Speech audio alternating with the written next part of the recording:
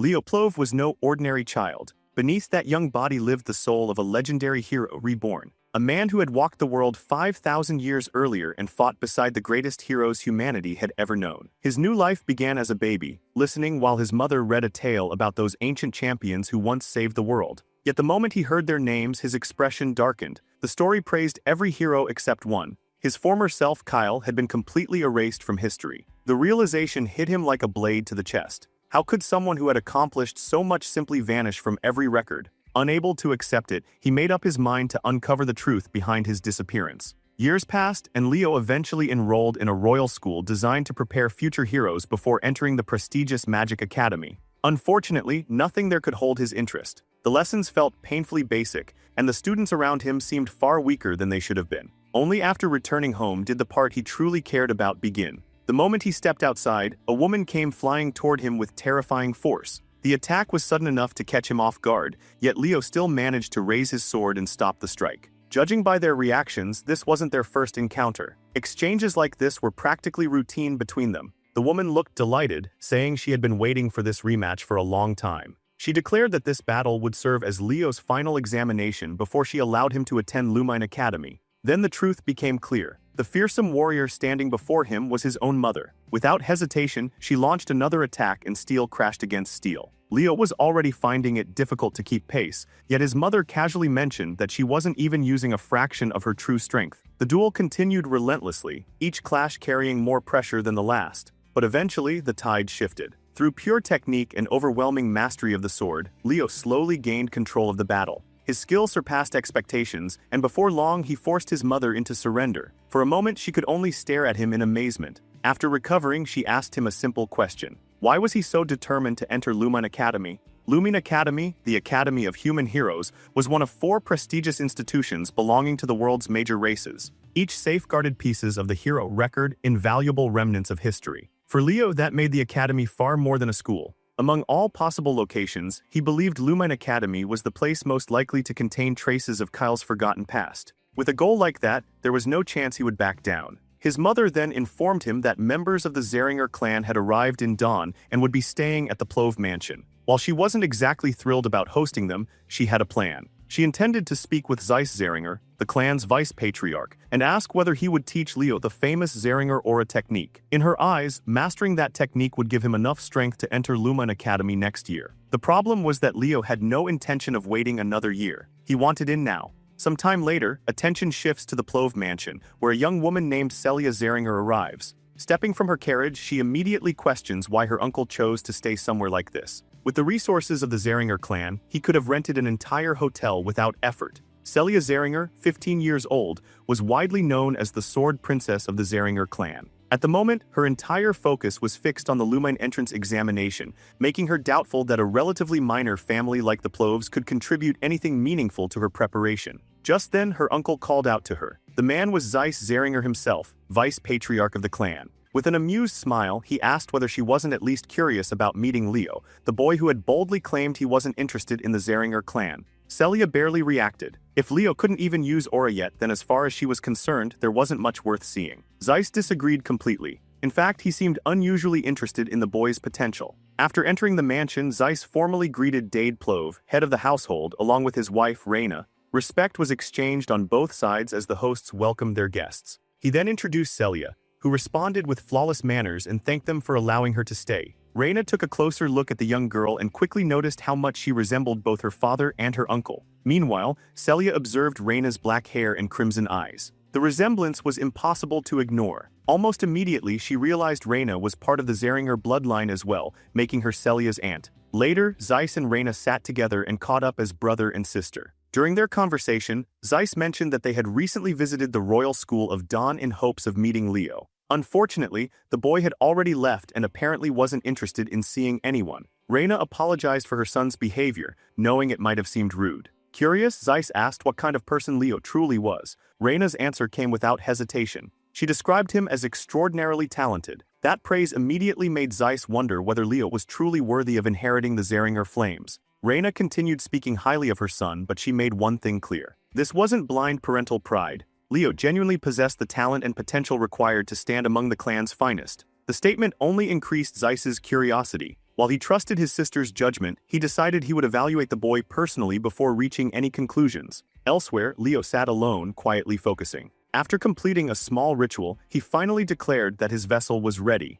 At last, his body had reached the point where it could contain everything he needed. He then reflected on the reason he had delayed learning aura for so long. The issue was tied to the unique nature of his body. If he accepted aura too early, it would naturally shape and specialize itself around that power. Doing so would greatly restrict his ability to gather mana and soul energy, both of which were essential to his long-term ambitions. His previous life had taught him a painful lesson about uncontrolled power. Back then, if he had fully mastered the abilities and essence left behind by his fallen companions, he never would have allowed a seed of disaster to remain. He refused to repeat that mistake. This time he would achieve absolute control. And that journey began with aura, but he intended to master it his own way. Before he could continue thinking, a voice interrupted him. Turning around, he found himself face-to-face with Celia. Wearing a confident smirk, she remarked that he finally looked like someone taking training seriously. Though there was obvious sarcasm behind her words, she still offered to teach him swordsmanship if he was willing to learn. The problem was simple. Leo had absolutely no idea who she was. So Celia introduced herself properly, proudly declaring herself to be Celia Zeringer, the world-famous sword princess.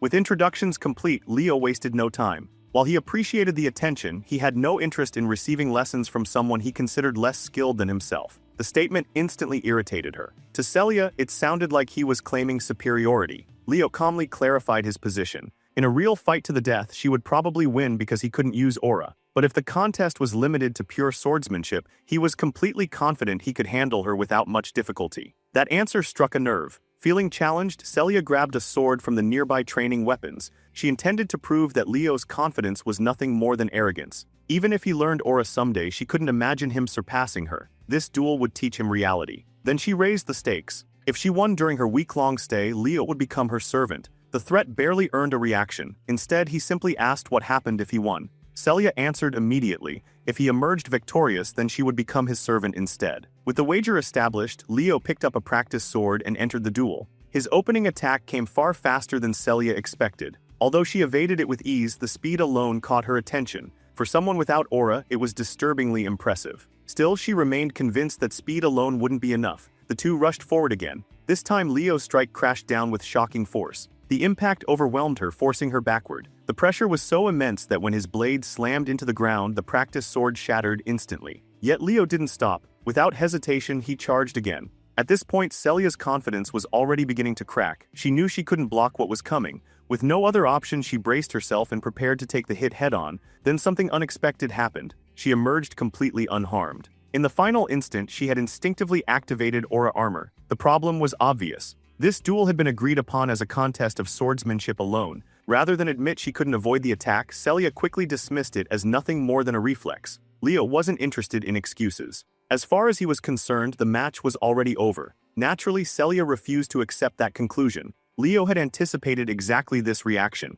So, without another word, he removed the magical weight bracelets that had been suppressing his physical strength. Then he attacked again. The next strike didn't merely hit her defenses. It completely shattered her aura barrier, leaving the sword princess utterly stunned and unable to believe what had just happened.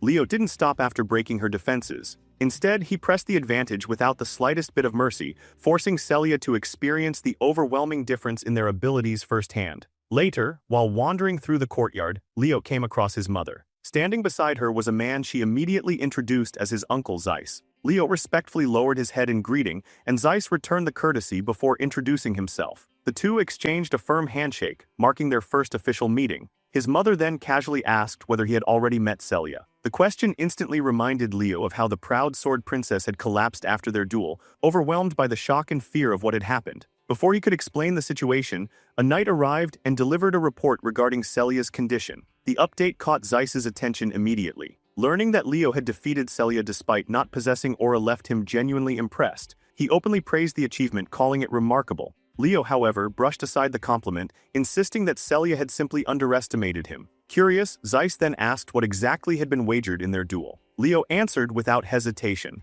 The loser was supposed to become the winner's servant, which meant that for the next week, Celia technically belonged to him as a maid. The idea clearly didn't sit well with Zeiss. Even so, he understood the importance of honoring promises. While he couldn't allow a member of the Zeringer direct bloodline to perform ordinary maid duties, he hoped Leo would agree to release her from the agreement. In return, he offered a reward he considered far more valuable. Leo rejected the proposal immediately. The wager had been made between him and Celia, nothing more. As long as she carried the Zeringer name, she was responsible for honoring her own words. Seeing that reasoning fail, Zeiss tried another angle. Would Leo really be willing to give up the chance to learn the Zeringer aura breathing method? Leo's answer came with a sharp edge. In his eyes, a technique offered merely to save someone from embarrassment wasn't worth learning in the first place. At that point, Zeiss decided to challenge him directly. After all, Leo had just implied that a direct descendant of the Zeringers would serve him and had effectively called the clan's treasured breathing technique worthless. Most children would have folded under that pressure.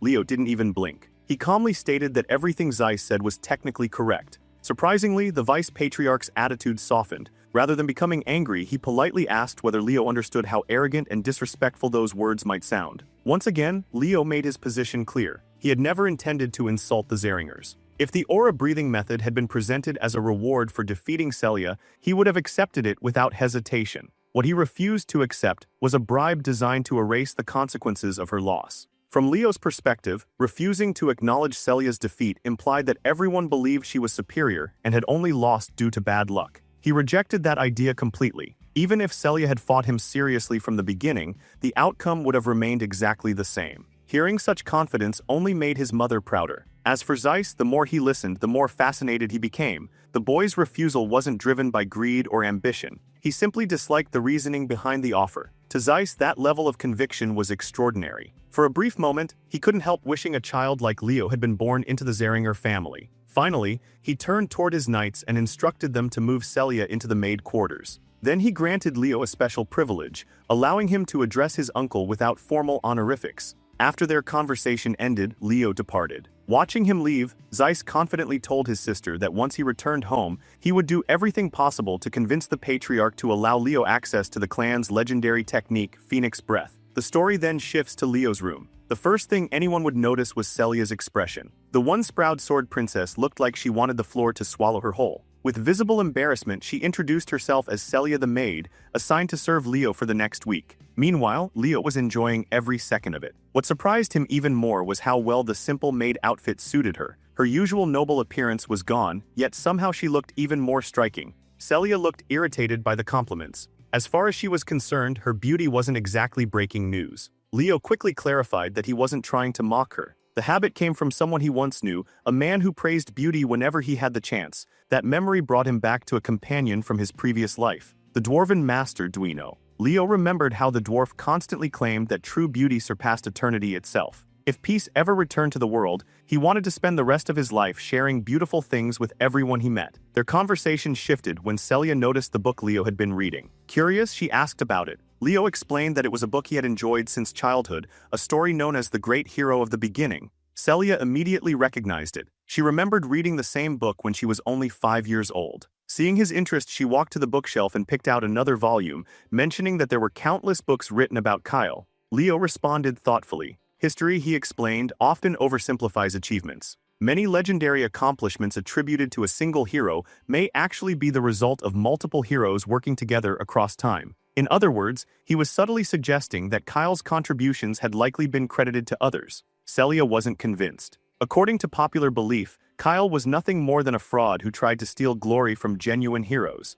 and she happened to share that opinion. Needless to say, hearing people reduce his former self to a scammer wasn't exactly pleasant for Leo. Rather than continue the discussion, he decided to move on. Breakfast came first, training came after. Instantly slipping into her maid role, Celia politely asked whether she could train alongside him. Outwardly, she looked respectful and obedient. Internally, she was fighting the urge to strangle him. Still, she endured it because she desperately wanted to uncover the secret behind his ridiculous strength. Leo accepted the request and headed toward the training grounds. Sometime later, Celia could be seen kneeling on the floor, exhausted and gasping for air. After the session, Leo calmly analyzed her performance. Once her stamina began running low, her reactions slowed noticeably. Small gaps appeared between movements, and those openings created opportunities for opponents to exploit. The exact same thing was happening to her now. Celia wasn't convinced. To her, pushing the body to such extremes felt less like training and more like abuse. Leo disagreed completely. Compared to the heroes of the past, modern fighters had become too dependent on aura. Aura techniques had evolved dramatically, and as a result, physical conditioning had been neglected. But aura strengthened the body, and a stronger body amplified aura in return. The two worked together. Celia absolutely refused to be labeled weak. Driven by pure stubbornness, she forced herself back onto her feet. Before charging in again, she warned Leo not to underestimate her. Unfortunately, confidence alone wasn't enough. The moment she rushed forward, Leo casually swung his sword and launched her across the training ground. She crashed to the floor once more. At this stage, humiliation was beginning to pile up faster than she could recover from it. Then Leo suddenly handed her a bracelet. Without thinking much about it, Celia reached out and accepted the item. A terrible mistake. The bracelet was enchanted with weight magic. The instant it settled onto her body, its absurd heaviness became apparent. Meanwhile, Leo revealed a rather frightening smile. From now on, she would be training while wearing it. The following day, even Zeiss came to observe their training. Watching Celia struggle under the relentless regimen, he couldn't help but think this experience might be exactly what she needed. Before heading to Lumine Academy, having her pride shattered once or twice could do her some good.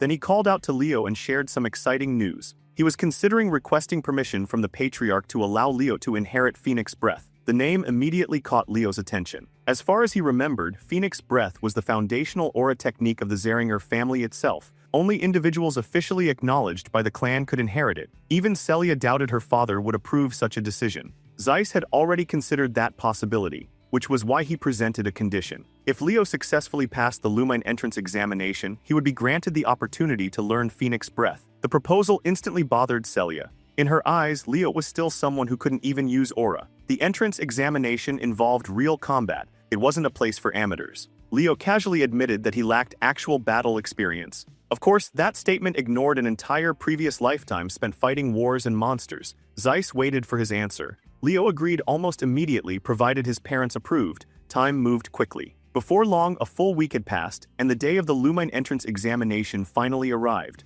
The moment participants noticed Celia Zeringer among the applicants, excitement spread through the crowd. The famous sword princess had appeared in person. Meanwhile, Celia glanced toward Leo and asked whether he was nervous. Ironically, after spending an entire week acting as his maid, she was still calling him master out of pure habit. As they stood waiting, a familiar voice suddenly echoed nearby. Gullivan had arrived. His original goal was to meet Celia, but the moment he noticed Leo standing beside her, surprise flashed across his face. Naturally, he couldn't resist throwing a few insults. In his opinion, someone who couldn't even use aura had no business participating in the examination. At the same time, he attempted to greet Celia with polite enthusiasm. The result was devastating. Neither Leo nor Celia acknowledged his existence. Together, they ignored him so thoroughly that it was as if he wasn't even standing there.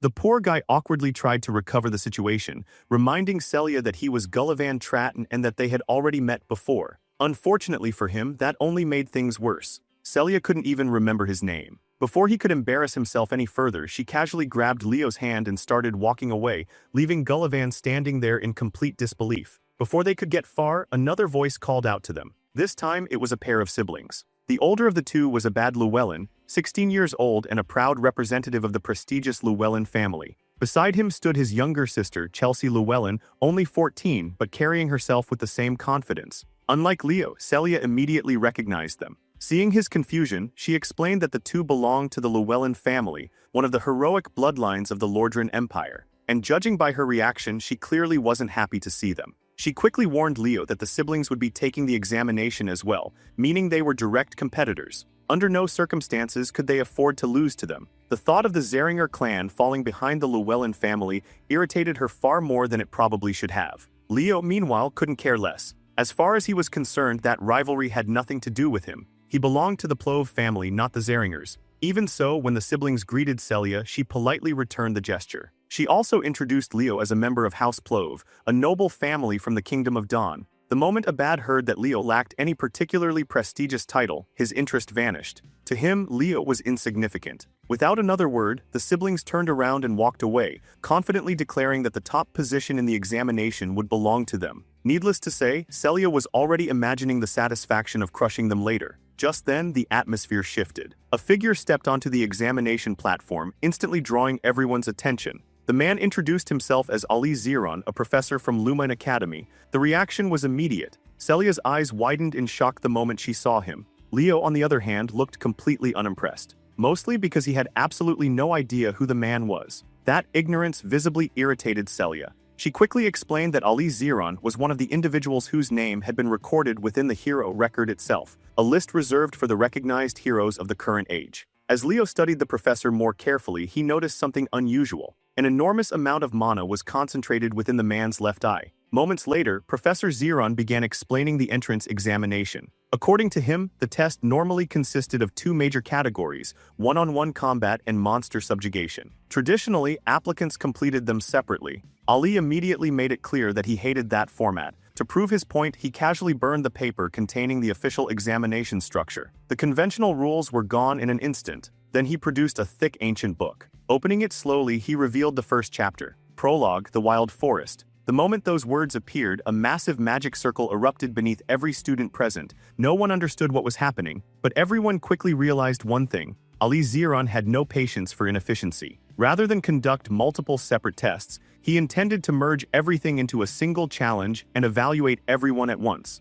To understand the significance of this, it's important to know that the hero record is more than a collection of historical stories. Its true value lies in its ability to recreate the worlds experienced by past heroes. Within those worlds exist the memories, struggles, and experiences of legendary figures, allowing future generations to learn from them and potentially inherit their power. In simple terms, it was a training system built from the lives of heroes themselves. And now every applicant had been transported into one of those recreated worlds, the Wild Forest. After the transportation was complete, Professor Zeron announced their objective: survive, nothing more. Students could cooperate, betray each other, fight, hide, or form alliances. The method didn't matter. Only survival did. Anyone wishing to quit simply needed to destroy the orb they had been given. That was the only rule. As Leo surveyed his surroundings, recognition immediately flashed through his mind. He knew this place. It appeared exactly as he remembered it. Long ago, this had been an elven forest before it eventually fell under the control of the witch queen Salatna. Meanwhile, many students remained unconcerned. Some even wanted to leave immediately, convinced that everything around them was merely an illusion. Leo strongly disagreed. Even if this world originated from someone's memories, the dangers inside it were very real. A careless mistake here could easily cost someone their life. Almost as if the world wanted to prove him right, danger arrived immediately. Leo sensed a presence. An instant later, an arrow slammed into the ground beside him with enough force to shatter the earth. Thankfully, he had already moved. Turning toward the source, he discovered the attacker was none other than Chelsea Llewellyn. Apparently, she had mistaken him for a member of the Zeringer clan and had decided to eliminate him before he became a threat. Leo quickly clarified that he belonged to the Plove family. Chelsea wasn't buying it. She had personally seen him standing beside Celia earlier. Convinced he was lying, she became even more aggressive. Without hesitation, she unleashed a spell known as Wind Scythe. The attack caught Leo's interest. The spell itself didn't exist during his previous life. Even so, after examining it briefly, he realized its fundamental principles weren't all that different. Meanwhile, Chelsea grew increasingly frustrated. No matter how threatening her attacks were, Leo remained completely calm. To shake him up, she poured even more power into her next assault. The result was disappointing. Leo casually cut through the attack with a single swing of his sword, causing the incoming blade of wind to collapse effortlessly. For the first time, uncertainty appeared on Chelsea's face. From what she could tell, he hadn't used aura at all. So how had he stopped her attack so easily? Leo made things worse by casually commenting that her magic was overly simplistic. Then, as if insulting her wasn't enough, he offered her an alliance. After all, survival awarded the highest score. As a mage, she should focus on lasting as long as possible instead of getting eliminated early. Chelsea immediately took offense. She wasn't some ordinary mage. She considered herself a battle mage. And after hearing him dismiss her attacks as simple, she became determined to crush him right there and prove him wrong. Channeling all of her strength, she unleashed a barrage of attacks. Every single one missed. By the time the spells reached their target, Leo was no longer standing there. Even worse, she couldn't sense any mana nearby, making it impossible to track his position. Then she suddenly saw him, right in front of her, close enough to touch. His fist was already clenched. The story never explicitly shows whether that punch connected. But judging from Chelsea's reaction, it hardly mattered. The strength vanished from her legs and her knees nearly gave out beneath her. That alone revealed who had won the exchange. Even then, Leo calmly reminded her that his alliance offer remained available if she reconsidered. Before her answer could be heard, the perspective shifts. Inside Lumine Academy, members of the faculty watched the examination unfold through magical screens. Many were excited. The competition was finally becoming interesting. Back in the forest, however, Chelsea quickly discovered that Leo wasn't nearly as kind as he appeared. Rather than receiving special treatment, she found herself tied tightly against a tree. The expression on Leo's face made it painfully obvious that he had a plan, and it wasn't one she was going to enjoy. To make matters worse, he built a small campfire nearby as night began settling over the forest. Slowly, the flames grew larger.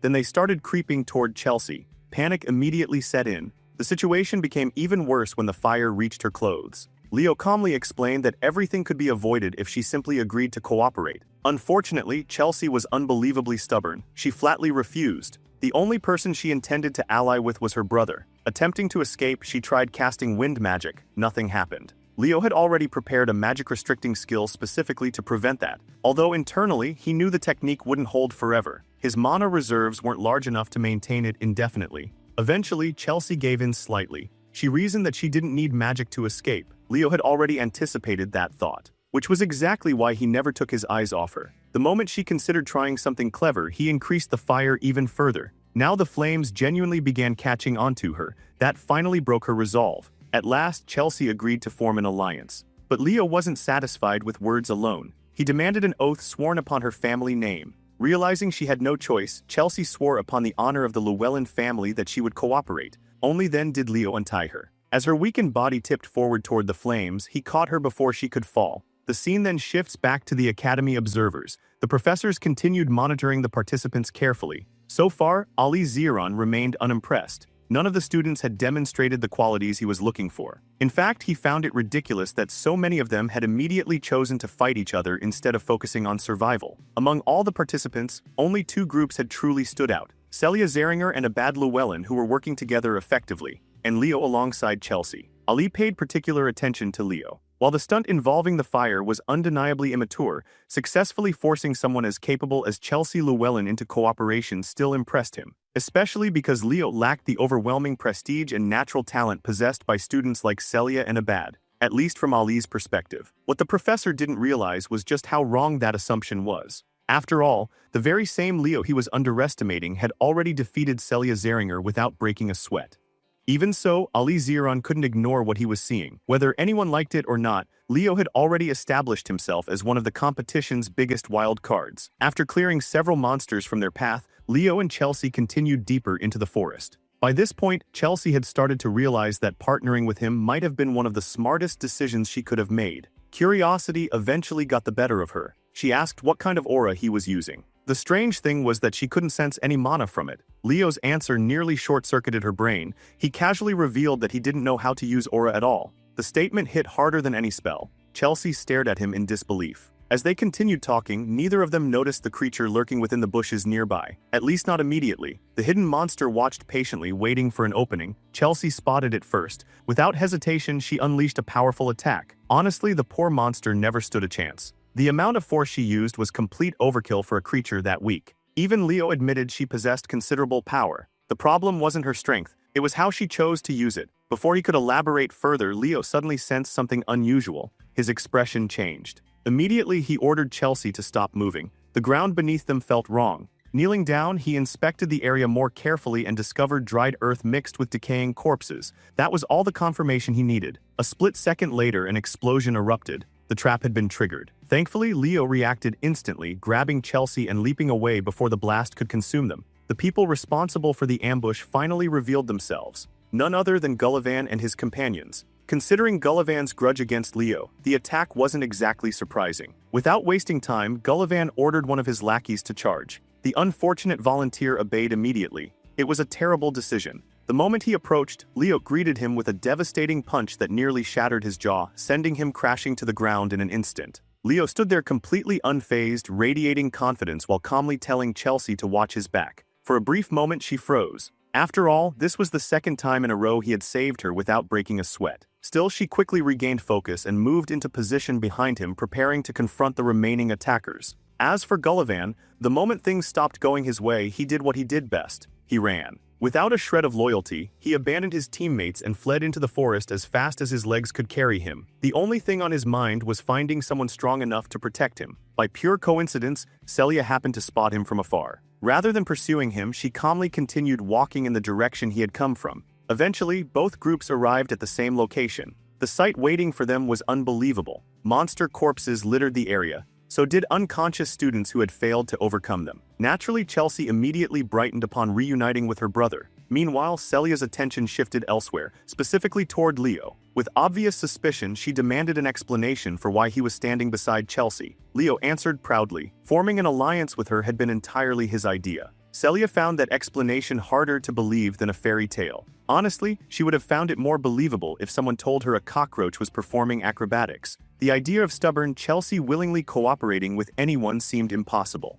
Leo merely responded with a mysterious smile, claiming he had simply persuaded her. That grin alone made Celia uncomfortable. The less she knew about how he accomplished that persuasion, the better. Afterward, Leo began helping the defeated students back onto their feet. The action immediately caught Abad's attention. He couldn't understand why Leo was helping potential rivals. Leo quickly explained his reasoning. Fighting each other was pointless. The real threat wasn't the other students, it was the world around them. Working together offered far greater odds of success than selfish competition ever could. Abad and the others looked confused. What challenge was he even talking about? In response, Leo directed their attention toward the nearby corpses. The dried remains immediately raised concerns. One student noted that the bodies appeared completely drained of moisture. Leo agreed but pointed out that the corpses weren't the only strange detail. Something else felt wrong. The forest had become unnaturally quiet. There were almost no monsters nearby. It was as though every creature in the area had fled from something far more terrifying, something powerful enough to dominate the entire ecosystem.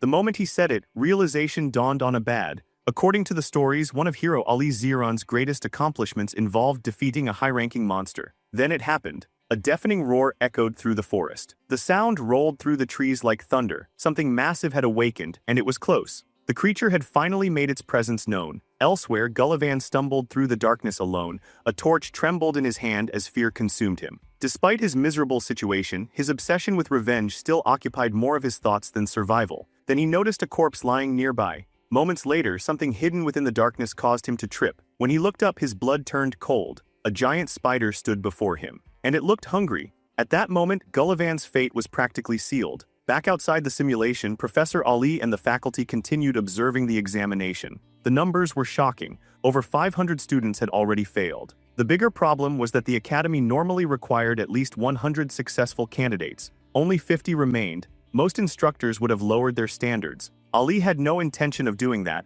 If fewer students qualified, then fewer students would pass. Simple. The headmaster had placed him in charge specifically because he was willing to prioritize quality over quantity. Ali believed true heroes revealed themselves during moments of crisis, and among all the candidates, one name had begun drawing his attention: Leo Plove, the unexpected dark horse. The question was whether this dark horse could survive what came next. Back within the examination, the remaining students hurried through the darkness. Visibility was poor. Navigating the forest had become increasingly difficult. Eventually, Celia illuminated her sword, creating a crimson glow that cut through the darkness. That's when she saw it, the spider. Its horrifying form emerged from the shadows while feeding upon its prey. The sight alone sent chills through everyone present. Abad reacted immediately. Gathering mana, he prepared a powerful spell, but before he could release it, Leo stopped him. At the same time, he instructed Gullivan to break his crystal. The poor fool was practically being eaten alive, making resistance impossible. Desperate, Gullivan crushed the crystal. Electric energy erupted within the spider's mouth as the emergency escape activated.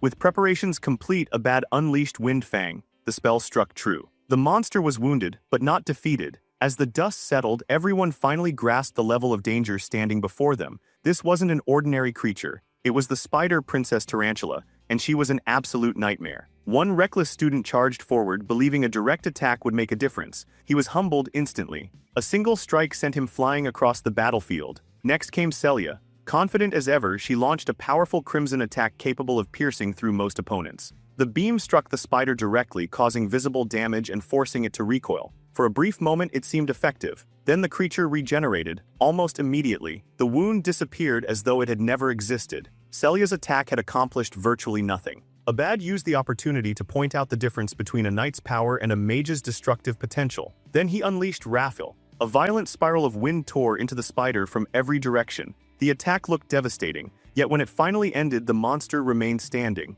completely alive, and staring directly at him. For the first time, genuine fear crossed Abad's face. Chelsea immediately intervened. Using Windbreaker, she shielded her brother from the incoming counterattack. Even then, one of the spider's claws managed to slash him. Thanks to Chelsea's assistance, he escaped losing an arm by the narrowest margin. At this point, despair began creeping into everyone's hearts. Every attack failed. Every wound regenerated. Nothing worked. Slowly, the Spider Princess advanced, preparing to finish them all. That was when Leo finally stepped forward. He revealed that this monster was the daughter of Salatna herself, a notorious beast that once served within Arabos' army, the same monster responsible for burning down the elven forest. As Leo spoke, another realization surfaced. The mana contained within Professor Ali's left eye carried traces of the Fairy King's power. Suddenly, everything started making sense. The tarantula had once ruled over the cursed wild forest. She didn't merely destroy the elves' homeland. She devoured one of the Fairy King's most trusted companions. A being who possessed an artifact known as the Ring of Life,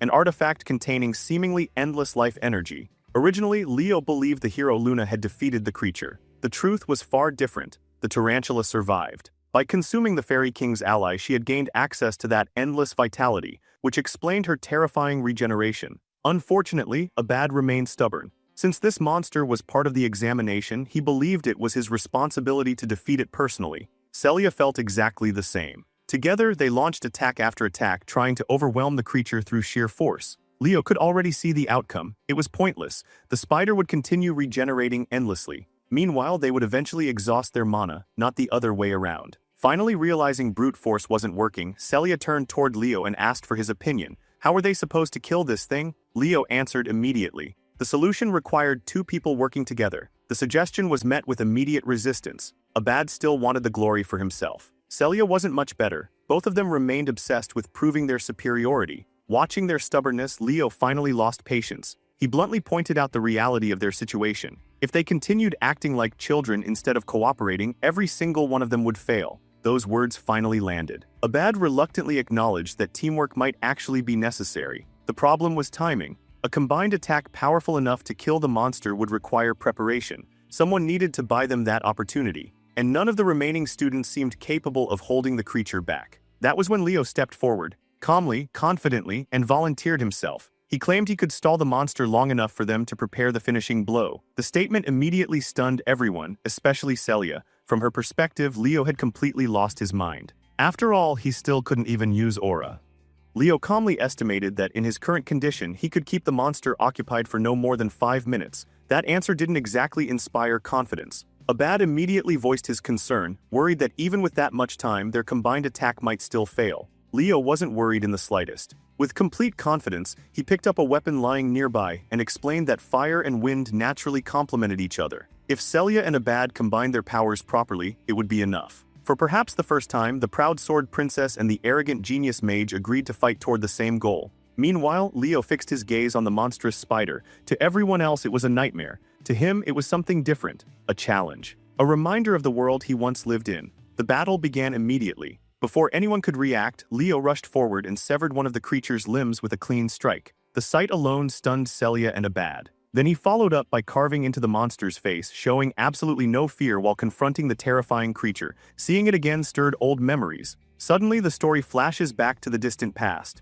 An elven child sprinted through the forest in tears, desperately trying to escape. It was hopeless. Tardaros caught him with its webbing and wrapped him completely. The boy struggled, nothing worked. Bound within the sticky prison, escape was impossible. Then the spider approached, slowly, hungrily. The child cried out for his mother, convinced his life was over. Just before despair consumed him, a radiant figure descended. A being of pure light, Luna. Fury burned within her heart as she witnessed the destruction of her homeland. The monster had already consumed the contractor who served as the Fairy King's trusted right hand. Without hesitation, Luna unleashed her power. Brilliant light enveloped Tardaros, trapping it in place before a devastating pillar of lightning descended from the heavens. At the time, even Luna hadn't expected Arabos' army to have completely overrun the elven forest. Meanwhile, Leo, in his previous life as Kyle, rushed to free the trapped child and tear away the webbing that bound him. The memory fades. The present returns. Leo stood before the spider princess with an axe in hand. His role was simple by time. Unfortunately, lacking aura limited what he could do. Turning toward Chelsea, he requested her assistance. He instructed her to attack him with elemental weapons. Naturally, the request sounded insane. Still, Chelsea followed his instructions. Leo effortlessly dodged the first attack. His movements were so absurdly fast that Chelsea began worrying he might eventually get caught by one of her spells. Leo dismissed the concern immediately. As long as she kept supplying weapons, he would be fine. Chelsea activated her magic. She prepared to create whatever weapon he needed. Leo didn't care what shape they took. As long as they could cut, they were useful. Moments later, she formed new weapons. Even before seeing them clearly, Leo correctly guessed their forms. A scimitar, a bastard sword. Armed with both, he launched another relentless assault. Every swing tore through the spider's body. Whenever a weapon shattered, Chelsea immediately forged another. A dagger, a battle axe, another blade, then another. The exchange continued non-stop. Watching Leo fight was honestly difficult to comprehend. Chelsea had never seen anyone wield so many different weapons so naturally. His physical ability alone bordered on the absurd. At this point, she was convinced she was watching a master martial artist. Even a bad couldn't deny Leo's strength anymore. Still, even Leo wasn't untouchable. A sudden strike managed to graze his face, leaving a shallow cut. The wound only strengthened his resolve. If he couldn't stop a spider here and now, his fallen companions would never let him hear the end of it in the afterlife. That thought alone pushed him forward. He intensified his assault and cut through the monster once again. Then he called out for another weapon. This time, however, Chelsea had bad news. She was completely out. No weapons remained. Even Leo looked surprised. Fortunately, they had already bought enough time. Behind them, Celia had finished preparing her strongest attack. The moment arrived. A massive spiral of roaring fire erupted forward and swallowed the spider whole. The inferno completely engulfed the creature. This time there was no recovery, no regeneration, no survival. The spider princess was finally defeated. As its body collapsed, the ring of life emerged from within. The monster had been subjugated at last. Celia dropped to the ground in exhaustion. Relief washed over everyone. The nightmare was over. Yet despite everything, one thought kept replaying in her mind. Leo had actually held Tardaro's back for 5 entire minutes, without aura, without fear, without backing down. She wanted to acknowledge his achievement. Unfortunately for her, Chelsea was faster. The young mage had already become Leo's biggest supporter. In her eyes, what he had just accomplished belonged in the same category as the legendary heroes of old. Leo brushed off the praise as if it were nothing. Chelsea absolutely did not. The girl practically exploded with admiration. As someone aspiring to become a battle mage, she desperately wanted to learn from him. Ironically, Celia quietly supported the idea, mostly because she thought Chelsea deserved to experience the same brutal training she had suffered through. While they argued, Leo approached the Ring of Life. The artifact reacted immediately. A fairy materialized before him.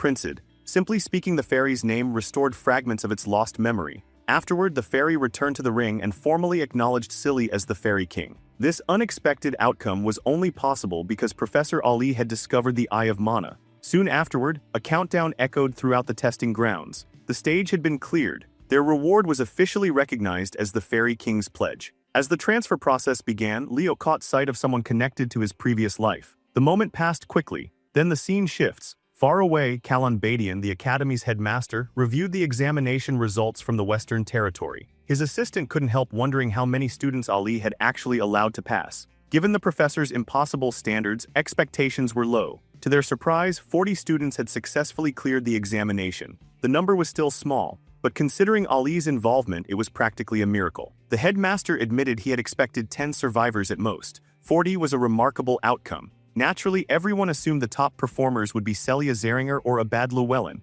Then another report arrived. Apparently, Ali had personally recommended one student as the representative of the year. The revelation stunned everyone. Ali almost never recommended anyone. Surely it had to be Celia or Abad. Instead, the report revealed a completely unexpected name. A student who had outperformed both of them. Leo Plove. Back on Ali's side, the professor continued evaluating the boy. In his official assessment, he recommended Leo as the representative of the Night Division. Even the headmaster was shocked. For Ali to praise a student so highly was nearly unheard of. More astonishingly, the professor described Leo as someone possessing the talent of a true hero. With the examination finally concluded, Leo found himself relaxing alone inside a steaming sauna. For the first time in a while, he could simply enjoy the warmth. His reward for clearing the hero world was the Fairy King's pledge. Normally, hero worlds didn't hand out rewards. Yet somehow he had become an exception. The reason remained a mystery. As he pondered it, his mother appeared before him. Without warning, she asked whether he knew why she had been expelled from the Zeringer clan. The answer lay in her past. While attempting to save an ally, she lost control and unleashed the Zeringer flames. Even now, she didn't regret her decision. Not for a second. Looking at her son, she expressed a single wish. She wanted his extraordinary talent to be guided down the right path. More importantly, she congratulated him on earning admission into the academy. Soon afterward, Leo arrived at the magnificent city of Lumeria. Students were instructed to collect their belongings before entering through the gates. Lumeria stood at the center of the world, and at its heart stood the legendary Lumina Academy. Leo had finally reached it. Waiting for him near the entrance was Zeiss. His uncle welcomed him warmly and congratulated him on passing the examination. Leo naturally wondered why he was there. Zeiss explained that the Zeringer clan was currently caught in an intense debate that had continued for over a month. He then tested Leo's intuition. Could he guess the subject? Leo immediately suspected it involved Phoenix Breath. Zeiss smiled. That was exactly the issue. Technically, Leo wasn't a direct member of the clan. His mother had already left the Zeringers, yet he was still her son. And after his performance during the notoriously difficult Western examination, many elders had become deeply interested in him. Then Zeiss presented him with a special subspace key. Leo activated it immediately. A hidden book appeared. Following his uncle's instructions, he stained its pages with his own blood. Biting his thumb, he allowed droplets to fall across the paper. The moment the blood touched the pages, the book accepted him. Its contents became accessible only to him. No one else could read its secrets. Zeiss admitted that mastering the Zeringer techniques was far from easy. Even so, he had complete faith in Leo's talent. Finally, he formally welcomed him into the house of Zeringer. Later, Celia requested a private meeting. On his way there, an unexpected accident occurred. A girl suddenly collided with him. The impact sent both of them tumbling. Flustered, the bespectacled girl hurriedly gathered her scattered books while repeatedly apologizing for her carelessness. She rushed away before Leo could say much. Only afterward did he notice a card she had dropped. Picking it up, he discovered her identity, Yahello Mueller, a first-year student at the academy.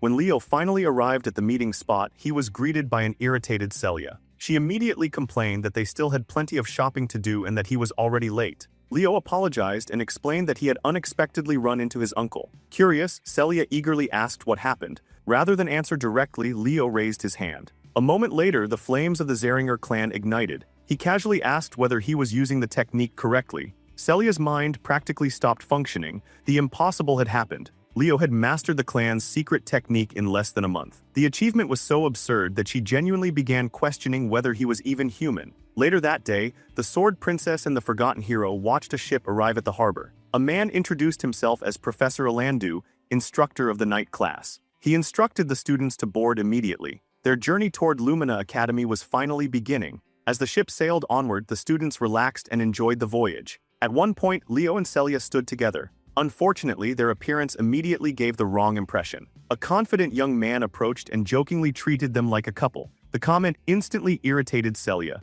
The newcomer introduced himself as Thomas, an alchemist from the Kingdom of Moira. He was also a merchant, apparently willing to sell just about anything. Ever the businessman, he immediately offered his services in case they needed supplies at the academy. Leo introduced himself in return and explained that he came from the Kingdom of Dawn. The revelation caught Thomas off guard. After all, the Kingdom of Dawn was famous for tackling the notoriously difficult Western examination.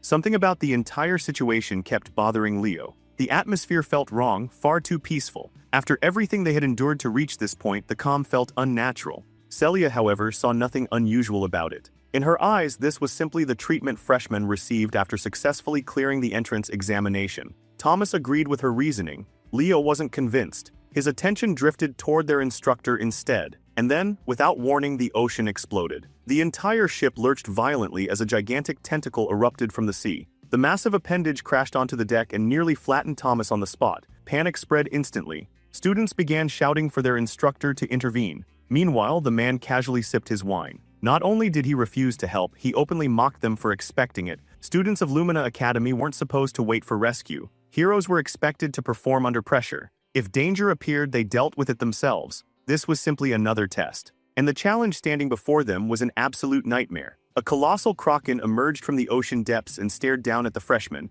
While others panicked, Leo remained calm. The Forgotten Hero stepped forward and sliced through one of the monster's tentacles without hesitation. Celia wasn't struggling either. The Sword Princess unleashed a blazing strike that scorched the creature. The kraken immediately retaliated. A violent blast of water drenched her from head to toe. Elsewhere, Thomas wasn't having nearly as much success. The creature grabbed him and lifted him into the air while he screamed loud enough for everyone to hear. Seeing the situation, both Leo and Celia rushed forward at full speed. Their attacks landed almost simultaneously. Watching them fight left Thomas stunned. Celia's strength wasn't surprising. Her reputation spoke for itself. But seeing another freshman matching her intensity was something he never expected. His amazement didn't last long. A frozen tentacle suddenly crashed nearby and nearly crushed him. Naturally, Thomas immediately started yelling at whoever had almost killed him. The culprit turned out to be Yahello, the glasses-wearing girl Leo had bumped into earlier. While controlling powerful ice magic, she was helping hold the monster back almost single-handedly. She didn't hesitate to criticize Thomas either. From her perspective, he was contributing more noise than value. Thomas fired back immediately. In his eyes, talented people like her never cared about weaker individuals trying to help. As the battle continued, another tentacle shattered. Then familiar faces arrived. Abad and Chelsea entered the fight. Despite joining forces against the Kraken, the rivalry between their clan and the Zeringers clearly wasn't going anywhere. Even so, Chelsea's attention kept drifting toward Leo. Apparently, being enemies hadn't stopped her from becoming his admirer. Meanwhile, countless sea monsters continued surrounding the vessel on its journey toward the academy. Watching the chaos unfold, the instructor looked completely satisfied. To him, this was the perfect welcome party for the incoming freshmen. Wine still in hand, he evaluated the strongest performers. Celia, Abad, Yahello, Walden, Duran, Moira. The regional captains were performing exceptionally well, yet there was one student who stood apart from all of them. Someone who didn't dominate any specific region, someone almost nobody knew, Leo Plove. His swordsmanship bordered on perfection. Even more frightening was his ability to react. It almost looked as if he could predict attacks before they happened.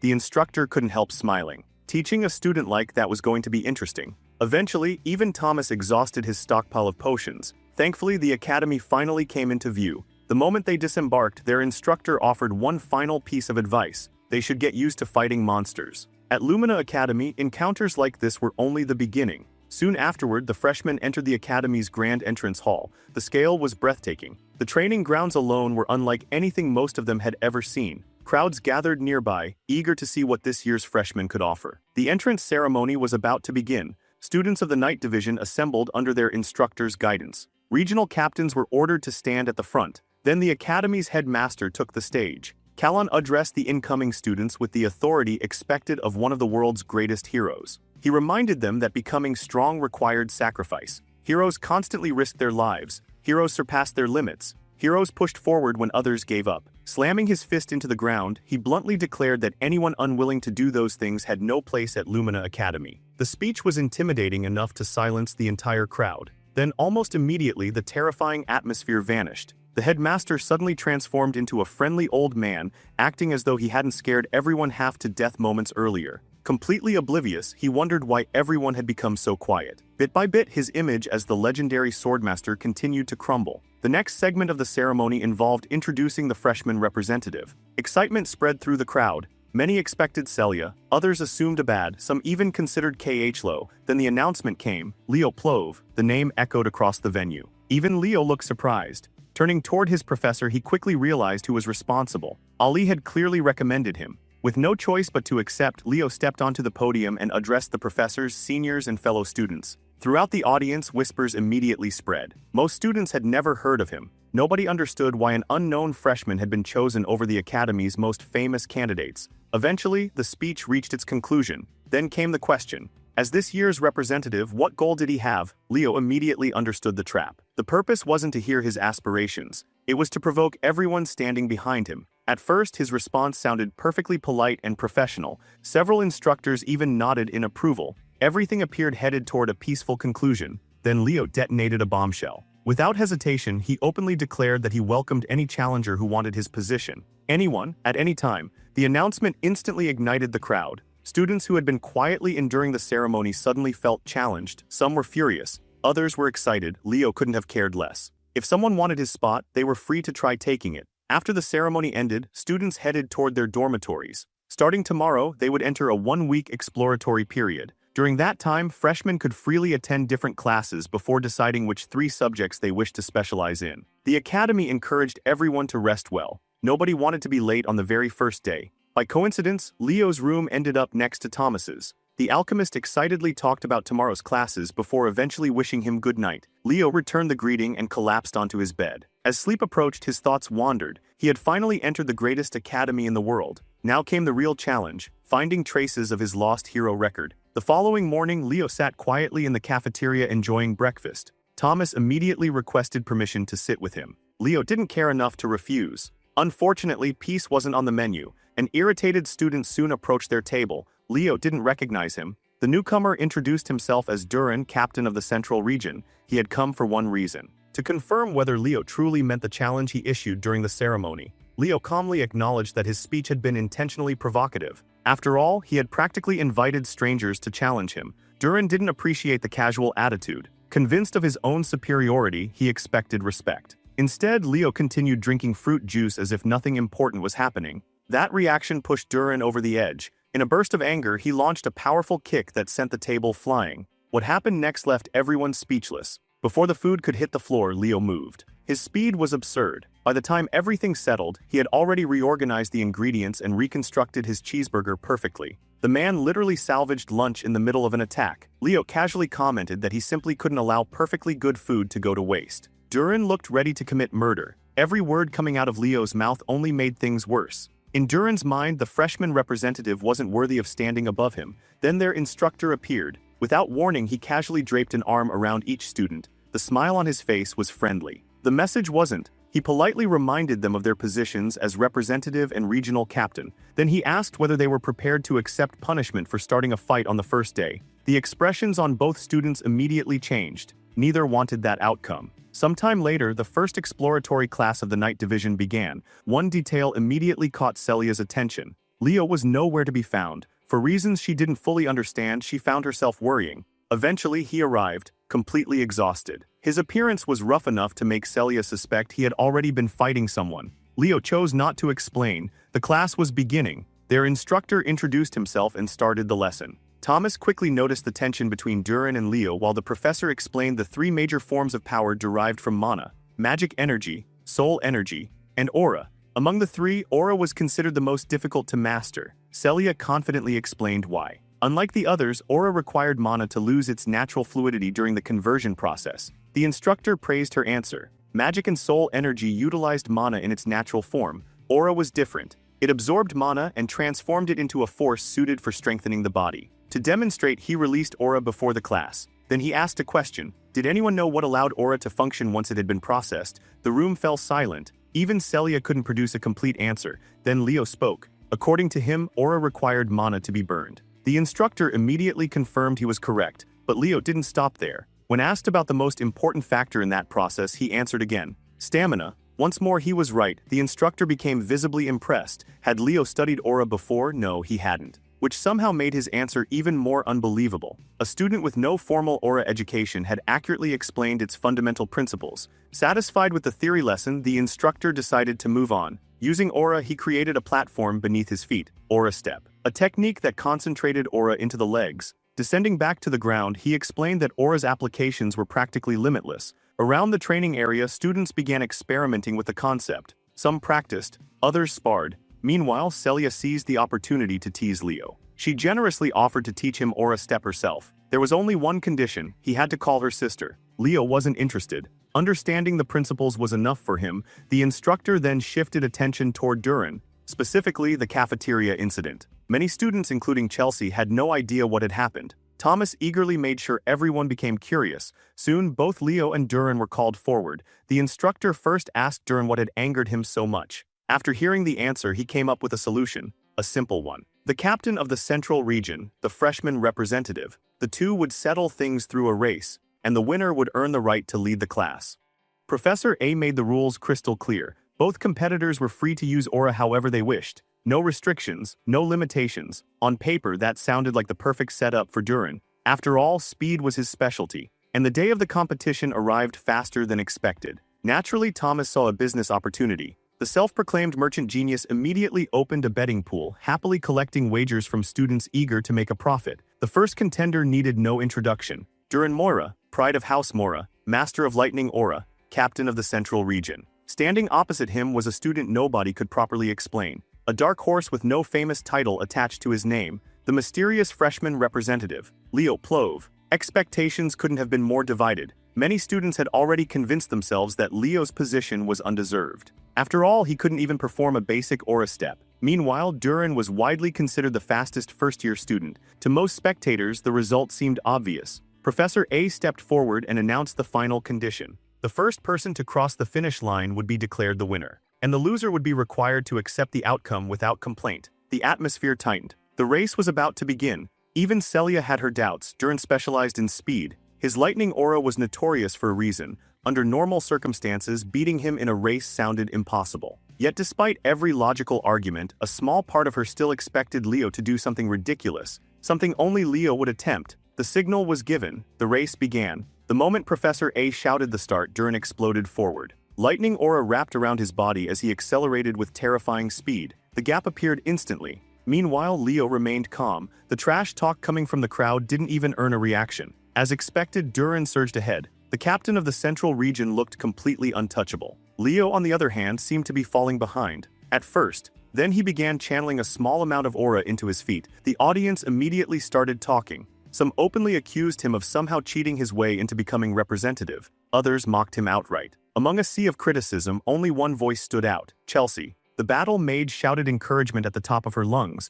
completely unbothered by everyone else's opinion. Ahead of them, Durin continued proving why his family was feared. He really was as fast as lightning. Watching him reach the halfway point in an absurd amount of time left Carr growing increasingly nervous. If things continued like this, Leo was going to lose. Then Leo did something nobody expected. Instead of speeding up, he slowed down. The crowd blinked. Had he given up? His momentum vanished completely. Then things got even weirder. Leo left the track completely. He ran toward the edge and started heading for the surrounding structures. Even Celia couldn't make sense of it. She believed in him, but this looked insane. To everyone watching, he had officially lost his mind. Meanwhile, Leo focused entirely on one thing: increasing the density of the aura concentrated in his feet. His body launched into a series of impossible jumps. He crossed the grass, vaulted over obstacles, then leaped directly into the spectator stands. The audience stared in complete confusion. Leo calmly turned and watched Durin continue racing ahead. The distance between them grew larger, but Leo wasn't worried. The aura beneath his feet continued compressing,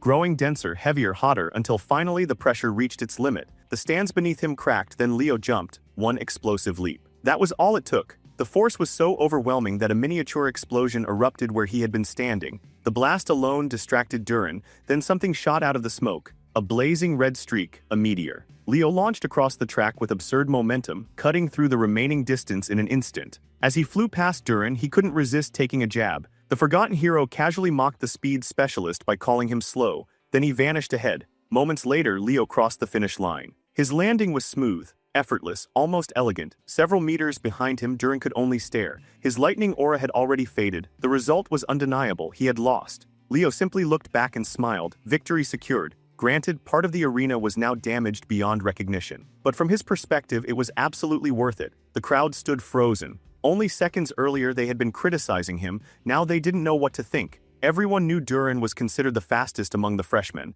yet he had been beaten, not by another aura prodigy, not by some noble genius, but by a boy who technically hadn't even mastered aura yet. Among all the spectators, only a handful truly understood what had happened. Celia was one of them. That wasn't an aura step. What Leo had displayed was something far more advanced: the Phoenix Step. Back near the finish line, Carr and Chelsea nearly exploded with excitement. Their friend had actually done it. Professor A, meanwhile, quietly analyzed the race. Durin had used lightning aura exactly as expected. His speed increase was impressive, but Leo had approached the challenge differently. Instead of improving his overall speed, he focused every ounce of fire aura into a single movement. One perfect step, one flawless application. A simple concept executed at an absurd level. After catching his breath, Leo walked over to Durin and extended his hand. He congratulated him on the race and even admitted that a longer course might have produced a different result. Durin wasn't interested. Still bitter over the loss, he ignored the handshake and brushed past him. Professor A watched the interaction carefully. For the first time in a long while, he felt genuine excitement. Among this generation, a hero worthy of the title might actually emerge. The moment Leo returned to his friends, Chelsea bombarded him with praise. According to her, he was the coolest person alive. She immediately demanded more training. Carr couldn't help asking why Chelsea seemed completely obsessed with Leo instead of appreciating him. The answer was painfully obvious to everyone else. Once class ended, Carr invited everyone to a cafe and even offered to pay. Leo declined. Without another word, he quietly separated from the group. Naturally, they wanted to know where he was going. His answer confused all of them. A summoning class. The reaction was immediate. Why would a Night Division student attend a summoning lecture? As always, Leo had his reasons. Research. There was still one mystery he hadn't solved. The Fairy King's pledge. As far as he understood, rewards from a hero world were always connected to the world owner's power. That was the problem. Ali Ziran was a pure magician, not a summoner. If the reward followed the normal rules, Leo should have received something related to magic. Instead, the reward seemed deeply connected to summoning. Even stranger, interacting with fairies normally required access to fairyland. At the moment, the reward felt almost unusable. While waiting outside the summoning class, a familiar voice approached him. The speaker turned out to be Chen Zia, captain of the Eastern region, top scorer of her territory. Unlike certain regional captains, she was surprisingly approachable, polite, friendly, easy to talk to. After exchanging greetings, she insisted he call her Zia. Since she already knew he belonged to the Night Division, finding him outside a summoning class was unexpected. Leo explained that his interest was more closely related to spiritualism. That answer immediately brightened her mood. If that was the case, they would probably encounter each other in many future classes. The conversation naturally shifted toward spirit contracts. When asked about her spirit, Zia summoned a beautiful water sprite. The creature appeared effortlessly at her side. Leo admitted he hadn't formed a contract with any spirit yet. As kind as ever, Zia immediately offered her help. If he ever needed assistance learning spirit summoning, she would gladly support him. Leo had no intention of refusing useful connections. Then he made a dangerous mistake. He asked her age. Zia smiled, 17. She also pointed out that Leo was only 15.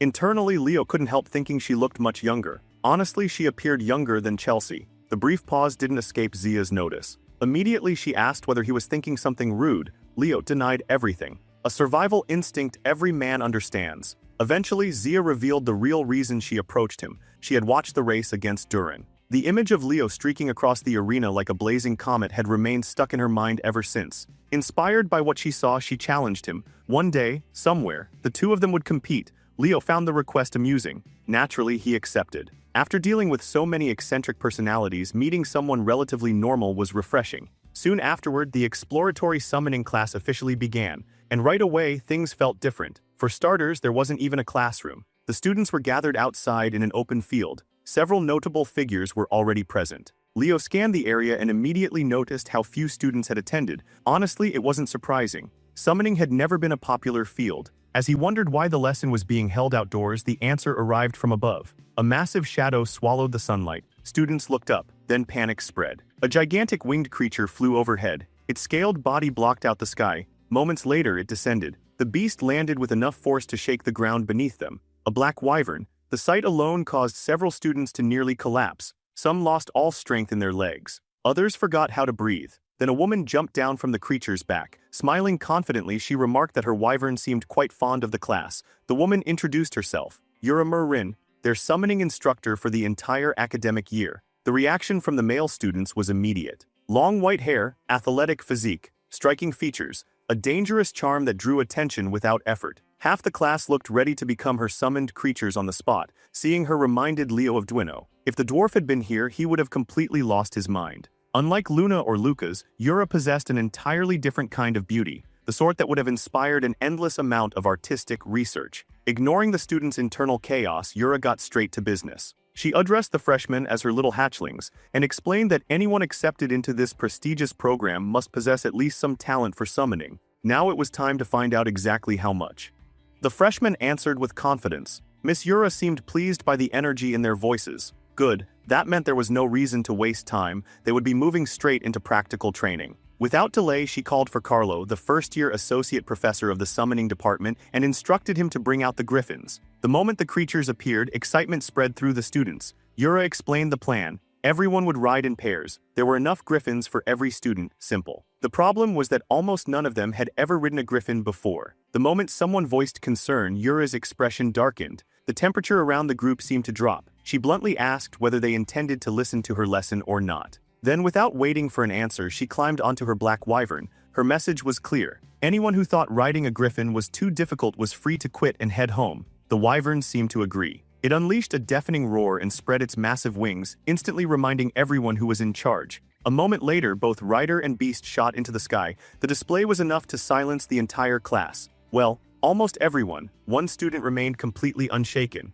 Leo. Associate Professor Carlo chuckled and encouraged the students to hurry after their instructor. Eventually, fear gave way to action. As students mounted the griffins, most quickly discovered that the creatures were far gentler than expected. Of course, not every griffin was cooperative. Some had personalities that could only be described as troublesome. Getting paired with one of those was simply bad luck. For the exercise, Leo partnered with Zia. She politely asked if she could handle the reins. Leo had no objection and left the task to her. Soon, pairs of students began taking to the skies. One after another, the griffins lifted off. Those who adapted quickly managed to keep pace with the instructors as they soared over the sea. For many students, the experience was surreal. They hadn't expected to ride griffins on the very first day. As expected from Lumina Academy, the training methods were on a completely different level. Before long, most of the students had forgotten their earlier worries. Some were even arguing over who deserved to control the reins. Meanwhile, Zia guided their griffins smoothly through the air. She remained cautious despite their good progress. Fortunately, the griffin they received was unusually gentle.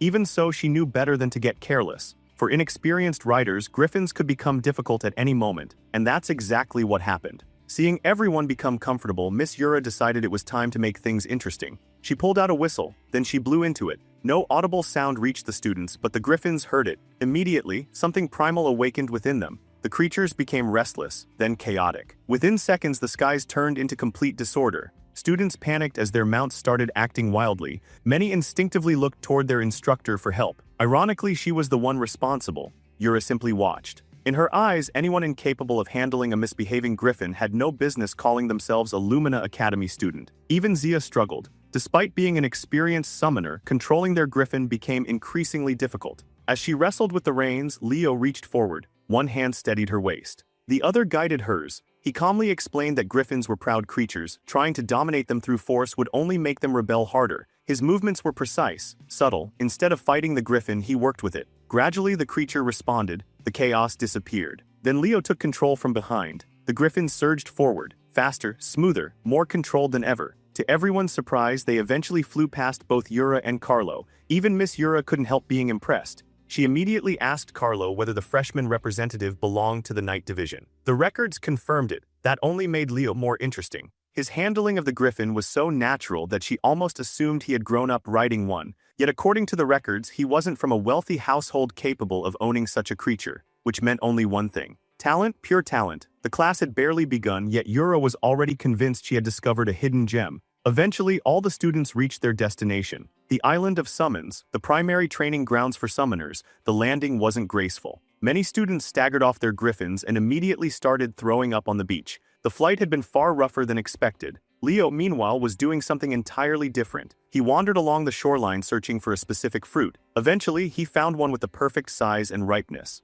As he reached for it, something else caught his attention. A burnt feather. The sight immediately triggered a chain of thoughts, but for now he kept them to himself. After picking the fruit, he offered it to the griffin as thanks for carrying them safely. Only then did he return to the others. Once everyone had gathered, Miss Yura revealed the next surprise, an examination. On the first day, the announcement hit the students like a truck. Many of them had only come to sample the exploratory class. Now they were being tested. Yura remained unapologetic. Compared to other paths, summoners walked a far more demanding road. Everyone already knew that. Controlling mana alone wasn't enough. To form contracts, one needed spiritual affinity. To command summons properly, one needed taming ability. The profession required countless skills, which was exactly why summoner heroes were so rare. Yet those who reached the top often left greater marks on history than most traditional heroes. That possibility, that potential, that was the true allure of summoning. Every student present dreamed of becoming one of those legends. One student stepped forward. Eliza Han, a member of the prestigious Herjin clan famous for producing summoner heroes,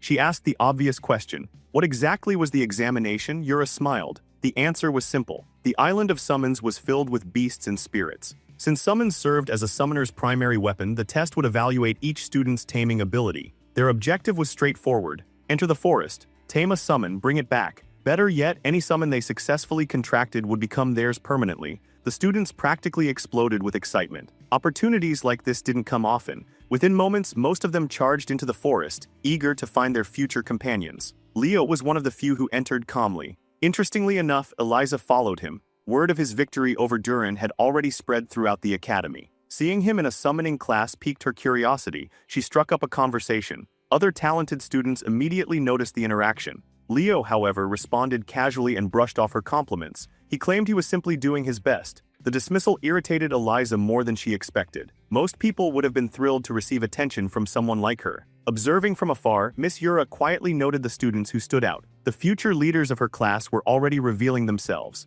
As time passed, many students successfully began taming creatures. Yet none of those summons interested Leo, not even slightly. Some students eventually noticed something unusual. The freshman representative kept moving deeper into the forest, far deeper than anyone else. Predictably, a few people started hoping for his failure. Maybe he wouldn't find a summon, maybe he'd receive a 0. Maybe he'd run back to the night division where he belonged. Leo couldn't have cared less. Ignoring the noise, he continued following a trail. His guide was the feather he had discovered earlier. Moments ago, the feather's tip had been burned black. Now it had completely restored itself. That alone was enough to confirm his suspicions. Eventually, he reached a secluded clearing. After making sure nobody was nearby, he summoned the flames of the Zeringer clan. The feather was reduced to ashes. Instantly, an overwhelming heat erupted behind him. The kind of heat that seemed capable of burning the world itself. Back in his hometown, life had become quieter after Leo left. Reina spent her day preparing food outdoors, creating meals worthy of a fantasy movie, yet despite the peaceful atmosphere, she couldn't stop worrying.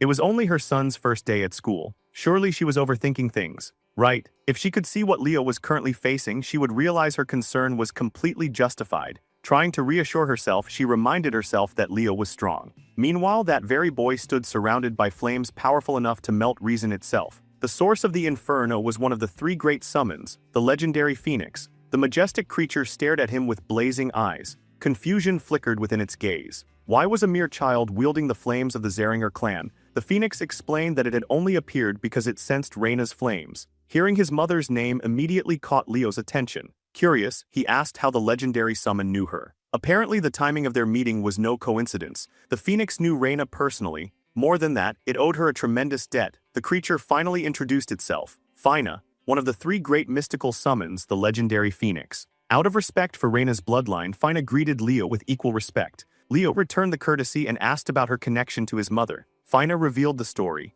Years ago, Reina had saved the life of Fina's summoner, a hero named Ellen Lunda. The name alone nearly made Leo jump. Ellen Lunda wasn't just anyone, she was a genuine hero. The incident occurred during a dungeon expedition in Siren. Ellen had lost every companion she entered with. Her own death was moments away. Then Reina appeared, charging into the battlefield like a blazing comet. She saved the hero. But the cost was enormous. In the process, Reina lost her own blazing aura. Had that event never happened, Fina believed Reina would have eventually claimed a seat among the world's heroes. It was the first time Leo had heard the full story. Still, it matched everything his mother had ever said. She never regretted her choice. Not once. Fina laughed warmly. That answer sounded exactly like the Reina she remembered. Changing topics, Leo asked why a legendary phoenix was hiding at Lumina Academy. Unfortunately, Fina couldn't answer. That information remained secret. Instead, she turned her attention toward Leo. Why was a young knight wandering the island of summons? When Leo explained that he was studying summoning, Fina took a closer look. And then she froze. The aura inside him was absurd, dense, ancient. Far beyond what should exist within a 15-year-old boy. For a brief moment, he didn't look like a child at all. The phoenix burst into laughter. Fate truly worked in mysterious ways. At long last, an opportunity had appeared, a chance to repay the debt she owed to Reina Zeringer. Fina gently urged Leo to extend his hand and accept her flame. The fire drifted toward his palm, dancing across his skin before slowly condensing into the shape of an egg. Inside rested the offspring of a phoenix. The legendary summon explained her wish. One day, when Leo became a true summoner worthy of standing among legends, she hoped he would form a contract with her child. Technically, the egg had been intended for another summoner, but Fina had made up her mind. She wanted Leo. Naturally, Leo asked the obvious question, why wait? If the egg was here now, couldn't he hatch and tame it immediately? The moment those words left his mouth, Fina nearly collapsed from shock. Before she could stop him, flames had already begun gathering around his body. Alarm flashed across her face. This wasn't something a novice should even attempt. If the process failed, death was a very real possibility, but Leo had already crossed the point of no return. Watching him move forward without hesitation reminded Fina of someone, Reina. That reckless determination clearly ran in the family. At that point, all she could do was wish him luck. As the hatching ritual began, the outside world faded away. For a brief moment, nothing existed except Leo and the fire within the egg. The blaze was beautiful, hypnotic. Unable to resist, he reached out toward it. The instant his fingers touched the flame, everything changed. The tiny spark erupted into a raging inferno. Leo instinctively pulled back. The heat was unbearable. Breathing became difficult. Every instinct screamed at him to run. This was the true nature of Phoenix Fire. Then realization struck. Perhaps this trial existed for a reason. Perhaps it was meant to show him the burden carried by the mythical birds themselves. A phoenix generated those flames by continuously burning its own body. Every day, every moment, their flesh was constantly consumed and regenerated. An endless cycle of agony and rebirth, a pain few beings could ever comprehend. For the first time, Leo understood even a fraction of that suffering. And so he stopped resisting. Instead of fighting the fire, he embraced it. He accepted the pain, accepted the flames, accepted the burden. The inferno swallowed him completely. The blaze surged through his body and reached its peak. Then suddenly crack. The egg began to break. Leo opened his eyes. Something inside him had changed.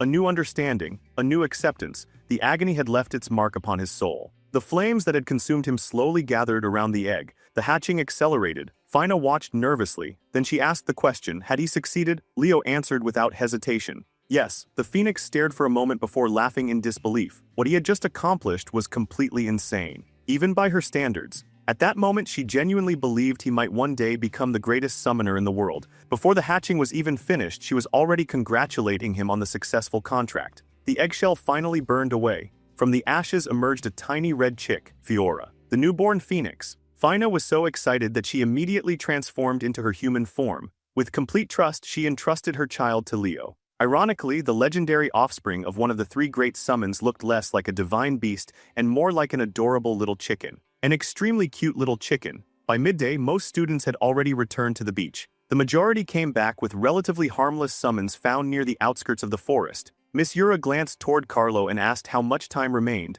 Only 5 minutes. Everyone who hadn't returned would soon fail. As expected, only 4 students remained inside the forest. Coincidentally, they were also the 4 individuals who had caught Yura's attention from the very beginning. Then the ground started shaking. A giant bear burst from the forest, smashing through trees as it charged toward the beach. Riding atop the massive creature was Zia. Covered in dirt and looking slightly rough around the edges, she proudly arrived on the back of an aqua bear cub she had successfully tamed. For a prospective knight, that was an impressive accomplishment. Unfortunately, her grand entrance didn't remain the center of attention for long. A massive shadow passed overhead. Students looked up. One of the quiet boys descended from the sky while holding onto the talon of a shadow crow. The summon alone was enough to shock everyone. Even prestigious summoner families would struggle to tame such a creature. Although he hadn't completed a contract yet, simply subduing it already exceeded expectations. Miss Yura considered the result more than satisfactory. Moments later, another commotion erupted. A flawless white serpent slithered out of the forest.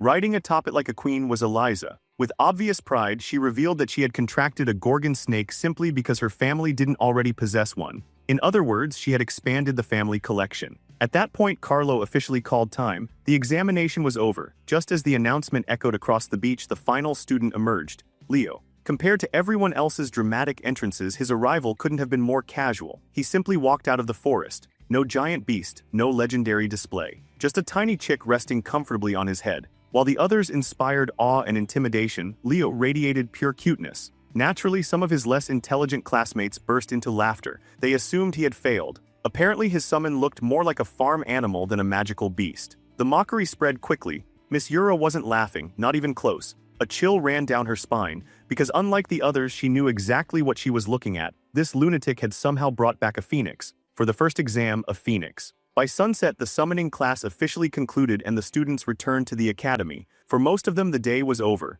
Not for Leo. He still had unfinished business. After straightening his tie, he made his way to a certain office and knocked on the door. A pleasant voice invited him inside. The moment he entered, he found Professor Yura dressed casually beneath the warm glow of the setting sun. She immediately set her work aside and welcomed him. Taking a seat, Leo listened as she confessed something surprising. Today had been the first time in her entire life that she had seen a baby phoenix. In fact, she hadn't even known a mystical summon was hiding on Summoner Island. What Leo had accomplished wasn't merely impressive. It was unprecedented. No freshman in Lumina Academy's history had ever formed a contract with a phoenix. Not once. As she spoke, Yura gradually moved closer, then even closer. Eventually, she had Leo completely cornered. A serious expression settled on her face. She claimed she knew exactly what he really was. Leo swallowed nervously. For a second, he genuinely wondered whether he had somehow exposed his true identity. Then Yura suddenly pulled him into a tight embrace. Her conclusion couldn't have been further from the truth. In her eyes, he wasn't a reincarnated hero. He was an unprecedented summoning genius unlike anything the Academy had ever seen.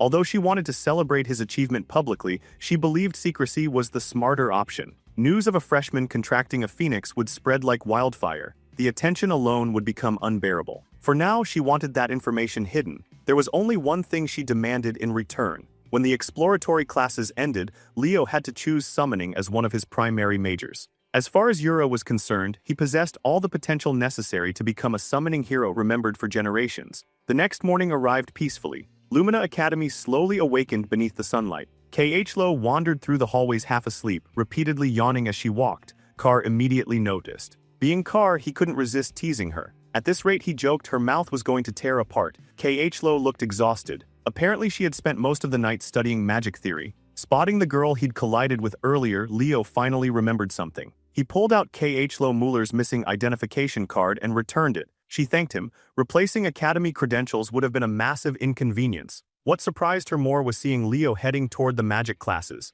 His explanation was simple. The exploratory period existed for a reason. He intended to attend as many lectures as possible. Yahello couldn't relate. She only cared about magic. As far as she was concerned, every other subject was a distraction. Carr leaned toward Leo and whispered that Kh-Lo was aiming for the very top of the magic division. Unfortunately, Carr's version of whispering was loud enough for half the room to hear, including Kh-Lo. The atmosphere immediately dropped several degrees. Carr slowly turned. The look in her eyes told him everything. He had made a mistake. Attempting to retreat, he took one step backward. An enormous pillar of ice instantly rose behind him, perfectly formed, completely blocking his escape route. With nowhere left to run, Carr was dragged toward the front seats and effectively sentenced to good behavior. Not long afterward, two more familiar faces entered the room. Abad, Chelsea. Naturally, members of a prestigious mage family had also chosen the magic lecture. Then the classroom doors opened again. The atmosphere changed instantly. Every eye turned toward the entrance. A sharply dressed man strode inside, perfectly groomed, impeccably dressed, effortlessly commanding attention.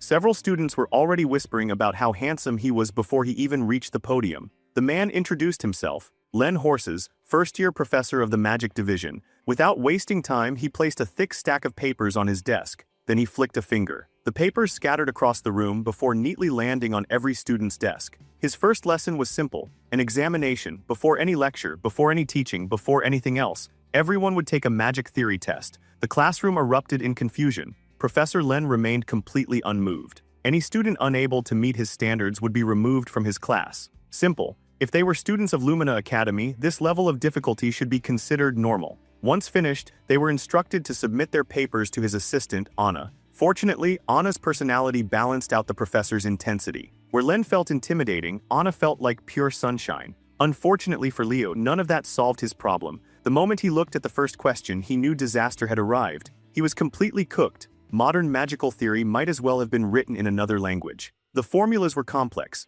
the concepts unfamiliar, the questions increasingly impossible. As the hourglass slowly emptied, students squeezed every last drop of knowledge from their minds. Tension filled the room. For aspiring magic heroes, this test carried enormous weight. Eventually, time ran out. As students handed in their papers, many discussed how surprisingly manageable the exam had been. Even so, none of the top students managed to solve the final question. Compared to them, Leo looked significantly more troubled, because unlike everyone else, he wasn't worried about the last question. He was worried about almost all of them. Leo had only managed to answer a single question. One, despite genuinely trying his hardest, the rest of the exam might as well have been written in an alien language. As he handed in his paper with trembling hands, regret washed over him. Maybe he should have spent more time studying modern magic before enrolling. Convinced there was no hope left, he immediately left the lecture hall. The embarrassment alone was unbearable. At this point, self-study sounded far less painful. Over the last century, magic had evolved at a ridiculous pace. Concepts that once required profound understanding could now be activated simply by memorizing increasingly complicated conditions and formulas. Back inside the classroom, Professor Len Horses began reviewing the papers. No tools, no assistance, just his fingers moving across the pages as he graded them at an absurd speed. Back in the classroom, Professor Len finally addressed his students. To make a point, he summoned a radiant sphere of light above the room. Runes floated inside it. Countless magical principles intertwined and shifted continuously. The students stared in awe. This wasn't borrowed magic, it wasn't copied,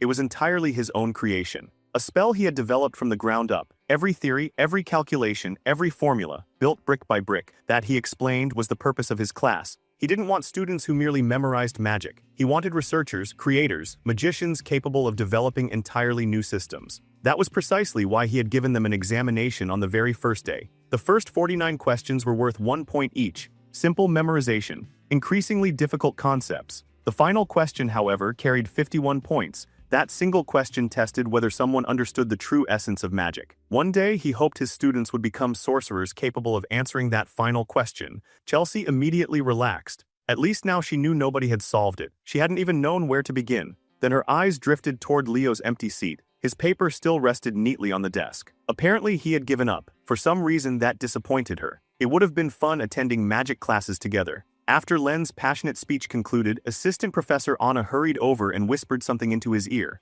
Immediately, the professor froze. A student had solved the final question. For the first time all day, Len Horses lost his composure. The normally stern professor burst into laughter. His eyes lit up. His excitement was impossible to hide. He demanded to know which student had just become the first person to solve question 50 on their first attempt. The mere thought of discovering a generational magical prodigy had him practically glowing. Then Anna corrected him. The student hadn't achieved a perfect score. That didn't matter. Len immediately assumed they must have sacrificed a few easier questions while focusing on the final problem. Then Anna delivered the second bombshell. The student hadn't solved a few questions. The student hadn't solved any of them. The only answer on the entire paper was the final question. The room went silent. Len demanded a name. Anna handed over the student file. Leo Plove. Without hesitation, the professor shouted for Leo to stand. Nothing happened. The seat remained empty. Even Leo's friends hadn't realized he slipped away the moment he submitted his paper. An awkward silence spread through the classroom. Chelsea eventually raised her hand and explained that Leo had already left.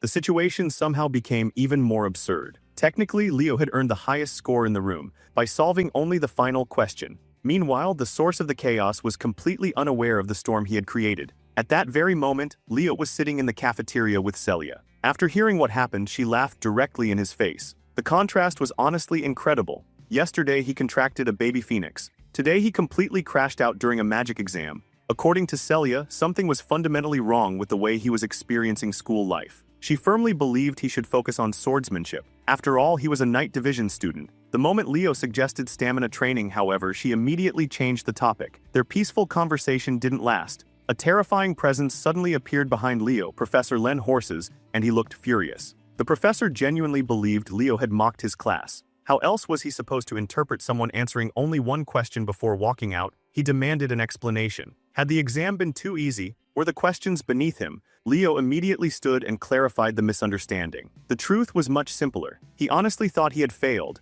Every question except the final one seemed impossibly difficult. He couldn't even figure out where to begin solving them. Leo further explained that most of his magical knowledge came from ancient books. Modern magical theory was completely unfamiliar territory. As the explanation continued, a thought began forming inside the professor's mind. Suddenly, Leo found himself lifted off the floor, like a stray cat. The confused boy barely had time to react. Meanwhile, Len's eyes sparkled with excitement. The possibilities flooding his mind were endless. Without explanation, he demanded that Leo follow him. Leo never even got the chance to ask why. The professor grabbed him by the collar and dragged him out of the cafeteria. Celia remained frozen in her seat. That was her first real interaction with the Academy's magic professor. He was far stranger than she expected. A few moments later, Anna arrived. Unfortunately, she was seconds too late. Once again, her boss had already escaped. The exhausted assistant immediately took off after him. She didn't even have time to catch her breath. Elsewhere, Leo was dragged straight into the professor's office. The moment they arrived, Len rushed to a chalkboard and started covering it with advanced magical theory problems. Then he pointed toward the board. Solve them. That was all he said. The professor had a theory. If Leo genuinely solved the final exam question, then he must already possess a complete magical framework inside his head. Len eagerly waited to see evidence. What happened next nearly gave him a heart attack. Not even 10 seconds passed. Leo was already finished. The final answer sat on the board. Professor Len stared, then stared harder, then questioned reality. Had Leo solved all of those problems mentally, more or less, that was Leo's answer. At that moment, Len realized something. He had hit the jackpot. After years of disappointment, he had finally discovered a student worth cultivating, a future hero. Elsewhere on campus, Professor Ali was enjoying a perfectly peaceful day. Unfortunately for him, that peace was about to end. From down the hallway came a familiar figure sprinting toward him, Len Horses, smiling, excited. Far too excited. The moment Ali saw him, he immediately turned around and started walking the other direction. Experience had taught him that nothing good followed that smile. Len refused to be denied. He latched onto Ali and started enthusiastically thanking him. Ali responded by suspending him in the air with magic.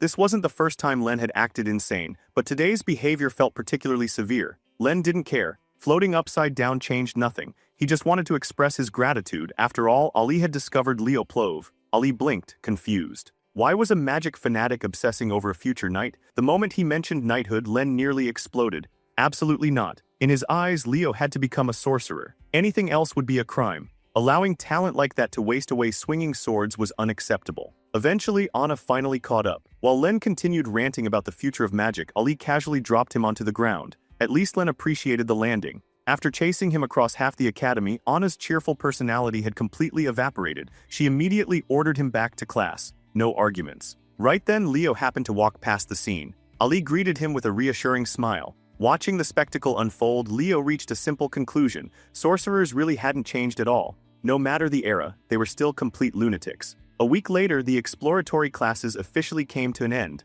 Leo spent the afternoon relaxing on a rooftop, book in hand, far away from drama, far away from professors, far away from trouble. As usual, he was researching fragments of his former legacy. In the modern world, Kyle, the hero of the beginning, was widely viewed as a fraud. the distorted history continued to weigh heavily on his mind. The world had moved on without him, and somewhere along the way, his image had become completely twisted. While Leo quietly reflected on the passage of time, chaos erupted elsewhere. Several first-year professors stormed directly into the principal's office. Knocking was apparently optional. At the center of the argument sat Leo's application form. Knight, sorcerer, summoner, all three major disciplines. The professors were losing their minds. After witnessing Leo's potential in every field, none of them wanted to let him go. Even more shocking, no student in any hero academy had ever attempted to pursue all three disciplines simultaneously. To most educators, such a thing was absurd. A hero should dedicate themselves to one path. Not all of them. Principal Badian simply laughed. The entire argument amused him. In fact, Leo reminded him of someone, a fictional figure from old heroic tales. The professors paused, then Badian elaborated, the fifth great hero. The hero of the beginning, Kyle. According to the legends, he was the only person in history who mastered every heroic discipline. Meanwhile, far away from the academic battlefield, Celia and Chelsea were suffering. The two girls ran lap after lap around the training grounds, sweating, panting, questioning their life choices. Carr happened to spot Leo relaxing comfortably beneath a tree and immediately demanded answers. Why were those two training so hard on a weekend? Apparently, Chelsea had asked Leo to train her, and Leo agreed. That still didn't explain why they were running endless circles. Leo answered as if the conclusion were obvious. Above weapons, above techniques, above talent itself, the most important quality a hero could possess was limitless stamina. According to Leo, all that endless running served a purpose. Stamina was the foundation of everything. Without it, techniques failed. Without it, magic weakened. Without it, even the strongest warriors eventually collapsed. Chelsea had completely bought into the philosophy. At this point, she genuinely believed stamina was the most important weapon a battle mage could possess. When they finally took a break, both girls immediately gathered around Leo. He handed them water bottles while they recovered. Surprisingly, Chelsea seemed to enjoy the brutal training. In fact, she enthusiastically declared that she wanted to go running with Leo again. The moment those words reached Celia's ears, she nearly sprayed water everywhere. Painful memories resurfaced instantly. Nobody who had survived Leo's training regimen could say something like that with a straight face. Since Leo planned on running anyway, he figured he might as well supervise them. Celia, however, had already made a lifelong vow. She was never running with him again. Watching the strange interaction, Carr finally asked the question everyone had been wondering. Why did Leo and Celia seem so close? At one point, he had genuinely assumed they were dating. Celia immediately ended the misunderstanding. The truth was much simpler. They were cousins.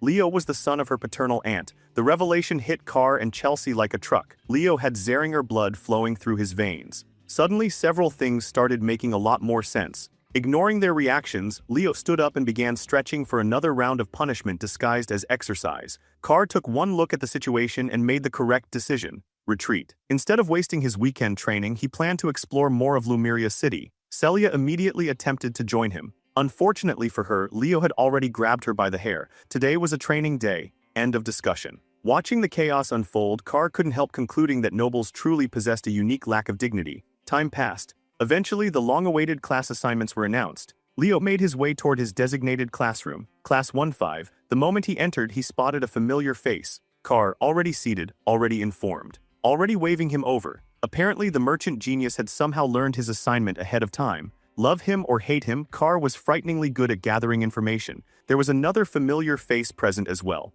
Chelsea. Judging by her appearance, it was difficult to determine whether she was alive or simply existing through sheer stubbornness after surviving Leo's weekend training. Carr immediately demanded details. What exactly had Leo done to those girls? Leo casually replied that they had only covered the basics. The answer somehow made it sound even worse. Suddenly, two upperclassmen peeked into the classroom. Their expressions practically screamed trouble. They mockingly referred to Class 1-5 as the class of anguish and wondered how many freshmen would survive the semester. Before they could continue, a lazy voice interrupted them. The newcomer casually remarked that the two seniors seemed far more pathetic than the freshmen they were mocking. The upperclassmen turned around. Instant regret. A man with messy dark hair and an unkempt beard stood behind them. The pressure radiating from him was overwhelming. Their blood instantly ran cold. This was Herod Edmund, the homeroom teacher of Class 1-5, the infamous Wailing Wall. Without changing his expression, Edmund ordered the two seniors to become chairs, and they obeyed. Immediately, fear was a powerful motivator. Once his human furniture was prepared, Edmund sat down comfortably and finally addressed his students.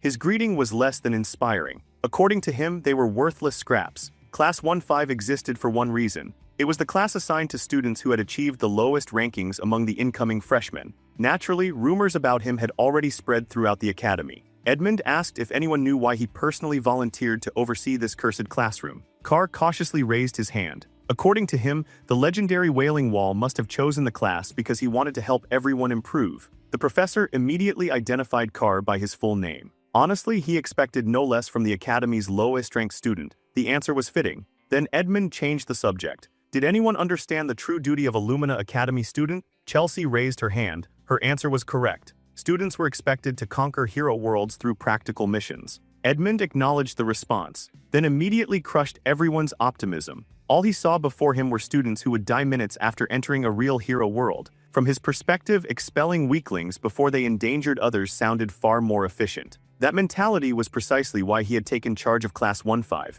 and exactly why everyone called him the Wailing Wall. While the rest of the class looked increasingly terrified, one student remained completely unfazed. Leo. Edmund quietly observed him. Unlike the others, this kid could probably survive a hero world right now. Without further discussion, he ordered everyone to change into training clothes and report to the practice grounds. It was the first day of real classes. Time for combat studies. The students quickly obeyed. Soon, Class 1-5 assembled on the training field beneath the scorching sun. Meanwhile, Edmund set up a massive umbrella, a comfortable chair, and several refreshing drinks. Apparently, suffering was reserved exclusively for students. The professor lounged comfortably while preparing to fix what he considered the rotten mindset of academy freshmen. Then he posed another question. When life truly hung by a thread, what would save them? A timid student named Nella Carvin cautiously raised her hand. She possessed the rare healing aura attribute. Softly, she answered that comrades would save one another. Wrong. Edmund immediately shut the idea down. The only thing capable of saving them was their own ability.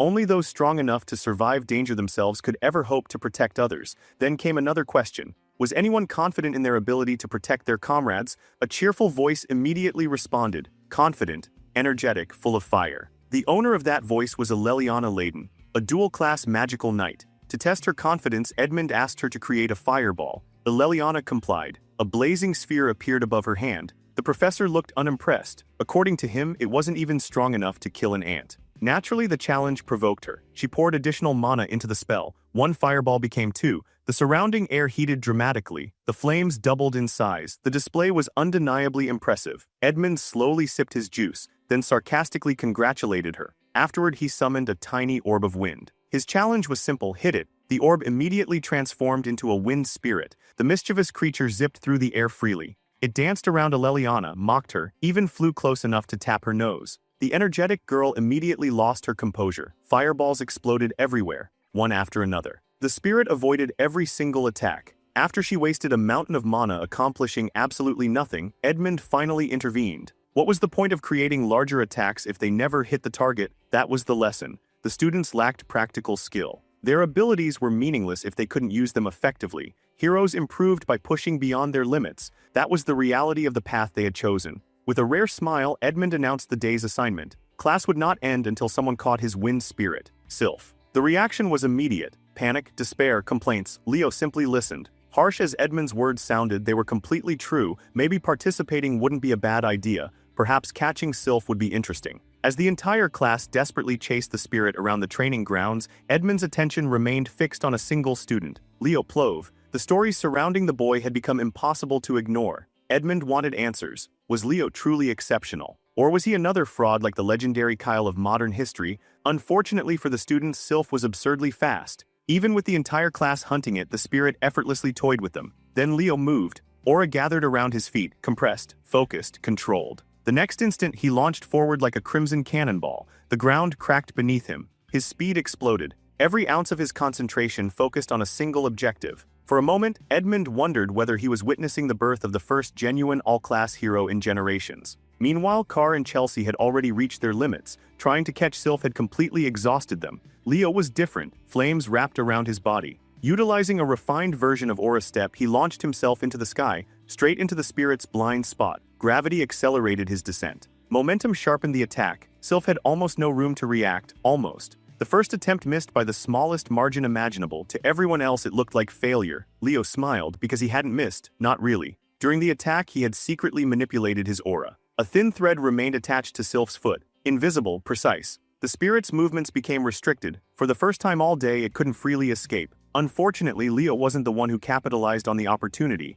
A flash of lightning shot across the field. Duran, the speed specialist, snatched Sylph first. As expected, his speed remained exceptional. Still, everyone with functioning eyes knew the truth. Without Leo's aura thread, the capture would have never happened. That didn't stop Duran from looking unbearably smug. Before anyone could comment, applause echoed across the field. A new arrival approached. This was Sedan, the homeroom professor of Class 1, the prestigious class, the elite class, currently ranked second among graduating instructors. With impeccable timing, he used the moment to showcase the talent of his students. He even offered to teach Class 1-5 a thing or two. Meanwhile, Edmund wasn't paying attention at all. The man remained perfectly relaxed beneath his umbrella, juice box in hand, completely unbothered. Then he casually informed Sedan that he could handle Class 1-5 for the rest of the day. The students immediately perked up, especially Carr. A clash between these two professors wasn't something they got to witness every day. Both men had taught at Lumina Academy for over 20 years. Professors Ali, Yura, and Len had once studied beneath them. They were living legends.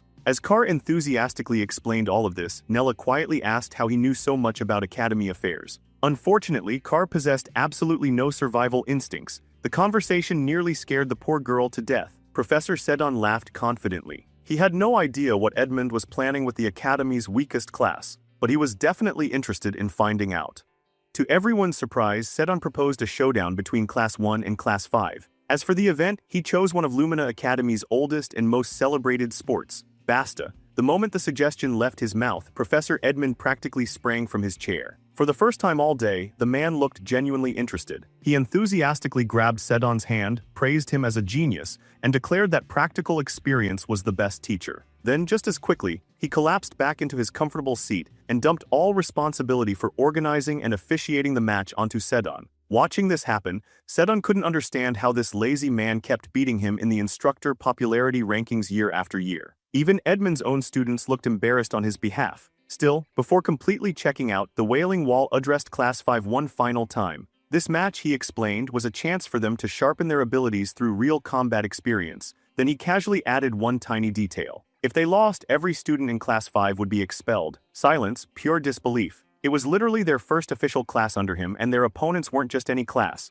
This was Class 1, the Academy's elite, a team that included 3 regional captains. The students immediately protested. Edmund couldn't have cared less. If the challenge seemed impossible, then they should simply try harder. Besides, they had Leo Plove, the freshman representative himself. What exactly were they worried about? Then he ordered Leo to choose 6 participants for the match. As Leo considered the request, something became clear. This wasn't cruelty, at least not entirely. After only a single week at Lumina Academy, most of Class 5 had already given up on themselves. Their confidence was shattered, their ambition had faded. Edmund wasn't testing their strength, he was testing their spirit. And Leo had been placed in the center of that challenge. Meanwhile, Sedan used magic to construct a massive Basta arena. As the battlefield took shape, Leo searched for a solution. There had to be a way to drag his classmates out of the pit of despair they had fallen into. Soon, the match was ready. The strongest students in the academy stood opposite Class 5. Even Chelsea looked nervous. Sweat ran down her face as she hurriedly explained the rules to Leo, since he had never played Basta before. According to her, Basta was a traditional combat sport that had existed at Lumina Academy for generations.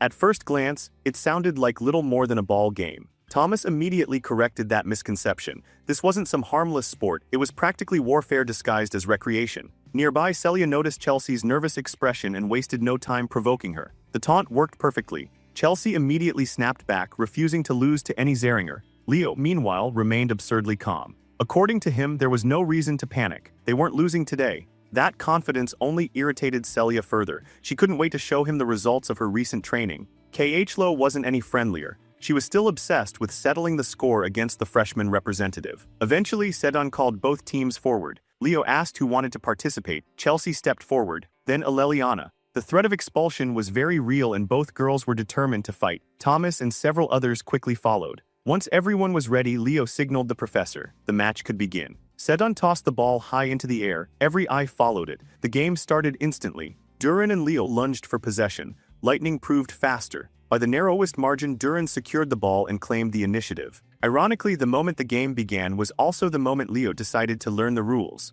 Fortunately, they were simple. Players infused the ball with aura and launched it toward the opposing goal. Direct physical contact wasn't allowed. The first team to score 11 points would win. Duran wasted no time. Lightning aura erupted around him as he launched the ball at terrifying speed. Leo barely avoided it. Thomas couldn't even track it with his eyes. The ball blasted through the field and scored immediately. Class 1 took the first point. And with it came even greater despair for Class 5. Some students already looked ready to accept defeat. Leo calmly asked how possession could change hands. Apparently there were 3 methods. The ball could go out of bounds, it could be caught. Before Thomas could explain the third method, chaos erupted. Leliana was struck head-on by one of Celia's devastating throws. The Sword Princess mocked them for chatting during a match instead of paying attention. The situation instantly became clear. Players couldn't directly attack opponents. However, eliminating them with the ball was completely legal. If someone could no longer continue, they were removed from the game. That was the third method. Leo had heard enough. He seized possession.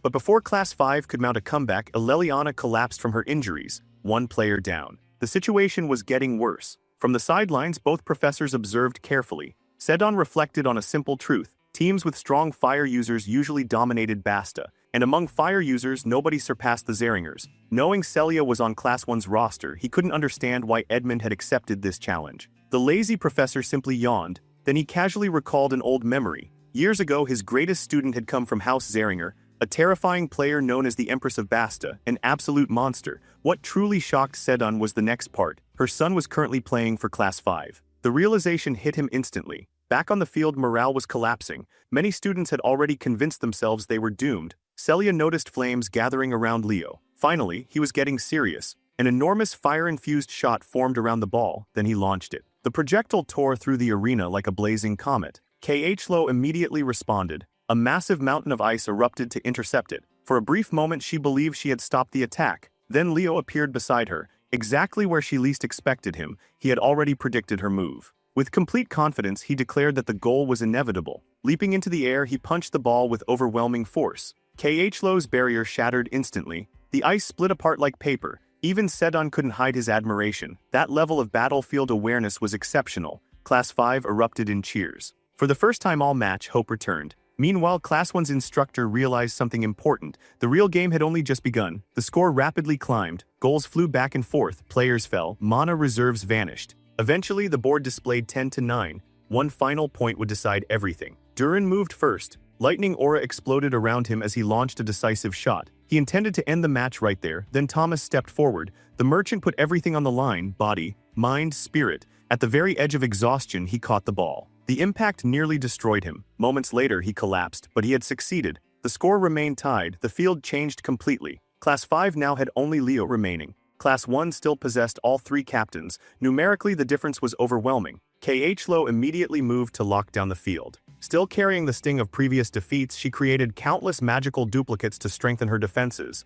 Then Leo moved. This was his final push. His feet left the ground. In an instant, he vanished. Even the captains were stunned. The speed was absurd. Leo slipped past Celia before she even realized he had moved. He ignored direct confrontation entirely. His target was the goal. That left everything in Yahello's hands. She desperately searched for the real Leo among countless afterimages. The sheer complexity of the movement exhausted her. Then he passed her too. Yahello collapsed, defeated, shocked. Unable to comprehend how a human could replicate techniques reminiscent of elven magic. In the end, not even 3 captains working together could stop him. The final point was scored. Class 5 won. The arena exploded with celebration. Students screamed Leo's name. Moments earlier, they had been staring at expulsion. Now they stood victorious. Sedon could hardly believe it. Edmund had thrown his students into a life-or-death situation just to force them to grow. As for the 3 captains, defeat hit them hard. Still, Sedon approached his students, especially Yahello. He asked whether she was frustrated. Of course she was. But tradition mattered. Win or lose, opponents deserved respect. He praised every student who fought, every student who supported their teammates, every student who pushed themselves beyond their limits.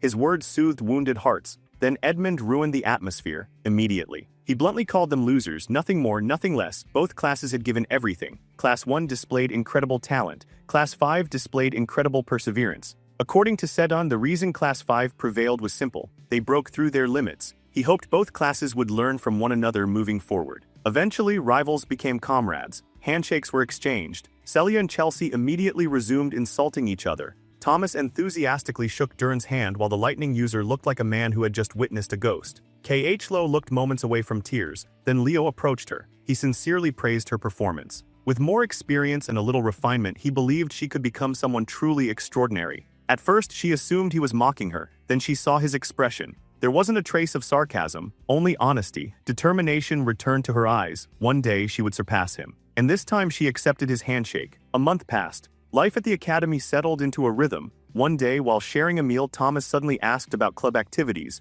Most students were joining established organizations. Leo had a different idea. He wanted to create one himself. The statement nearly caused Thomas to lose his mind. Naturally, Chelsea volunteered before anyone else could react. As Leo's most enthusiastic supporter, she was already on board. The name of the organization was simple: the Hero Research Society. The name of Leo's proposed club sounded strange enough to make most people raise an eyebrow. The Hero Research Society. But Leo had a very specific reason for creating it. He wanted to uncover the truth behind the forgotten hero, Kyle, a figure modern history dismissed as little more than a fictional character with no real significance. Thomas immediately pointed out the obvious problem: nobody would join a club like that. Chelsea, however, once again proved herself to be Leo's most loyal supporter. She volunteered before anyone even asked. Before the discussion could continue, a loud commotion erupted nearby. The noise reminded Thomas of something important. Today was a special day. The fifth-year students had finally returned from a dungeon expedition. Across the world, fragments of hero records occasionally created dangerous spaces known as hero dungeons. Recovering those fragments was one of the academy's most important duties. Senior students were often dispatched for weeks or even months at a time to conquer these dungeons and retrieve the records hidden within. Listening quietly, Leo couldn't help wondering whether his mother had once participated in similar expeditions. Chelsea's attention shifted toward the returning seniors. These weren't ordinary students, they were the academy's elite, the best of the best. Among them stood the muscular Easter. Beside him was the beautiful southerner Toru Yan. And nearby lounged Ulta, whose relaxed clothing made it look as if he had wandered in from a vacation. Yet one person was conspicuously absent: the strongest student in Lumina Academy, the student council president, Ri. Thomas was about to explain more when Leo suddenly disappeared. For a brief moment, it almost looked as though someone had arrested him for being too overpowered. The truth was much simpler. Celia had dragged him away in a hurry. Apparently, the council president himself had requested a private meeting. Leo was completely confused. Why would someone like Ri want to meet him? Celia stared at him like he was hopeless. In her opinion, Leo understood absolutely nothing about academy politics. She assured him that everything would make sense once he arrived. Eventually, they reached an unusual location, and then something completely unexpected happened. The Sword Princess launched herself forward and hugged Ri, because the academy's strongest student wasn't just the council president, he was also Celia's older brother. Ri welcomed Leo warmly, especially after hearing about the younger boy's ambition to master every discipline. The three of them sat together and shared dumplings. For some reason, Celia seemed nervous. Apparently she had never eaten them before. The moment she took a bite, however, her eyes lit up. The taste instantly won her over. Ri laughed. He had wanted to bring her here ever since she enrolled. More importantly, he had been curious about Leo. After all, Leo's mother once possessed an enormous reputation within the Zeringer family. Even during her academy years, she had been legendary, and not always for normal reasons. One story involved her passionately discussing academy desserts. Another involved gathering students together and practically leading an invasion of the principal's office. Celia nearly choked when she heard that. Apparently, her aunt had been involved in one of the academy's most infamous incidents. The siblings continued chatting happily while Leo quietly observed. The more he watched Ri, the more convinced he became. This man genuinely deserved his reputation. Without question, he was destined to become a hero. Eventually, dessert arrived. Ri suggested the younger two head outside while he settled the bill. As they left, Ri discovered a strange object tucked inside his blazer. He had no idea how it ended up there. Elsewhere, Class 5 was enduring another day under Herod Edmund. Leliana finally gathered enough courage to ask him a question. Before she could even speak, Edmund informed her that it was probably stupid. The man truly had no filter. Ignoring the insult, she asked why Class 5 still hadn't selected a class representative while every other class already had one. Edmund blinked, then casually admitted he had forgotten. His solution was simple. Leo could do it. Problem solved. Leliana and Tai quickly reminded him that representatives were usually chosen through a democratic process. Unfortunately, that only encouraged Edmund to explain his reasoning. The representative would be responsible for paperwork and administrative tasks. In other words, whoever got selected would save him from doing extra work. Suddenly, a magical transmission echoed through the academy. All first-year students were ordered to report immediately for a joint hero studies session. Leo asked if they should leave now. Edmund approved without hesitation. Soon the students arrived at the auditorium. There Leo and Thomas encountered a familiar sight. Yahello, or rather what remained of Yahello. The girl looked like a walking corpse. Dark circles, exhaustion, pure academic suffering. Without shame, she immediately begged Thomas for recovery potions. The alchemist sold her the last bottles he had. Leo couldn't help thinking she was overworking herself. The school year had barely begun. Yahello ignored him. After downing the potions, she made her position very clear. She had no intention of relaxing. As the top-ranked student in magical theory, she was under constant pressure. Sooner or later, Leo would master modern magic, and when that happened, she was convinced he would bulldoze her rankings too. Thomas genuinely failed to understand the issue. Was second place really that bad? Chelsea stared at him in disbelief. Yahello wasn't just any student, she was aiming for the Magic Tower. For battle mages, theory rankings weren't everything. For someone like Yahello, however, magical research was her entire identity, her pride depended on it. Chelsea honestly questioned whether Thomas qualified as a magician at all. Meanwhile, despite the potions, Yahello still looked half dead. Then she noticed something strange. At that same moment, Headmaster Kalyan was examining a damaged hero record fragment. Ri had brought it to him. According to the council president, the fragment had reacted unexpectedly. That shouldn't have been possible. The record was heavily damaged. No relics had been nearby, and yet it had responded to something. Kalyan asked whether it had reacted again afterward. The answer was no. The headmaster fell silent. Deep in thought, eventually he decided to investigate personally. For now, he told Ri to rest. The student had only recently returned from a mission. Then Kalyan instructed his assistant Alina to bring the damaged fragment to the Hall of Beginnings for the first-year joint class. The fragment might be small, but hero records possessed unique properties. Even damaged pages could react when someone directly connected to the recorded hero came into contact with them. Neither Kalyan nor Alina realized the truth. That person was Leo. Inside the auditorium, first-year students gathered for their first joint lesson. The room was chaos. Conversations echoed everywhere. Professor Arian politely asked everyone to quiet down. Nobody listened. A few moments later, the sweet and gentle professor snapped. A terrifying killing intent erupted from her body. The atmosphere instantly froze. With frightening intensity, she warned everyone to shut up unless they were actively seeking death. The transformation was terrifying. One second she was adorable. The next she looked ready to erase someone from existence. The students immediately fell silent. Then, as though nothing had happened, Arian returned to her usual timid demeanor. Everyone else sat frozen in fear. At this point, the academy had simply accepted that she was absolutely terrifying when angry. Leo carefully observed her power. A spiritualist. Even in his previous life, specialists like her had been incredibly rare. With a dagger in hand, Arian began the lecture. She explained the origins of hero records and the rise of hero clans. To open a hero world, one required a meaningful object connected to that hero, a medium. A key. That was why descendants could access certain hero worlds more easily. The relationship between hero records and hero clans was like a key and a treasure chest. The explanation impressed Leo. He listened attentively. Arian continued. Hero studies existed to uncover information about hero worlds and deepen understanding of past heroes. Eventually, every student would choose a hero whose strength they hoped to inherit. At that moment, Alina entered carrying a newly recovered hero record fragment. The students immediately exploded with excitement. The artifact radiated mystery. Alina opened it briefly, then closed it again. Before allowing anyone to interact with it, Arian decided to ask a question. What kind of hero did they wish to become? Celia answered first. She intended to become the strongest knight in Zeringer history. Arian praised the ambition. Yahello followed. Her dream was to create a spellbook filled entirely with her own original magic. One by one, students shared their goals. Thomas wanted to support heroes from behind the scenes. Eventually, Leo stood and casually declared something outrageous. His goal was to destroy Arabos completely. The room froze, students, professors. Everyone, Arian herself, was visibly shaken. Still, she somehow managed to continue the lesson. Around the room, students whispered among themselves. Most assumed it was empty bravado. The professors weren't so certain.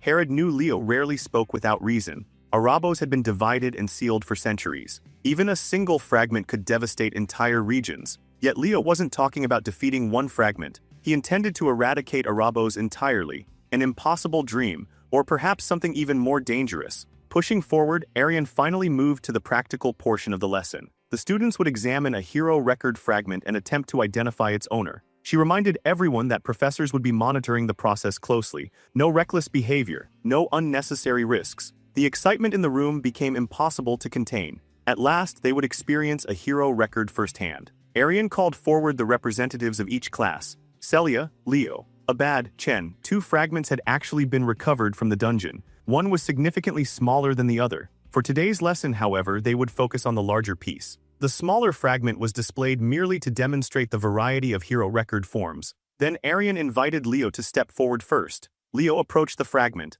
The moment his hand touched it, the hero record opened. The moment Leo touched the fragment, everything went wrong. Neither the hero's name nor the chapter title appeared. Both remained hidden. Even worse, the reaction wasn't normal. The professors immediately sensed that something was off. Then reality shattered. Before anyone could react, the representatives and instructors were dragged into a completely different world. What greeted them was pure devastation. Chaos stretched as far as the eye could see. Countless monster corpses covered the landscape. The ground itself looked like the aftermath of a war that had already consumed everything. They had arrived in what could only be described as a battlefield. Professor Edmund instantly took command. Whatever this place was, it wasn't part of the lesson anymore. He ordered everyone to stay alert. As far as he was concerned, they had just been thrown into a hero dungeon. Meanwhile, Sedun quickly searched for anything recognizable. Eventually, he spotted a distant fortress wall that could serve as a landmark. For everyone else, it was just a ruined structure. For Leo, it was something else entirely. He recognized it, the walls of Gardes, the final defensive line of the last surviving city during the Age of Catastrophe.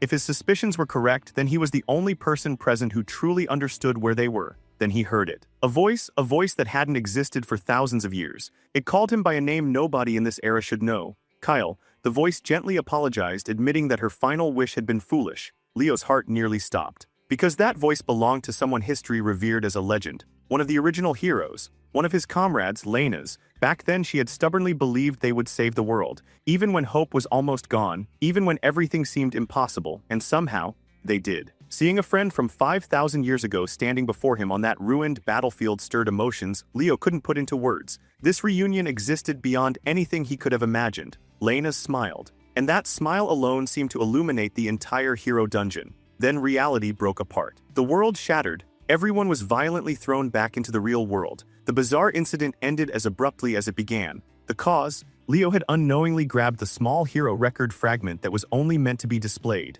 Chaos immediately erupted in the auditorium. Chelsea nervously demanded answers from the professors. Unfortunately, they were just as confused as the students. Even Edmund looked exhausted. With no explanation available, he immediately suspended all classes. Everyone was instructed to leave the auditorium calmly and return to their dormitories. As the crowd dispersed, Leo remained behind. Still standing at the podium, still holding the tiny torn fragment. Deep down, he already knew the truth. That fragment belonged to him. It was a piece of Kyle's hero record, the single most important clue he had discovered since arriving at the academy. From the sidelines, Edmund quietly watched Leo. The depth of thought on the boy's face intrigued him. Once the commotion finally died down, students scattered across campus to waste the unexpected free time. In one empty classroom, Leo explained what he had seen. The legendary Lena's, the king of wisdom. Chelsea's eyes practically sparkled. If the academy had truly uncovered Lena's hero record, then this was a historic discovery. Aleliana immediately regretted every life decision that had led her away from becoming class representative. Had she won the position, she would have witnessed everything firsthand.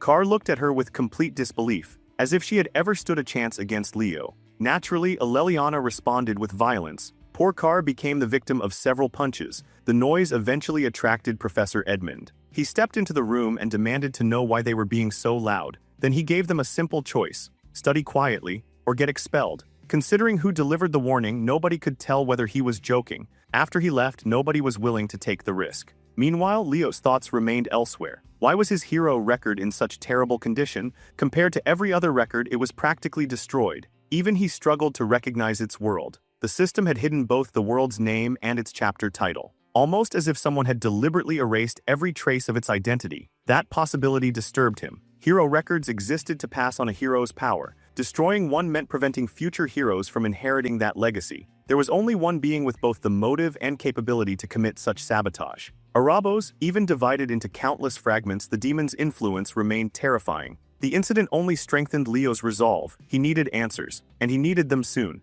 After that strange event, Academy life settled down for roughly a month. Eventually, attention shifted toward the magic department. Professor Len Horse arrived as stylish as ever and immediately introduced the upcoming midterm practical exam. The assignment was simple. Every student had to create an original spell. The announcement instantly struck fear into the hearts of young magicians. Original magic wasn't ordinary. It represented a magician's individuality, creativity, and mastery. Modern magic relied heavily on activation formulas and established systems. Very few mages still attempted to create something entirely their own. Yet original spells often became a magician's greatest trump card. To illustrate the concept, Len Horse referenced star magic. Every elf learned a version of it. However, even star magic was merely an imitation. Only one person in history had ever wielded the complete form: its creator, the founder of Nebula, one of the original heroes, Luna. The professor's passionate explanation immediately put Yahello into full concentration mode. She was determined to dominate the exam. While listening, Leo noticed something unusual on her desk. A book. Just being near it made his instincts scream. The object radiated a strangely familiar darkness. The moment she noticed him looking, Yahello quickly hid it inside her bag. Leo's suspicion immediately grew. If he wasn't mistaken, that had been a grimoire. As though the timing had been planned, Professor Horst dismissed the class and wished everyone luck. Students slowly began leaving. Leo immediately followed Yahello, then casually grabbed her hand. The Ice Queen spun around and shot him an offended glare. Leo simply smiled and invited her to lunch. Officially, it was a friendly invitation. Unofficially, he wanted answers about that grimoire. Yahello instantly smacked his hand away. She had no time for distractions. Her focus was entirely devoted to defeating Leo in the practical exam. Thankfully, Car arrived before the conversation could become even more awkward. The cheerful alchemist jokingly accused Leo of trying to challenge the Queen of Magical Studies herself. Yahello still hadn't forgotten losing to him before. When it came to pure magic, however, she refused to surrender first place. With absolute determination burning in her eyes, she swore she would win. Leo respected that conviction. Backing down now would be disrespectful, so he accepted her challenge properly. Extending his hand, he promised to prepare seriously. Yahello shook it. The intensity in her eyes was almost frightening. Car watched from the side, utterly amazed. In his mind, Leo had somehow managed to trick another girl into holding his hand. Later that day, Leo arrived at one of the Academy's most imposing structures, the Tower of Heroes. Somewhere inside this enormous monument was the legendary Forbidden Library, and if answers about his ruined hero record existed anywhere, it would probably be there. As he climbed the stairs, several upperclassmen glanced his way. Word about the freshman representative had clearly spread. Halfway up, someone called his name. A senior student with tan skin, curly hair, large glasses, and an unmistakably confident presence was waiting nearby. Chewing bubble gum casually, she informed him that Professor Len Horse had spoken about him quite often. This was Toru Ian, a fifth-year magic student. Leo politely greeted her and attempted to continue climbing. Unfortunately, Toru stretched out her leg and completely blocked his path. She wanted to know why a first-year student was wandering around the Tower of Heroes. Leo answered honestly. He was here to meet the student council president. The response only made her more interested. Toru immediately started promoting the magic department. If he committed fully to magic, opportunities within the tower would open up everywhere. She was surprisingly persistent, especially considering Leo was already taking magic classes. Eventually, she relented and moved aside. Leo thanked her politely and continued onward. Still, Toru left him with a final warning. Before the semester ended, she wanted him to make magic his primary discipline. The message was clear. Whether it sounded like encouragement or a threat depended entirely on how he chose to interpret it. Leo simply smiled, the perfectly polite smile he always used when refusing to commit to anything. Eventually, he reached the elevator leading to the upper floors. Several senior students stepped inside. Leo joined them and pressed the button for the 9th floor. Nothing happened. He pressed it again, still nothing. Again, nothing. The elevator remained completely unresponsive. His patience began dying one button press at a time. Thankfully, a friendly voice finally explained the problem. The buttons only responded when mana was infused into them. The speaker was another fifth-year student, a broad-shouldered man with a warm smile. Unlike Toru, this senior seemed genuinely approachable. His name was Lisa Zamua, a fifth-year from the night department. Recognizing Leo immediately, he greeted the freshman representative with a grin. Leo politely returned the greeting. Much like Toru earlier, Lisa asked why he was visiting the Tower of Heroes. When Leo explained that he intended to meet the student council president, the senior's interest visibly increased. After all, very few freshmen could stand in front of the academy's strongest student without fear, and even fewer would boldly march straight toward his office alone. Lee was genuinely impressed by Leo's composure. Most freshmen froze the moment they heard the student council president's name, yet Leo remained unfazed. Because of that, Lee once again encouraged him to seriously consider making the night department his primary path. At this point, Leo had heard the same recruitment pitch so many times that all he could do was let out a tired laugh. After surviving an endless gauntlet of interruptions, he finally arrived at his destination. Standing before the office door, he knocked politely, introduced himself, and asked for permission to enter. A calm and welcoming voice immediately invited him inside. President Ri was buried beneath mountains of paperwork despite the sun already sinking toward the horizon. Even so, he greeted Leo with a warm smile. Not wanting to waste any more of the president's time, Leo went straight to the reason for his visit. He wanted access to the Academy's Forbidden Library. The atmosphere shifted instantly. Ri's expression grew noticeably more serious. He knew Leo wasn't the type to make reckless requests. Because of that, he carefully explained just how difficult such access truly was. For ordinary students, there were only two possible routes.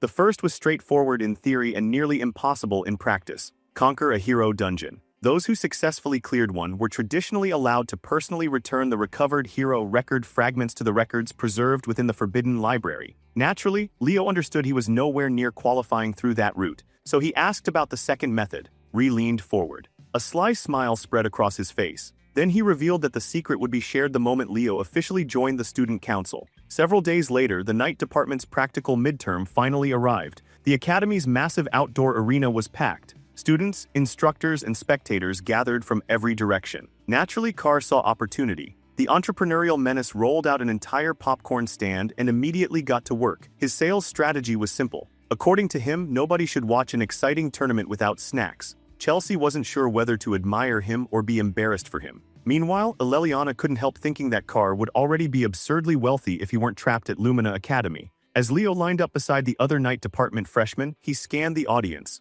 One person was noticeably absent. Yahello wasn't there. Professor A stood in the center of the arena, radiating enough pressure to remind everyone that this was no ordinary exercise. Without delay, he announced the first match, Class 1's Hall Snave versus Class 5's Leo Plav. The crowd immediately perked up. Meanwhile, Carr continued searching for customers. His gaze eventually landed on Professor Sedan. Like a predator spotting prey, he rushed over with samples in hand. Would the esteemed professor like a popcorn and drink combo for the upcoming match? Sedan looked offended by the mere suggestion. In his opinion, snacks were clearly meant for people like Edmund, not respectable professors. Realizing brute force wouldn't work, Carr looked toward Class 1 for support. Thankfully, Celia immediately understood the assignment. Activating maximum charm, she innocently wondered whether their beloved professor might treat the entire class. The trap was perfect. All Carr needed to do afterward was encourage the students to cheer for Sedan's generosity. Watching his students chant his name with shining eyes slowly destroyed the professor's defenses.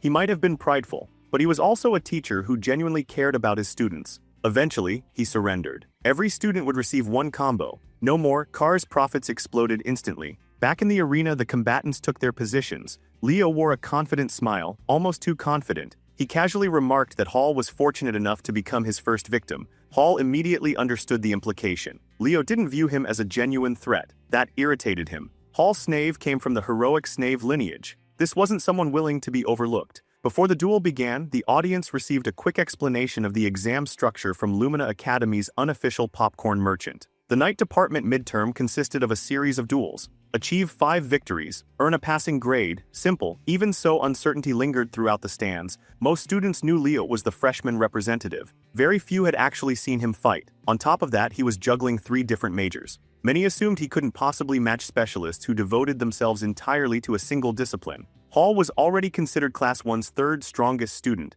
Only Celia and Durin ranked above him. His specialty was spear combat. His aura possessed a toxic and razor-sharp nature. With practiced precision, he twirled his spear and displayed his skill. As far as Hall was concerned, Leo was simply the arrogant guy constantly hanging around Celia. Professor A gave one final reminder. The winner would be whoever rendered their opponent incapable of continuing. Students were expected to treat every duel like a real battle. The signal was given, and immediately Leo's attention shifted, not toward Hall, toward something else entirely. A dark aura. An aura he hadn't felt in an extremely long time. It wasn't coming from the arena. It wasn't coming from his opponent. It was coming from somewhere deep within the academy itself. The sensation was vile, unsettling. The moment it touched his senses, a terrible premonition formed in his mind. Unbeknownst to Leo, the source sat elsewhere on campus, inside the library. Yahello had isolated herself among endless stacks of books while desperately preparing for the magic department midterm. Every formula she attempted joined an ever-growing pile of failed ideas. Pressure was crushing her.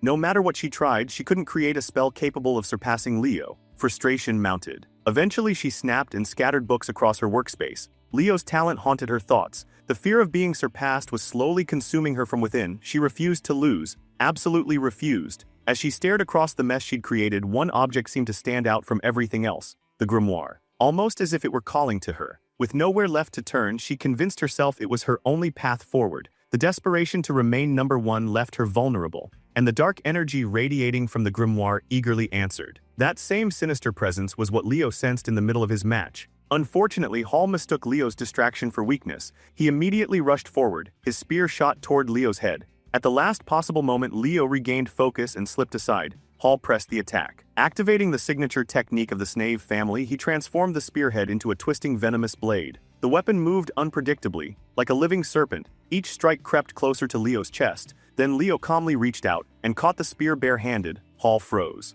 Stopping that attack should have required ridiculous strength. The brief moment of shock became a fatal mistake. Leo yanked the spear away. Hall instinctively held on. The result was humiliating. He got dragged along behind his own weapon-like luggage. Before he could recover, Leo closed the distance and planted a devastating fist directly into his face. The impact launched Hall across the arena like a ragdoll. The crowd erupted. Leo might have been distracted earlier, but a veteran like him never stayed distracted for long. Humiliated by the exchange, Hall pushed his aura to the limit. Thick poisonous mist flooded the battlefield. The arena slowly turned green. He warned Leo to stop showing off. The real duel was only beginning. Venomous aura poured endlessly from Hall's body. This was his advantage. People already claimed Leo lacked proper aura mastery. Hall intended to exploit that weakness completely. Physical strength alone couldn't overcome such a gap, or so he thought. Leo watched the spreading poison with genuine interest. Poison auras were surprisingly rare. Then crimson flames ignited around him. The moment the toxic mist entered his range, it burned away instantly.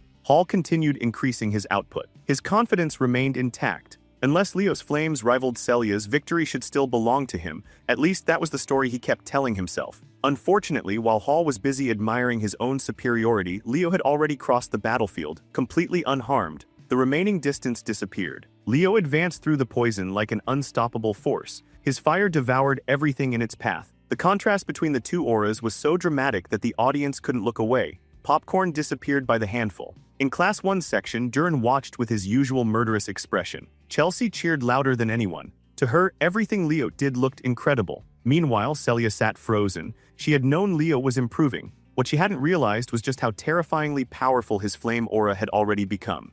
Halsnave was the first to truly feel how terrifying Leo's flames had become. The closer he got, the more unbelievable it seemed. By Hall's own judgment, Leo's fire had already reached the same level as Celia's, the strongest knight among the first years. That realization hit hard. Who would have imagined that a guy splitting his time between every major in the academy could stand shoulder to shoulder with elite pure knights? Even so, Hall refused to crumble. He had one card left. A technique he had secretly developed with a single goal in mind, surpassing Celia one day. Never in his wildest dreams did he think he would be forced to reveal it during the very first match of the midterms. His aura twisted and condensed. A massive venomous serpent took shape. Then the creature lunged forward, forming a prison of poison around Leo. Instead of resisting, Leo allowed himself to be trapped. He simply stood there, studying the structure of the technique with genuine curiosity. Meanwhile, Hall was already enjoying his moment. He even glanced toward the stands where Celia sat watching. The poor guy's cheeks turned slightly red. After all, he'd spent countless hours refining this technique specifically to catch up to her.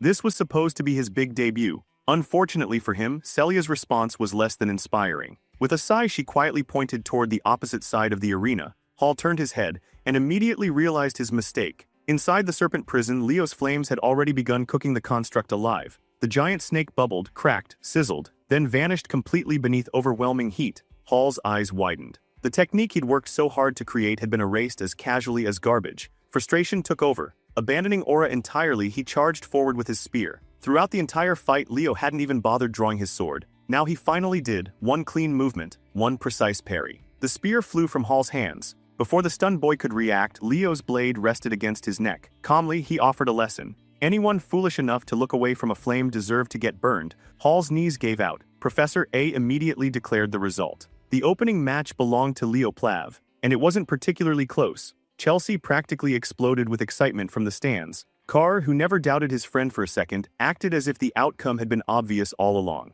Meanwhile, Hall returned to his side of the arena nursing both his pride and his bruises. At least now he understood. Leo wasn't merely talented, he was built differently. No wonder someone like Celia acknowledged him. Then something unexpected happened. A familiar voice praised him. Hall looked up. There was Celia, smiling. She complimented the technique he had used during the fight. For a moment, Hall forgot he'd lost. The girl he'd admired for so long had praised him personally. Suddenly, the defeat didn't seem nearly as painful. That compliment would probably stay with him for years. The tournament continued. Professor A called Class 5's Aleliana led into the arena. The energetic girl rushed forward like she had been waiting all day. Immediately, she demanded to know who her opponent would be. The answer crushed her enthusiasm. Chen Zia of Class 10. Just like that, her confidence deflated. Out of everyone she could have drawn, she ended up facing one of the Knight Department's strongest students. The two girls took their positions. Chen Zia offered a graceful bow and wished her opponent good luck. Even her politeness carried pressure. Still, Aleliana wasn't the type to back down. She returned the greeting with determination burning in her eyes.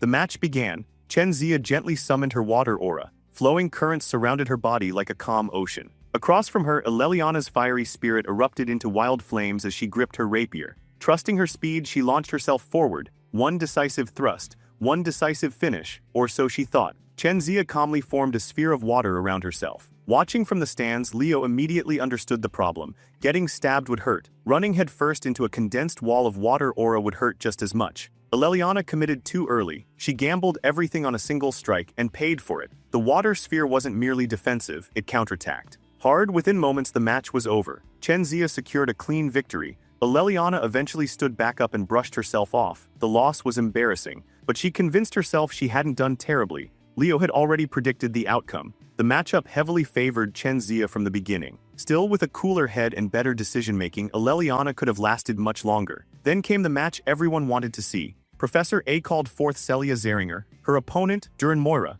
The arena erupted. Nobody expected the biggest showdown of the tournament this early. Celia smiled the moment she saw her rival. This was going to be fun. Duran looked the exact opposite. His expression screamed absolute seriousness. In the stands, Carr had somehow acquired a pair of ridiculous viewing glasses and was already treating the fight like the event of the year. He shoved a bucket of popcorn toward Leo. Neither student took their eyes off the arena. The atmosphere alone was electric. Fire and lightning began filling the battlefield. Both fighters drew their weapons. The clash for the unofficial title of strongest first year was about to begin. The signal sounded. Duran moved first, a blur of lightning. His body and sword seemed to merge into a single streak of thunder, but Celia wasn't the Academy's top knight by accident. Her reactions were absurd. She intercepted the first few attacks without issue. For many first years, this was their first glimpse of true elite-level combat. Completely absorbed in the fight, Carr asked Leo who he thought would win. Without taking his eyes off the arena, Leo casually answered. If things continued at this pace, Celia would lose. Carr nearly choked on his popcorn.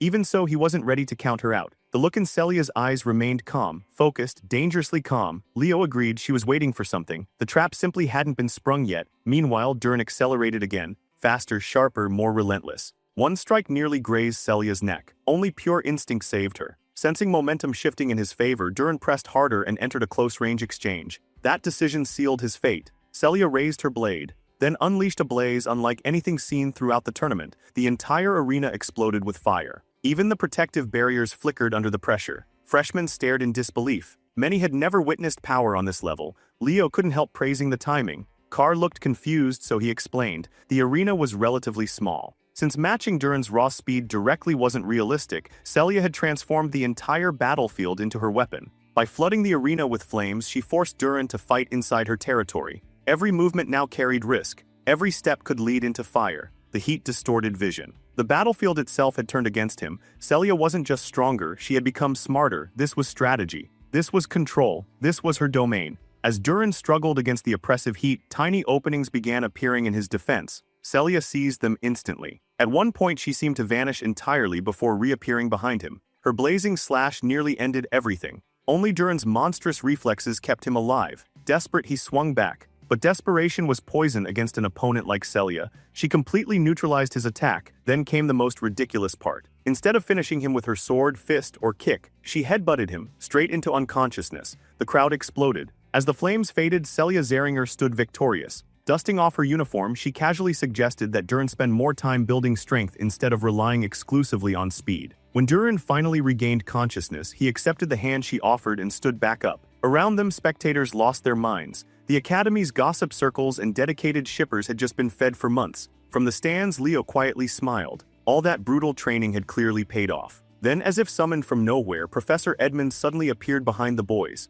snack in hand. Apparently, he'd been listening to Leo's commentary the entire time. To his surprise, the professor found those observations genuinely insightful. By the time the practical exam concluded, the day had produced plenty of excitement. Celia finished with 4 victories and 1 loss. Duran ended with the exact same record. So did Chen Zia. Each of the Academy's elite freshmen had suffered only a single defeat. Leo, however, stood alone. 5 matches, 5 victories, 0 losses, a flawless sweep. By the end of the tournament, Leo Plav officially claimed the position of number 1. 1 week later, after the written linguistics examination concluded, Professor Edmund arrived looking as disheveled as ever. Even so, he acknowledged the effort his students had put in throughout the semester.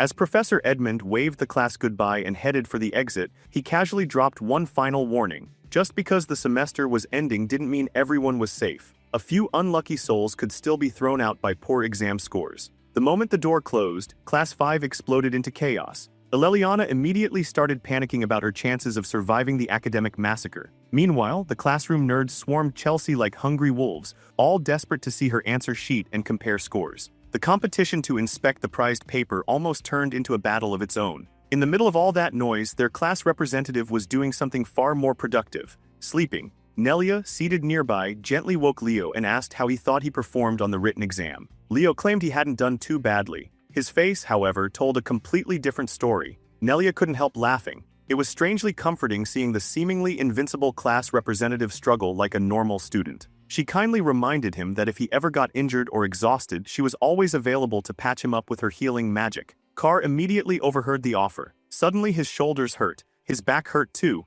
Maybe his entire body needed urgent treatment. Before he could scam his way into free healing, Chelsea delivered some very real pain directly to his spine. After eliminating the distraction, she turned back toward Leo. She had heard from Tide that Leo rarely appeared at the summoning grounds. That part was technically true. The only detail everyone missed was that Leo had been practicing in private. Honestly, that sounded exactly like something he'd do. Curious, Chelsea asked what ranking he was aiming for in the upcoming summoning practical. The question itself felt ridiculous. If the person in question was Leo Plav, then first place was the only answer worth considering. Soon enough, the day of the summoning department's practical exam arrived. Faculty members, upperclassmen, and spectators packed the venue. This wasn't just another test. It was the most anticipated summoning event of the first semester, the Summoned Creature Race. Serving as commentator for the festivities was Rumbetes, a third-year student from the summoning division. Looking around at the massive crowd, Celia questioned whether this was really an exam. Ree's older brother explained that the race had become a treasured tradition within the summoning department. It was even featured during interdepartmental exchanges, making it one of the Academy's most celebrated events. Naturally, Carr smelled profit before anyone else smelled excitement. Within minutes, his popcorn and cola stand was fully operational. The race hadn't even started yet and business was booming. The audience buzzed with excitement, laughter, conversation, anticipation. In complete contrast, the competitors gathered on the stage stood in tense silence. The freshmen already felt enough pressure. The roaring crowd only made things worse. Among the participants, the names drawing the most attention were obvious: Leo, Chenzia, Walden, and Eliza Hergen. Eliza, the white-haired heiress of the renowned Northern Summoner lineage, approached Leo first. She praised his performance during the night department practicals. Then she questioned his preparation for today's race. After all, despite claiming confidence, she had never once seen him participate in group training. The moment she pointed that out, others immediately piled on. Several students openly questioned whether Leo was taking summoning studies seriously. Some even demanded he step aside if he wasn't committed. Most of them had never seen him properly bond with a summon. Tide tried to calm everyone down. Unfortunately, the mob mentality had already kicked in. The complaints kept coming. They accused him of disrespecting the department. They accused Tide of blindly defending the Academy's golden boy. The atmosphere grew uglier by the second. Chenzia could only watch nervously as tensions escalated before the race had even begun. Then another voice joined the conversation. Senlu, a freshman from the Eastern Continent, approached Chenzia. Since she had already performed well in the night department exams, he suggested she stop taking summoning studies so seriously. Before the argument could continue any further, someone else stepped in. Walden Titan, the Southern Continent's captain, the top-ranked summoning student. His presence alone silenced most of the crowd. Walden coldly informed everyone that if they wanted to argue about training hours, they could do it somewhere far away from him. Senlu instantly took offense. Walden didn't care. Listening to amateurs brag about writing summons was annoying enough already. Still missing the point entirely, Senlu challenged him. After all, Walden hadn't attended practice sessions either. Walden's response was brutally simple. Basic Griffin training wasn't worth his time.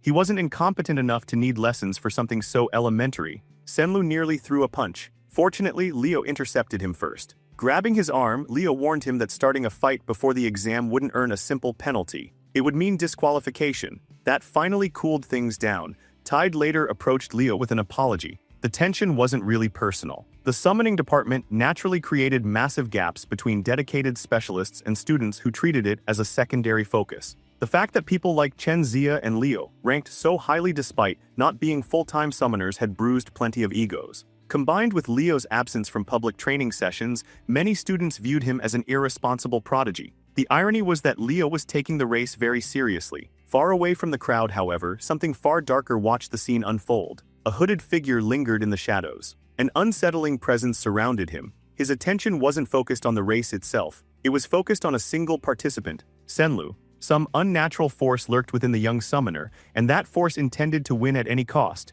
even if that meant causing injury or worse. Before the race officially began, Rumbetes explained the rules. For this exam, students could only use summoning-related abilities. No aura, no magic, no shortcuts. Once the race started, contestants would tame a random griffin from the stables. From there, they would fly across the island of summons, reach Silent Lake as the turning point, then race all the way back to the academy. The stage was set. Would Walden dominate as expected? Would Chen Xia or Eliza rise to the occasion? Would Senlu's hidden secret change everything? Or would Leo Plav somehow steal the spotlight yet again? The racers lined up. Miss Yura addressed her students one final time. She told them to trust their training, trust their instincts, and most importantly, avoid panicking. Ironically, her attempt to calm everyone only made them more nervous. Moments later, she called for positions. The entire arena held its breath. Then, with a booming command that echoed throughout the stadium, the race began. Most competitors immediately sprinted toward the Griffin's stables, but a certain group had a different plan. Without warning, several students unleashed summoning techniques directly at Walden and Leo. The commentator nearly choked in disbelief.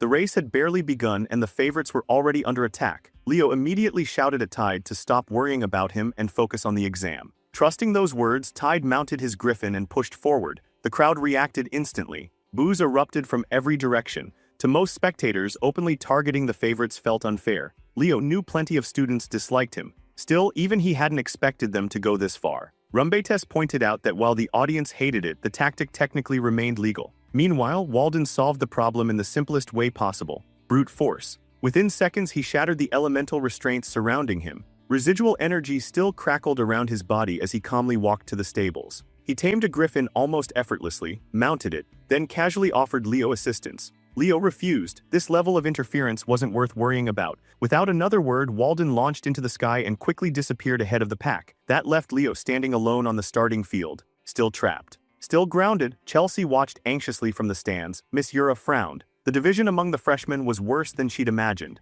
As far as she knew, Leo's specialty lay in summons rather than spirits. Escaping those restraints should have been difficult. She was completely wrong. A brilliant light suddenly erupted across the arena. Every eye turned toward Leo. Closing his eyes, he calmly began reciting an ancient chant. The words flowed naturally, rhythmically, beautifully. He called upon elemental spirits to break his shackles and clear a path, and they answered immediately. Spirits of multiple elemental affinities gathered around him. Most modern summoners struggled to speak even a few words of the ancient spirit language. Leo recited an entire invocation flawlessly. Once again, the Academy's greatest mystery delivered another unbelievable surprise. Watching the scene unfold, Miss Yura finally relaxed. She'd underestimated him. Again, one thought dominated her mind. No matter what happened, she absolutely had to secure Leo for the summoning department. By this point, the other competitors had already covered considerable distance. Far ahead, the students responsible for the ambush laughed among themselves. They mocked Walden, mocked Leo, and confidently predicted the Southern captain would finish dead last.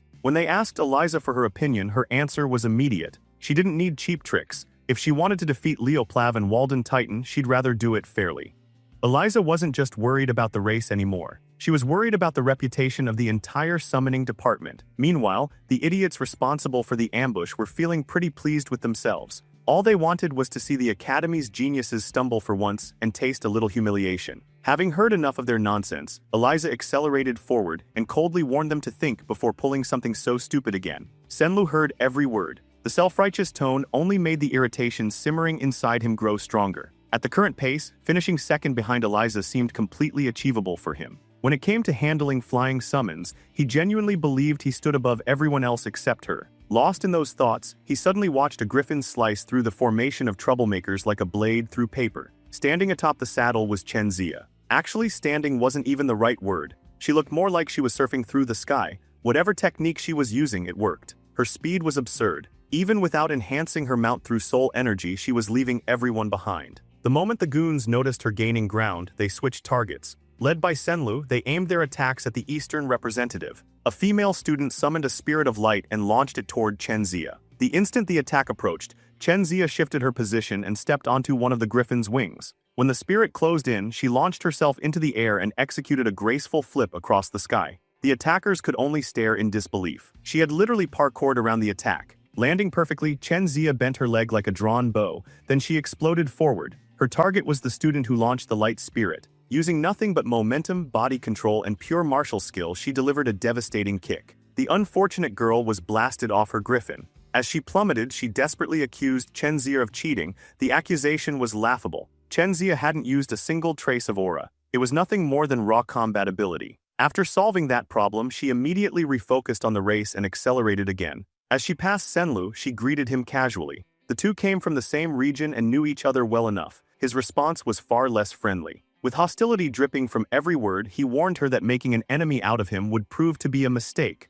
Chenzia wasn't particularly concerned. Even if aerial combat wasn't her greatest strength, she could already sense that someone far angrier was rapidly approaching. Then the sky exploded. A colossal burst of fire painted the heavens crimson. Walden had arrived, and he had apparently decided to start cooking griffins midair. His spirit manipulation was terrifying. The students who targeted him at the starting line quickly learned an important lesson. Walden believed in revenge with interest. One by one, the students who participated in the ambush found themselves blasted from the sky. This wasn't retaliation. This was an aerial execution. The clouds themselves seemed to burn as Walden relentlessly hunted every participant involved. Panic spread instantly. The surviving students scattered in every direction. Walden simply continued firing. Every spell claimed another griffin. Every griffin meant another racer disqualified. The massacre continued. Back at the starting grounds, the commentator shifted attention toward Leo. The freshman representative still had an enormous deficit to overcome. Even after breaking free, he risked finishing the race with a disastrous placement. Now all that remained in the stables was a single griffin. If he failed to tame it, everything would end here. Leo examined the creature carefully. Almost immediately, he noticed a fresh wound on its left wing. The injury wasn't accidental. The cut was too deliberate, too recent. The same idiots who trapped him had clearly done this as well. For future heroes to resort to something so petty and cruel was beyond disgraceful. The moment Leo grabbed the reins, the griffin erupted into chaos. The creature thrashed wildly. Everyone knew forcing yourself onto a guarded griffin without earning its trust was a terrible idea. From the audience, the Zeringer siblings watched closely. Celia looked worried. Rhea looked intrigued. From their perspective, it seemed like Leo intended to brute force the entire taming process. Leo understood the griffin's anger. He understood its fear. But there wasn't enough time for a slow approach. Meeting the beast's eyes, he released a chilling glare. Then he gave a simple command. Kneel. The griffin froze. For a brief moment, it genuinely felt like death itself was staring back at it. The resistance vanished. Calm returned. A bond formed. The griffin accepted him. Leo reached toward the injured wing and carefully removed the shard embedded within the wound. Then in one smooth motion, he mounted the saddle. Finally, the race could begin. Guiding the griffin expertly, he launched from the stables and entered the skies. The audience immediately noticed the damaged wing. Even the commentator began wondering if the freshman representative might actually finish last. Leo ignored the noise. He could feel the pain his mount had endured, and because of that he decided to help. Calling upon his only contracted summon, he summoned Fiora. The tiny phoenix appeared in the air as adorable as ever. At Leo's command, she drifted toward the injured wing. Phoenix flames wrapped around the griffin. The confused creature instinctively tried to resist. From the stands, Celia narrowed her eyes. Those flames were unfamiliar. Even Rhea couldn't identify them. They weren't Zeringer flames. They weren't aura flames. They were something entirely different. Meanwhile, farther ahead, the surviving troublemakers were desperately trying to escape Walden's wrath. Most had already been eliminated. The rest were simply fighting not to finish last. Unfortunately for them, an even bigger problem had just entered the race. Bathed in phoenix fire, Leo's griffin surged forward. The transformation was unbelievable. The wounded creature now flew faster than ever. The moment Leo spotted the competitors ahead, he decided to see exactly how fast this griffin could go. Then something unexpected appeared in the distance. A dragon, at least that's what it looked like. Leo's eyes narrowed instantly. Unlike everyone else, he recognized the creature immediately. His heart sank. That wasn't a dragon, it was a Fafnir, a monster he knew all too well. For a moment he wondered if his eyes were deceiving him. They weren't. Several minutes earlier, Eliza had abandoned her pursuit of first place and doubled back to confront Walden. If she wanted victory, she needed to stop him. Walden responded to her arrival with a simple snap of his fingers. Spirits obeyed instantly. Fire erupted across her flight path. The explosion shook the sky. Yet Eliza maneuvered flawlessly and escaped without a scratch. She quickly figured out his trick. Walden was combining wind and fire spirits to create explosive attacks. Pulling off something like that required monstrous talent. Even Eliza was impressed. Riding atop his griffin, Walden looked like an unstoppable force. A wall capable of crushing anyone who stood in his way, but Eliza was no ordinary student. As an heir to a legendary summoner lineage, she had her own cards to play. Her strategy was simple. No matter how devastating an attack was, it meant nothing if it couldn't connect. Relying on superior reactions and flight control, she weaved through every attack, Seeing that, Walden switched tactics. The fire spirits vanished. The wind spirits followed. Moments later, enormous ice spears materialized throughout the sky. Each one shimmered with additional elemental enchantments. The scale alone was terrifying. Eliza simply scoffed. Channeling power into her griffin, she awakened more of its latent potential. The creature grew stronger, larger, more ferocious, like something straight out of a monster battle. Its jaws opened. A torrent of flame erupted forward. The firestorm melted every incoming spear before they could reach her. Walden's assault was successfully neutralized. Watching the clash unfold, the commentator could barely contain his excitement. Yet while those two titans battled each other, someone else quietly slipped past: Chenzia. Taking advantage of the distraction, she surged into first place.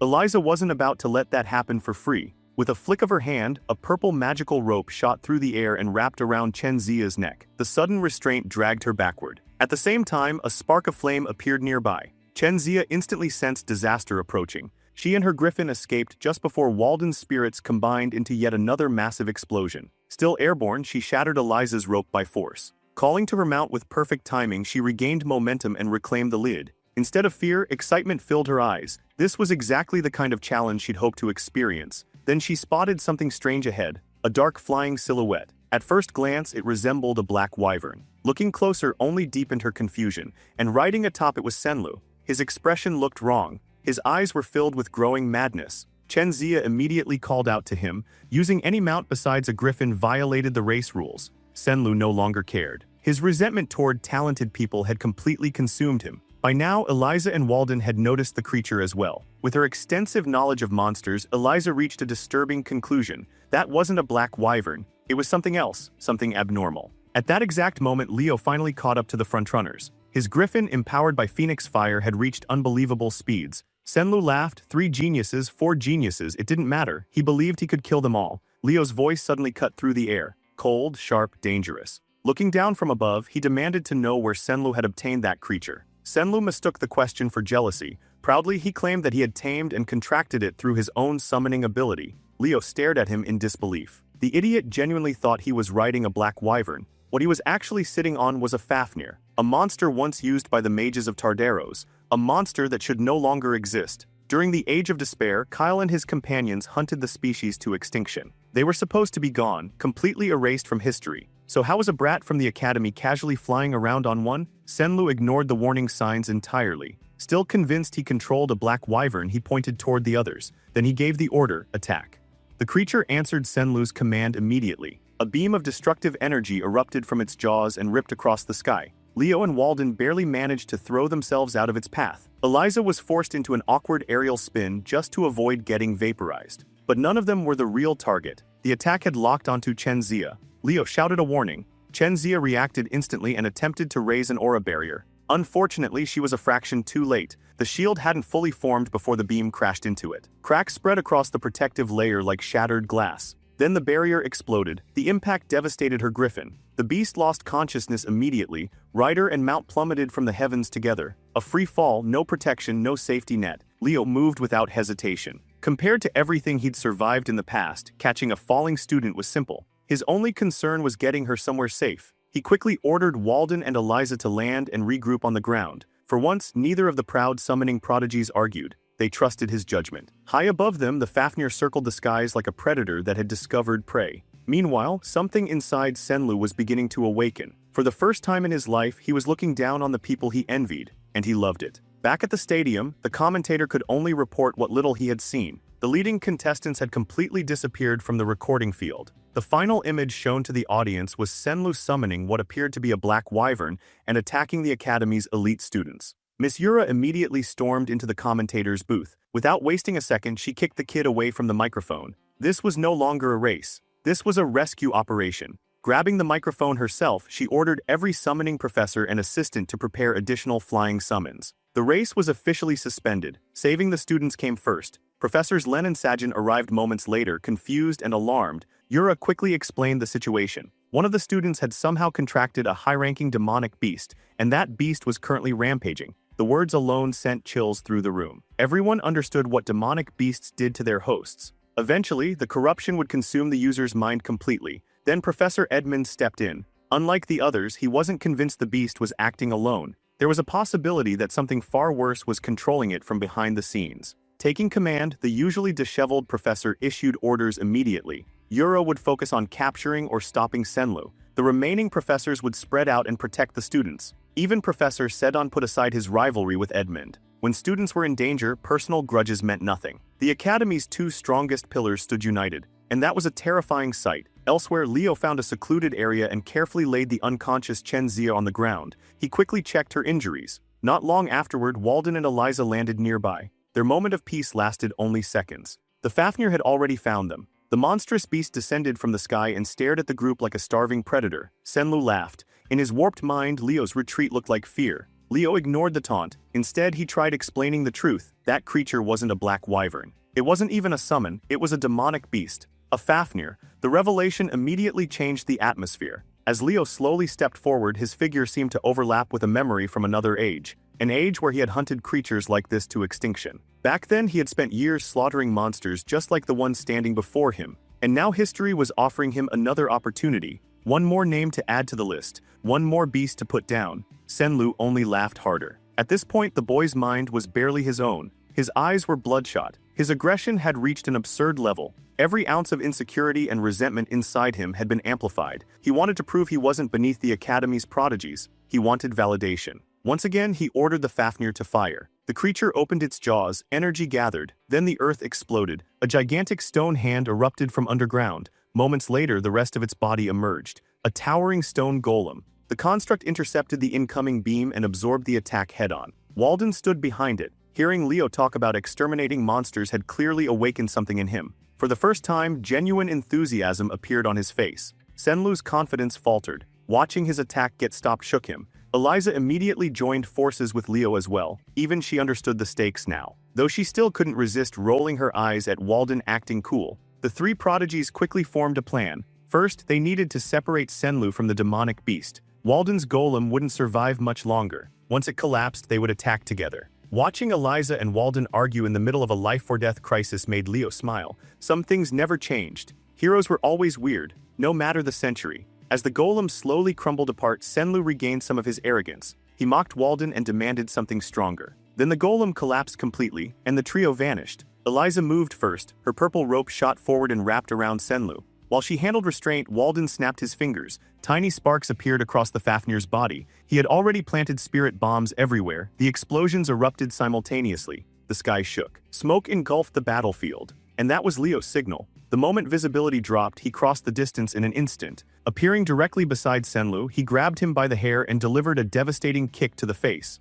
The impact nearly launched the boy from the Fafnir's back. But something felt wrong, very wrong. A different voice emerged from Senlu's mouth. Calm, collected, ancient. The entity actually praised Leo's strategy. Removing the host from the beast was the correct move. Unfortunately, it was already too late. The vessel had been fully possessed. Danger spiked instantly. Before Leo could react, the Fafnir carried him into the sky. Walden and Eliza were left behind. The thing controlling Senlu asked whether Leo was finally afraid. Leo answered by punching him in the face. Hard, the blow revealed the truth. A demonic beast handler from Tardaros had possessed Senlu. The handler froze. Nobody should have been able to identify him so quickly. Leo's calmness under pressure reminded him of a nightmare from history. The heroes, which meant one thing: Leo couldn't be allowed to live. Using a refined spirit technique, the handler blasted Leo away. Without footing, he began falling from the sky, yet he remained perfectly calm. Fiora answered his call. Phoenix flames spread across the heavens. As Leo manipulated a sphere of fire, old memories surfaced. Back when he was Kyle, the hero of the beginning, he had always been competent at everything, but never the absolute best in any one field. Aaron and Duno surpassed him in aura. Luna eclipsed him in magic. Lucas stood above him in summoning, yet being a jack of all trades had its own advantage. It allowed him to combine disciplines in ways nobody else could imagine, drawing on aura, magic, soul energy, his bond with Fiora, and every bit of knowledge he possessed. Leo created something extraordinary. The three paths were meant to be separate, but when combined properly they produced terrifying results. Fiora disappeared. In her place emerged an adolescent phoenix, majestic, radiant, magnificent. Crimson feathers illuminated the world. The transformed phoenix caught Leo effortlessly. The Fafnir immediately reacted. Its agitation was obvious. Even the handler became visibly cautious. For the first time, he demanded to know who Leo truly was. Leo simply smiled. If they were exchanging questions, he wanted answers too. Specifically where the Fafnir came from, the handler's expression darkened. This student knew far too much about the Age of Despair. Far more than any academy student should. That knowledge alone made him dangerous. The Fafnir attacked. Leo was already prepared. Drawing his blade, he gathered phoenix flames around its edge. Fortunately, the Zeringer sword style had always been designed around phoenix power, and that elevated his secret technique to an entirely new level: prominence. The Fafnir's devastating beam collided head-on with Leo's blazing strike. The sky became a battlefield of pure destruction, like two legends clashing. Neither side yielded. Leo poured everything into the attack. Below, Senlu looked completely broken. His mind had been shredded by possession. The Fafnir finally faltered. Pain coursed through the monster. The handler lost his balance, and Leo seized the opportunity instantly. The beast's soul energy was weakening. Now was the time to finish it. Roaring with everything he had left, Leo pushed harder. The handler could only curse him. Phoenix flames invaded the Fafnir's body. The fire spread through every inch of the demon, burning it from the inside out. Flames burst from every opening. The monster was destroyed in a horrifying explosion. Victory belonged to Leo. Breathing heavily, he praised Fiora for saving the day once again. Now all that remained was returning safely. Unfortunately, there was a problem. The transformation had reached its limit. Leo's expression changed. He had miscalculated badly. The phoenix form vanished, and suddenly he was falling thousands of feet straight down. His scream echoed across the sky. Far away, hidden deep within the forest, the true body of the Tardaro's beast handler continued his ritual. Before he could make another move, brilliant light flooded the woods. A crushing pressure descended. The handler dropped to his knees. Two figures emerged, Professor Sedon and Professor Edmund. Sedon's radiant power had completely sealed the area. Beside him stood Edmund, darkness swirling around his body. The handler recognized them immediately. The two pillars of Lumina Academy. Fighting both at once was suicide. Without hesitation, he tore open a spatial rift. Knowing the battle was lost, he abandoned the area and disappeared into the void. The handler's escape left a bitter taste behind. He had failed today, but only temporarily. There would be another chance to spread chaos. Another opportunity to strike. As the spatial rift remained open, something horrifying crawled out from the darkness beyond. A mass of living smoke burst through the opening. Countless eyes blinked across its body. Rows of jagged teeth stretched from dozens of mouths. The nightmare creature turned toward the wounded handler and slammed its impossibly heavy form into him. A moment later, the smoke dispersed. The rift vanished. The handler vanished. Only scattered stones and lingering clouds of foul-smelling smoke remained behind. Sedon and Edmund exchanged grim looks. The darkness was no longer hiding. It was moving openly now. Sedon collected several remnants for investigation. More than anyone else, the Academy's two pillars understood the implication. Lumen Academy might no longer be the safe sanctuary everyone believed it to be. Meanwhile, Leo was still falling, very rapidly. Clutching the tiny phoenix, he told Fiora to return to the Summon Realm instead of sharing his imminent crash landing. Thankfully, fate had other plans. A massive winged shadow swept beneath him. Moments later, Leo found himself dangling safely above the ground. Miss Yura had arrived. Seated atop her black wyvern, she wore a look of overwhelming relief. For once, the strict professor openly thanked the heavens for her timing. The wyvern gently lowered Leo onto a prairie while still carrying him like an overgrown cub. Far away from the academy, the beast handler retreated to a hidden cave. Deep within his secret base, surrounded by twisted experiments and forbidden research, he knelt before his superior. The man looking down at him seemed disgusted, humiliated. A mission had failed because of a mere hero candidate. The injured handler protested immediately. The opponent he faced was anything but ordinary. Mentioning Leo's Phoenix contract caught his superior's attention. But hearing that the boy recognized a Fafnir for what it truly was changed curiosity into caution. A dangerous smile slowly spread across the superior's face. This hero candidate had become interesting, very interesting. Back at Lumen, the summoning practical exam was officially cancelled due to the incident. Senlu's mind had been damaged beyond recovery. The unfortunate student eventually lost his life. For many freshmen, this became their first real lesson. Lumen Academy wasn't just a prestigious school. It was a place where people could genuinely die. Naturally, rumors exploded everywhere. Everyone wanted answers regarding Senlu. At Miss Yura's request, however, the students involved maintained a unified story. According to the official version, a rogue black wyvern had caused the incident. Nothing more, nothing less. For the moment, Leo had to set aside demons, conspiracies, and ancient enemies. The magic department practical exam had arrived. Professor Len stood at the front of the lecture hall waiting for the final students to enter. Carr and Chelsea were already seated. Soon, K'Lo walked through the doorway. She looked terrible. Her hair was messy. Dark circles hung beneath her eyes. It looked as though sleep had abandoned her for days. Leo entered shortly afterward and immediately noticed her condition. After everyone settled down, Professor Len finally began. The atmosphere changed instantly. This would not be a simple classroom exercise. Every student was expected to present an original spell that reflected their individuality and magical philosophy. Len believed it would be wasteful if only he witnessed the next generation's talents. so he had invited guests. 3 former graduates from the magic department entered the room. Each had already established a reputation in the magical world: the sharp-minded Rilda, the sturdy and dependable Edmund Slack, and the cheerful Shan Hodge. Today they would serve as judges. The seniors greeted the class warmly, easing some of the tension. Carr immediately convinced himself they looked generous enough to hand out easy grades. Poor Guy was about to learn otherwise. The first student called forward was a Leliana Layden. She practically bounced onto the stage. Her smile sparkled, her posture screamed noble elegance. Her introduction was so overly refined that Carr nearly gagged. He knew she was acting. When the demonstration began, brilliant lights illuminated the room. Leliana's rare affinity for light magic allowed her to create an impressive spectacle. But that was only the beginning. She introduced fire into the equation. Light and flame merged. Scorching rays twisted around her body in dazzling patterns. The resulting thermal ray magic looked powerful and beautiful. Shan Hodge admired the display, then casually pointed out that the spell was essentially a variation of standard laser magic, a spell anyone could learn. Leliana's confidence visibly cracked. Meanwhile, the judges were already writing scores. After a brief discussion, the verdict arrived. 2 judges awarded a C-.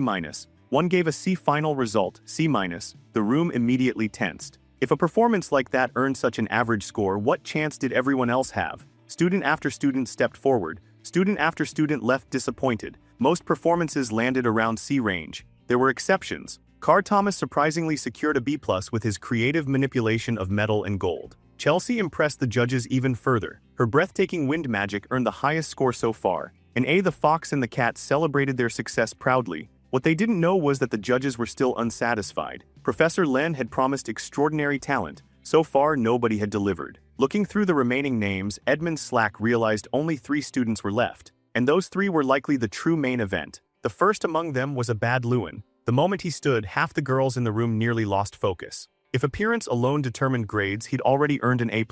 Unlike everyone before him, Abad didn't begin with flashy effects. Instead, he carefully explained the theory behind his spell. The framework, the formulas, the concept. Only after laying everything out did he reveal its name: Tempest. Professor Len immediately leaned forward. The judges listened intently. Abad explained that the completed version would eventually reach top-class magic, and unlike most students, he had spent months refining it. Back in his family's territory, he conducted countless experiments. Protective barriers were erected by senior family magicians. Even then, the spell repeatedly pushed those defenses to their limits. Floating above the ground, Abad had unleashed the early form of Tempest. Violent winds gathered around him. They twisted into a storm powerful enough to erase everything in its path. The force became so overwhelming that even 4 magicians struggled to contain it. Then disaster nearly struck. An innocent animal was caught in the storm. Seeing that creature helplessly lifted into the sky pushed Abad beyond his limits. His determination to save it granted him complete mastery over the spell. Back in the lecture hall, he demonstrated a compressed version.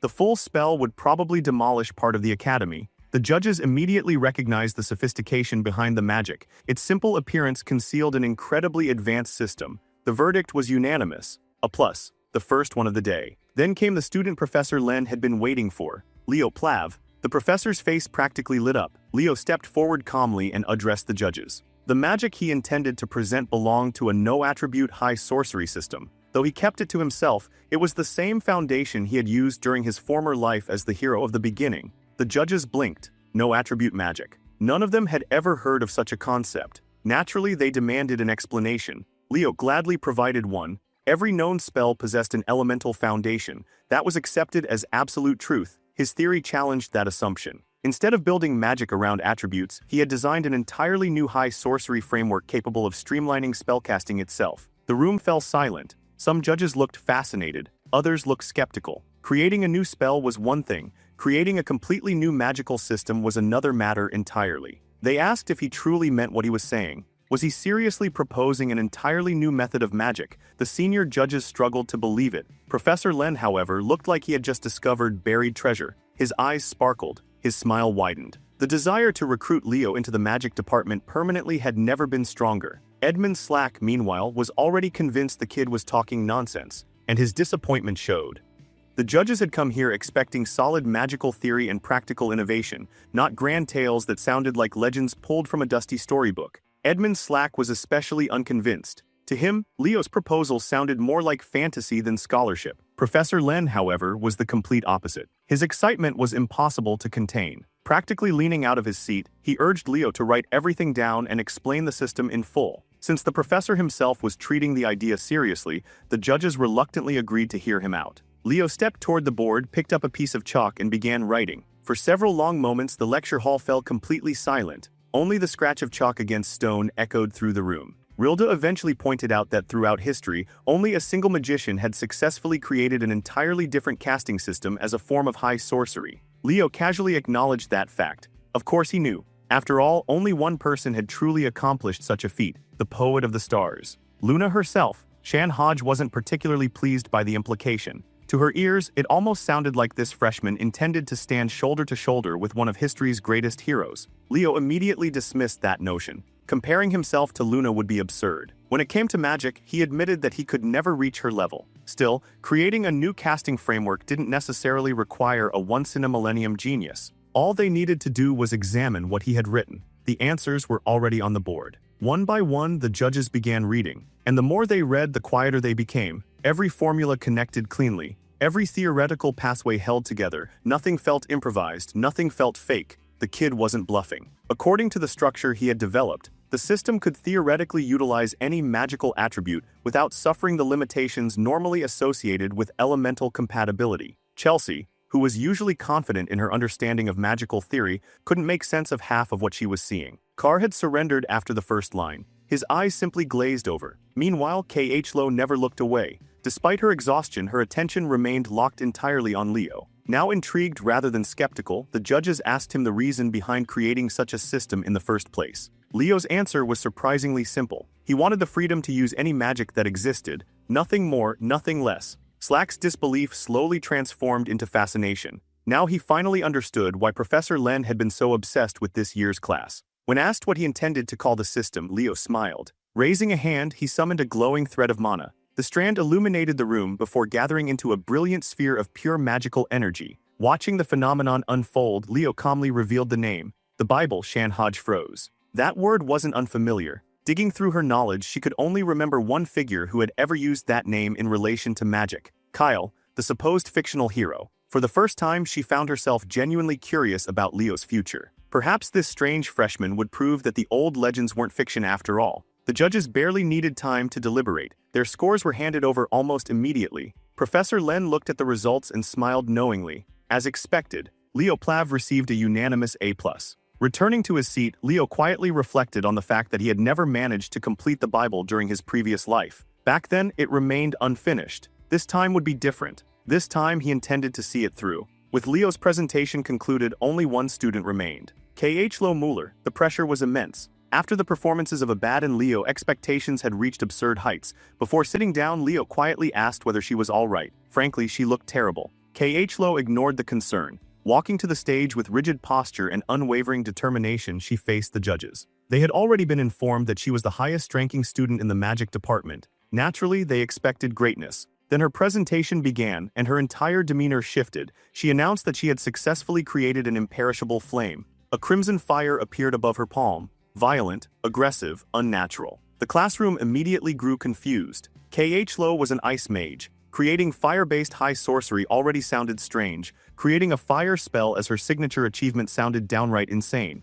At first glance, the judges seemed underwhelmed. Compared to Tempest and the Bible, the flame appeared ordinary. If that was all there was to show, her score would suffer tremendously. Then she revealed the real demonstration. Water rose into the air. With a simple gesture, she brought it crashing down toward the flame like a waterfall. Any normal fire would have disappeared instantly. This one didn't. Not even slightly. Abad's eyes widened. Leo felt a chill run down his spine. Something wasn't right. There was a darkness hidden behind Yahello's gaze as she calmly explained her creation. The fire would continue burning indefinitely. Unless she personally extinguished it, it would never disappear. Finally, she canceled the spell herself. The impossible flame vanished. Then she approached the board and began explaining the theory. According to every known law of magic, a spell required mana support. Without mana, it faded. That was one of the oldest truths in existence. Yahello had created something that violated that law entirely. The room sat in stunned silence. Students couldn't process it. Even the judges struggled to comprehend what they were hearing. When she finally revealed the spell's name, her voice never wavered. Eternal Flame. Out of everyone present, Leo was the only one absolutely certain that this should have been impossible, and yet the theory appeared coherent. The demonstration was undeniable. As unbelievable as it was, the judges awarded her the same score as Leo, A+.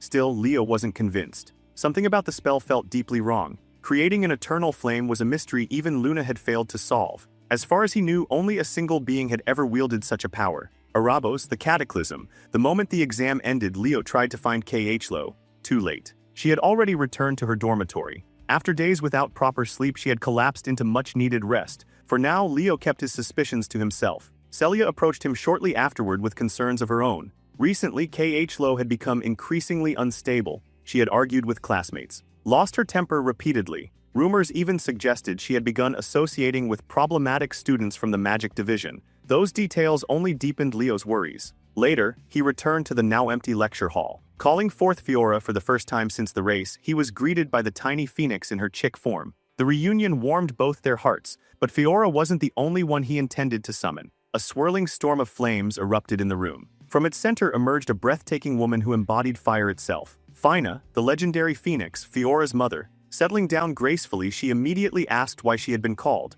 Leo got straight to the point. He wanted to know why she had remained at Lumen for so many years. As the natural enemy of demonic beasts, there had to be a reason. Fina eventually revealed the truth. 5 years earlier, a horrific terrorist attack had struck the academy. 2 students and 3 staff members died. The perpetrators were never identified. Desperate for answers, Headmaster Kalyan requested her assistance. Since then, she had remained at the academy searching for clues. That revelation connected directly to recent events. The demonic beast incident, Senlu's death, the mysterious handler. Leo asked whether Tardaros was involved. Fina hesitated. She admitted her suspicions pointed toward the organization, but she couldn't reveal anything further. Seeing he wouldn't get more answers, Leo shared a warning instead. Perhaps Senlu wasn't the only student who had fallen under Tardaros' influence. The following day brought another challenge. The relentless gauntlet of exams continued. This time, every freshman gathered for the combined heroics and combat studies practical assessment. Standing at the front was the ever-relaxed Professor Edmund. After confirming attendance, he immediately dumped the responsibility of explaining the exam onto Leo.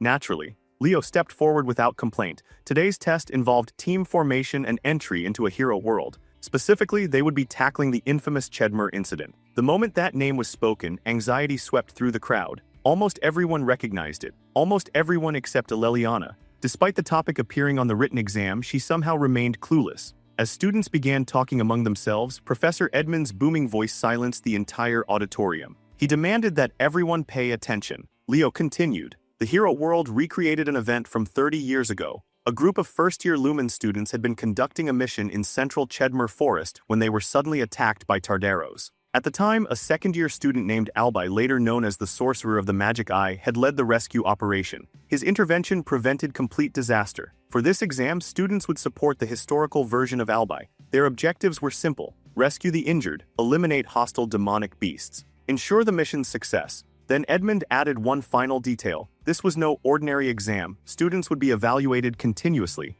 Awareness, judgment, heroic potential, everything mattered. Anyone deemed unfit to become a hero would be expelled immediately. The announcement sent a wave of panic through the freshmen. Even confident students felt uneasy. Then, surprisingly, Edmund softened his tone. Looking at the anxious faces before him, he reminded them how far they had already come. They were stronger than they realized. For now, all they needed to do was trust themselves.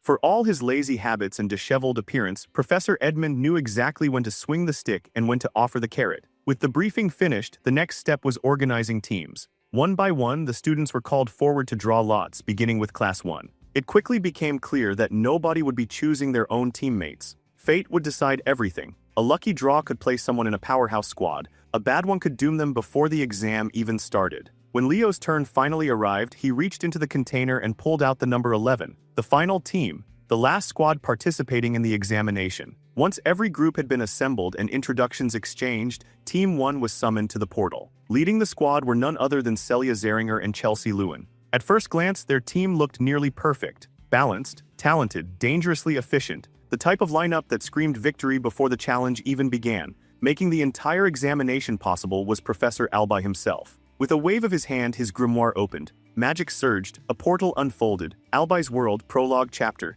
the Chedmer Incident. A torrent of radiant light swallowed Team 1 whole and hurled them into a recreation of the past. Nearby, an enormous magical display activated. Every movement inside the hero world would be broadcast for the audience to observe. The crowd was immediately impressed. Team 1 had barely entered before they began tearing through objectives at a frightening pace. Chelsea's precision magic paired perfectly with Celia's relentless swordsmanship. They weren't completing the exam. They were speedrunning it. Students born into legendary hero lineages truly operated on a different level. Watching from the sidelines, Professor Sedon naturally praised Celia as the team's greatest asset. Professor Edmund immediately disagreed. In his opinion, Chelsea's decisions were carrying just as much weight. As usual, the Academy's two pillars found a way to compete even while sitting down. Their argument was interrupted by the arrival of the headmaster. Kalyan stepped forward while complimenting Team 1's performance. They were exactly what rising stars should look like. Knowing full well the professors would eventually start bickering again, the old man calmly placed a chair between them. He had come to witness the growth of the first years for himself.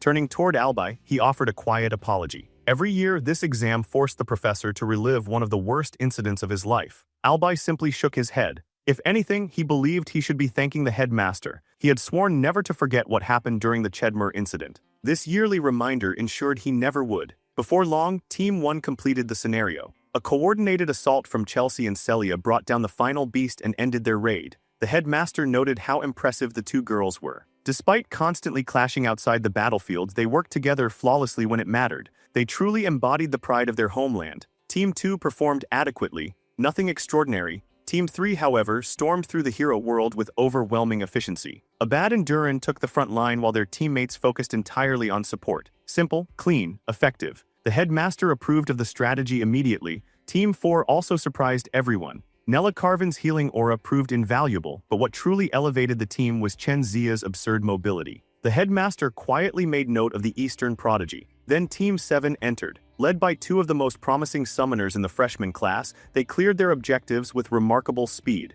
As the performances continued, the professors and headmaster remained glued to the magical screen. Many students had exceeded expectations. Many had showcased tremendous potential, yet everyone knew the most anticipated participant still hadn't entered the field. At last, Team 11 was called forward, the final team, the final run, and among its members stood two names everyone recognized: Leo Plav, Yahello Mueller. The headmaster watched quietly. Something about Leo reminded him of his younger days. Back when he still charged into danger alongside companions like Farina. Back when he was the hero rather than the administrator. Standing atop the summoning circle, Leo and Yahello exchanged glances. Professor Albai opened his grimoire once more. For the 11th and final time, Albai's World, Prologue Chapter, the Chedmer Incident, initiating. Unnoticed by everyone present, a tiny trace of darkness slipped onto the summoning circle. It spread through the magical inscriptions like poison. As the light consumed Team 11, Leo immediately sensed something was wrong. The energy felt different, more violent, more aggressive. Then the impossible happened.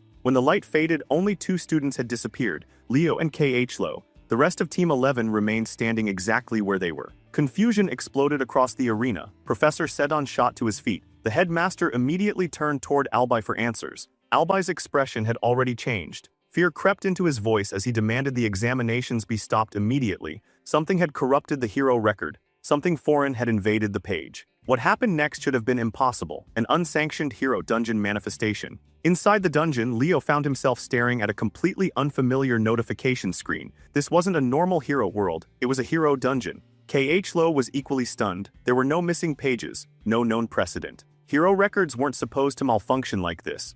Leo attempted to contact the professors. Nothing, no response. Yahello's composure immediately began cracking. She desperately hoped the academy would intervene and rescue them. Leo quickly brought her back to reality. If the professors could have reached them, they already would have. The truth was simple, they were on their own. The hero dungeon had called them, and now they had no choice but to answer. Yahello trembled. The last known victims of a hero dungeon had barely survived. And now they were willingly walking into what could very well be a Tardaro's trap. Her knees weakened. Her remaining hope began crumbling. Leo, meanwhile, remained annoyingly calm. He reminded her that she was still one of the smartest students in the academy. More importantly, they weren't alone. As long as they worked together, they could survive. That confidence only irritated her more. Even in a nightmare scenario, Mr. Perfect somehow refused to panic. Grinding her teeth, she forced herself to focus. If he had a plan, she wanted to hear it. Leo explained that they currently had two priorities: find the missing freshmen, get everyone out alive. To accomplish that, they needed more strength. Yahello immediately rejected the idea.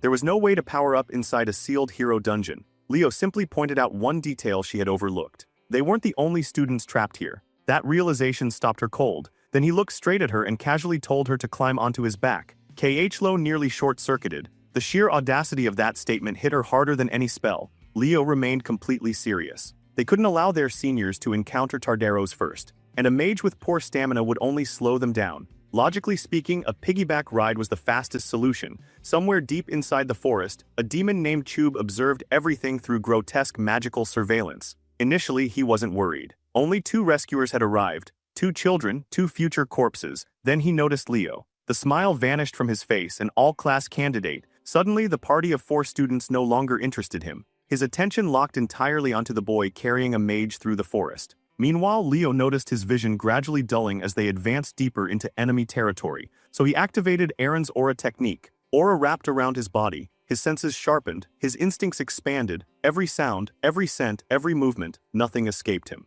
Moments later, he warned Yahello about a nearby group of orcs. She reacted instantly. A volley of icy projectiles exploded forward. Most of the monsters dropped immediately. One survived. The creature pulled out a horn to call reinforcements. Before Yahello could react, Leo flashed forward and cut it down. Watching the effortless execution left her speechless. The gap between them felt impossibly large. For a moment she wondered if she'd ever surpass him. Their journey soon led them to another discovery. A group of demons had surrounded 4 trapped students. Without hesitation, Leo charged directly into the danger zone. He instructed Yahello to provide support and dove into battle. One female student desperately attempted to complete a spell. Unfortunately, a powerful demon reached her first. Its claws were seconds away from tearing her apart. Then Leo appeared, one clean slash. The demon died instantly. The battlefield froze. The surviving demons hesitated. The rescued students stared. Even the girl herself couldn't process what had happened. Leo simply turned and confirmed that yes, he was there to save them. Before anyone could say more, another demon began casting a large-scale spell.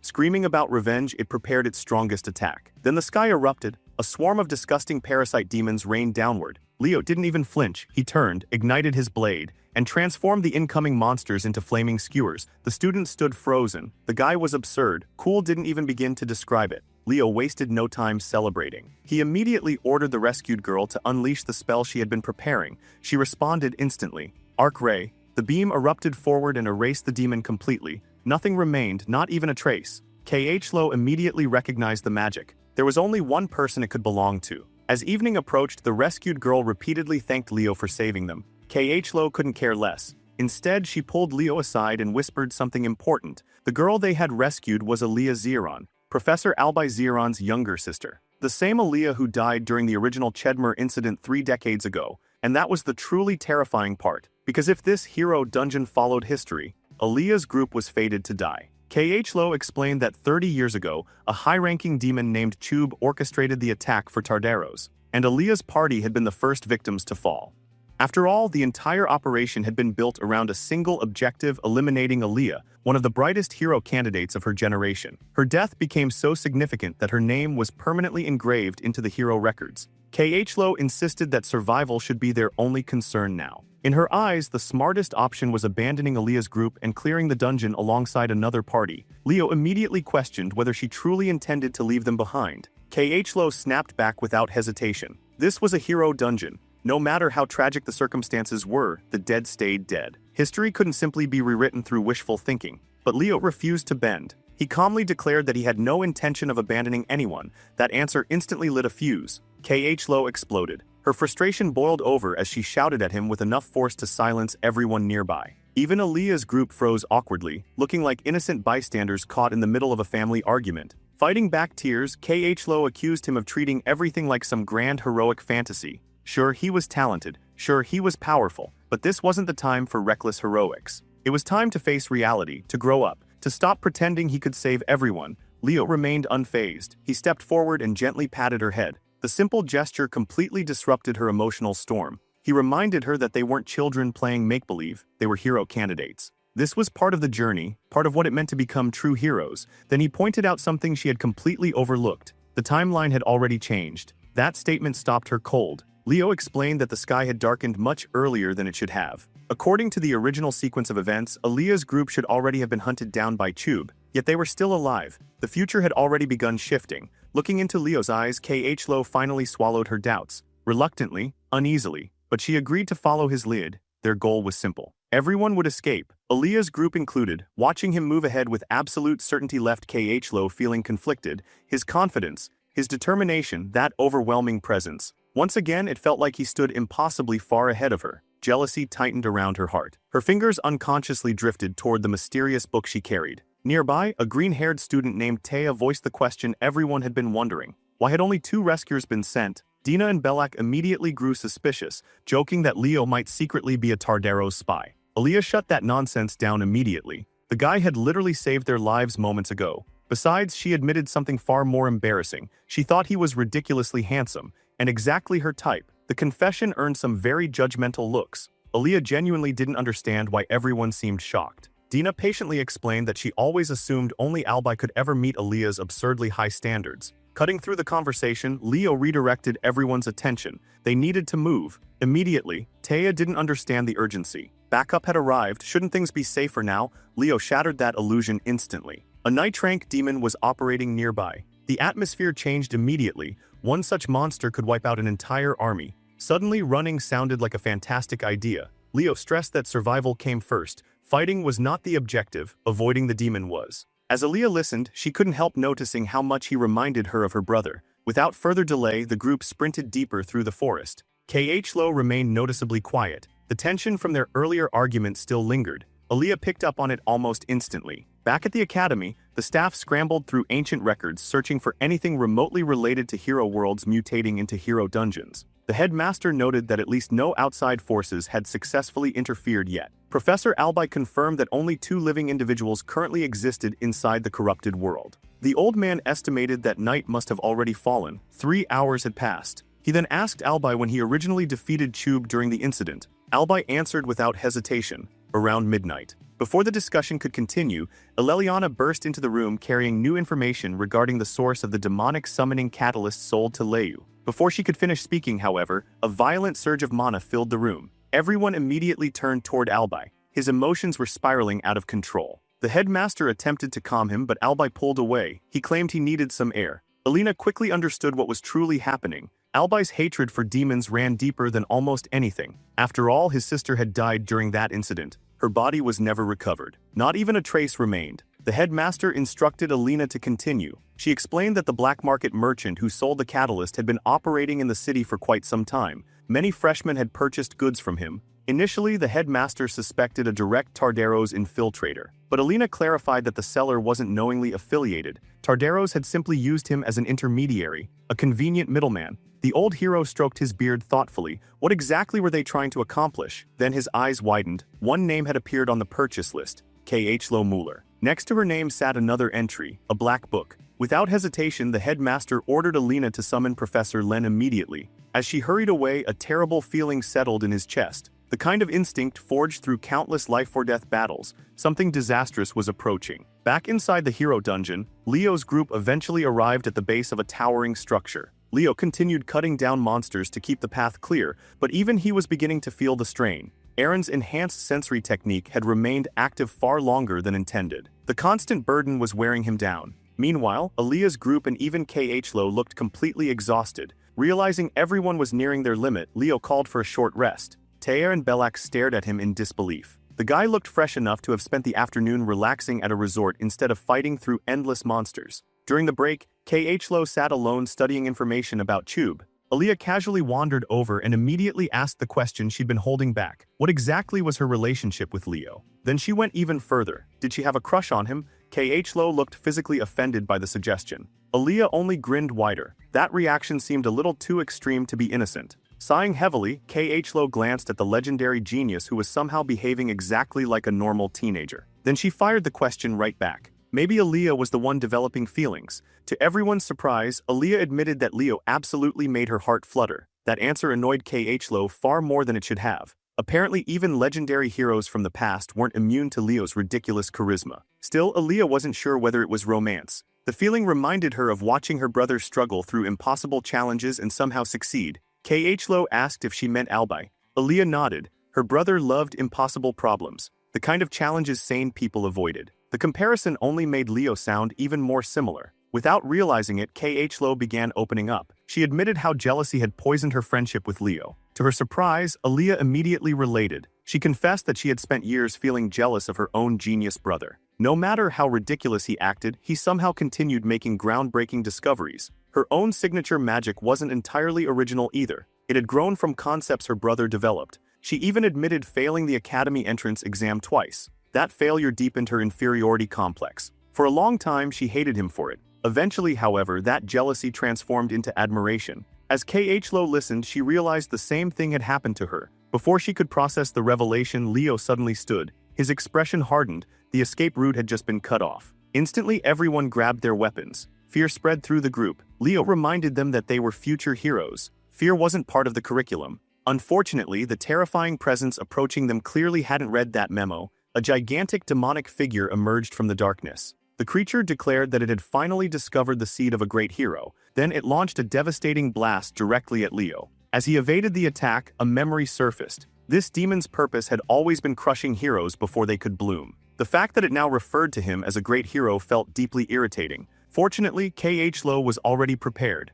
At Leo's signal, she unleashed a massive ice formation. A colossal iceberg erupted into existence and intercepted the attack. Meanwhile, Leo infused his blade with magic. In a flash, he appeared behind Tube and delivered a brutal slash across the demon's thick neck. For a brief moment, everyone thought the battle was over. Then the wound moved, flesh twisted, muscle stretched. The severed tissue knitted itself back together like living corruption. Hope vanished instantly. Leo immediately ordered everyone to retreat. The demon activated a cursed ability known as Void, an absurd power capable of nullifying incoming attacks. Taya and Aaliyah stared in disbelief. How was anyone supposed to defeat something like that? Leo remained focused. Every ability had limits, Void included. Tube mocked him, ridiculing the idea that a mere remnant of heroism could ever stand against him. Leo answered with a question of his own. If Tube was truly so powerful, why was he so desperate to eliminate a simple sprout before it could grow? Without waiting for a response, Leo ordered everyone to attack together. The combined assault began immediately. Among all the attacks, Aaliyah's unique magic stood out the most.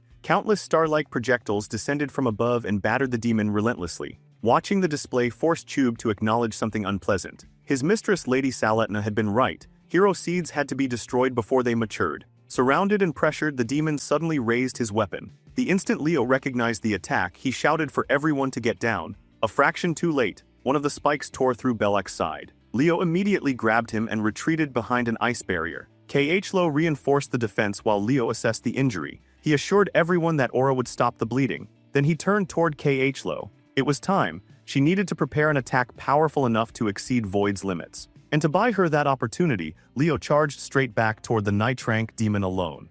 Klo finally opened the black book she had been clinging to all this time. As her eyes raced across its pages, she found exactly what she was looking for. A spell. A terrifying spell. One powerful enough to reduce that monstrous demon to ash and erase him from existence. Meanwhile, the freshmen could barely process what they were witnessing. Leo was moving so fast that his body left countless afterimages behind. One moment he appeared on Tube's left. The next he was behind him, then above him, then somewhere else entirely. The Nitrank demon kept striking shadows, only to get hammered from another angle moments later. Watching the spectacle, Taya couldn't hide his amazement. He wondered if he would ever become cool enough to pull off something like that. Dina immediately crushed that dream without mercy. Nearby, Aaliyah stood frozen between admiration and confusion. The magic Leo was using resembled star magic. That alone proved he wasn't some ordinary student. The guy was clearly hiding far more than he revealed. Before anyone could dwell on that mystery, Klo stole the spotlight. She slowly rose into the air. A sinister black magic circle unfolded beneath her feet.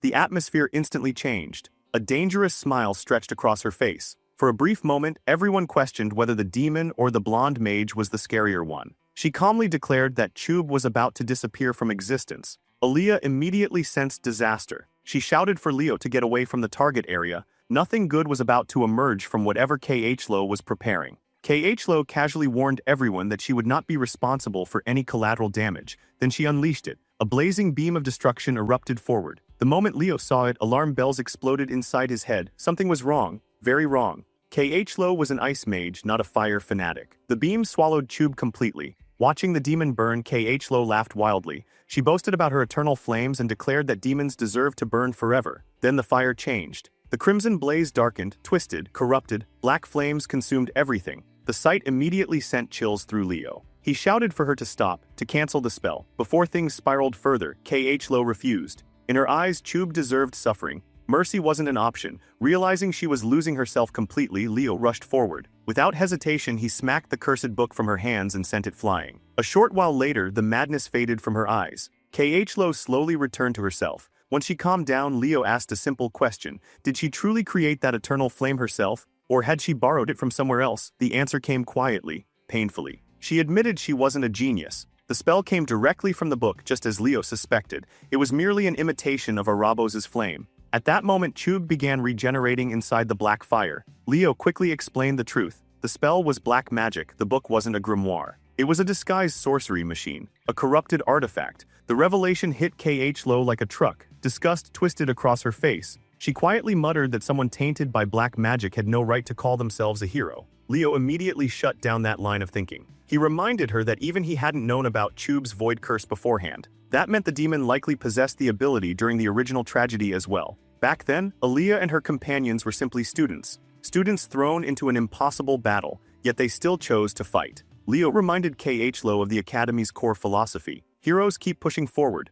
no matter how impossible things seem, and finally something clicked inside her. The truth she'd been avoiding. She didn't hate Leo because he was better. She admired him, always had. The realization struck harder than any spell. Then Aaliyah stepped forward. Without hesitation, she told Lo she believed in her. Those simple words became the final push she needed. With Void no longer protecting the demon, the battle entered its final stage. Just then, Leo sensed an overwhelming surge of mana. It came from Lo. Something inside her had broken through. For the first time, she wasn't chasing Leo's shadow, she was standing beside him. As an equal, watching her newfound power awaken stirred old memories within Leo. The magic reminded him of comrades from another life, heroes he once fought beside. That familiar feeling filled him with renewed determination. Chub suddenly launched forward. His attack slammed into Leo with tremendous force. Leo blocked the first strike. The second one slipped through, his guard shattered. The impact launched him into a nearby tree. As he struggled back to his feet, the demon approached confidently. Chub mocked him. The so-called hero's remnant should stay down. Then a single snowflake drifted through the air. The temperature plummeted. The forest began freezing. Leo slowly stood. His fear disappeared. His eyes sharpened. He calmly informed the demon that creatures like him had never defeated him before, and they certainly weren't about to start now. Chub looked genuinely confused. Behind him, unnoticed, Lo was preparing something extraordinary. Quietly, she thanked Leo. Without his help, she never would have reached this breakthrough. Then she released her original magic, Ice World. A wave of absolute cold swept across the battlefield. The land froze, the air froze, everything froze. Lo floated above the battlefield like an ice queen. Massive crystalline spears manifested overhead, an army of frozen destruction. Yet Chub never even got the chance to react. The demon remained trapped inside a prison of ice. Frozen completely solid like a cursed statue, Leo calmly approached. The moment he touched the frozen body, its soul dissolved into black smoke. Then he spotted the source, the black book. Drawing his sword, he infused it with fire and drove the blade through the artifact. The explosion that followed reduced the cursed object to ashes. Moments later, system notifications appeared. The mission was complete. The freshmen were saved. Chub was defeated. Yet the thing that impressed Leo most wasn't the victory. It was Lo. She had awakened an entirely new branch of magic, field magic. A discipline so absurdly difficult that even Leo had no desire to casually experiment with it. To his surprise, Lo confessed she intended to tell the truth. Everything, even if it resulted in expulsion. Leo immediately reassured her. Someone with her talent wasn't getting expelled. If anything, she was destined to become a remarkable hero. Aaliyah and Dina rushed over and showered the duo with praise. Their rescue had been nothing short of miraculous. Leo returned the compliments, praising their courage in return. Lo handed Aaliyah's staff back and thanked her. The staff had helped her unlock her true potential. Then Aaliyah completely blindsided everyone. She told Lo to keep it, a reward for saving their lives. Meanwhile, Dina handed her sword to Leo as a token of gratitude. Leo accepted without hesitation. Soon after, distant voices echoed through the area. A rescue team, survivors had been found. Then Albi arrived, out of breath, sweating, terrified. Desperate to find his little sister. The sight nearly broke Lo. For a moment, everyone forgot this was merely a recreation of the past. Aaliyah excitedly told her brother about the heroes who saved her. She even claimed one of them was almost as cool as him. As she spoke, the hero dungeon began collapsing. Reality flickered. The world faded. Lo smiled proudly. They had changed fate. They had given these people another chance. Aaliyah turned to introduce her mysterious heroes, but they were already gone. As the dungeon crumbled apart, one final notification appeared before Leo's eyes. A new reward. The last thing he saw before darkness claimed him was a younger Albi crying tears of relief while thanking him for saving his sister. When Leo finally opened his eyes again, he found himself in a hospital room, and sitting nearby was Albi, the real one. With sincere gratitude, the professor thanked him for saving Aaliyah. He also asked Leo to pass the same message to Yahello once she woke up. Then, as casually as ever, he left. Moments later, the headmaster entered. The sharp-eyed veteran wasted no time. After checking on Leo's condition, he immediately brought up the black magic book. Leo was slightly surprised. The old man had already figured it out. The headmaster explained that investigators had tracked purchases linked to both Senlu's catalyst and the book Yahello acquired. Even he had been shocked. A sorcery machine had somehow entered the academy unnoticed. These devices were crafted from fragments of Arabos himself, tools intended for demons. Anyone else who used them slowly suffered mental corruption. Leo explained everything that happened inside the dungeon. The more the headmaster listened, the more convinced he became that the black book had triggered the entire incident. Leo agreed. The corrupted world returned to normal the moment the artifact was destroyed. Right then, another bed shifted. Yahello suddenly woke up. The sight of the headmaster standing over her nearly made her jump. The old man calmly told her to relax. Then he called Alina inside. The secretary entered carrying a long cloth-wrapped bundle. Inside were the sword Dina had gifted Leo and Aaliyah's staff. Yahello's eyes widened. The staff had somehow manifested in the real world. The headmaster immediately turned toward Leo. His gaze became suspicious. How exactly had he received a reward that shouldn't have existed? Only then did Leo realize something. Judging from Yahello's reaction, he was the only one who received such a reward, just like during the entrance examination. Under normal circumstances, obtaining an artifact reward from a hero world connected to someone still alive was impossible. That rule had never been broken, not once. The headmaster openly pointed out that what Leo obtained was clearly an artifact reward. Then he pressed further. Was he absolutely certain it originated from Albai's hero world? Leo quickly pieced together a believable explanation. According to him, the corruption caused by the black magic had transformed the hero world into a hero dungeon, and perhaps that abnormality had altered the rules themselves.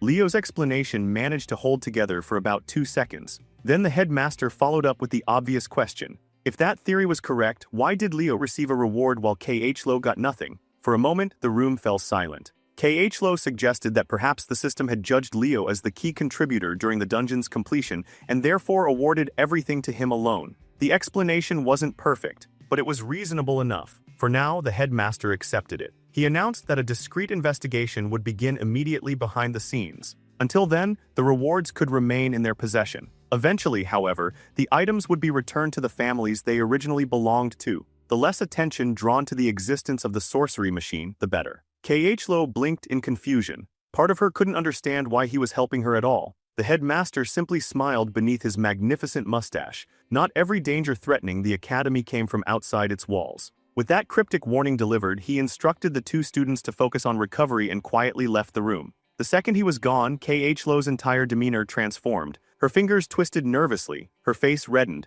It looked suspiciously like she was preparing to confess something. Maybe, possibly, almost. Then fate intervened. 3 girls suddenly burst into the room looking incredibly concerned about Leo. The perfect opportunity vanished instantly. As if the situation wasn't chaotic enough already, the headmaster returned moments later after apparently remembering something important. The academy would be hosting a celebration party for all cadets tomorrow. Formal attire was mandatory. Then he disappeared again. In honor of surviving the brutal midterm season, the academy prepared a grand celebration for its students. The announcer looked like she was having the time of her life as she welcomed guests one after another. She eagerly wondered whether more beautiful young ladies or handsome young men would steal the spotlight tonight. Instead, Class 5's background characters arrived first and immediately started acting like nobility who had conquered the exams without effort. As more students poured into the venue, conversations multiplied. Food disappeared rapidly, and naturally gossip spread even faster. Car and Leo attacked the buffet with the determination of starving monsters. Midway through devouring another plate, Car suddenly paused. Something felt off. Where was the rest of their class? Right on cue, the announcer's voice rang out once again. The next arrivals instantly caught both boys off guard. Nelia and Aleliana stepped into the hall, and the entire room practically froze. Dressed elegantly for the occasion, the 2 girls looked stunning. Several students nearly forgot how breathing worked. Meanwhile, the girls immediately mocked the boys' outfits and wondered whether they had borrowed their suits from their fathers. Soon after, the Lewin siblings made their entrance. Abad and Chelsea looked impossibly polished in formal wear. Within seconds, they were surrounded by admirers. Carr pointed out the obvious. Aleliana simply shrugged. Celebrity status came with consequences. The announcer then teased the arrival of another pair, a pair that immediately ignited rumors. Celia and Leo entered side by side. The atmosphere shifted instantly. Celia looked noticeably uncomfortable walking in together. Leo, meanwhile, greeted the room with a smile bright enough to blind nearby students. Nelia practically jumped from her seat. Car and Aleliana cheered enthusiastically for their class representative. Somehow, the microphone eventually found its way back into the hands of the spirit-possessed announcer. She cheerfully asked whether everyone was enjoying the party. The moment Car saw her, his soul nearly left his body. Fortunately, several students shouted back that they were having a great time. That seemed to satisfy her. Then she casually dropped a bombshell. The midterm rankings would be announced tonight. The atmosphere died instantly. Car quietly declared dinner officially ruined. The announcer explained that only the top 3 students from each major would be revealed publicly. Everyone else would receive their results tomorrow through their homeroom instructors. That news brought a wave of relief. The crowd relaxed. Then the professors began taking the stage. Professor Ain stepped forward first. Aleliana quietly noted that he looked unusually handsome tonight. The sword professor praised the students' hard work before revealing the night studies rankings. A holographic display appeared. Celia claimed first place. Duran secured second. Chinia took third. Celia frowned. She had clearly expected Leo's name at the top. Leo noticed it too. Next came the magic department rankings. Abad stood proudly in first. Chelsea followed.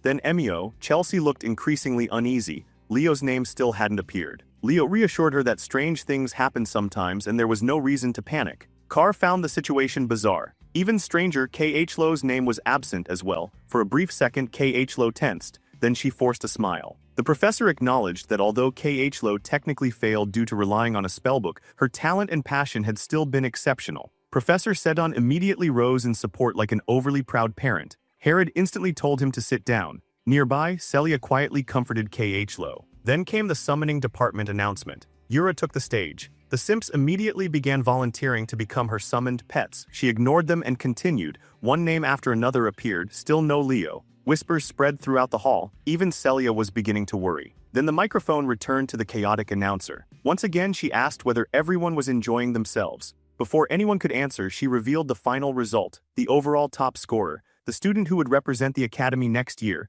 She deliberately let the suspense build, then finally announced the name. Leo Plove. The hall exploded. His classmates celebrated instantly. Cheers erupted from every direction. Unfortunately, the celebration didn't last long. A student suddenly raised an objection. Emio questioned the legitimacy of the ranking. How could Leo be the academy's top student without appearing in any departmental top 3? The entire situation seemed suspicious. Leo admitted he was surprised as well. All eyes shifted toward the announcer. She began fumbling over her explanation, then something switched. Her alternate personality took over completely. The sweet announcer vanished. The menace returned. She unleashed a verbal assault powerful enough to earn immediate expulsion under normal circumstances. Apparently she was only explaining this once. Everyone else could stop yapping. Watching from afar, Herod looked thoroughly entertained. Sedon agreed. This was becoming surprisingly fun. The announcer launched into a lengthy explanation. Dual major students weren't included in individual department rankings. Their performance was spread across multiple disciplines. A magical knight, for example, would naturally possess weaker magic than a dedicated mage and weaker aura than a pure knight. Yet when those abilities were combined, the overall result could surpass both. Then she dropped the real bomb. Leo's practical exam scores exceeded everyone else's. Emio still muttered complaints about theoretical grades. She immediately roasted him into silence, then revealed the detail that froze the entire hall. Leo had successfully completed the Hero World mission. Not only that, he had personally exterminated Chube. Silence swept across the room. Complete silence. Meanwhile, Leo sat there calmly continuing his aura training as though none of this involved him. The rest of the students stared, speechless. Car and Aleliana finally blurted out the question everyone was thinking. How exactly had he cleared a hero dungeon with only one other person? Leo remained completely unfazed. He didn't even answer. By then, the announcer's personality had already reverted again. She awkwardly stumbled through the ending of her speech before declaring her job finished. Everyone should enjoy the party. Immediately, conversations exploded throughout the venue. Elsewhere, Yura sat down beside Len during a short break. Curious, she asked what the rankings would have looked like if dual major students had been included. Len answered instantly. The entire leaderboard would have changed. Everyone's ranking would have dropped by 1 position. Yura blinked, so Leo would have ranked first? Len confirmed it without hesitation. The same was true for magic. Yura admitted she was shocked. Professor A calmly added that the same thing applied to summoning. Trying to process that information hurt her brain. Professor A casually remarked that Leo's goal of mastering every class no longer seemed impossible. Len immediately interrupted. Regardless of everything else, Leo clearly belonged in sorcery. Yura rejected that statement on the spot. She insisted he belonged in summoning. The glacial knight who had been quietly listening to their argument casually stated that Leo looked like a natural swordsman. The professors immediately exploded. Insults flew, arguments intensified. Meanwhile, the assistant professors exchanged deeply concerned looks. The next morning arrived. Carr looked completely destroyed. Apparently 2 liters of orange juice had been enough to end his career.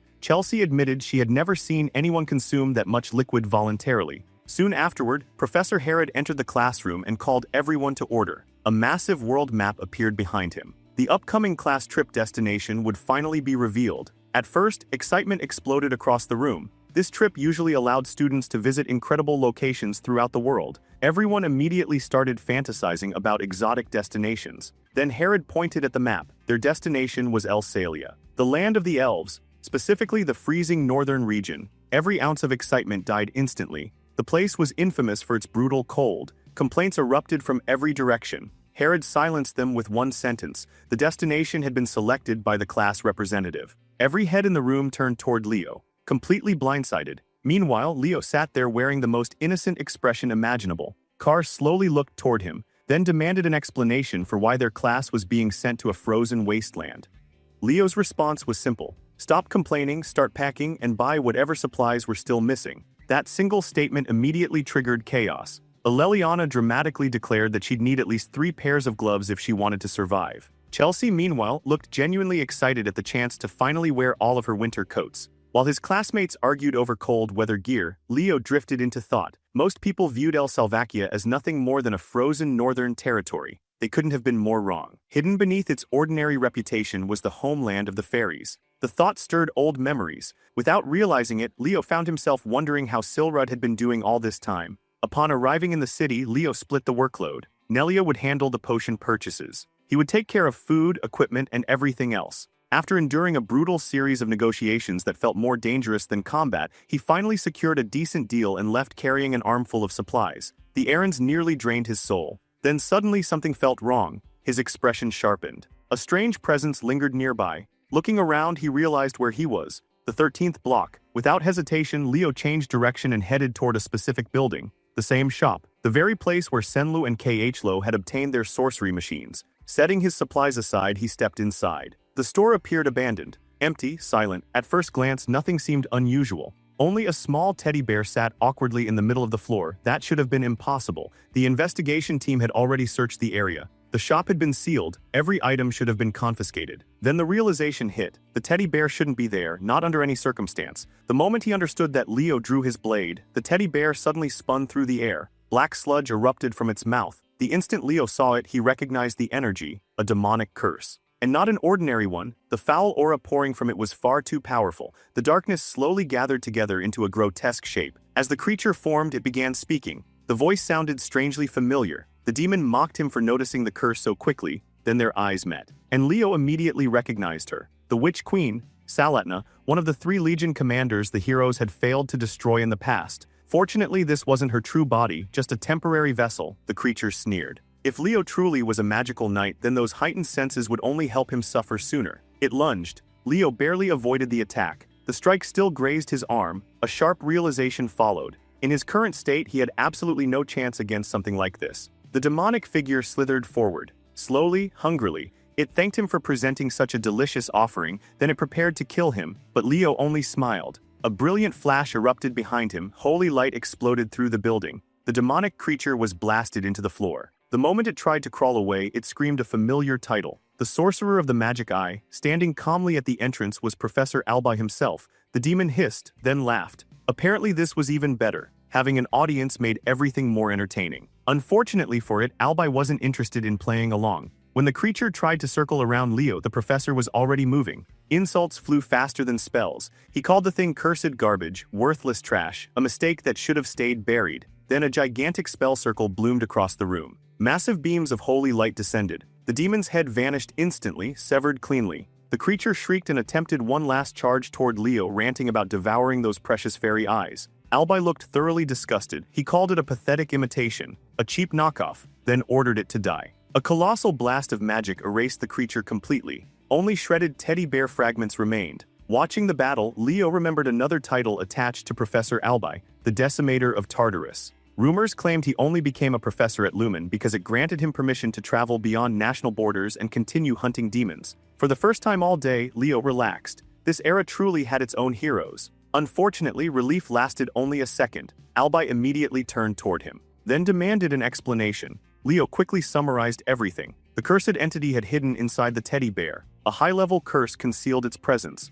Albi grabbed the remains and sighed. The investigation department would definitely be hearing about this disaster. He decided to overlook Leo's unauthorized investigation this time. However, next time he wanted backup involved. After all, Leo still hadn't repaid the favor he owed. That statement caught Leo off guard. As he picked up his supplies, a new thought formed. House Xeron was one of the three great families. If anyone could help him gain access to the Forbidden Library, Professor Albi might be the key. When he finally returned, Nelia immediately spotted him. Her relief lasted about half a second. Then she noticed the injury. Panic activated instantly. Healing magic followed immediately afterward. As she treated his wound and demanded answers, Leo remained lost in thought. This encounter confirmed something important. Salatna was almost certainly connected to both the Cursed Book and the demonic beast incident. What he still couldn't figure out was why. A week passed. Soon the students gathered before an enormous portal gateway. Leo went through a final checklist, making sure everyone had packed what they needed. Celia wandered over. Curious, she asked why his class had chosen El Salvacia. Leo casually claimed it was the perfect place to escape the summer heat. She laughed, then admitted she hated cold weather. After wishing him luck, she returned to her own group. Leo watched her leave, then turned toward his classmates. It was time. Chelsea looked energized. Carr looked miserable. Apparently the cold was already defeating him. After one final check, Leo stepped through the portal and entered the land of the elves. Far away at Siren Academy, two elven students cornered another boy, mocking, sneering, questioning how someone like him belonged at such a prestigious institution. The word half-blood was thrown around repeatedly. The boy lowered his head in silence. Then another student arrived, a girl. She immediately demanded they stop acting like idiots. The bullies attempted to justify themselves. Surely she wasn't defending someone dressed like that, she exploded. If they hated his clothes so much, they could strip and donate their own. The two elves stared at her in disbelief. They complained that a proper lady shouldn't speak that way. She fired back immediately. Wasn't it more shameful to gang up on a single student? After chasing them off, she turned toward the boy. Apparently someone had stolen his clothes. His name was Luca Ainaries. That only made her angrier. Meanwhile, Luca awkwardly tried returning the scarf she had given him. She refused. Then he noticed how happy she seemed. The reason was simple. Her contractor had finally hatched. Luca brightened instantly and congratulated her. She grinned before rushing away. Rana sprinted directly toward her father's office. The man immediately reminded her not to call him father inside the academy. He was visibly nervous. Yes, the child of Farina had hatched. That part was true. Rana practically exploded with excitement. Then he delivered the bad news. The creature had already formed a contract. The excitement vanished instantly. Her expression died. He claimed he was investigating the matter. That answer wasn't good enough. Rana slammed her hand onto the desk, then demanded to know who had stolen her contractor. Meanwhile, Class 5 successfully arrived at their destination. Almost immediately, complaints erupted about the freezing weather. Leo told everyone to endure it. Professor Herod cut through the noise and ordered them into formation. Then he asked a simple question. Did anyone know the history of this place? Chelsea raised her hand. She explained that the capital city, Velkia, was named after a fairy knight who had once been one of Luna's disciples. Leo remembered things somewhat differently. In his memories, Velia had been a troublesome disciple of both Luna and Aaron, a talented brat. Still, even he had eventually earned the title of fairy knight. Herod confirmed Chelsea's answer and added that House Ezra ruled this region as descendants of that very lineage. Just then, movement appeared within the fog. Someone was approaching. Carr immediately assumed they were thieves. Herod calmly noted that troublemakers existed everywhere. Even so, he seemed slightly surprised when a familiar voice greeted him. A group of elves emerged from the mist. Leading them was a sharp-looking white-haired elf. Instantly, several girls lost all sense of reason. The elf introduced himself. Lon Ezra, chairman of the student council. Herod nodded. Some things never changed. The girls practically melted on the spot. Several immediately decided they had met their future husband. The thirst levels became catastrophic. Leo interrupted by asking whether age simply didn't matter anymore. Eleliana immediately accused him of being jealous. Leo remained calm. Elves aged differently. For all they knew, Lon could be ancient. The two adults overheard the conversation. Lon commented that this year's students were lively, much livelier than previous groups. Herod brushed it off as harmless first-year energy. Then Eleliana boldly asked Lon's age directly. He apologized for not introducing himself properly sooner, then casually revealed the answer. 97. Eleliana's dreams died instantly. Carr immediately pushed past her. Trying desperately to recover the conversation, he asked whether Lon would be serving as their guide. Lon offered a handshake. As chairman of the student council, that role fell to him. Carr accepted the handshake while dying internally. Nearby, Herod quietly remarked that they would definitely need a conversation later. Sometime afterward, the students arrived at their accommodations. The building looked ancient, dust covered everything. A mouse immediately sprinted across the floor. The students erupted in outrage. There was no way they were staying here, surely this had to be a joke. Leo simply shrugged, then offered an alternative. Instantly everyone began praising their class representative. Leliana especially turned on the charm. Leo calmly pointed outside. He had already prepared a tent. The students stared. Carr immediately changed his tune. Suddenly the building wasn't so bad. Apparently they all had a lot of unpacking to do after all. After spending some time cleaning up their temporary lodging, a few of the boys suddenly started sneaking toward the staircase. Carr wore the grin of a man about to make a terrible decision. According to him, the greatest tradition of any school trip was attempting to peek at the girls' side of the building. The operation lasted all of 5 seconds. The moment they reached the top, they froze. Chelsea was already standing there. And judging from her expression, Judgment Day had arrived early. Without wasting a word, she unleashed a burst of wind magic. The unfortunate boys were blown backwards like leaves in a storm, screaming apologies while flying through the air. Watching from below, Leo couldn't help but chuckle. At least everyone seemed to be enjoying themselves. Thinking he might take a look around town as well, he headed for the exit. Before he could leave, a voice called out, "Lord Leo." Turning around, he found an elf in formal attire. The messenger politely informed him that the head of House Ezra wished to speak with him. Not long afterward, Leo arrived at Lon's office. The council chairman barely looked up from the mountain of paperwork, threatening to bury him alive. He welcomed Leo inside, apologized for keeping him waiting, and asked whether he could spare a little more time. Instead of sitting down immediately, Leo asked if he could browse the room. The office seemed filled with interesting relics. Lon happily agreed. Leo wandered toward a wall covered in ancient weapons. Most were old, historic, decorative. Then one particular blade caught his attention, Urquint. The name slipped from his lips without thinking. Immediately, Lon looked up. For the first time all meeting, the elf seemed genuinely surprised. The weapon's history was supposedly known only to the heads of House Ezra. How could Leo possibly recognize it? For a split second, Leo nearly fumbled. Then he smoothly claimed he had read about it in Lumen's ancient archives. Lon accepted the explanation without suspicion. As Leo touched the sword, he sensed traces of stellar mana lingering within it, but only traces. This wasn't the original, just a replica. His mind drifted back centuries, back to another life, back to Kyle. He remembered Luna proudly showing off a newly completed weapon while demanding his opinion. Kyle had taken one look and compared her to a goblin thief who had robbed a treasury. Luna nearly strangled him on the spot. The genuine Urquint had once belonged to Luna herself. Later, she entrusted it to her disciple, Velkia. Eventually, the weapon disappeared before the expedition into Tartarus. Standing beside him, Lon explained that his ancestor had recovered the sword after conquering Velkia's hero world. Unfortunately, items obtained from hero worlds could only be fully wielded by the original conqueror. Everything clicked. No wonder it felt hollow. It was merely a shell. Lon then invited Leo to sit. Herod had informed him that Leo was an all-class student and the representative of the first years. Leo confirmed both. Only then did Lon reveal the true reason for this meeting. He had a request, a strange one. He wanted Leo to meet his granddaughter. Apparently she was one of Siren Academy's most talented students, yet ever since enrolling she'd completely lost motivation. Lon suspected that someone from another race, especially someone like Leo, might be able to reach her. Soon, Leo found himself standing outside her room. He wasn't entirely convinced it was normal for a grandfather to hand over a bedroom key so casually. Still, he knocked before entering, then immediately regretted breathing. The room was an absolute disaster, dust coated everything. Stacks of books towered like mountains. Figures and posters covered every surface. It looked less like a bedroom and more like a shrine. After a closer look, Leo realized the obsession had a theme: heroes, especially one hero, Kyle. He had seen enthusiastic fans before. This was something else entirely. A nearby uniform suggested she attended Siren Academy. Then the owner finally appeared. Assuming her grandfather had entered again, she immediately started complaining about barging into a grown girl's room without permission. Then she saw Leo. Everything stopped. Her face turned bright red, a human in her room. She instantly wrapped herself in a blanket and vanished beneath it. Leo introduced himself and explained that her grandfather wanted them to meet. The blanket remained silent. Receiving no response, he casually grabbed a nearby book. To his surprise, she had collected almost as much material about Kyle as he had. Curious, he started reading. The organization was meticulous. The research was thorough, honestly impressive. Leo even praised her understanding of Kyle's accomplishments. At last, a small face peeked out from the blanket. Softly, she asked whether he liked hero Kyle too.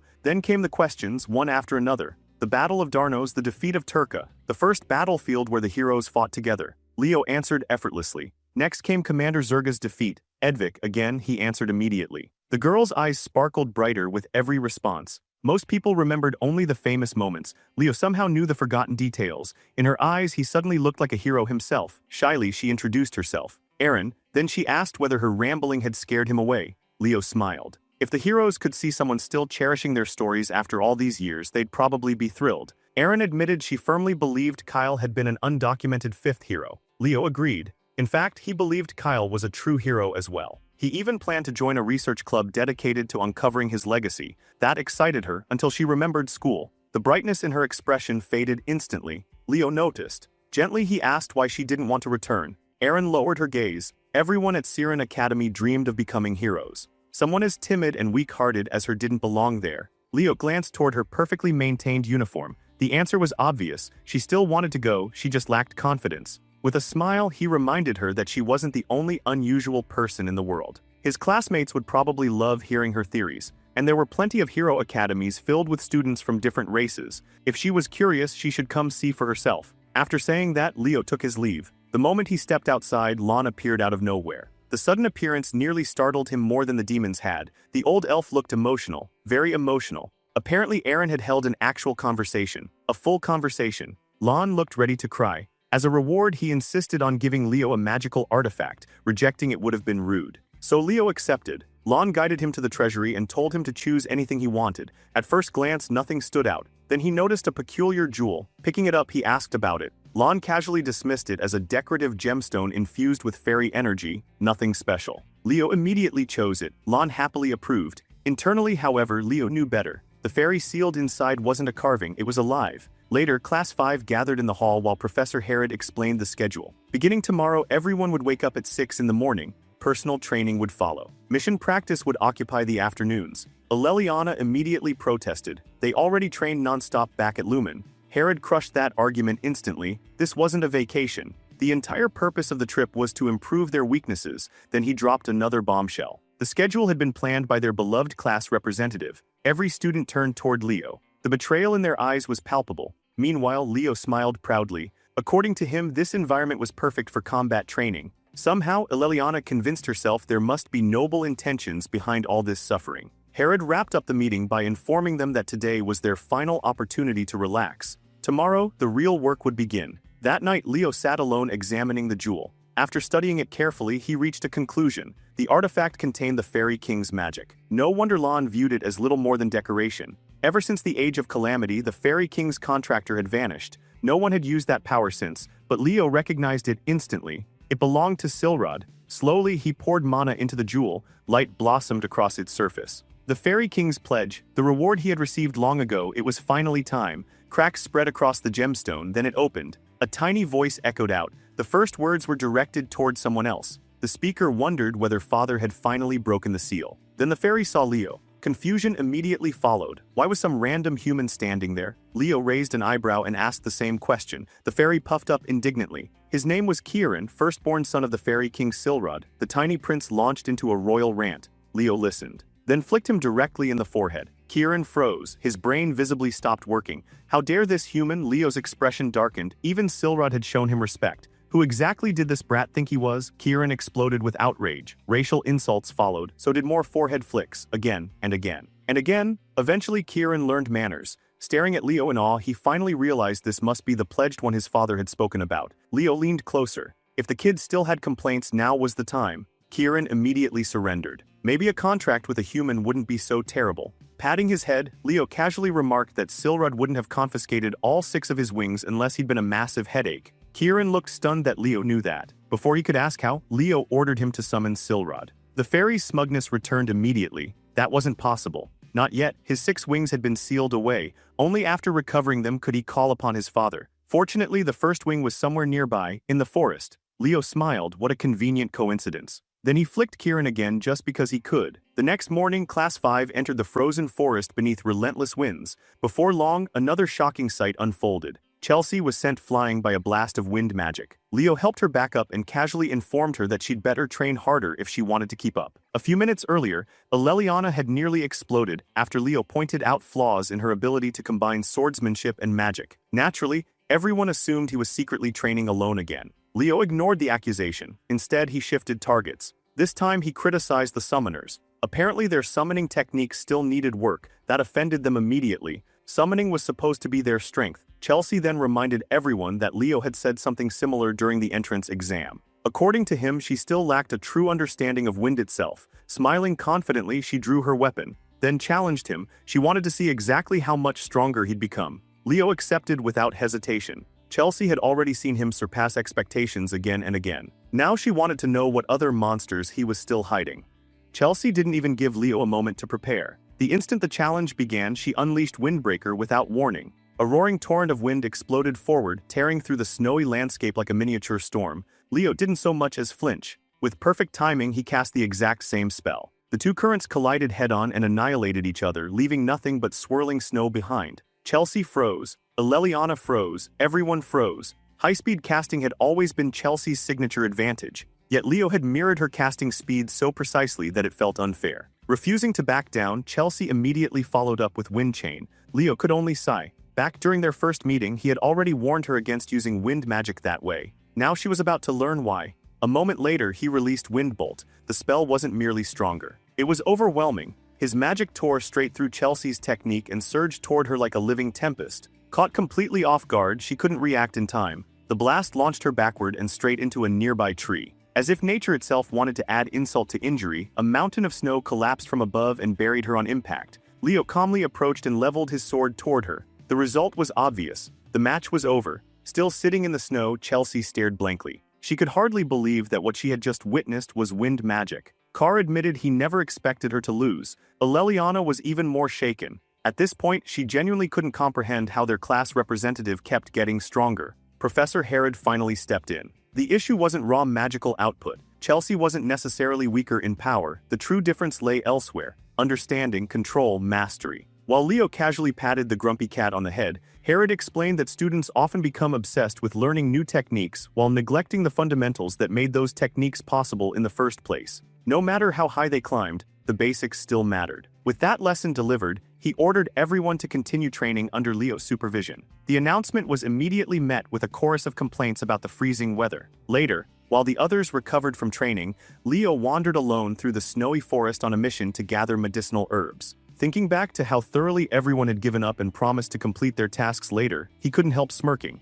They were probably unconscious somewhere back at the inn by now. Suddenly, a tiny figure shot through the air. Kieran arrived carrying a massive collection of herbs with the pride of a warrior returning from battle. The fairy proudly announced his accomplishments. Leo rewarded him with a pat on the back. The tiny prince practically glowed from happiness. With more than enough herbs collected, Leo stored everything away. The gathering mission was finished. Now came the real objective. It was finally time to investigate the forest, and more importantly, begin searching for Kieran's missing wings. As they ventured deeper into the wilderness, Leo suddenly stopped. A thought had crossed his mind. He asked Kieran exactly when he had been sealed away. The answer came quickly. About 100 years ago. Leo's eyes narrowed. Something wasn't right. He told Kieran to look carefully. Illusion magic was hiding something. The fairy focused. Moments later, realization dawned on him. The magic definitely belonged to the fairy kings, but not his father. Leo pieced it together. This spell belonged to Silrod's father, the fairy king who ruled during the Age of Calamity. 100 years had passed since the illusion activated.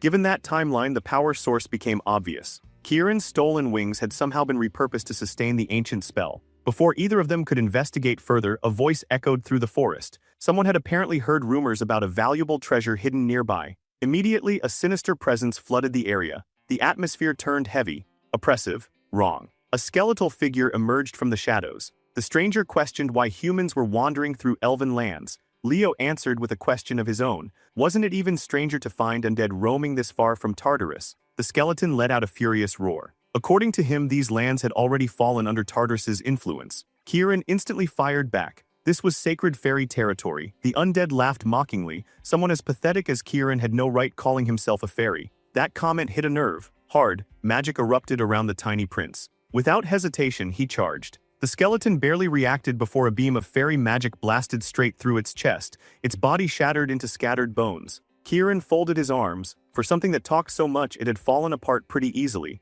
Leo raised an eyebrow. Why was a fairy fighting like a berserker? Kieran shrugged. Fairy power naturally countered undead energy. Simple. Then both of them froze. The skeleton started talking again. Apparently low-ranking or not, Kieran was still a fairy. And as it spoke, its body began rebuilding itself, bone after bone, piece after piece. Kieran immediately covered his nose. The stench alone was unbearable. Determined to finish things properly, he charged again. Halfway through the attack, Leo sensed danger. He shouted for Kieran to move. The skeleton slammed its sword into the ground. A wave of foul energy exploded outward. Kieran barely escaped and crashed directly into Leo. Steadying the dizzy fairy, Leo finally explained what they were dealing with. This wasn't ordinary undead, it was a Death Knight, an ancient monster of Tartarus. The creature straightened its posture and finally introduced itself. Kargor, servant of the Lich King. Then it attacked again. Leo met the charge head-on. Steel clashed, then Kargor vanished. A split second later he appeared behind Leo like a ghost, like a nightmare. The Death Knight calmly announced that he had come to guide Leo toward death itself. Thinking quickly, Leo activated spectral form and erected an aura barrier just in time. The impact shook the forest. Even Kargor looked impressed. A human producing an aura shield that quickly wasn't something he expected. Then the monster attacked again. This time Leo successfully blocked it. Kargor mocked the effort and pressed forward with overwhelming strength. The difference in physical power was obvious. Kieran rushed in to help. He was immediately swatted aside. The fairy slammed into the ground and groaned. His power reserves were already depleted, if only he still had his wings. Leo wasted no more time. A chant left his lips. Red flames ignited around his body. For the first time, genuine surprise appeared on Kargor's face. Phoenix wings erupted from Leo's back. Radiant light illuminated the frozen woods. Kieran stared in disbelief. Leo was a contractor too. In a single fluid motion, Leo struck. The blade flashed. The Death Knight split cleanly in half. Fiora proudly landed on Leo's shoulder. Kieran immediately followed and started arguing with the tiny phoenix over territory. The annoyed bird puffed herself up. The argument was seconds away from becoming a war. Then Kargor's voice echoed once more. The Death Knight refused to stay dead. Swearing that none of them would leave alive, he plunged his sword into the earth. Darkness spread. A massive pit opened beneath them. Undead soldiers began climbing out one after another. An army, endless, relentless. Leo quickly recognized the curse. An infinite resurrection field. The dead would continue returning no matter how many times they were slain. When Leo lowered his guard, Kieran immediately panicked. Had he given up, Leo simply smiled. At long last, he had managed to grasp Kyle's mana. Without hesitation, he cast Earth Ripple. Shockwaves burst across the battlefield. The advancing undead lost their footing instantly. Leo charged. Vortex Slash carved through the horde like a whirlwind. Skeletons shattered in every direction. Not once did he even glance toward Kargor. The Death Knight roared in frustration and demanded a proper fight. Leo wasn't interested. If anything, Kargor was the one hiding behind an army. Using a burst of enhanced movement, Leo launched himself high into the air and escaped while the Death Knight screamed after him. Eventually, he slowed down. The distance should have been enough, yet something still bothered him. Why was a Death Knight wandering through a fairy sanctuary? The situation made no sense. Just then, a skeleton stumbled from the trees. Leo instinctively prepared to strike. Before he could move, the creature was cut apart. An elf emerged from the forest, weapon drawn. The stranger immediately demanded to know whether Leo had summoned the undead. Leo calmly explained that he was merely a Lumen student with absolutely no connection to it. Recognizing the uniform, Leo identified him as a Siren Academy student. The elf wasn't convinced. He attacked anyway. Leo casually stepped aside and knocked him flat using the base of his sword. Before the situation could escalate, another voice interrupted. A red-haired elf hurried over and apologized. She introduced herself as Runia. Unlike the idiot on the ground, she assured Leo that not every Siren student behaved like garbage. Leo accepted the apology. When he asked why they were here, Runia explained that they were conducting field training. Leo replied that his own class was currently on a school trip. After that, he excused himself so he could report the Death Knight incident. Runia watched him leave. Something about her name lingered in his thoughts. It sounded familiar. Meanwhile, she turned around and immediately started yelling at her student for being incompetent.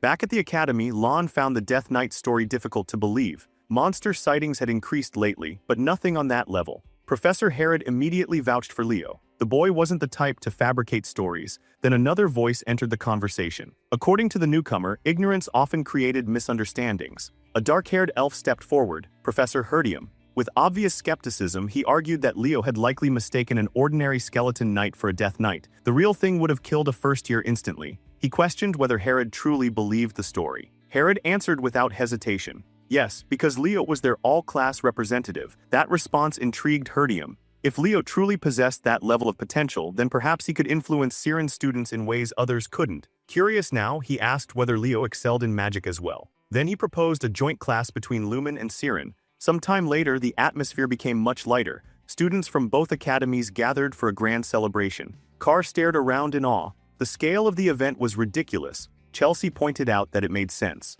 The Emperor himself was hosting it. Aleliana and Nella were especially excited. The chance to witness Siren's teachings firsthand was a rare opportunity. Meanwhile, Leo remained suspicious. Herdium struck him as the type of person who trusted only what he personally witnessed. His thoughts were interrupted by a familiar face. Runia approached and unexpectedly asked him for a dance. The two moved across the floor with surprising synchronization. It felt as though they had practiced together for years. Runia looked delighted when she realized Leo knew traditional elven dances. Leo casually explained that he had learned them a very long time ago. Only then did she realize she had never asked his name. The moment he introduced himself, everything changed. Her expression froze, then exploded. Without warning, she grabbed him by the collar, furious, accusing, absolutely betrayed. Because according to Runia, Leo Plove was the shameless thief who had stolen her contractor. Runia's grip tightened around Leo's collar as pure fury blazed in her eyes. She declared without a shred of hesitation that she intended to end him right there and then. Leo, meanwhile, remained completely unfazed. At that moment, a memory surfaced. The Phoenix Guardian had once mentioned that Fiora had originally been destined for another contractor before Leo entered the picture. Everything suddenly clicked. Runia was that person. Her entire body trembled with frustration as she accused him of stealing what should have been hers. Yet instead of arguing, Leo simply smiled and casually mentioned that Fiora was doing well. That single sentence only made things worse. Runia completely snapped. Shouting for him to drop dead, she lunged forward without thinking. Sometime later, after tempers finally cooled, Runia lowered her head and apologized for her reckless outburst. Leo treated it like a minor inconvenience and forgave her immediately before leaving alongside Professor Herod. Unfortunately for Runia, the real trouble was only beginning. Professor Herdium wasted no time tearing into her. As the first-year representative of Siren Academy, she couldn't afford mistakes like that. Runia accepted the criticism and quietly admitted fault. Herdium wasn't finished. According to him, this only meant one thing. Siren now had to prove beyond any doubt that it stood above Lumen. The professor became so animated that he practically shook Runia apart while shouting about surpassing every rival academy. Halfway through the rant, he suddenly wondered if he might have pushed too hard. Instead, the opposite happened. A fresh fire ignited inside Runia. With renewed determination, she swore she would crush that shameless thief and restore Siren's honor. The following day marked the beginning of the long-awaited joint class. Professor Herod introduced himself to the Siren students and explained that today's lesson would showcase how education worked at Lumen Academy. The announcement immediately sparked curiosity among the elves. Without warning, Herod called Carr, Aleliana, and Thod to the front. The three nearly pointed at themselves in confusion. Why them? Herod calmly explained that they represented some of Lumen's most promising surviving students. Now it was their turn to pass their knowledge forward. The unexpected praise nearly melted their hearts. Chelsea quickly noticed a pattern. One representative from each department had been chosen. Leo, meanwhile, immediately suspected that Herod simply didn't want to do the teaching himself. The trio stepped up regardless. Each of them passionately explained everything they knew about their respective fields. Their enthusiasm proved surprisingly effective. The Siren students listened attentively. Even Professor Herdium seemed pleased. Exposure to different races often led to entirely new perspectives on magic. Still, one thing bothered him. Lumen's class representative hadn't participated at all. Once the presentations concluded, Chelsea enthusiastically applauded while the elf students offered respectful praise. Herdium complimented the presenters and noted how much dedication they had poured into developing their abilities. Then he picked up a piece of chalk. It was time to explain Siren's educational philosophy. According to him, while elves naturally centered their growth around magic, they deliberately avoided becoming overly dependent on it. Balance remained essential. Leo immediately called nonsense. Internally, at least, to him, Siren still looked overwhelmingly focused on magic. The elves simply wrapped it in prettier words. As Herdium launched into a lengthy explanation of advanced spell theory, Leo's attention rapidly disappeared. A yawn escaped him. Herdium noticed. Not only had this kid claimed to fight a Death Knight, but now he looked completely bored in class. Deciding theory wasn't working, the professor changed tactics. A brilliant golden star appeared in his palm. The atmosphere shifted instantly. Even Leo became interested. Herdium explained that elves were a race born from magic itself. Then he released the star into the air. The light exploded into countless smaller stars that drifted across the classroom like a celestial rain. The students stared in wonder. Chelsea immediately recognized it. This was star magic, the legendary magical system unique to the elves. Proudly nodding, Herdium confirmed it. This spell formed the foundation of all star magic, a direct descendant of the legacy left behind by the great Luna herself. Countless variations had grown from this single source. He smiled and asked the class if such magic wasn't beautiful. Then a hand went up, Leo. The professor reluctantly allowed him to speak. Leo casually stated that he didn't particularly care about star magic. However, there was a problem. The interpretation was wrong. The room instantly froze. Herdium looked like his blood pressure had reached critical levels. Leo calmly elaborated. The spell as written simply wouldn't activate correctly. Trying to recover, Herdium explained that the formula was incomplete. Over generations, their ancestors had reconstructed it from surviving records. Leo immediately understood. This was one of Luna's lost spells. Most people wouldn't know that because the original version had never been publicly shared. Luna had specifically designed it for Kyle during the development of the star magic system. Naturally, Herdium didn't appreciate having centuries of scholarship challenged by a teenager, so he issued a challenge. If Leo believed their interpretation was wrong, then he could demonstrate the correct one. Professor Herod attempted to calm things down, then he realized Leo was already walking toward the board. Meanwhile, Leo couldn't help feeling nostalgic. The elves had inherited only fragments. What they used today was merely a diluted version. He had received the complete spell directly from Luna herself. Unfortunately, he died before passing it on. Standing before the board, he briefly wondered whether fate had orchestrated this reunion. Herod started sweating. Tampering with something tied to the progenitor's legacy could become a disaster. Leo ignored the pressure. Without hesitation, he began rewriting the formula. The elf students watched in complete confusion. Nothing about his method resembled what they knew. Several moments later, Leo stepped back. It was finished. Immediately, the completed formula began radiating light. Herdium stared at the magical structure with trembling eyes. Barely able to contain himself, he asked what kind of spell it was, and whether Leo had ever used it before. The question triggered an old memory. Leo found himself standing beside a cliff from another lifetime. Luna stood nearby with a proud smile. She had finally completed her newest creation. Excitedly, she told Kyle she would teach him this spell. A simple spell. A spell capable of making flowers bloom. Returning to the present, Leo repeated the magic Luna had once shown him. Golden light spread throughout the classroom. Flowers blossomed everywhere. Countless glowing blossoms drifted through the air and transformed the entire hall into a dreamlike landscape. The students erupted with excitement. Aleliana immediately turned toward Nella and wondered whether their class representative had just done something absurd again.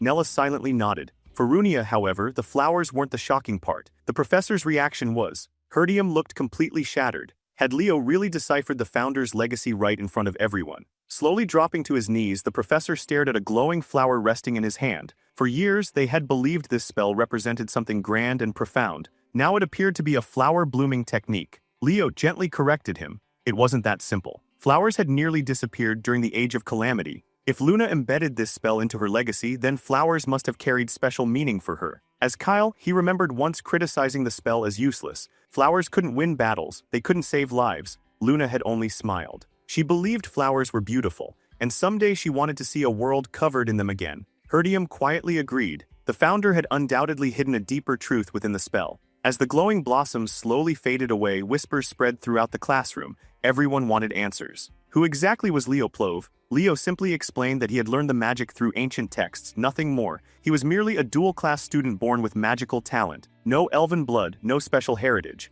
Professor Herod quickly stepped in and apologized for any offense caused. Perhaps it would be best to end the joint lesson early. After all, no official conclusions could be drawn yet. Before he finished speaking, Herdium suddenly grabbed both of Herod's hands. Then he asked the most unexpected question of the day. Could Leo transfer to Siren Academy? The entire classroom exploded into chaos. Later that evening, everyone returned to their accommodations. Chelsea proudly unveiled a mysterious soup that looked alarmingly capable of ending lives. Not to be outdone, Aleliana presented a risotto that seemed equally dangerous. The boys immediately began debating which meal would kill them first. Aleliana settled the argument by force-feeding Carr a spoonful. He froze, paused, then immediately spat it back out. Lon arrived just in time to witness the disaster and found the entire situation hilarious. Herod, however, wasn't laughing. He quietly pulled Leo aside for a private conversation. According to Lon, the Grand Assembly had finally reached a decision regarding the Death Knight incident. Meanwhile, Nella silently activated stealth mode and started eavesdropping.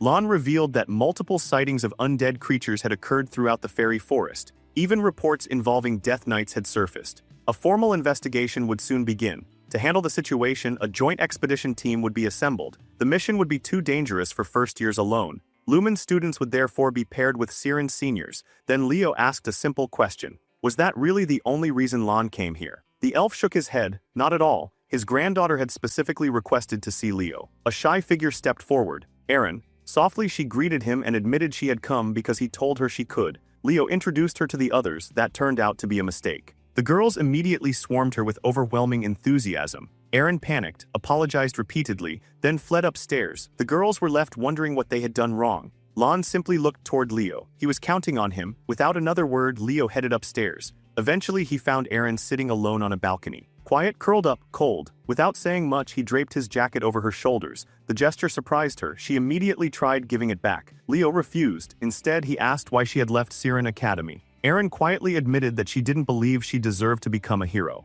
At this point, Leo was getting tired of hearing that exact excuse. Aaron explained that during her struggles, she met someone extraordinary, someone who shined like the sun itself, Runia. In Aaron's eyes, Runia embodied everything a hero should be. Inspired by her, Aaron followed the same path. She trained relentlessly, studied endlessly. Eventually, she even reached the top of her class, but something changed after the dual assessments. For reasons she couldn't understand, Runia suddenly began treating her differently. Leo found that difficult to believe. From what he had seen, Runia didn't seem like the type of person who would hate someone without reason. Leo decided he'd ask Runia about that mystery later. For now, Aaron reminded him far too much of Verkia. Curious, he asked whether she knew the story of her famous ancestor. The effect was immediate. Aaron's eyes lit up. Of course she knew it. It was the tale of her own bloodline. Leo smiled and explained that Verkia hadn't become a hero by copying someone else's footsteps. She had learned from great heroes and mentors, but ultimately forged her own road. That was what made her extraordinary. He gently told Aaron that worrying about other people's expectations would only weigh her down. What mattered was finding her own direction. The words landed perfectly. Almost instantly, the heaviness in her expression began to disappear. With a warm smile, Leo invited her back downstairs and assured her that his classmates were far friendlier than they looked. A little later, as preparations for the expedition were underway, Runia marched straight toward Leo. She demanded to know what kind of sorcery he had used to win Aaron over so quickly. Leo casually replied that all he had done was tell Aaron there was no reason to be afraid of Runia. That answer caught her completely off guard.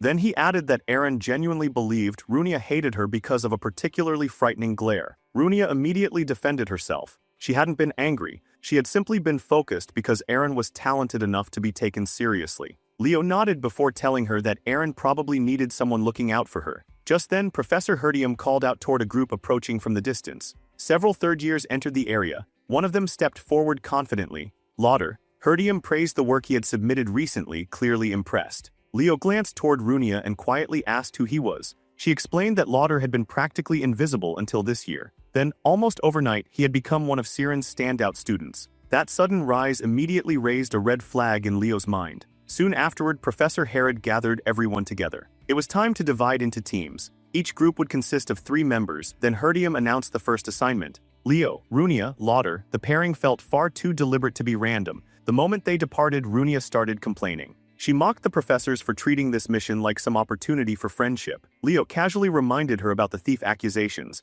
That instantly reignited the fire. Runia snapped that she still hadn't forgiven him. Leo responded by tuning her out entirely. Eventually, she noticed something more important. Lauder was nowhere to be seen. Considering they were supposed to operate as a team, his absence was strange. Leo remembered Lauder mentioning he would investigate separately. That only made him more suspicious. Placing his hand against the ground, Leo focused. Something felt wrong. Runia pointed out another odd detail. Despite covering a huge area, they hadn't encountered a single undead creature. Leo barely heard her. His thoughts had drifted back to his conversation with Kieran. A curse lingered over this land. Most people couldn't sense it. Only someone who had survived the Age of Calamity would recognize its presence. The Death King Helizer had been Erebus's most loyal follower and one of Tartarus's most terrifying commanders. Leo doubted Helizer had appeared personally. More likely, he had dispatched Kargor, the Death Knight, as an agent. As Leo stood up, a realization struck him. Beyond this point lay something hidden deep within the fairy forest, something Silrod desperately wanted protected.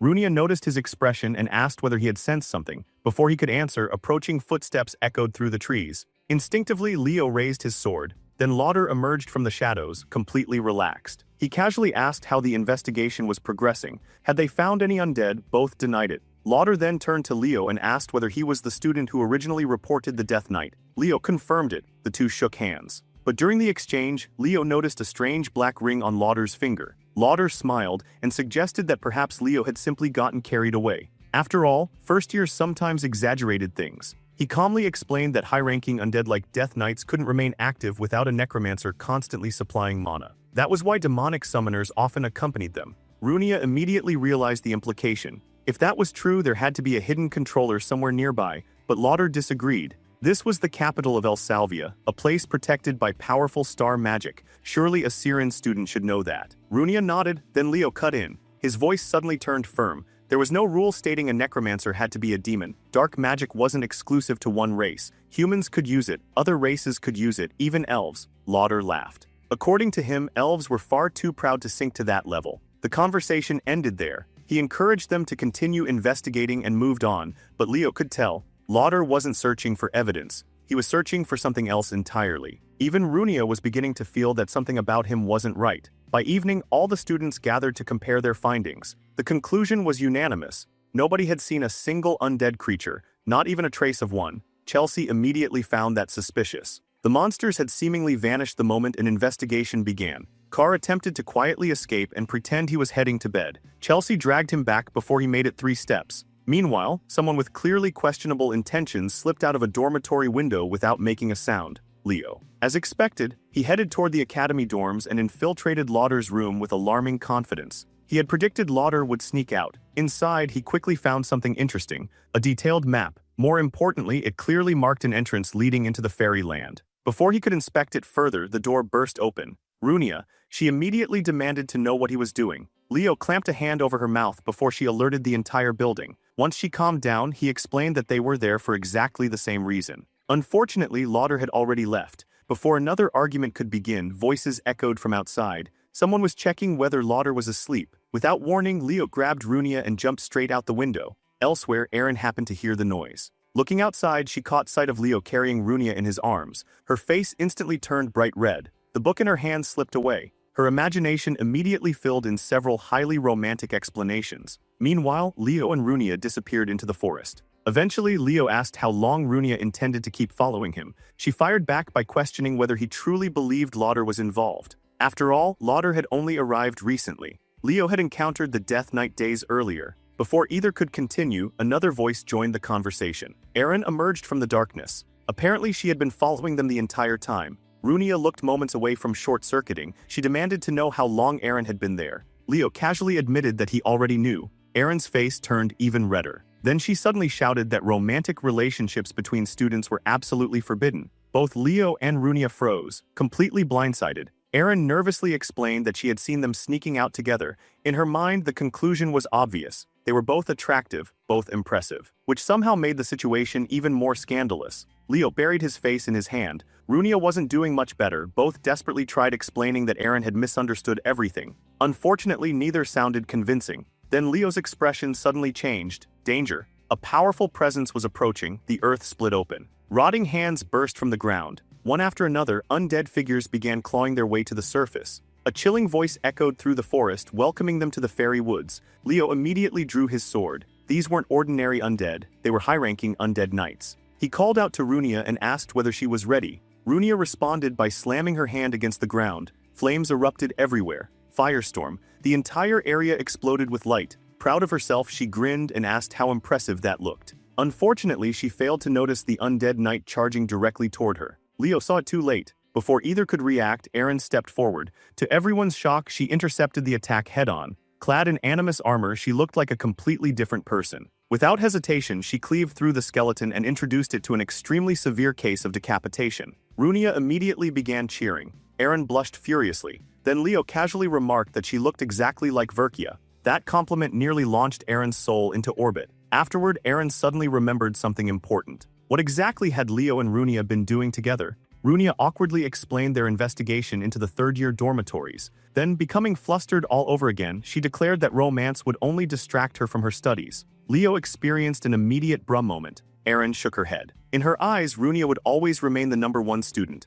a future hero. That statement hit Runia hard. Memories resurfaced. She remembered their duel. Aaron had barely managed to block her attack with a mana shield. At the time, Runia had felt excited, finally. Someone strong enough to become her rival. Determined to test her limits, she unleashed a powerful fire spell. Unfortunately, the intensity of her expression terrified Aaron. Aaron hesitated, dropped her guard, and by then it was already too late. the spell detonated. Only now did Runia finally understand the look she had seen back then. It wasn't hatred, it was fear. With a sigh, she realized everything that followed had been her own fault, so she looked Aaron straight in the eye and told her to return to school. Not because Siren needed her, because she was her friend. Aaron hesitated, Runia didn't. She confidently declared that they were absolutely friends, and more importantly, rivals. She wanted Aaron competing beside her again. The shy elf looked overwhelmed. Then Aaron hesitated once more. There was still one important question. Was Runia really sure she and Leo weren't dating? Leo instantly deadpanned. Runia nearly exploded from embarrassment while denying it as fast as physically possible. Leo simply watched the chaos unfold like an exhausted grandfather observing children. Far away from the forest, another conversation was taking place.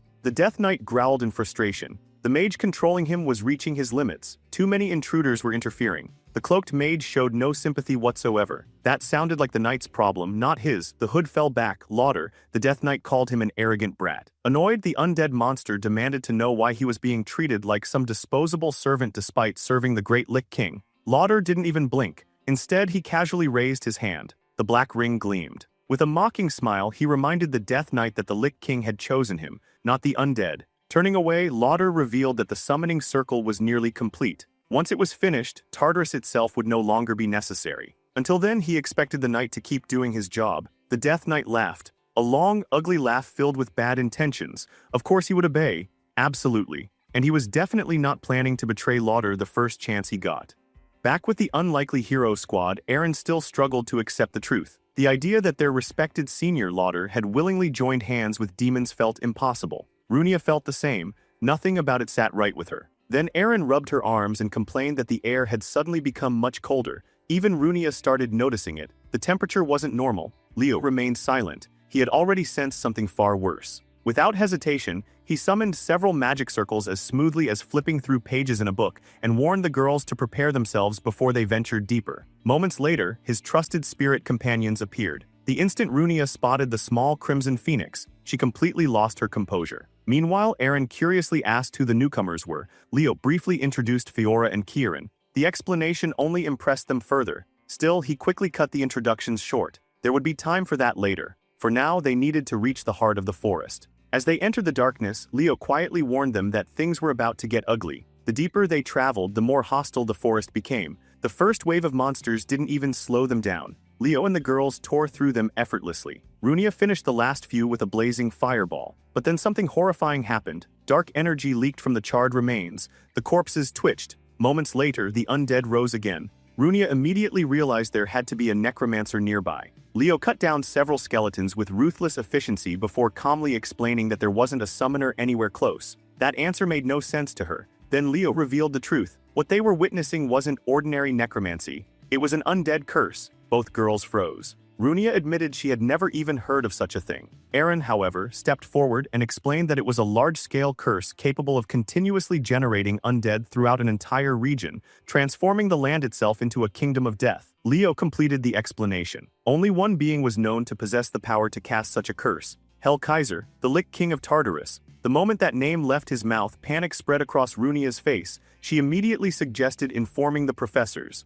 Unfortunately, they no longer had that luxury. A freezing blast swept through the forest like a tidal wave. A sinister voice welcomed the young heroes to the land of the dead. Then the Death Knight appeared again. Without wasting a second, the monster charged Leo. Steel collided with steel. The clash echoed through the forest. The undead knight laughed like a madman, declaring that there was no escape. Leo answered with complete silence. His sword met the attack effortlessly. The Death Knight continued mocking the students while waves of undead advanced behind him. Leo stepped forward and calmly divided the battlefield. The girls would handle the undead. The knight belonged to him. The monster laughed at the confidence. This time, however, Leo wasn't running. The battle truly began. Another swing came. Leo blocked it cleanly and immediately activated his family's secret art, Providence. The technique exploded into action. The Death Knight was forced backward. A sharp slash followed. One of the creature's horns shattered apart. The skeleton retreated in surprise and demanded to know whether that flame was Phoenix fire. Leo kept advancing. He casually explained that he had combined it with Zerdinger's flame aura.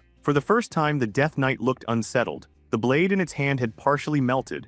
Another strike sent it flying into a crowd of its own undead soldiers. The monster stared at Leo. How could a kid this young possess such power? And why did his eyes resemble those of someone who had already fought countless wars? Before the knight could recover, a massive sphere of fire descended from the heavens. Runia smirked. Blaze. The entire undead formation vanished beneath an ocean of flames. Skeletons disappeared by the dozens. Runia struck a triumphant pose afterward. Eren could only stare in disbelief. The girl had practically roasted half the forest without blinking. Later, as they continued forward, Kieran quietly asked whether Runia was really an elf, because from his perspective she behaved more like an angry berserker. Leo ignored the comment. Something had caught his attention. Tracks, fresh ones. The battle wasn't over. As they traveled through the ruined landscape, the girls struggled beneath the oppressive death aura saturating the forest. Then a voice suddenly called out. Someone demanded to know what they were doing inside a restricted zone. Runia nearly jumped. Senior Ra. According to him, he was investigating reports of undead activity. Runia immediately explained that a powerful curse was responsible. Ra looked unconvinced.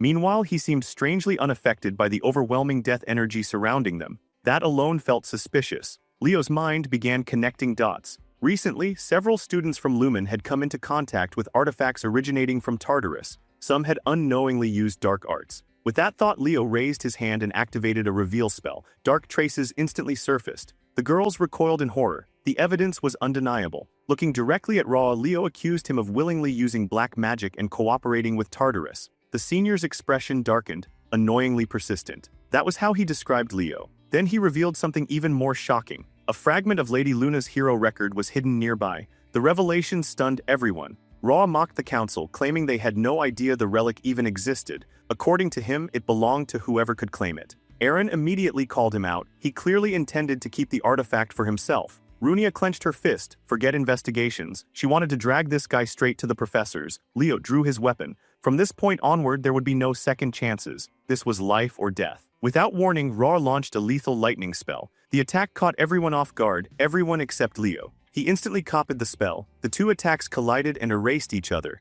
Leo calmly warned the girls. This was what fighting genuine evil looked like. Ra laughed. A human using original elven magic was absurd. He demanded to know who Leo really was. Yet behind the amusement, doubt was beginning to creep in. Not only had Leo seen through his plans, he had countered them flawlessly. Realizing the girls could become a problem, Ra raised a finger. Dark energy exploded outward. Leo sensed danger immediately. He shouted for the girls to get down. The next spell detonated with devastating force. Eren activated her animus armor and shielded Runia. As the blast faded, Eren couldn't believe a supposedly basic spell carried that much destructive power. Then her panic doubled. Leo was lying motionless on the ground, and Ra was approaching him like a predator stalking wounded prey. The girls desperately tried to move, but another obstacle appeared, the Death Knight. The monster blocked their path and coldly informed them that their journey ended here. Rather than frightening Runia, it only fueled her determination. She ordered Eren to hold the knight off while she prepared a spell. Meanwhile, Ra stood above Leo and offered him a chance to state any final wishes. Leo simply smiled. The elf was far too confident. That was his mistake. A signal flashed toward Kieran. The fairy instantly understood. He darted forward and struck several floating purple orbs surrounding Ra. The resulting explosions launched the elf through the air. Leo rose to his feet, sword ready. Ra struggled upright. The moment he saw the look in Leo's eyes, his confidence collapsed. Panic replaced arrogance. He begged for mercy. Too late. The moment he chose this path, he forfeited the privilege of keeping his head attached. Kieran celebrated. Now they could finally deal with the Death Knight. Then Ra's body twitched. Everyone froze. A sudden blast of magic struck Kieran. Ra stood back up, calmly, casually, as if reattaching his severed head were no different from fixing a broken toy. A twisted smile spread across his face. He confessed how excited he was to personally bury Lumen's shining prodigy. The elf rambled on about combining Lady Luna's power with the Death Knight's strength. Once he succeeded, talented individuals like Leo would become insignificant. Leo quietly observed him. The demonic ring's influence was spreading deeper into his mind. Dark magic erupted again. Leo deflected it effortlessly. The possession wasn't complete. Part of Ra was still resisting. Like lightning, Leo closed the distance. One slash removed the elf's arm. The next strike drove a blade through his shoulder. Leo mocked him openly. People like Ra never bothered improving themselves. They relied entirely on stolen power, borrowed strength. He encouraged the elf to keep regenerating. That way Leo could keep cutting him apart until there was nothing left. The ring whispered into Ra's thoughts, mocking him, humiliating him. Why was he struggling against a mere child? The ring reminded him that Leo wasn't even the true objective. The summoning circle mattered more. While Leo focused on Ra, a severed hand slowly crawled across the ground. Leo briefly checked on the girls. They were holding their own. When he turned back, something finally clicked. The right arm hadn't regenerated. That was wrong, very wrong. His instincts immediately screamed danger. Kieran suddenly pointed at the ground in panic. The severed hand had completed the summoning circle. Ra coughed blood and laughed. It was too late. His body glowed crimson. The girls froze. Even the Death Knight looked back toward the ritual. Leo immediately retreated. Something terrifying was awakening below. The earth shook violently, cracks spread in every direction. Then a gigantic skeletal hand emerged from the depths. Kieran stared in horror. What kind of nightmare was that? Leo answered immediately. A skeleton king, a truly monstrous existence. Ra laughed hysterically. Power surged through him. He convinced himself that this strength belonged to Lady Luna. Leo instantly rejected that idea. The senior had surrendered completely to black magic. Nothing about this power belonged to the founder. Leaping forward, Leo shouted that such disgusting corruption could never be associated with Luna. Ra only laughed harder. The skeleton king raised an enormous hand. Leo barely escaped the crushing blow. The impact shattered the ground. According to Ra, the king now obeyed him completely. Kieran asked whether retreating might be the smarter option. Leo disagreed. Something about the monster felt unstable. As he dodged another attack, he explained that the summoning had been rushed. Ra couldn't maintain a creature of this level forever. The most basic law of summoning remained unchanged.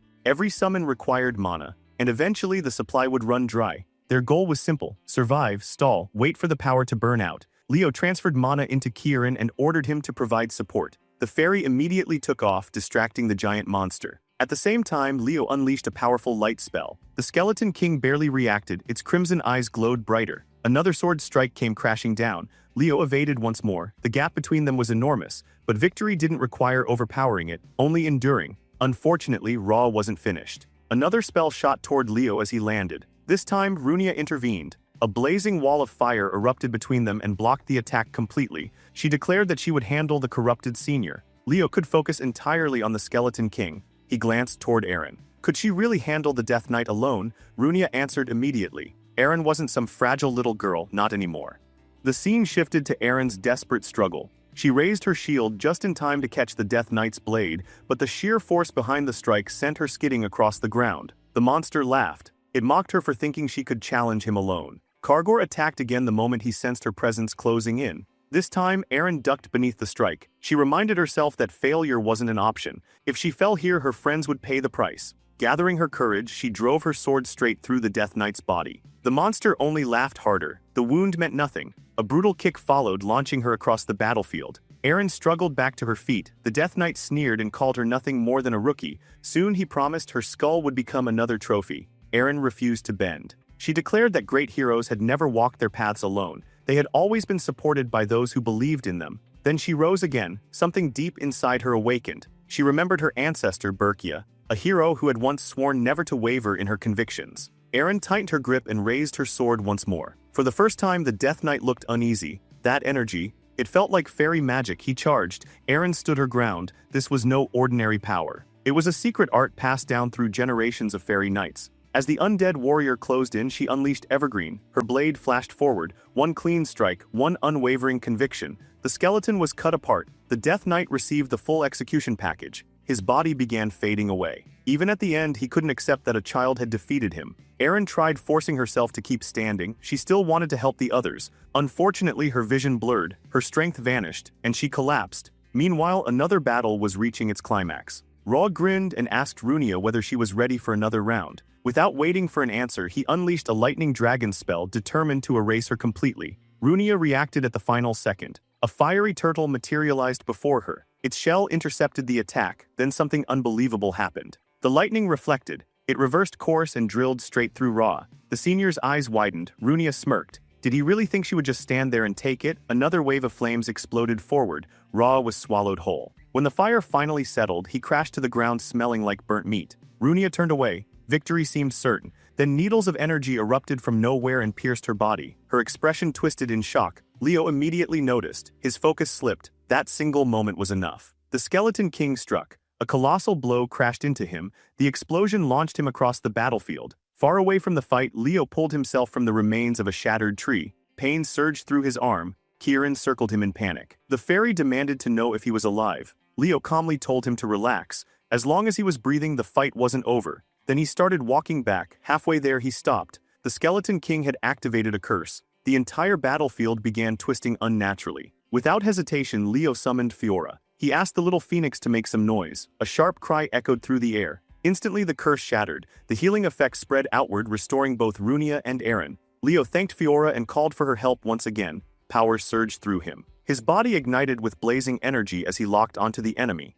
The Skeleton King answered with another devastating strike. Leo narrowly avoided it. Watching him fight, Runia finally understood something. Leo had absolutely no fear of death. He moved exactly the way heroes were supposed to move. The realization left a deep impression on her. Recalling her flame turtle, she praised it for its efforts before turning her attention back toward Ra. Another attack ignited her flames. This time they latched onto his arm. Ra laughed and called her flames pathetic. Runia answered without hesitation. Her family had always shared ties with the Phoenix. Her ancestor had sworn to burn Tartarus and every demon within it to ashes. Ra told her to stop rambling, then he sensed something wrong. The flames refused to go out. That immediately put him on edge. Runia continued. As long as she lived, that oath lived with her. She reminded him that his left eye had already become demonic. The fire wouldn't stop until he became a pile of charcoal. Closing the distance, she grabbed hold of his arm. The flames intensified. Then she revealed the catch. The technique burned the user as well. Ra called her insane. Runia didn't care. She had already decided to drag him down with her if necessary. Then everything changed. The flames vanished without warning. Ra relaxed for a brief moment, a fatal mistake. He prepared to retaliate. But suddenly the ring on his finger lost control. A vortex appeared. The force dragged him toward it. Ra screamed. He ordered it to stop. The ring ignored him. Moments later, it swallowed him whole. Gone, Runia stared in disbelief. The summoner had vanished. So why was the Skeleton King still active? The answer came quickly. The ring began glowing again, this time with an entirely different aura. Leo immediately tensed. That presence. He knew it. The Demon King issued a command through the ring. Continue the mission. The Skeleton King obeyed and raised its sword once more. Leo's expression darkened. The energy was unmistakable. Hellkaiser. The Lich King himself was now using the ring as a vessel, and if Leo's guess was correct, the target was the protective barrier surrounding the region. There was no time left. Leo charged. He shouted for Kieran to support him. The Skeleton King brought its blade crashing down. Leo intercepted it with everything he had. Even so, he felt himself losing ground. Cracks spread through the barrier behind him, then the monster overpowered him completely. Leo was launched backward. He crashed straight through the collapsing shield. Kieran screamed his name as Leo disappeared into the distance. Moments later, the barrier shattered entirely. Some time later, Leo slowly opened his eyes. His two companions rushed over, except now they had been reduced to tiny glowing orbs. Looking at his hands, Leo immediately understood. His spiritual energy was completely depleted. Forcing himself upright, he surveyed the destruction around him. His chest tightened. The fairy land had truly fallen into ruin. Then something caught his eye. A dagger rested atop a nearby stone slab. The moment he saw it, recognition hit him. A memory from another life resurfaced. Back when he was Kyle. Back when he had handed that same dagger to Berkia, she had immediately accused him of trying to dump junk on her. The girl had thrown a full tantrum, insisting the weapon looked completely useless. Leo had fired back that the dagger had carried him through countless battles. Then his companions called for him. It was time to leave. Berkia looked devastated. But all he could do was pat her head and tell her goodbye. Then he stepped through the portal while she watched him disappear. Back in the present, Leo picked up the dagger. A faint smile appeared. Berkia had called it stupid, yet she had kept it all this time. Suddenly the weapon began shining. An overwhelming flood of mana erupted from within. The dagger had finally recognized its true owner. Leo felt power surge through his body. For a brief moment he wondered which spell would be appropriate. Then he noticed another fire attack striking the Skeleton King. The girls were still fighting. Runia and Aaron could barely remain standing. The monster was closing in, then Aaron sensed it, a colossal wave of magic. Something was approaching from behind them. Golden light erupted from a ruined building. Both girls instinctively braced themselves. Runia couldn't help smiling. If Leo truly had a contract with a phoenix, then pulling off something ridiculous like this was completely on brand. Wrapped in unimaginable power, Leo admitted that the spell was still inferior to its original form. But it would do. More importantly, he figured the girls would enjoy the view. Then stars began falling from the sky. Both girls froze. Aaron instantly recognized it. Ancient records had described this spell. Finale, the strongest spell ever recorded. Countless celestial stars descended. The Skeleton King disappeared beneath the storm. Moments later, it ceased to exist. Leo casually walked forward as if none of that had been a big deal. Then he summoned Kieran. The fairy appeared ready for battle, only for Leo to inform him that the battle had already ended. Instead, Kieran had another task: recover his wings. The fairy shot off immediately. Runia and Aaron hurried toward Leo. He asked how they were holding up. Runia immediately complained that he was supposed to be the injured one. Aaron was simply relieved he was still alive. Naturally, Runia demanded an explanation for the absurd spell. Leo pointed toward the dagger. That artifact had made it possible. Aaron's eyes sparkled. A hero relic. Meanwhile, Runia started wondering whether this had been Tartarus's true objective all along. Just then, Kieran returned. Proudly, He announced that he had recovered the wings his father had hidden away. Then he asked Leo to help remove the seals. Runia's brain nearly crashed. The artifact had started glowing again. Could that really be a hero fragment? Moments later, the answer arrived. The hero record unfolded. The entire group was instantly dragged into another world. Runia spun around in confusion. Then a voice echoed through the strange landscape. Who in their right mind planned to challenge Erebus? The speaker called them idiots for even considering it, then casually decided to join anyway because it sounded interesting. Leo slowly turned around. A familiar figure stood there. She introduced herself as Luna, the one who illuminated the night sky with stars. Only then did Leo finally realize the truth. This hero fragment belonged to him, back when he had still been Kyle. Elsewhere, Professors Hiriam and Herod rushed toward the battlefield. They were worried sick about their students. Runia quickly showed Hiriam the recovered hero fragment. The professor stared in complete disbelief. Herod approached Leo and told him he had done well. Then he asked whether anyone was still missing. Leo's expression darkened. One person. Erin sadly informed her grandfather about Senior Ra. The group eventually departed. Yet before leaving, Leo glanced back one last time. His thoughts drifted toward Luna. Soon afterward, the final day of the academy visit arrived. Students gathered before the portal. The professors exchanged farewells and shook hands. Their time in El Salvia had come to an end. Runia stepped forward. She declared that she would become much stronger. And the next time they met, she demanded a rematch. Before Leo could answer, another voice interrupted. Erin came running toward him at full speed. She proudly announced that she had decided to return to school. A genuine smile crossed Leo's face. He ruffled her hair and promised they would meet again. Then he stepped through the portal. Back at Lumen Academy, Kieran had become more energetic than ever after recovering his wings. Unfortunately for Fiora, this meant she had become his favorite target. The fairy chased the tiny phoenix around the academy grounds. Fiora dodged every attack effortlessly. Each failed attempt earned Kieran an increasingly judgmental side-eye. The little phoenix looked ready to report him for harassment. Kieran refused to surrender. He cornered her and proudly declared that he would finally demonstrate true fairy magic. Fiora stared at him, entirely unimpressed. Round 2 was officially about to begin. Without warning, Leo reached up and plucked Kieran straight out of the air. The fairy immediately started protesting, but Leo calmly informed him that if he kept causing trouble, those newly recovered wings would be confiscated all over again. Before Kieran could launch another complaint, a familiar voice echoed through the room. Fiora's body suddenly began glowing. A moment later, the little phoenix transformed into a young girl and formally introduced herself. Leo quickly figured out that Kieran's magic was responsible for the change. Crouching down to her level, he gently told her there was no need to be so formal around him. Meanwhile, Kieran made the brilliant decision of trying to attack her again. That only made things worse. Fiora immediately grabbed the fairy in one hand and squeezed him like a stress ball. Then she announced that she wanted to show her new form to her mother. Leo agreed without hesitation. Opening a portal, he told her to take Kieran along for the trip. The fairy fought with everything he had. Unfortunately for him, nobody cared. The two disappeared through the portal while Kieran's protests echoed into the distance. For the first time in what felt like forever, Leo finally collapsed onto his bed. The dagger was gone. The hero fragment was gone. Both had already been handed over to Siren Academy. First, there had been the Queen of Monsters at Lumern. Then Hell Kaiser had appeared in Siren. At this point, the pattern was impossible to ignore. Tartarus wasn't acting randomly. Someone was systematically trying to erase every remaining trace of the great heroes. Worse yet, Leo knew the enemy wasn't operating only from the shadows outside. There were still spies hidden within Lumern itself, just like Ra, just like the traitors who had already revealed themselves. The Academy needed to find them before they caused even greater damage. Elsewhere, students gathered inside the Academy's main hall. The head of the night department informed everyone that the headmaster would arrive shortly. The students exchanged confused glances. Why had everyone been separated by department? Moments later, the headmaster stepped onto the stage. After asking whether they had enjoyed their vacations, he revealed the reason behind the gathering, the department tournament. Instantly, the room understood. This wasn't just another event. It was the competition that determined which department would stand at the top of their grade.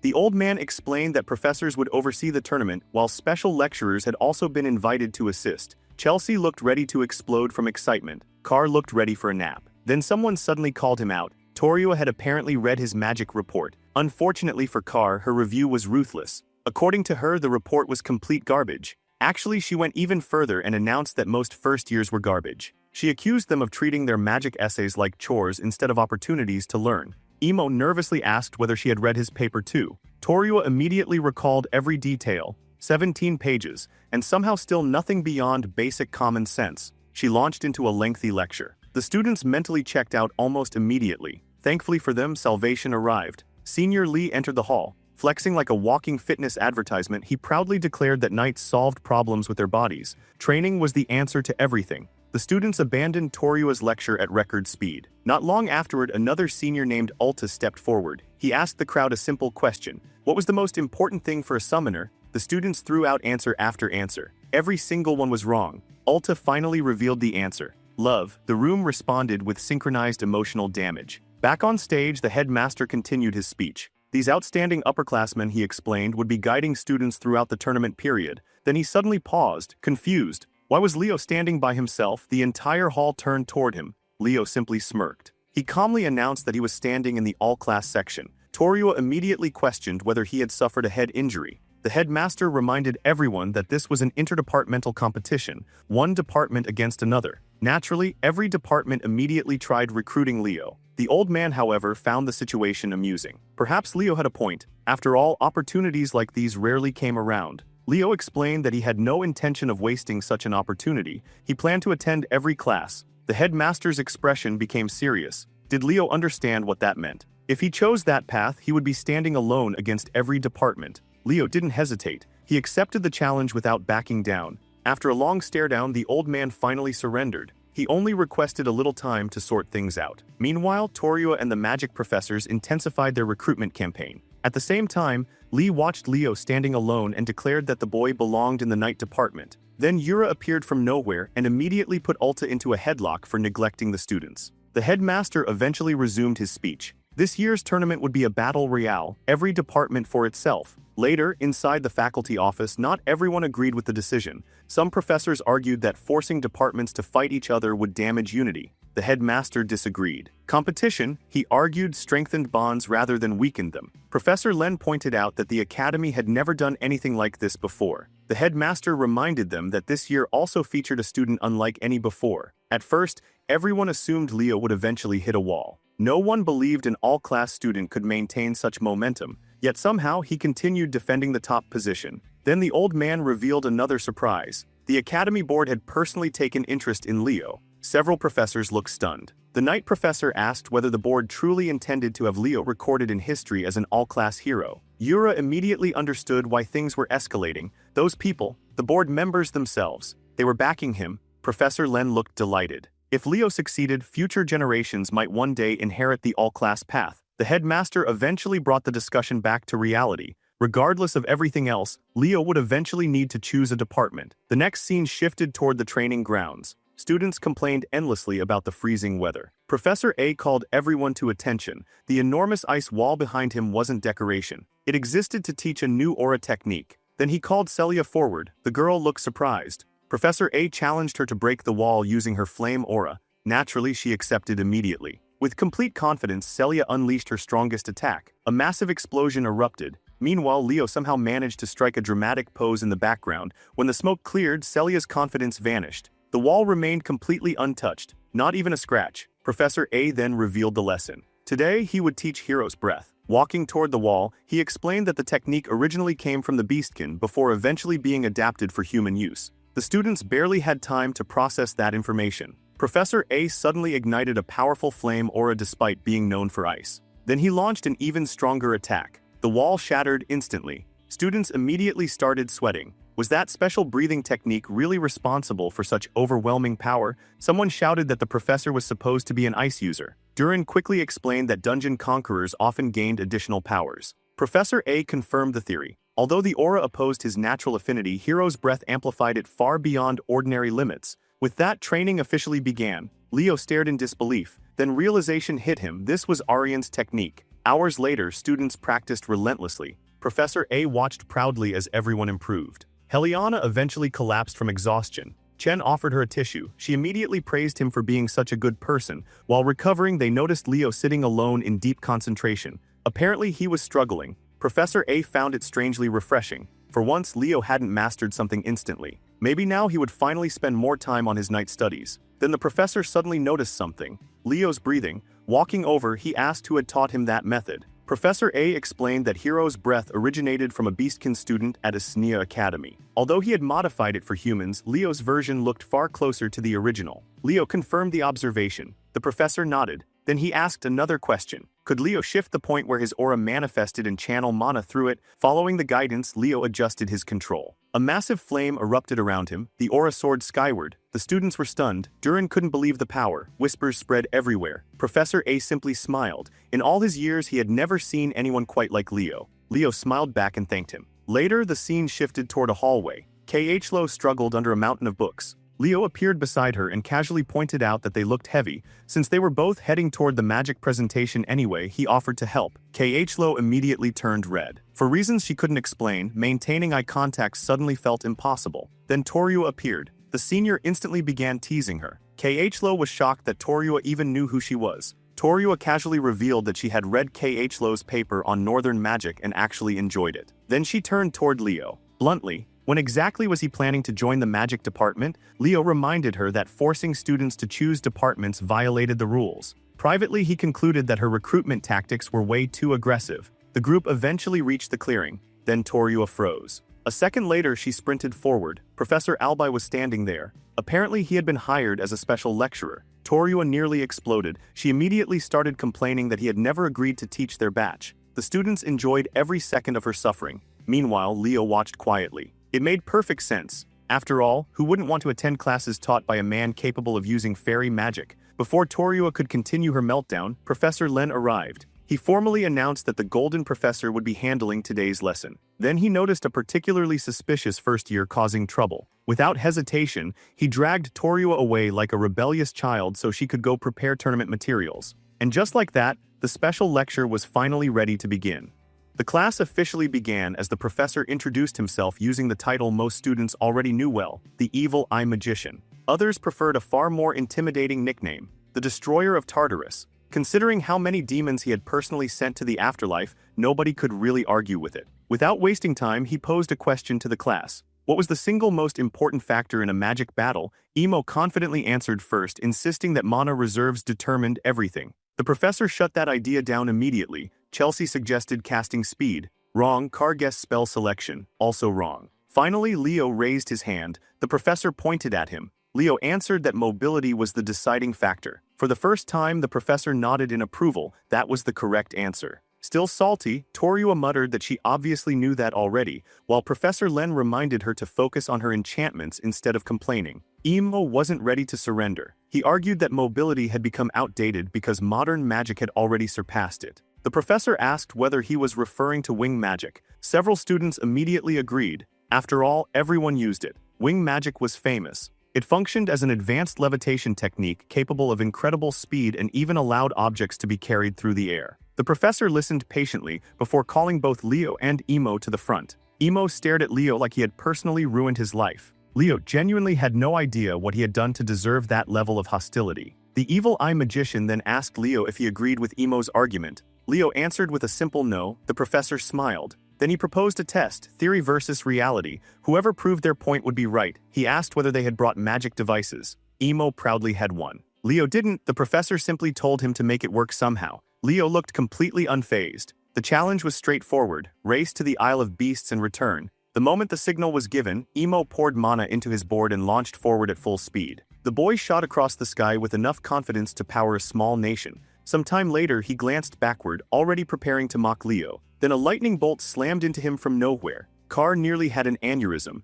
He demanded to know what Leo thought he was doing. Another lightning spell followed immediately. Leo calmly explained that if the test was about mobility, then testing his opponent's ability to evade attacks seemed perfectly reasonable. To Carr's horror, the professor agreed. Our boy then activated Phoenix Step. Aura exploded beneath his feet. A moment later, he blasted into the sky. Carr shouted that Leo was using aura in a magic class. The professor called him out again. The upcoming tournament would pit departments against each other. Those opponents would absolutely use aura. Learning to deal with it was part of the lesson. Meanwhile, Emo was desperately trying to stay balanced on his increasingly unstable board. Humiliation burned inside him. He swore he wouldn't forget this. Then he noticed something terrifying. Leo was already catching up. Fast, way too fast. Before he could react, Leo crashed directly into him. The board flipped. Emo was launched straight off. His scream echoed across the area as gravity immediately betrayed him. Thankfully, someone caught him before he hit the water. Back in class, Emo woke up just in time to hear the professor finishing his explanation.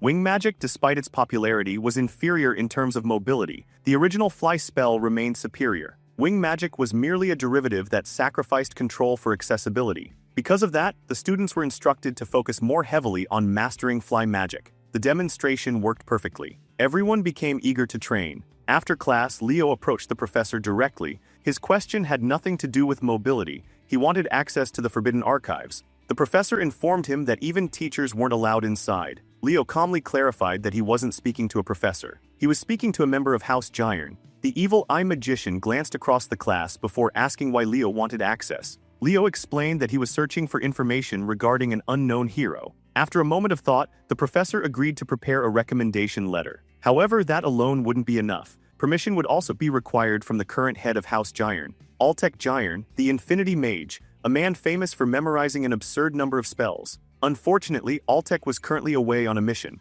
Leo would need approval from the acting representative instead. Naturally, he asked who that was. The answer came quickly. Alina Jiren. The scene shifted towards Summoning Island. Students whispered among themselves. The other departments had already begun their special training. Even Professor Albi had personally taught the magic students. Leo remembered a conversation he'd had earlier. Chelsea had described Alina as Academy royalty. She was the third-year representative and one of the most talented students on campus. Only 18 years old, yet already ranked second in the magic department. Carr contributed the truly important information. Apparently, she was ridiculously attractive. That alone had earned her the title of queen. She had an army of admirers and was considered a leading candidate for next year's student council president. Leo quietly wondered how someone was even supposed to approach a person with that kind of reputation. His thoughts were interrupted by Professor Yura. The woman was loudly demanding to know where Alta had disappeared to. The students immediately perked up. Surely their special summoner training was finally about to begin. Right then, Alta came running in. He apologized dramatically while carrying an enormous pile of equipment. Then everyone noticed what he was holding. Butterfly nets. A disturbing number of butterfly nets. Professor Yura nearly exploded. She demanded an explanation. Alta responded with complete sincerity. A fairy had apparently been spotted nearby. The students erupted. Leo instantly thought of Kieran and became suspicious. Yura looked 1 second away from spontaneous combustion. Was this really the training plan? Before she could completely lose her mind, the associate professor stepped in to calm her down. Alta ignored the chaos and turned toward the students. Had they ever dreamed of capturing one of the legendary 3 beasts? Had they ever wanted to see a fairy? The room immediately became excited. Yura forced herself to calm down and asked for the actual plan. Alta assured her that fairy hunting wasn't the point. Then he reminded the students of something he had said before. What was the most important quality for a summoner? Eliza answered tolerance. Wrong. The answer remained exactly the same. Love. Alta explained that true summoners loved not only their contracted beasts but all creatures. They learned to walk beside nature rather than dominate it. That understanding was the true essence of summoning. Leo quietly admitted that the man was still weird, but the message itself wasn't wrong. Professor Yura expanded on the lesson. Summoners needed to understand creatures beyond their own contracts. They needed to build connections. That was why the students would remain on the island for 3 full days. Alta then revealed another detail with a terrifying smile. Their dormitory paperwork had already been submitted. There would be no leaving. Panic spread instantly. Several students complained that they had other plans. Eliza seemed relatively calm. Then Alta casually handed her a butterfly net. That calm vanished. The final twist landed like a meteor. No summons, no aura, no magic. The students would survive the forest entirely through their own abilities. Absolute chaos followed. Alta left immediately afterward, leaving the students to suffer. Several tried arguing with Professor Yura. She simply explained that summoners differed from every other department. Their strength came from forming bonds with other beings. Because of that, they needed to learn how nature functioned without relying on power. That was why Alta emphasized love. Then she asked a simple question. How many of them had actually witnessed a true summoning? Most relied on inherited family mediums instead of seeing a creature's genuine form. With a smile, she wished them luck and promised to see them again in 3 nights. The following days were brutal. Students learned survival skills. They sharpened their instincts. They adapted to life without the powers they normally depended on. Meanwhile, Leo wandered through the forest collecting berries. He had to admit that summoning classes were unexpectedly challenging. In a good way. Suddenly, a scream echoed through the woods. Someone had found a fairy. Leo turned toward the commotion. One unfortunate student had somehow become halfway swallowed by a gigantic carnivorous plant. The others didn't rush to help. Instead, they roasted him for charging ahead without paying attention to his surroundings. Then Leo spotted the real culprit. A familiar fairy sat on a nearby branch watching everything unfold. Immediately, he decided Kieran needed another lesson. Elsewhere, Kieran flew through the forest wondering which student he should mess with next. His plans ended abruptly. A trap activated. A butterfly net snapped shut around him. The fairy stared in disbelief. He had just been defeated by a butterfly net. Leo lifted him up and reminded him that he had already been warned. Kieran immediately defended himself. He claimed he wasn't causing trouble, he was investigating something. According to him, strange changes were happening throughout the forest. Leo remained skeptical. The fairy swore he was telling the truth. Later that night, the two sat beside a campfire. Leo asked him to explain everything. Kieran revealed that the beasts inhabiting the island had become unusually aggressive. While investigating, he accidentally crossed paths with the students. That unfortunate encounter had apparently turned him into a celebrity. Leo pointed out that the territory belonged to the phoenix Perina. Normally, she would have responded immediately if something was wrong. Then Kieran dropped another surprise. Perina wasn't even on the island. Leo blinked. The fairy explained that Fiora had discovered a message upon arriving. Her mother had left to visit the Oathbearer. The news had upset the little phoenix because she wanted to see her mother. Afterward, the pair noticed the beasts behaving strangely and decided to investigate. Fiora ventured deeper into the forest. Kieran followed after her. The explanation left Leo deep in thought. Fiora was the second strongest beast on the island. If even she had sensed something unusual, then the situation was serious. What bothered him most was the timing. Everything had started after Perina left. That couldn't simply be ignored. He attempted to contact Fiora through telepathy. Nothing, no response. Assuming she was distracted, Leo grabbed the fairy. Placing Kieran onto his shoulder, he announced that they were going to find her. He had already sensed a strange presence somewhere on the island's western side. Kieran immediately started complaining about being dragged into another dangerous situation. Unfortunately for him, Leo had already made up his mind. The story shifts to a glowing lake hidden deep within the silent forest. A soft voice breaks the calm as Fiora kneels beside the water, her eyes sparkling with wonder while admiring a strange crystal-like stone in her hands. She quietly declares it beautiful. Then, without a second thought, she pops it into her mouth and starts chewing happily. The little phoenix immediately stiffens when a familiar voice asks what exactly she is doing. Trying her best to look innocent, she turns around only to find Leo staring down at her. He asks whether she's been sneaking over here to eat magic stones ever since arriving on the island. Leo recalls that locations overflowing with spirit beasts naturally produce magic stones, and young creatures often consume them to accelerate growth and evolution. Fiora quickly defends herself, insisting that eating more simply helps her grow faster. Kieran immediately ruins her excuse by reminding everyone that she is already a top-tier spirit beast. Leo gently points out that while the stones might be delicious, chasing away all the local creatures just to hoard them isn't exactly fair. Fiora tries another excuse, claiming she planned to share eventually.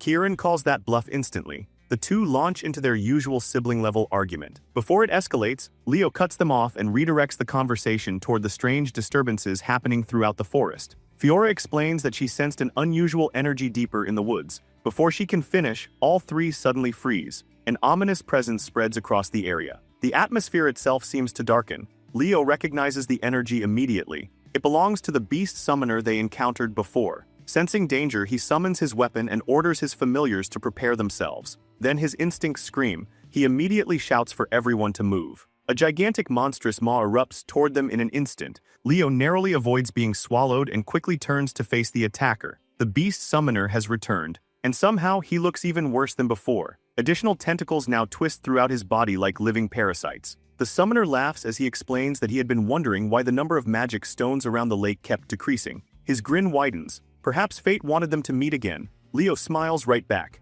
In his eyes, this rivalry stretches far beyond their current lives. Without hesitation, he raises his weapon. The summoner immediately launches a tentacle toward him, hoping to end things quickly. Leo ducks beneath it. Instead of hitting him, the tentacle wraps around a nearby tree and rips it straight from the ground. The summoner declares that this battle is already over. At the same moment, another tentacle bursts from beneath the earth and grabs Leo's leg. His expression sharpens. Several tentacles had been hidden underground. Even worse, he hadn't sensed them at all. The enemy hurls the uprooted tree directly at him. Leo closes his eyes for a brief moment. Then he roars. Phoenix aura erupts outward in a blazing explosion. The shockwave severs one of the tentacles instantly. Unfortunately, it regenerates almost immediately. Leo turns back toward the summoner and calmly asks a question. He wonders whether those tentacles belong to a gorgon and whether the creature before him is some kind of chimera hybrid. The summoner's grin freezes. He asks who Leo really is to identify that so quickly. Leo simply smiles. According to him, he's nothing more than a first-year hero candidate. Then he points forward and gives Fiora a command. Charge. The baby phoenix launches like a missile. Her collision triggers a massive explosion that shakes the area. Kieran whistles in admiration and praises her ridiculous firepower. Leo, however, remains cautious. the battle is nowhere near finished. The summoner throws a tantrum over his damaged beast, then he decides to return the favor. Dipping his hand into the lake, he activates another summoning. A gigantic death slime emerges from the water. Like some deranged monster trainer, he proudly presents one of the strongest slime creatures in existence. Kieran immediately complains about the horrific smell. Leo responds by casting Wind Shield. Despite the danger, he admits the creature is impressive. The summoner confidently declares the battle finished. Then a new voice crashes into the scene. Someone loudly demands to know why a grown man is bullying his junior. A bolt of lightning descends from the heavens. The summoner lets out a spectacular scream as electricity detonates across his body. Alta arrives in style atop a magnificent Pegasus. The villain is left looking like overcooked barbecue. Even he seems shocked that his beast armor was destroyed so effortlessly.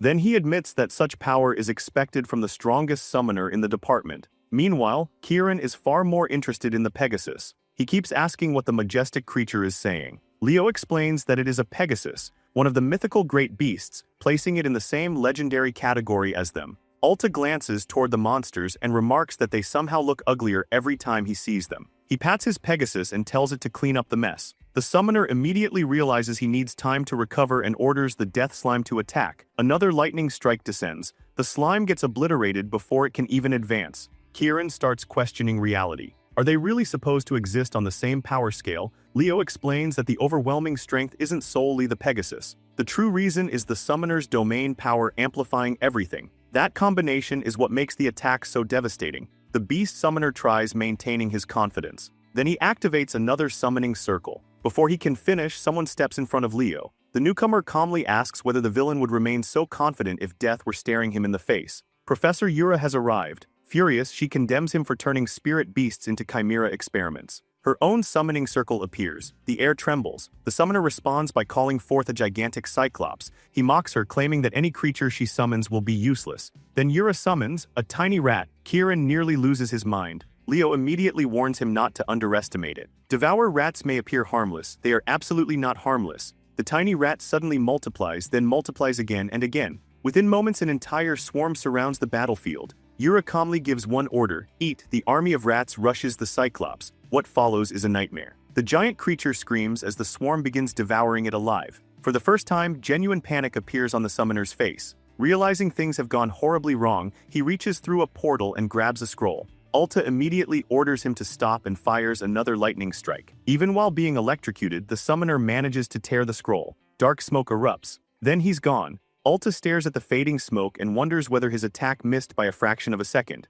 As silence settles over the battlefield, Professor Yura immediately turns her attention toward Leo. Specifically, she starts lecturing him for entering a restricted area. Leo explains that he was following Fiora, and Fiora was following magic stones. The explanation calms her considerably. Alta, meanwhile, starts crying tears of joy because Leo cares so deeply about his familiars. Ignoring the emotional breakdown, Yura becomes serious again. She suspects the beast summoner was attempting to corrupt the magic stones around the lake. Mounting her black wyvern, she announces that she will report everything directly to the headmaster. Before leaving, she orders Alta to continue the training while remaining cautious. Once she departs, Alta turns back toward Leo. He casually notes that Leo is the Phoenix's contractor. He even notices invisible Kieran. Thankfully, he chooses not to mention it. Leo quickly changes the subject and asks whether the Pegasus belongs to him. The Pegasus walks forward and politely introduces herself. Leo reaches out and pats her head. The reaction is immediate, she practically melts. Alta looks completely stunned. Pegasi are notoriously selective about physical contact, yet this one accepted Leo instantly.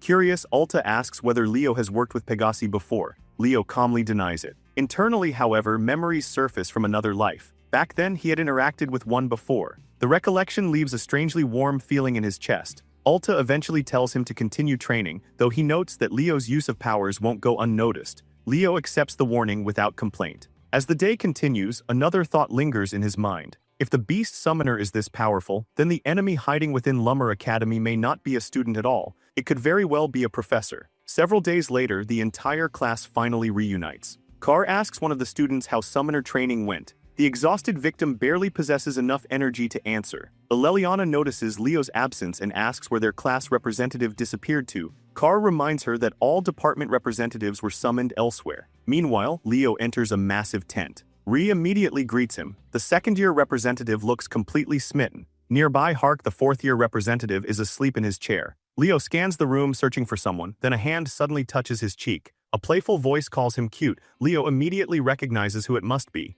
Alina, the very person capable of granting archive access. Without hesitation, she asks if he wants to be her boyfriend. Leo rejects the proposal instantly. Luz practically enjoys the situation with imaginary popcorn. Alina leans closer and promises that Big Sister will take good care of him. Remaining completely unfazed, Leo tells her she's too young for him. The response catches her off guard, then she bursts into laughter. Apparently this first year is more entertaining than expected. Luz comments that Leo is every bit as impressive as the rumors suggested. Most students would fold instantly in front of Alina. Leo doesn't even blink. Ree asks Alina how her recent mission went. She dismisses it as painfully boring. Leo then walks over and wakes the sleeping fourth-year representative. The moment Hark opens his eyes, he challenges Ree to a fight. Ree simply smiles and promises to deal with him later. Alina immediately starts insulting him for wanting violence the second he wakes up. Hark fires back by calling her nothing more than a faction mascot. The argument escalates instantly. Both representatives begin attacking each other verbally.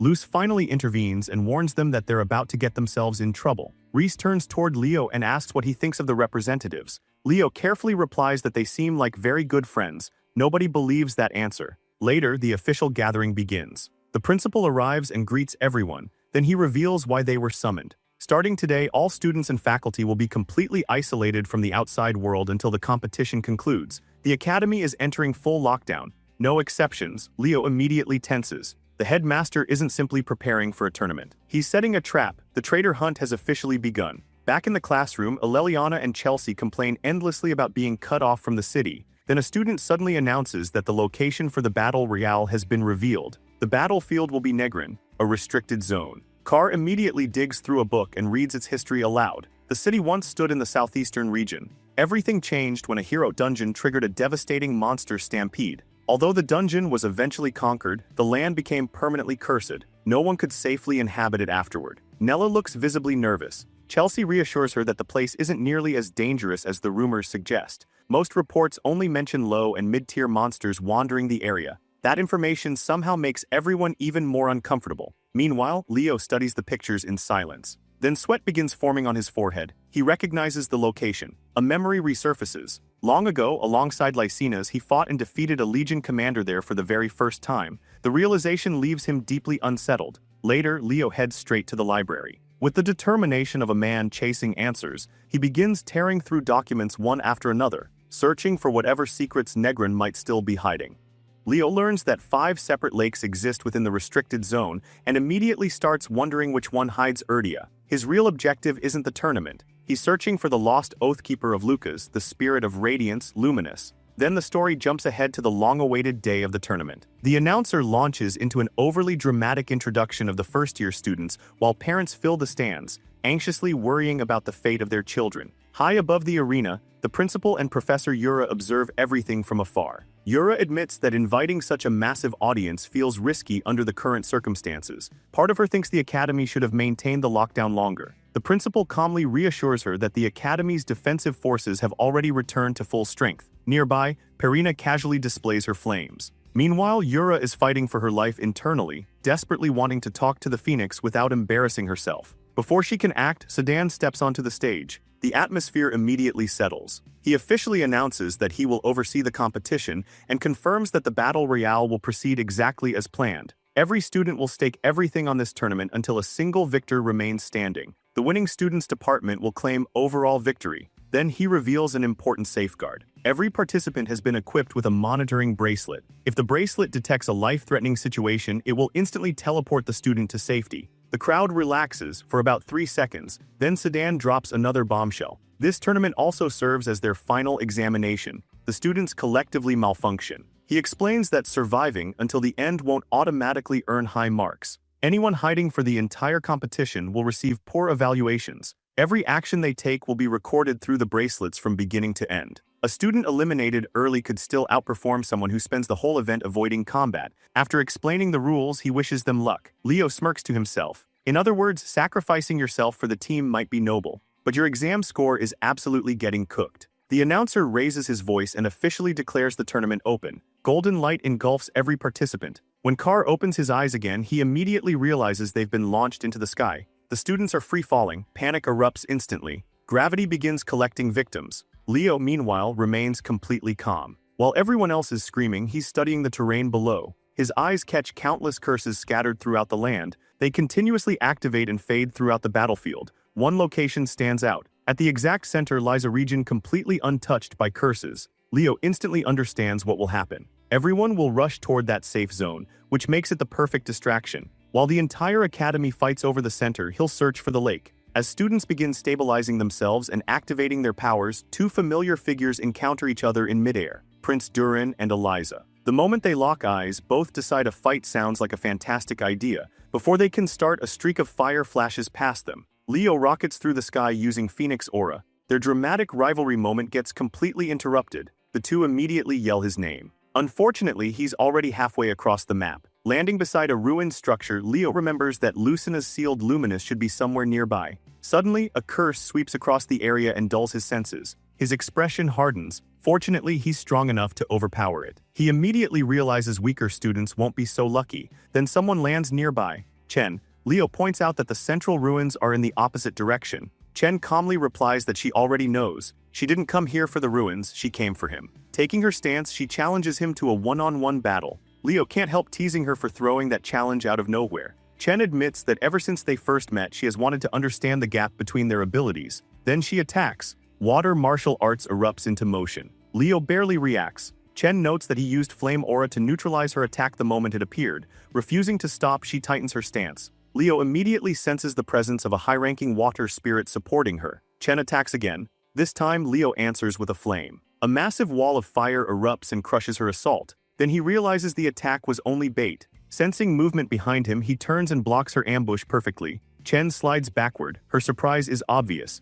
The element of surprise is gone, yet she refuses to surrender. Leo begins explaining that water is a force capable of taking any shape. Advancing with a flaming sword, he points out the flaw in her combat style. She's too rigid, too predictable. Chen immediately understands the danger. A direct hit ends the fight. She quickly summons a water shield. Then her eyes widen. Leo appears beside her instantly. A fireball burns in his hand. Once again, he reminds her that her movement needs work. Smoke fills the battlefield. When it clears, Leo's sword rests against her throat. The match is over. Chen accepts defeat. She admits that fighting him feels less like battling a student and more like facing an experienced veteran. Then she receives an unexpected answer. Leo tells her to leave. She's stunned. Why isn't he eliminating her? Leo simply says it's his choice. As he walks away, he casually warns her about two people approaching at ridiculous speed. Chen pauses, then she understands. Durin and Eliza are charging directly toward them. The pair arrive while arguing over who gets the right to fight Leo first. They look less like elite students and more like children fighting over a toy. Chen stares at them like they've completely lost their minds. She points out that the ruins are literally in the opposite direction. Durin immediately assumes she lost and asks where the class representative went. Chen doesn't bother denying it. Instead, she mentions being injured and requests they escort her back to the center. Durin starts protesting. Chen immediately reminds him they're in the same department. Refusing a teammate would look terrible. That shuts him down immediately. Then she turns toward Eliza and asks if she can carry her. Eliza instantly points out that they belong to different departments. Chen acts deeply offended. She even brings up all the times she helped Eliza study. That attack lands. Eliza reluctantly admits she repays her debts. She just doesn't want to do it right now. Then Chen activates her ultimate technique, Puppy Eyes. The battle ends immediately. The two reluctantly agree. Eliza warns her that the temporary alliance ends the moment they reach the central ruins. Meanwhile, Durin awkwardly stands there wondering how events got this far. As they leave, Chen glances back one last time. Quietly, she hopes Leo finds whatever he's searching for. Elsewhere, a red-haired summoning student named Jaredin races toward the castle at the center of the battlefield. He mutters that freedom is finally within reach. Then a gigantic fireball crashes into his path. A voice warns him not to get ahead of himself. Celia stands before him. Without hesitation, she has already seized control of the north gate. Another fireball forms in her hand. Students immediately retreat and search for alternate routes. Unfortunately, things aren't any better elsewhere. At the west gate, Yahello dominates the battlefield with overwhelming ice magic. Jaredin immediately realizes the situation. Only the south and east gates remain. He remembers that Eliza is busy chasing Leo and desperately hopes Walden managed to secure one entrance. Before anyone can move, a massive shadow swallows the landscape. Students look up in horror. Someone screams that a black wyvern has appeared. Jaredin immediately corrects them, not a normal wyvern. It's the cursed variant from the summoning examination. Pure panic spreads across the battlefield. Everyone starts questioning why that monster is even here. Meanwhile, Zeiss Zerdinger observes the battlefield. He notes that Celia is performing exceptionally well but finds Leo's absence suspicious. His attention shifts toward Chelsea.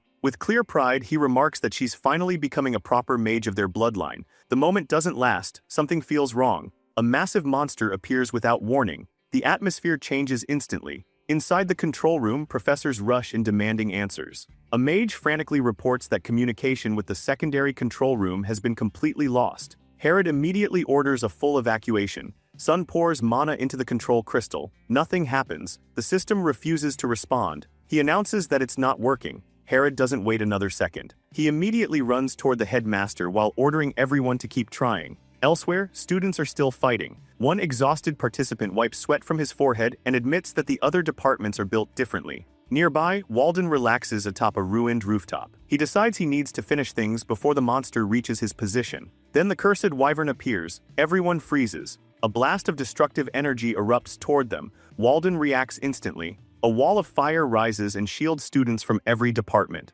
Without hesitation, he calls out to his teammate and orders him to open the gates. The student immediately responds that he doesn't take orders from him. Walden casually grabs him with one arm and starts choking him. Time is limited. Therefore, he is captain now. Open the gate. No discussion required. Meanwhile, Leo continues checking lake after lake. Nothing, every search ends in failure. He figures everyone else is probably fighting by now and decides he should return soon. Then he feels it. A horrible aura spreads across the battlefield. His expression changes instantly. This curse isn't native to the area. Not even close. He remembers feeling it once before, during a battle against Tartarus. Phoenix aura erupts around him as he launches forward. The curse isn't designed to attack people directly. Instead, it severs communication. It traps everyone inside an invisible prison. Leo immediately realizes what this means. The traitor inside the academy has finally made a move. Flying across the battlefield at top speed, he focuses on one thing: find the others. Immediately, back at the central ruins, Nella desperately heals Carr while begging him not to pass out.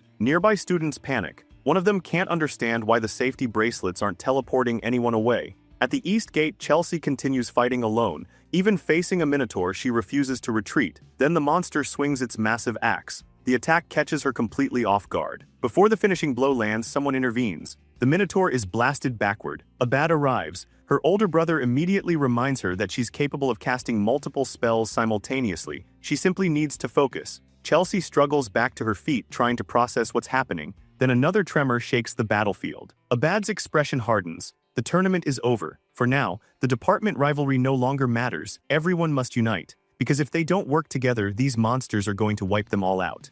Leo figured the smarter students would naturally make their way toward the inner castle. So as far as he was concerned, the priority was simple: fortify the position and hold the line. Meanwhile, after spotting the rally signal in the distance, Eliza, Chinia, and Durin immediately altered course toward the fortress. None of them understood what was happening, but one thing was obvious: this was far beyond a normal tournament scenario. Durin took the lead while the two girls supported from behind, carving a path through the monsters with his devastating lightning affinity. Inside the central fortress, the guards atop the watchtower finally spotted the approaching trio and ordered the gates opened. They barely made it in before the entrance sealed again. Celia Zeringer was surprised that Leo wasn't with them. Apparently, the class representative had split away from the group and headed deeper into the outer region. Nobody present was interested in guessing his motives. At this point, they all shared the same belief. If anyone could survive out there alone, it was Leo. For the students inside the fortress, gathering information became the highest priority. The first alarming discovery was that the emergency bracelets had completely stopped functioning.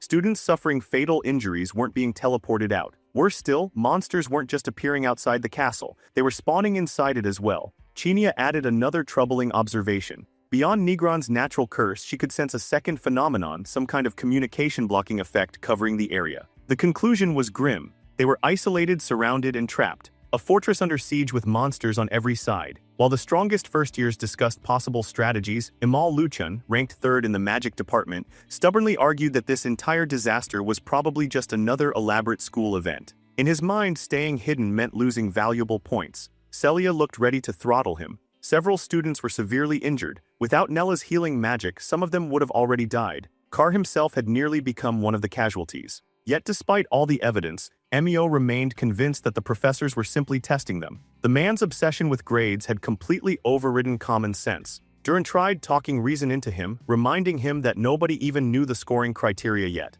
It didn't matter. Emio ignored every warning and marched toward the gate. He would have walked right out of the fortress if a massive minotaur corpse hadn't suddenly crashed into the ground directly in front of him. Walden had arrived, and apparently that minotaur had been his warm-up. The Absolute unit immediately cast his vote: defend the inner castle. No arguments. Taking charge, Celia divided the students into 5 defensive groups, assigning teams to each wall and gate. They barely finished organizing before the monsters attacked again. A minotaur smashed through the castle entrance. Durin answered by absolutely frying the creature with lightning. The magic department students added supporting attacks, helping finish the job. Elsewhere, students stationed on the walls quickly identified the greatest threat: the ogres. Massive, boulder-carrying monsters with durability that made ordinary magic feel almost useless. Since normal attacks weren't enough, Celia stepped forward. Phoenix-shaped aura erupted around her. One devastating flaming wing strike swept across the battlefield and incinerated every ogre within range. Watching from afar, second-year Representative Luce and third-year Representative Alina Gyern observed the situation closely.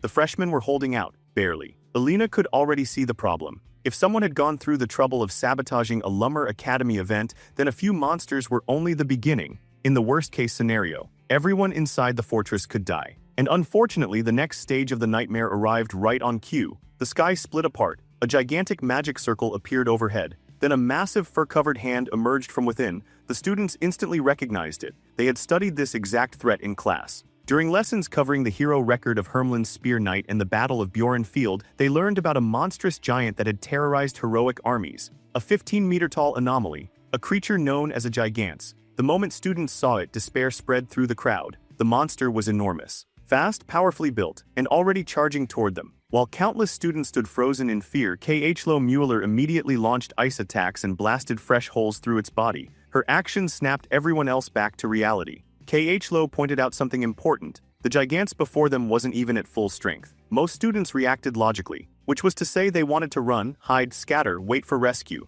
Yahello wasn't interested in any of that. Yes, she was terrified, but fear wasn't an excuse. Then things got worse. The monster's wounds regenerated before their eyes. Massive holes sealed themselves shut within seconds. Students began retreating in panic. Yahello stayed. Someone had recently taught her an important lesson. A hero stands firm when everyone else wants to run. No matter how hopeless things appear, no matter how terrifying the enemy, that was what heroes did. So she continued fighting. Unfortunately, she became so focused on attacking that she neglected her defense. The gigants lunged. Celia rushed to help. Too slow, she wouldn't reach Yahello in time. The giant's claw descended, and at the last possible moment, an arm went flying. The entire limb was severed clean off. Yahello immediately recognized that sword strike. So did Celia. Leoplov had finally arrived, and naturally he made an entrance. Kieran immediately started complaining about how reckless that move had been. Fairy healing wasn't limitless after all. Leo had absolutely no interest in hearing it. He stuffed the fairy back inside and focused on the actual battlefield.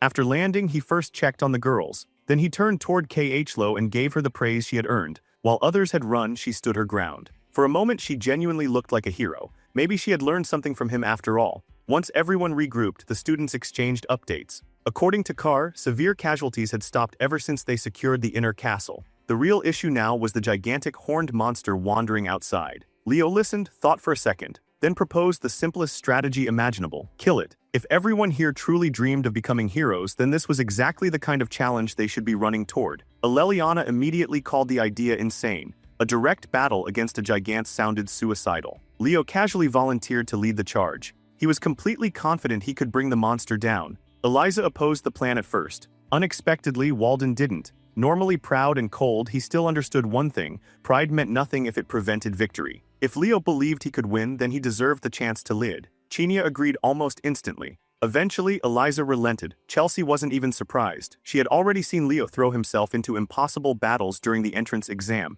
Apparently, this was just his hobby. Leo invited Durin to cooperate. Naturally, the prince declared that he intended to land the decisive blow himself. Far outside the battlefield, concern among the spectators gradually transformed into excitement. This generation was absurdly talented. Maybe victory really was possible. Alina Gyern felt the shift the moment Leo arrived. Something changed. The entire atmosphere transformed. There were many talented heroes in the world, but Leo felt different. He was the type of person who turned fear into courage, the kind of figure who became a light when everything looked hopeless. Simply put, the kid was built different. By the time the planning ended, the gigants had already regenerated its missing arm. The assault began immediately. Eliza and Abad formed an unexpected aerial team. Eliza handled transportation, impressing Abad with her flying skills. Together, they baited a ranged attack directly from the monster's mouth. Eliza sharply maneuvered her summoned spirit out of danger while Abad prepared a devastating spell. Then Tempest struck. The Gigance was practically tossed into a giant magical blender. The damage was brutal. The monster survived. Unfortunately,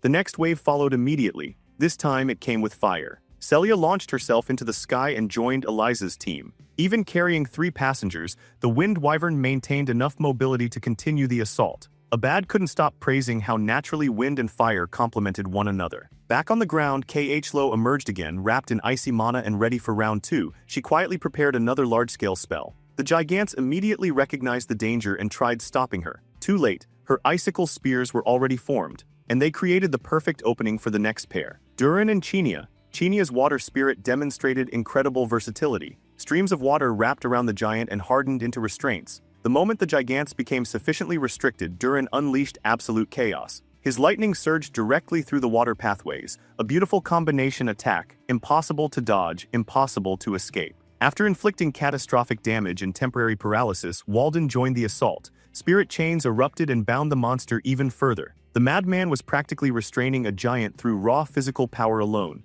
As the restraints tightened, Celia and Abad launched another coordinated attack. Everyone played their role perfectly. And finally, only 2 remained, Leo and Chelsea. Desperate and immobilized, the Gigance charged another ranged attack. The blast obliterated sections of the castle wall. Fortunately, the intended targets escaped. Chelsea retaliated first. A storm of violent wind magic engulfed the monster. Every attack up until now had pushed the Gigance closer and closer to destruction. Leo's role was to finish the job. Combining Kyle's vortex technique with Phoenix Breath produced something far deadlier than either skill alone. The resulting attack scorched straight through the giant. Then Yahello followed up. Ice World activated, the temperature plummeted. The burning monster froze solid, a perfect combination. Moments later, the frozen giant shattered apart and finally disappeared. The Gigance had fallen not because of one student, but because the strongest first years from every department fought together. As soon as Yahello returned to the castle, Carr immediately rushed over. He couldn't stop talking about how heroic she looked out there.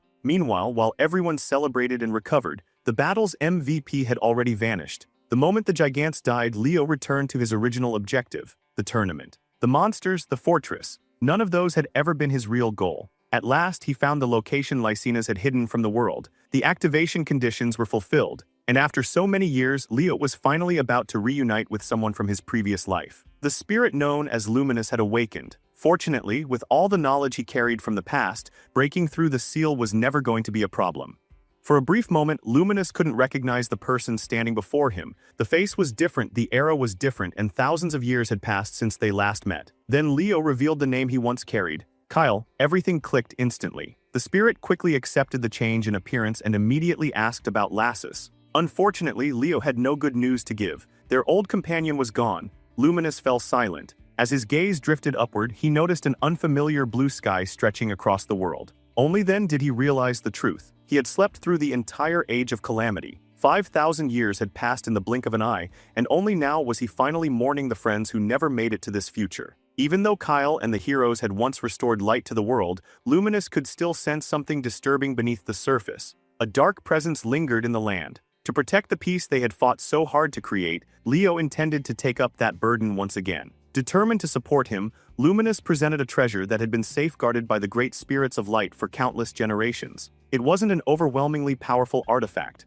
However, it carried a unique blessing, guaranteeing that any spirit of light would treat its bearer as an equal to a great spirit. Leo happily accepted the unexpected bonus. Still, the true reward wasn't the jewel. It was standing beside an old friend again, watching a peaceful sky they once believed they would never see. Back at the academy, the faculty had no time for sentimental reunions. An internal investigation team had already compiled a list of suspicious individuals connected to the recent incidents. Alarmingly, many of those names shared one thing in common. They had all received recommendations from the Academy Board. Determined to prevent further disasters, Headmaster Calon announced that beginning in the second semester, the Vice Principal would officially return. While the professors buried themselves in stress and paperwork, the students celebrated. Against all odds, Leo's class had survived the first half of the school year. Professor Harland gave one final warning, urging everyone not to cause trouble during the upcoming break. The moment he left, the classroom exploded into vacation plans. Some students were shocked to discover that Leo actually came from the Kingdom of Dawn, the frontier kingdom located in the western region. It had been a long time since he returned home. At first, it sounded relaxing. Then he actually arrived. His mother and the entire household greeted him with banners proudly displaying his achievements at Manhwa Academy. The welcome was so overwhelmingly supportive that it became almost embarrassing. Still, Leo couldn't help smiling. Coming home had definitely been the right choice. Later that evening, dinner quickly turned into an interrogation. His parents fired question after question about academy life. His mother was especially excited about eventually meeting Professor Harland during a parent-teacher conference. In the middle of the meal, news arrived that someone had come looking for him. Assuming it was another noble trying to curry favor, his mother immediately ordered the visitor turned away. That decision changed the moment she learned the guest represented Janya Academy. The messenger entered respectfully and addressed Lady Raina Zeringer before presenting Leo with a formal letter. It contained an official recommendation for admission into Janya Academy. Leo knew exactly what kind of institution it was. Janya was the Beastmen Hero Military Academy located within Aztec, the great city of Beastmen. Unlike most academies, their entrance ceremony took place during the summer. It was also infamous for being one of the hardest schools on the continent to enter. Apparently, when Reina was younger, she had assisted the academy with an important matter. As thanks, they had promised her a recommendation for her future child. Needless to say, his mother had apparently been signing agreements years before he was even born. Since Leo already attended Manhwa Academy, actual enrollment was impossible. However, participating through a field trip remained an option. The idea immediately interested him. After all, the legendary Janya entrance examination was practically famous worldwide. A deadly marathon through the desert. A brutal test where strength and instinct mattered more than anything else. Curious about the next generation of Beastmen hero candidates, Leo disguised himself and set out. Using Kieran's polymorph magic, he adopted the appearance of a mixed-blood Beastman. According to the invitation, the examination would begin at Aztec's Grand Colosseum. Along the way, he passed a monument dedicated to Aaron, the warrior of indomitable courage. The statue itself looked incredible. The inscription underneath, however, was complete nonsense.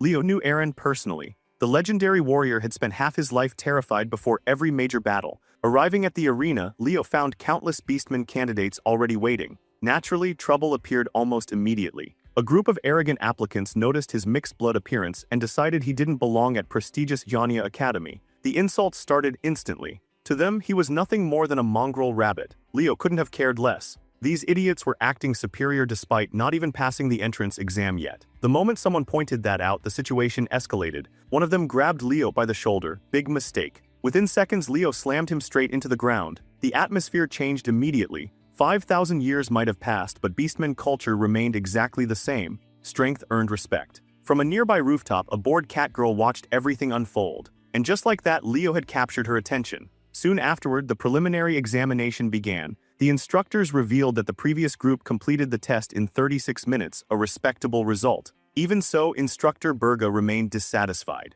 After hearing stories about Manhwa Academy's absurdly talented freshman class, his standards had risen. Still, Janya wasn't lacking talent either. His own daughter, R2, would be entering as a first year this year. As far as Berga was concerned, she would become class representative before long. While observing the candidates, his attention landed on a black rabbit beastman standing among them. Something about the boy seemed strangely familiar. Requesting the student's file, Berga discovered that the candidate wasn't on any watch list. His name was Kyle, a recommended admission. As Berga studied those eyes, he felt an unexpected sense of nostalgia. They reminded him of someone he hadn't seen in years, Raina Zeringer. Eventually, Leo's group entered the event known as the Beast Carnival. Among the participants stood the Academy's rising star, R2 herself. As someone raised in a culture that worshipped strength, she carried enormous expectations. Leo couldn't help wondering whether she truly deserved to inherit Aaron's techniques. At the same time, he was still confused by the entire carnival concept. He thought he had signed up for a desert survival marathon. Using his mixed blood disguise as an excuse, he asked R2 what was actually happening.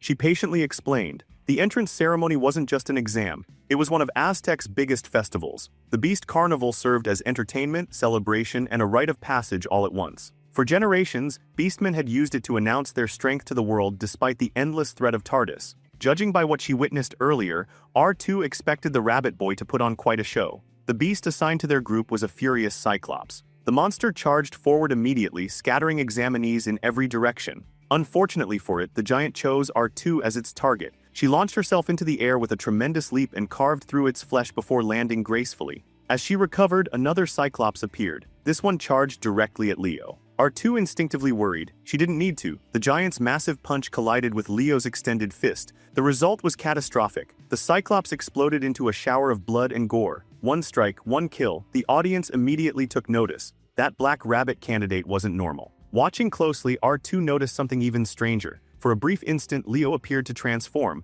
Among beastmen, moonlight could draw out dormant power. For centuries, scholars attempted to recreate that phenomenon artificially. Every attempt failed. There had only ever been one exception: Eren, the hero of beastmen. When the carnival finally ended, R2 wasted no time approaching Leo. Unfortunately, she wasn't the only one interested. His performance had already attracted attention from every direction. A cheerful wolf beastman named Dion Den casually introduced himself. R2 immediately inserted herself into the conversation, determined to push Dion aside so she could question Leo properly. Before she could get any answers, Instructor Burga arrived. The instructor announced that tomorrow's test required no explanation. The candidates would cross the Great Azure Desert. The objective was simple: depart from Aztec, survive the desert, reach Jania Academy. Every beastman present understood how deadly that journey could be. Burga offered only one piece of advice: never mistake recklessness for courage. Afterward, the recommended students were asked to introduce themselves. Normally, future applicants attended free Jania lectures to earn recommendation letters.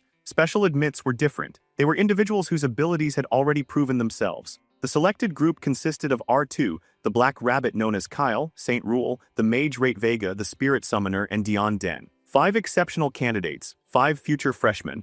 Once dismissed, students were instructed to check the bulletin board for lodging assignments. As everyone began leaving, Burga stopped Leo. The interview started immediately. The instructor bluntly asked whether he was Reina's son. Leo had assumed his disguise was flawless. Apparently not. The moment he confirmed it, Burga broke into a massive grin. Reina and Burga had once been rivals, representatives of Lummer and Jania respectively, old friends, old competitors. He seemed genuinely shocked that Reina had never mentioned him. Leo admitted that his mother rarely spoke about her academy days. Burga understood. If not for a certain fool named Ellen, things might have turned out differently. Even so, Leo knew one thing for certain: his mother had never regretted the path she chose. That answer pleased Burga. To him, Reina Zeringer, the wildflower, remained just as remarkable as ever. After witnessing Leo's performance in the Beast Carnival, Burga decided he would be watching the boy much more closely. Later that evening, Leo arrived at his assigned dormitory. To his surprise, the accommodations were significantly better than the ones in El Salvakia. After taking a shower, he finally had a chance to relax.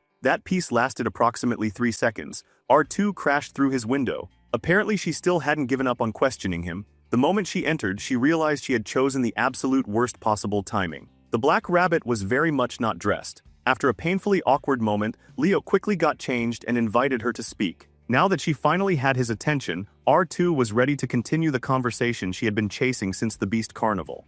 R2 finally voiced the suspicion that had been eating away at her ever since the Beast Carnival. She accused the black rabbit of transforming into a beast through sheer willpower alone. Instead of denying it, Leo casually proved her right. Right there on the spot, he demonstrated the transformation. What surprised him most was that while disguised as a beastman, he could actually access Hero's breath. The technique worked, but not without consequences. Maintaining the state for too long came with brutal drawbacks. Even so, there was one important detail. Throughout history, only a single beastman had ever wielded the technique freely: Lord Eren himself. R2 was still trying to process that revelation when Leo casually dropped another bombshell. He offered to teach her. To anyone else, it would have sounded impossible. To Leo, it was simply practical. Sooner or later, someone would need to inherit Eren's legacy. The coming war against Tardaros would demand powerful heroes. Perhaps this was one of the reasons fate had returned him to this era. If R2 could prove herself worthy of becoming a true hero, he would gladly pass down Eren's techniques. Rather than feeling offended, she treated it like a challenge. Her instincts were screaming that this rabbit boy was looking down at her from an impossibly high place, and she intended to climb up there. The second day of Jania's entrance ceremony arrived. Candidates gathered for the legendary crossing of the Great Azure Desert. Among the spectators were Professors A and Yura from Lummer Academy, quietly observing the competition. One name in particular caught their attention: Kyle. Professor A couldn't help wondering whether this Kyle would turn out to be a braggart or the beginning of a new legend. Naturally, thoughts of Kyle reminded him of Leo. Then they spotted R2 marching toward the starting line. She looked exhausted. Apparently, she hadn't slept at all. The reason was simple. She had come to remind the Black Rabbit about their agreement. The excitement alone had kept her awake all night. She wanted him watching closely. Seeing the interaction between this year's strongest prospect and the mysterious rabbit boy only deepened the professor's curiosity. Then both professors froze at the exact same time. The realization hit them like lightning. The Black Rabbit was Leo. The disguise had fooled almost everyone, not them. Before the ceremony officially began, all recommended candidates were required to take an oath. One by one, they placed their hands upon Lord Aaron's hero record and recited the declaration.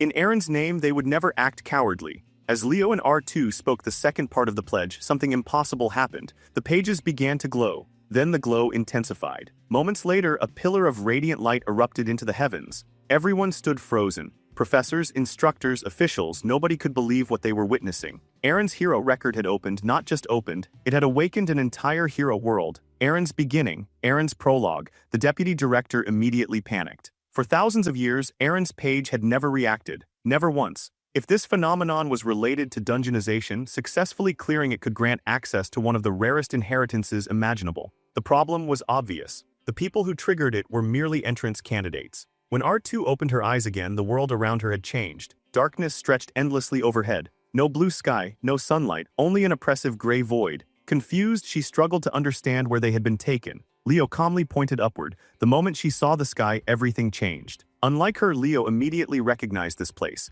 He had lived through it once already. This was the world of 5,000 years ago, the age of despair, the era when Aaron still lived. Even the city was familiar, a refugee settlement known as Lakar. Leo remembered a similar experience from hero studies. When he touched Berkia's hero record, he had entered her hero world. However, synchronizing with his own records and entering someone else's story were entirely different things. A message appeared before them. Their objective was clear: find Aaron, find Lysar. The existence of a direct objective meant this wasn't a standard hero dungeon. At the same time, all contact with the outside world had been severed. There would be no help coming. Leo noticed R2 trembling beside him and worried she might be overwhelmed. In reality, she was barely containing her excitement. The objective literally involved meeting Aaron, her idol, the legendary hero himself. Naturally, she assumed finding someone that famous would be easy. Just ask around. Simple. That logic made perfect sense for someone from the modern era. The problem was that history books and reality rarely matched. Still, Leo allowed himself to be dragged along by her enthusiasm.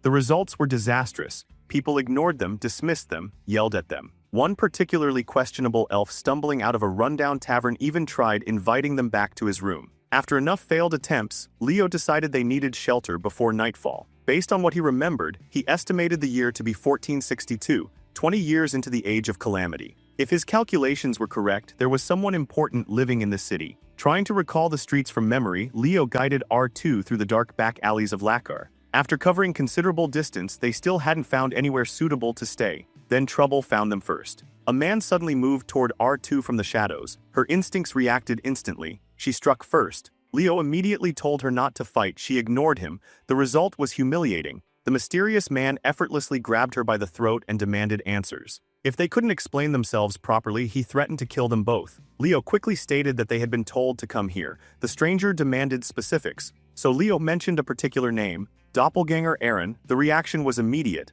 The man released R2 at once. Then he quietly instructed them to follow him. That night, he led them to a small shack and offered them a place to stay. The serious conversation could wait until morning. Once things settled down, Leo stepped outside alone. No matter how many times he saw it, the sky of the Age of Calamity still sent chills down his spine. Beyond Lakar's boundaries, the darkness looked endless. Based on the strange limitations surrounding the city, Leo suspected the hero world's activity was restricted to this region. During the midterm incident, objectives hadn't appeared until after Chube's defeat. This situation felt different. The conditions ruled out a simple monster rampage. Normally, hero worlds were opened by the hero themselves or by artifacts deeply connected to them. Recently, Leo had begun suspecting a third possibility. Someone closely connected to the hero could also serve as a key. It was only a theory, but if Aaron's world had opened because of Leo's presence, it explained far too much. The thought lingered in his mind. Was his reincarnation truly a coincidence? Or had something greater been guiding events all along?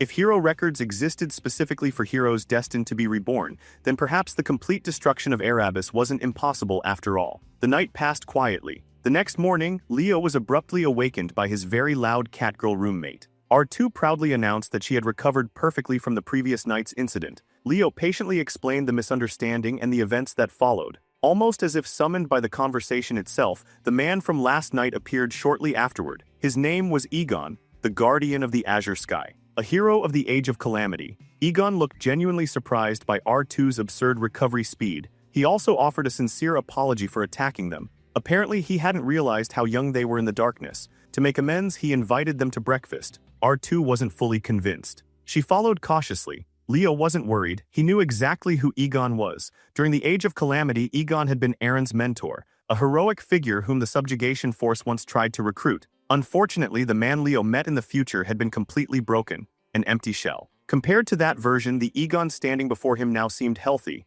alive. Something devastating must have happened over the next month. Eventually, Egon led them to a surprising location. A group of street children had gathered around him. Apparently, breakfast time had arrived. The kids greeted him warmly. Egon introduced Leo and R2 as guests and politely asked the children to prepare meals. The sight immediately changed R2's opinion. Embarrassed by her earlier assumptions, she apologized and quickly joined the children. Among the crowd, however, Leo noticed someone special, a familiar troublemaker hiding among the kids. A face he hadn't seen in a very long time. The sight triggered memories. 5,000 years ago, when Leo's party arrived in Lakar, a plague had devastated the city. Fresh graves filled the streets. Egon had looked miserable, broken. Lassus attempted to recruit him into the subjugation force anyway. The answer was no. Luna tried convincing him. Leo immediately realized it was pointless. A shattered will could recover. A man consumed by despair could not save the world. Before leaving, Egon recommended a disciple. Aaron. That single name became the only lead they had. Shortly afterward, Lucina detected a shadow spirit. Their first encounter with Elsie. Leo hadn't expected to see her again inside this hero world. In the original timeline, they weren't supposed to meet for another year. Perhaps avoiding her entirely would be wiser. Back in the present, Leo sat down with Egon and R2 enjoying a warm bowl of stew. During the meal, he asked the obvious question. Did Egon know where Aaron was? Unfortunately, the answer was no. He hadn't seen his disciple in over 6 months. This revelation shocked R2. It was also the first time she learned that Egon was Aaron's master. To make matters worse, Egon didn't exactly speak highly of him. The legendary hero from history books. According to his own teacher, Aaron was a coward, a runaway, someone who constantly avoided battle. The information hit R2 like a truck. Her entire worldview started cracking apart. Even so, Egon admitted one thing. Aaron possessed extraordinary talent. His power far exceeded his age. Unfortunately, his fear prevented him from using it properly. Unable to handle hearing her idol slandered so casually, R2 excused herself and fled outside. Once she was gone, Leo shifted the conversation. He revealed that Aaron had once saved him. It wasn't entirely true, but it wasn't entirely false either. Yes, Aaron was a coward, that much was real. Yet when it truly mattered, he saved countless lives. If Egon could witness the future, he would see that the frightened boy eventually became a hero worthy of admiration. A disciple any teacher would be proud of. The sincerity in Leo's voice was impossible to miss. And for the first time in a long while, Egon found himself wanting to believe those words. After giving the guardian of the azure sky a reason to lift his head again, Leo turned his attention to the far more shaken R2. The reason she couldn't accept the idea of Aaron being a coward was simple. Aaron was the one who had given her courage. As a child, she had been timid, fearful, and ready to quit whenever training became difficult. Back then, her father reminded her that she carried the name of Lord Aaron. Something changed inside her from that day forward. Determined to become as brave and dependable as the legendary hero, she pushed herself harder than ever. Leo listened quietly before offering a different perspective. Yes, Aaron had been a coward, but that same coward saved the world. When everyone else drowned in despair, Aaron was the one who kept moving forward. When others surrendered to fear, he chose to stand up anyway. That was precisely why the gods recognized him as a hero. If anything, his flaws made his achievements even greater. The words struck home instantly. R2's spirit bounced back almost immediately. She really was frighteningly easy to influence. As the conversation settled, another realization surfaced in Leo's mind. During his previous visit to this cursed city 5,000 years ago, he had never seen any children. Not one. By the time his party arrived, Egon had been the sole survivor. That meant something terrible was coming. Within a month, every child under Egon's care would be dead. The numbers never matched the explanation of a plague. No matter how severe an illness became, the deaths had happened far too quickly. Before he could dwell on it further, a new visitor arrived. A high-ranking aide serving Lord Levite of Lysar approached with his chin raised high, looking down on everyone around him as if they were beneath his notice. The Age of Calamity wasn't a battle of heroes against monsters alone. Humanity was divided. More often than not, enemies within society caused even more damage than the monsters outside. The aide greeted Egon with a smile so fake it could have cracked. Leo immediately recognized the type. The sort of person obsessed with status, rewards, and reputation, someone who played the role of a hero without possessing even a fraction of one. Today's visit carried the same purpose as every previous one. They wanted Egon to leave his isolation and join the Hero Legion. Every time they asked, every time he refused, his answer never changed. If the children under his care were guaranteed safety and protection, then he would consider it. The aide promised to relay the request. Then his real objective emerged. he demanded the sword known as Shaitan. The blade that devoured darkness. Leo's eyes narrowed. He knew that weapon well. In his era, Shaitan had been considered one of the most powerful blades in existence. What shocked him wasn't the sword itself, it was the implication. Eren had never once mentioned that his master wielded Shaitan. Weapons like that were normally passed down to worthy disciples. Egon calmly claimed the sword had been destroyed in battle a decade ago. The aide clearly didn't believe him. Instead, he accused Egon of greed. That was enough. The guardian of the azure sky finally lost patience. Whether he was lying or not wasn't anyone else's concern. If the aide wanted the sword so badly, he was welcome to try taking it himself. A faint leak of Egon's aura was all it took. The man's confidence shattered instantly. His face paled, his legs nearly gave out. Moments later, he retreated with his tail practically tucked between his legs. Unfortunately, everyone knew the harassment would continue. As long as Egon remained in Lysar, the Lord's people wouldn't stop coming. Once the visitors left, Egon apologized to the children for exposing them to such ugliness. The kids shrugged it off. R2, however, had become curious about the Hero Legion. Egon explained that it was exactly what it sounded like, an army being assembled to challenge Erebus. Nothing more. Naturally, she asked why someone as powerful as him refused to join. His answer was painfully simple. If he left, nobody would take care of the children. R2 immediately protested. Surely the state was responsible for protecting orphans. Egon laughed bitterly. The authorities would rather abandon a handful of vulnerable children than waste resources on them. In their eyes, sacrificing a few for the many was acceptable. The explanation infuriated R2. Everything she believed about heroism was being challenged at once. Egon pointed out that she spoke like someone who had never spent a single day living through the age of calamity. Perhaps the ability to cling to idealistic beliefs was a privilege only the young possessed. In a better world, he admitted, he would have liked to think that way too. Leo quietly disagreed. In his eyes, Egon was already following that path. If he weren't an idealist, he would have abandoned the children long ago. The fact that he continued protecting them proved exactly what kind of man he was. For a moment, Egon found himself speechless. The rabbit boy looked young, far too young, yet his words carried the weight of someone who had seen the world at its worst. Realizing introductions had somehow never happened, R2 enthusiastically introduced herself and her companion, the black rabbit known as Kyle. The name caught Egon's attention immediately. He recalled hearing stories about another man called Kyle, the so-called surviving hero. For the first time, R2 seriously considered that the legendary figure dismissed by many as a myth might have truly existed. Before she could launch into an endless stream of questions, Leo grabbed her tail and pulled her back down. They had an objective. Wasting time would only complicate things. Egon chuckled at the interaction and welcomed them to remain at the shelter until Eren returned. Even though his disciple had been missing for months, Lysar was still his home. Eventually, he would come back. That statement triggered something. Leo realized they had just fulfilled part of the hero world's conditions. Eren would return in 3 days. His strategy of approaching Egon first had been correct all along. Unable to contain her excitement, R2 immediately chased after the ancient hero to ask even more questions. At the same time, a hidden objective appeared before Leo. Save the guardian of the azure sky. The wording made one thing terrifyingly clear. Within the next 3 days, something would happen that threatened Egon's will to live. And if Leo failed, history would repeat itself. While deep in thought, one of the children suddenly approached him. She asked how he had known she wasn't human. The moment Leo looked up, he froze. Elsie. Unlike the spirit he remembered, this version could still smile. One glance was enough for her to connect all the dots. An all-class hero candidate, an exceptional spirit summoner, someone carrying light spirits. In her mind, there was only one answer: Kyle, the surviving hero. No matter what excuses he gave, Elsie wasn't buying them. The biggest giveaway was the orb of light in his possession. Only someone connected to Lucas could carry such an item. The conclusion wasn't entirely accurate, but it wasn't entirely wrong either. Apparently, rumors had spread that Lucina had joined the effort to defeat Erebus. That was exactly why Elsie approached him. Unlike the distant and cynical spirit Leo remembered, this Elsie was vibrant and full of life. She wanted to help save the world.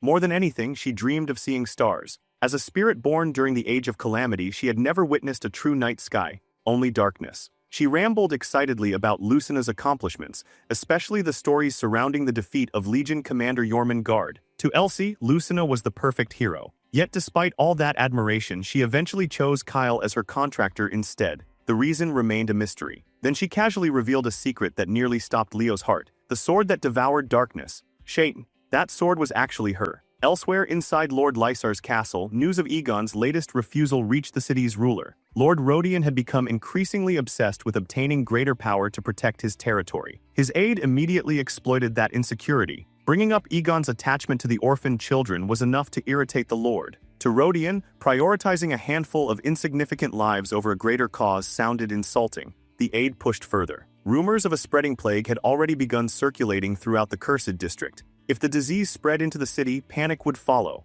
However, if the infected area were purged before that happened, they could eliminate the orphan problem at the same time. Naturally, Egon would oppose such a decision. That was exactly why the rumors had been planted in advance. They were counting on Egon acting like a hero, because heroes would never willingly endanger an entire city. Rodion never realized he was being manipulated. A few carefully chosen words were enough. Soon he handed complete authority over the city's security to his aide. Levatin's talent for manipulation was terrifying. His tongue was sharper than any sword. After his last visit to Egon's shelter, fear spread throughout Lysar like wildfire. Meanwhile, Leo found himself remembering the day he first contracted with Elsie. After praising Lucas for what felt like an eternity, she had suddenly asked him a serious question. Was the world truly worth saving? Kyle never gave her a direct answer. Instead, he said they should decide after saving it. Back then, the Elsie he knew had already grown disillusioned with the world. The cheerful girl currently living in Egon's shelter was completely different. By now, Leo was certain of one thing. The children hadn't died from a plague. When he found R2 again, he immediately asked where Egon was. The answer made his stomach sink. Egon had been summoned by Lord Rodion. The moment their strongest protector left, the operation began. Soldiers entered the shelter. The children tried politely asking them to leave. Their reward was violence. To the soldiers, the orphans weren't people. They were diseased vermin. The situation was seconds away from turning into a massacre. But this time, history refused to repeat itself. R2 arrived like a bolt of lightning. She intercepted a strike aimed at a little girl and pulled the child to safety. Leo immediately ordered her to focus on protecting the children while he dealt with the soldiers. Leading the operation was Jairn of the Lysar Hero Knights. In her eyes, anyone interfering with their mission was opposing the Lord himself. Leo knew exactly whose plan this was. Levatin. The plague was a lie. The children were the target. And somehow, Shaitan was connected to the scheme. Nothing disgusted Leo more than people who called themselves heroes while trampling over the innocent. Those kinds of people insulted every genuine hero who had sacrificed everything for the world. Realizing she had no other option, Jairn attacked. Her spear shot forward. Leo casually knocked it aside. Then came the lesson. His aura erupted into flames, an ability so rare during the Age of Calamity that most warriors never witnessed it. Jairn remained confident her shield would protect her. At least that was what she thought. One strike later, reality hit. The flames melted through her defenses. Her shield disintegrated, her armor burned. The gap between them wasn't a contest, it was humiliation. While Leo turned one side of the battlefield into a furnace, R2 unleashed her own ferocity. Fully embracing her beastman instincts, she launched herself forward and drove a devastating kick straight into one of the armored knights, sending him crashing across the battlefield. After dropping one soldier with ease, R launched herself skyward and shifted positions above the largest cluster of enemies. The moment she came crashing down, knees first, the entire formation collapsed beneath her. Watching the display, even Leo couldn't help being impressed by how naturally she wielded elasticity aura. Fighting alongside her only made R more eager to eventually learn Leo's flame aura for herself. Meanwhile, the badly burned commander staggered to her feet and spat out a bitter promise that Lord Levatin would avenge her. Even then, she couldn't stop insulting Egon's children, sneering at them as filthy orphans. That comment immediately struck a nerve. At that point, Leo calmly told R to take the children somewhere safe for a while. She understood the tone instantly. Whatever came next wasn't something kids should witness. Jairn mistook his words for hesitation and smugly asked if he was finally ready to surrender and beg for mercy. She couldn't have been more wrong. Leo hadn't sent the children away to protect them from battle. He'd sent them away to protect them from what he was about to do. Only when death stood directly in front of her did Jairn try pleading for her life. Too late. A single motion separated her head from her body. The remaining soldiers froze in horror. Leo wasn't finished. The fake hero who had hidden behind authority and cruelty received no sympathy from him. He repeatedly drove his blade into her corpse, making absolutely certain there would be no miracle waiting for her. From a distance, Elsie watched everything. Rather than fear, she felt respect. Leo never hesitated when confronting evil. This version of Elsie was still young, still inexperienced as a great spirit. The ugliness of the world was new to her, yet one day she would give everything to save it. The memory surfaced in Leo's mind. The last time he had seen Elsie as Kyle had been painful. As her life faded away, she asked only one thing of her contractor. She wanted him to keep searching for a reason to save the world. More than anything, she had wanted to witness the stars that existed before the Age of Calamity. In a way, her wish came true. The world survived. The stars returned, but Elsie was no longer there to see them. She had saved a world worth saving. Afterward, Leo cleaned up the battlefield completely, reducing every body to ash. Even then, the hero world's completion condition remained unchanged. That meant one thing: Egon's shelter was still in danger. Egon remained trapped inside the Lord's castle, yet Elsie alone should have been more than capable of handling ordinary soldiers, which meant the real threat was something else, something powerful enough that even a great spirit couldn't stop it alone. And if that was true, Leo wasn't entirely confident he could handle it either. Just then Elsie sensed it. Stronger enemies were approaching. The first attack had failed. The second would be far more dangerous. Defending the children while surviving the assault wouldn't be easy. Thankfully, Leo already had a solution. They needed Eren. According to the objective, Eren wasn't supposed to return to Lysar for another 3 days. But Leo knew better. The previous night, he had confirmed the hero world's active boundaries. If the page owner had already manifested somewhere inside the zone, then Eren was already here. He instructed R to focus on defense and avoid taking unnecessary risks. R immediately doubted that Leo intended to follow that same advice himself. She had become a hero candidate because of Eren the Brave. There was no chance she'd back down now that her idol might actually be within reach. Besides, she wasn't about to let Rabbit Boy claim all the glory alone.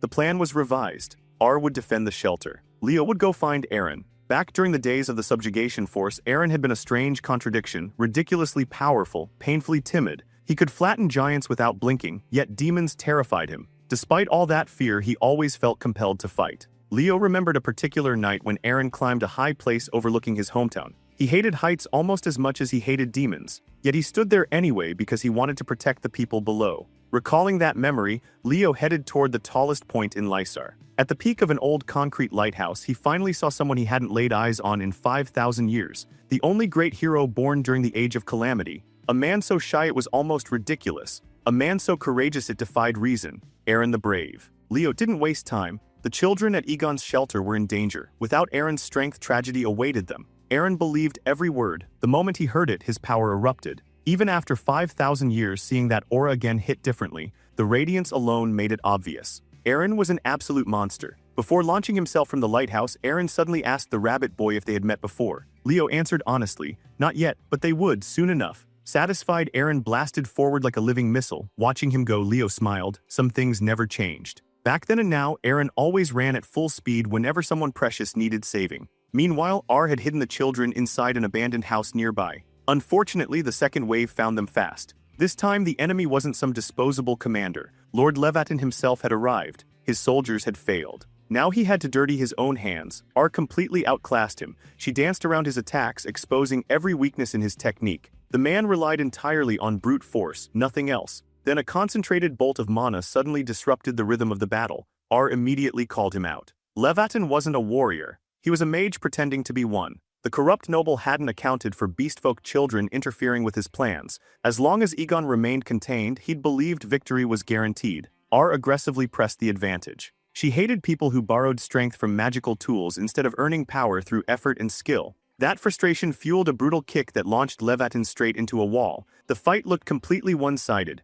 Beating a fraud wasn't difficult, not for R. Unfortunately, her display attracted the attention of the true threat, Talitania. A demon of Tartarus, daughter of the monster queen Silatana, she entered the battlefield. Still riding the high of her previous victory, R immediately charged the newcomer. Talitania found the attack adorable. Then her body began changing. Her clothes tore apart, her frame expanded, her shape twisted into something monstrous. Only then did R realize she'd completely failed to detect any demonic presence. She was in trouble. Talitania proudly explained why. Her scent concealment was exceptional. After all, she'd earned it by biting off the Fairy King's arm. The giant spider demon hadn't come here for some random catgirl. R's life meant absolutely nothing to her. She moved to crush R beneath her spider legs. Before the attack landed, another force intervened. Shaitan, or more accurately, Elsie. Without her intervention, R would have been reduced to a stain on the ground. Elsie corrected the demon immediately. Shaitan was merely the name of a sword she once wielded. Talitania couldn't care less. The only thing she wanted was a taste of great spirit flesh. She struggled against Elsie's shadow restraints.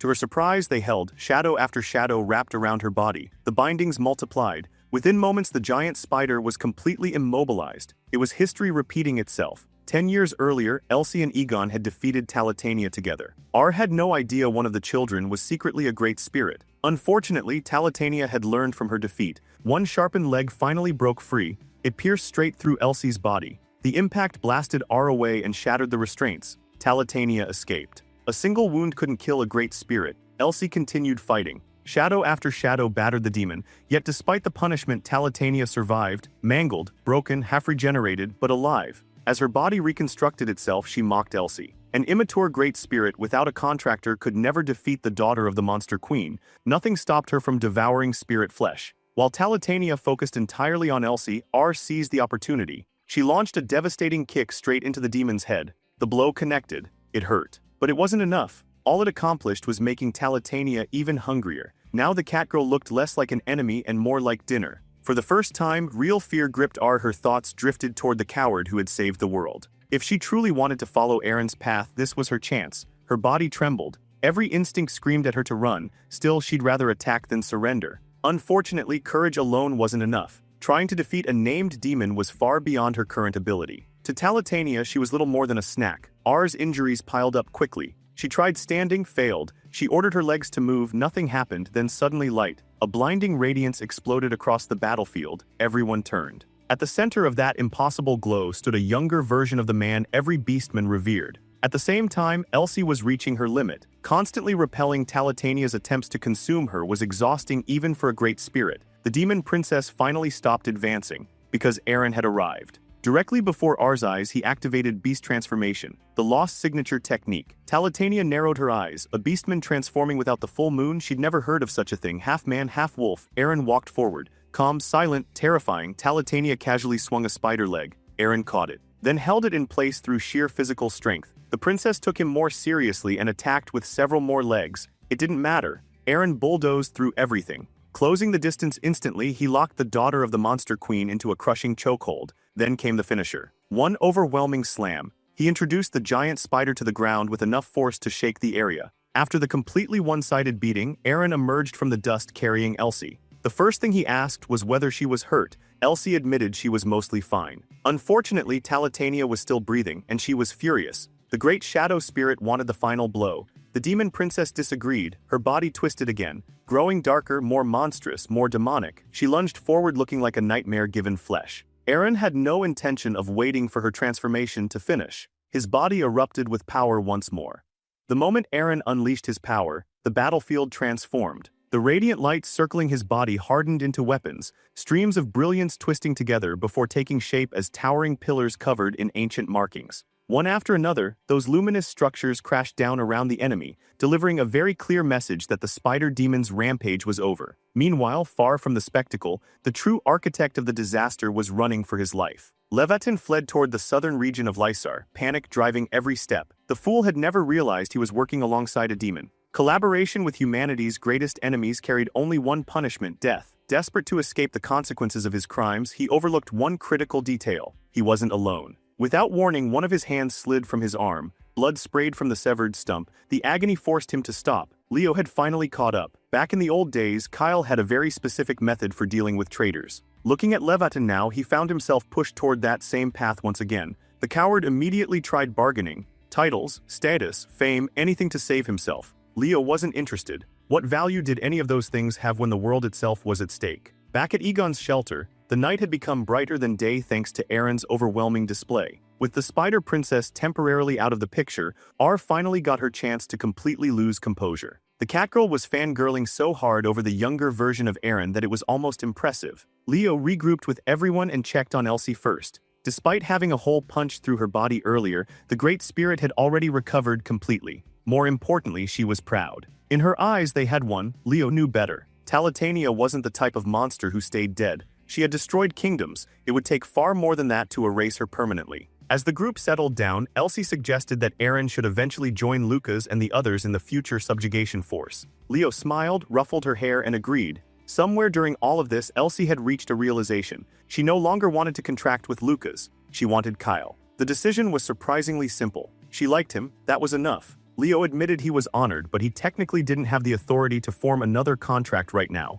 He also confessed that he wasn't exactly the surviving hero she imagined. Oddly enough, Elsie accepted the explanation immediately. After all, for someone supposedly known as the surviving hero, he looked suspiciously underpowered despite being an all-class fighter. Even so, her decision didn't change. She wanted to bet her future on him. She was convinced he had what it took to defeat Erebus. Eventually, Leo stopped arguing. Spirit and human reached toward each other. The contract ritual began. Dark shadows flowed into his body and etched themselves onto his soul. Elsie swore that as long as their contract endured, she would serve as both his sword and his shield. Leo suspected the contract would probably disappear once the hero world collapsed. Still, the feeling was strangely nostalgic. While he was lost in those thoughts, R remained glued to Aaron's side like the world's most dedicated fan. Aaron was far too polite to shake her off. Then suddenly another familiar face arrived. Egon had returned. After 6 long months, master and disciple finally stood face to face again. The mission was complete. Leo and R had found Aaron. They had saved the guardian of the azure sky. Without hesitation, Egon wrapped his arm around Aaron's neck and scolded him for disappearing without a word.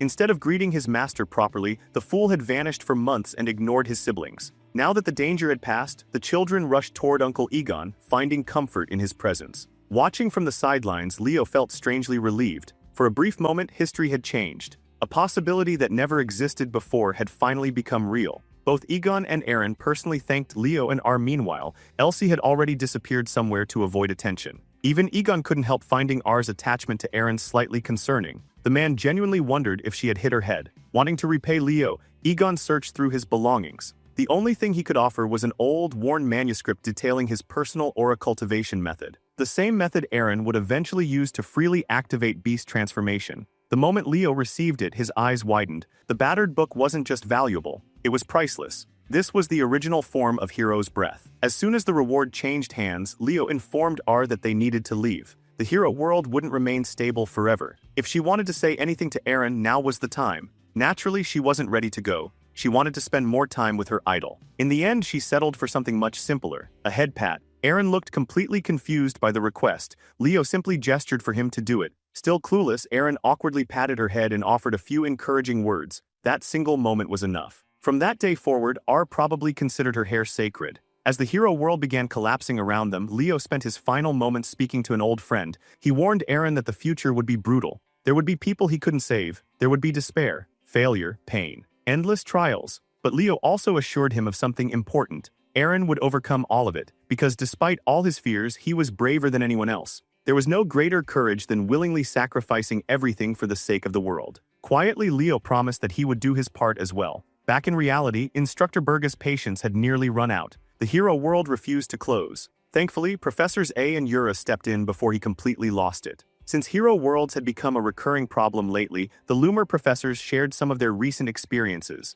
Professor A casually mentioned that one of their students was currently involved in the situation. Before he could elaborate, the stone tablets erupted with light. Everyone froze. There were only 2 possible outcomes. Either the challengers had cleared the hero world, or they had died. Fortunately, the answer became obvious. The hero world had been conquered. Leo and R emerged safely from the page. The moment Berga saw his daughter, he rushed forward and nearly crushed her with a hug. He immediately began checking for injuries. R proudly informed him that she was perfectly fine. In fact, she had just helped clear Aaron's hero world. While Berga was busy scolding her through tears, Leo reached into his pocket and discovered something impossible. A pendant that shouldn't have existed. Inside slept Elsie. R enthusiastically credited the Black Rabbit Boy for the successful clear. Berga was delighted. Another promising candidate had appeared. No matter how they achieved it, clearing Aaron's hero world proved that both R and Leo possessed the qualities required of future heroes. Before he could continue praising them, Yura interrupted. Violently, she demanded to know what Leo thought he was doing. He tried pretending not to recognize his own professor.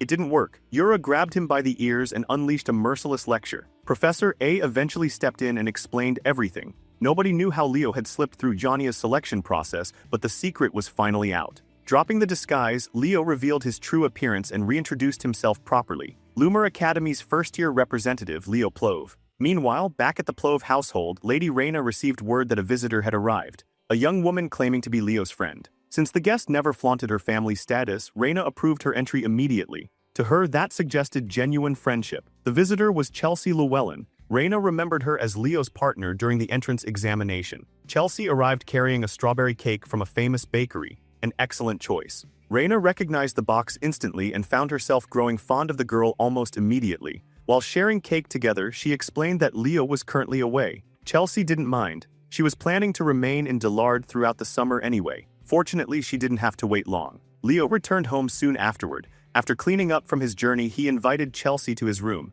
Her heart nearly exploded from nervousness while entering. The tension vanished instantly. The room was shockingly normal, almost disappointingly normal. Instead, her attention shifted toward the story of how Leo infiltrated Yania's entrance ceremony. He recounted everything. Aaron's hero record, The hero world, Professor Asura, the entire adventure. By the time he finished, Chelsea was completely fired up. She immediately demanded a special training session. Leo casually told her she could stay over and train as much as she wanted. Later that night, while everyone slept, Leo examined the pendant again. Recently, every hero world seemed determined to reward him with things that shouldn't be possible. Elsie was a person from the distant past. She wasn't supposed to exist in the present. The only explanation he could think of was his connection to Kyle. Wanting answers, he opened the pendant. Darkness and light burst throughout the room. Slowly, Elsie opened her eyes. The first thing she asked was where they were. The second was what happened to the rabbit ears. Something felt wrong. Her power felt restricted. As expected, her condition wasn't perfect. Still, her presence here raised countless questions. Looking outside the window, Elsie froze. The moon wasn't blood red. Above it stretched countless stars.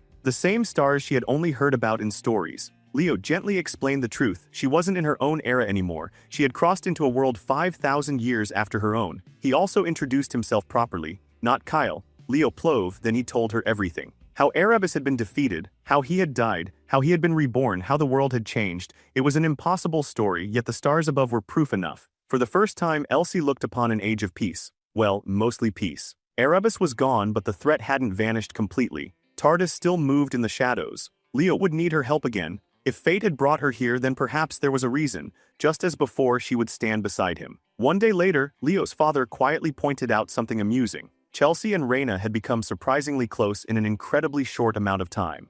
Their peaceful father and son walk didn't last long. A butler hurried over and informed the head of the household that another visitor from Loomer Academy had arrived. The announcement immediately reminded Leo of something important he had completely forgotten. Today was Professor Harlan's scheduled home visit. What he didn't expect was seeing another one of his classmates already relaxing inside the Plove residence. Chelsea, on the other hand, was delighted to spot a familiar face. Harlan greeted her briefly before reminding her that she should head home soon, since her own summer visit was next on his list. Not long afterward, Leo and his father joined everyone in the yard. Professor Harlan politely thanked the family for their hospitality. Lady Raina, meanwhile, had entirely different priorities. Rather than treating him like a respected professor, she seemed far more interested in teasing him like an annoying younger sibling. When the parent-teacher meeting officially began, Harlan got straight to the point. Leo's academic record was exceptional. In his eyes, the boy possessed every quality one could hope to find in a future hero. Quite simply, he stood in a league of his own.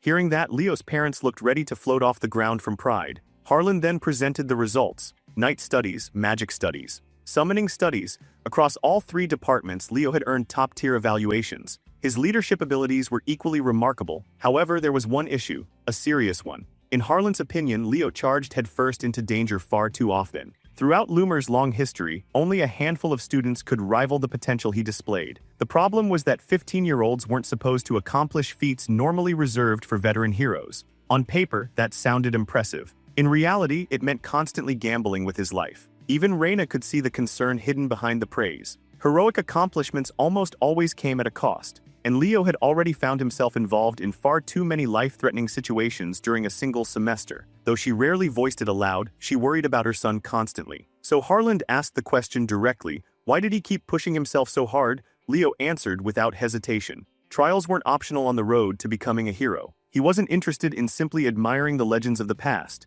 He intended to walk the same path himself. Harlan understood the truth better than anyone. This kid wasn't chasing glory. He was genuinely determined to see Erebus erased completely. After the visit ended, the remainder of summer break disappeared almost overnight. Before long, Leo found himself back in Lumeria City, enjoying the energy of the bustling streets. During a casual stroll, he passed by Heroes Rest, the academy-operated cafe. Outside, two former students were causing a scene. Having forgotten their student identification, they had been denied entry. Unfortunately, they weren't handling the rejection very well. They argued loudly, insisting they had spent the entire semester there and deserved special treatment. Leo quickly figured out what was happening. These weren't active students. They were likely candidates who had been advised to withdraw after the final examinations. The situation kept escalating. One of them even threatened violence. Then suddenly, the atmosphere changed. A man dressed entirely in black appeared beside Leo as if he had materialized from thin air. Without raising his voice, he informed the troublemakers that Loomer didn't hand out second chances to those who failed to meet its standards.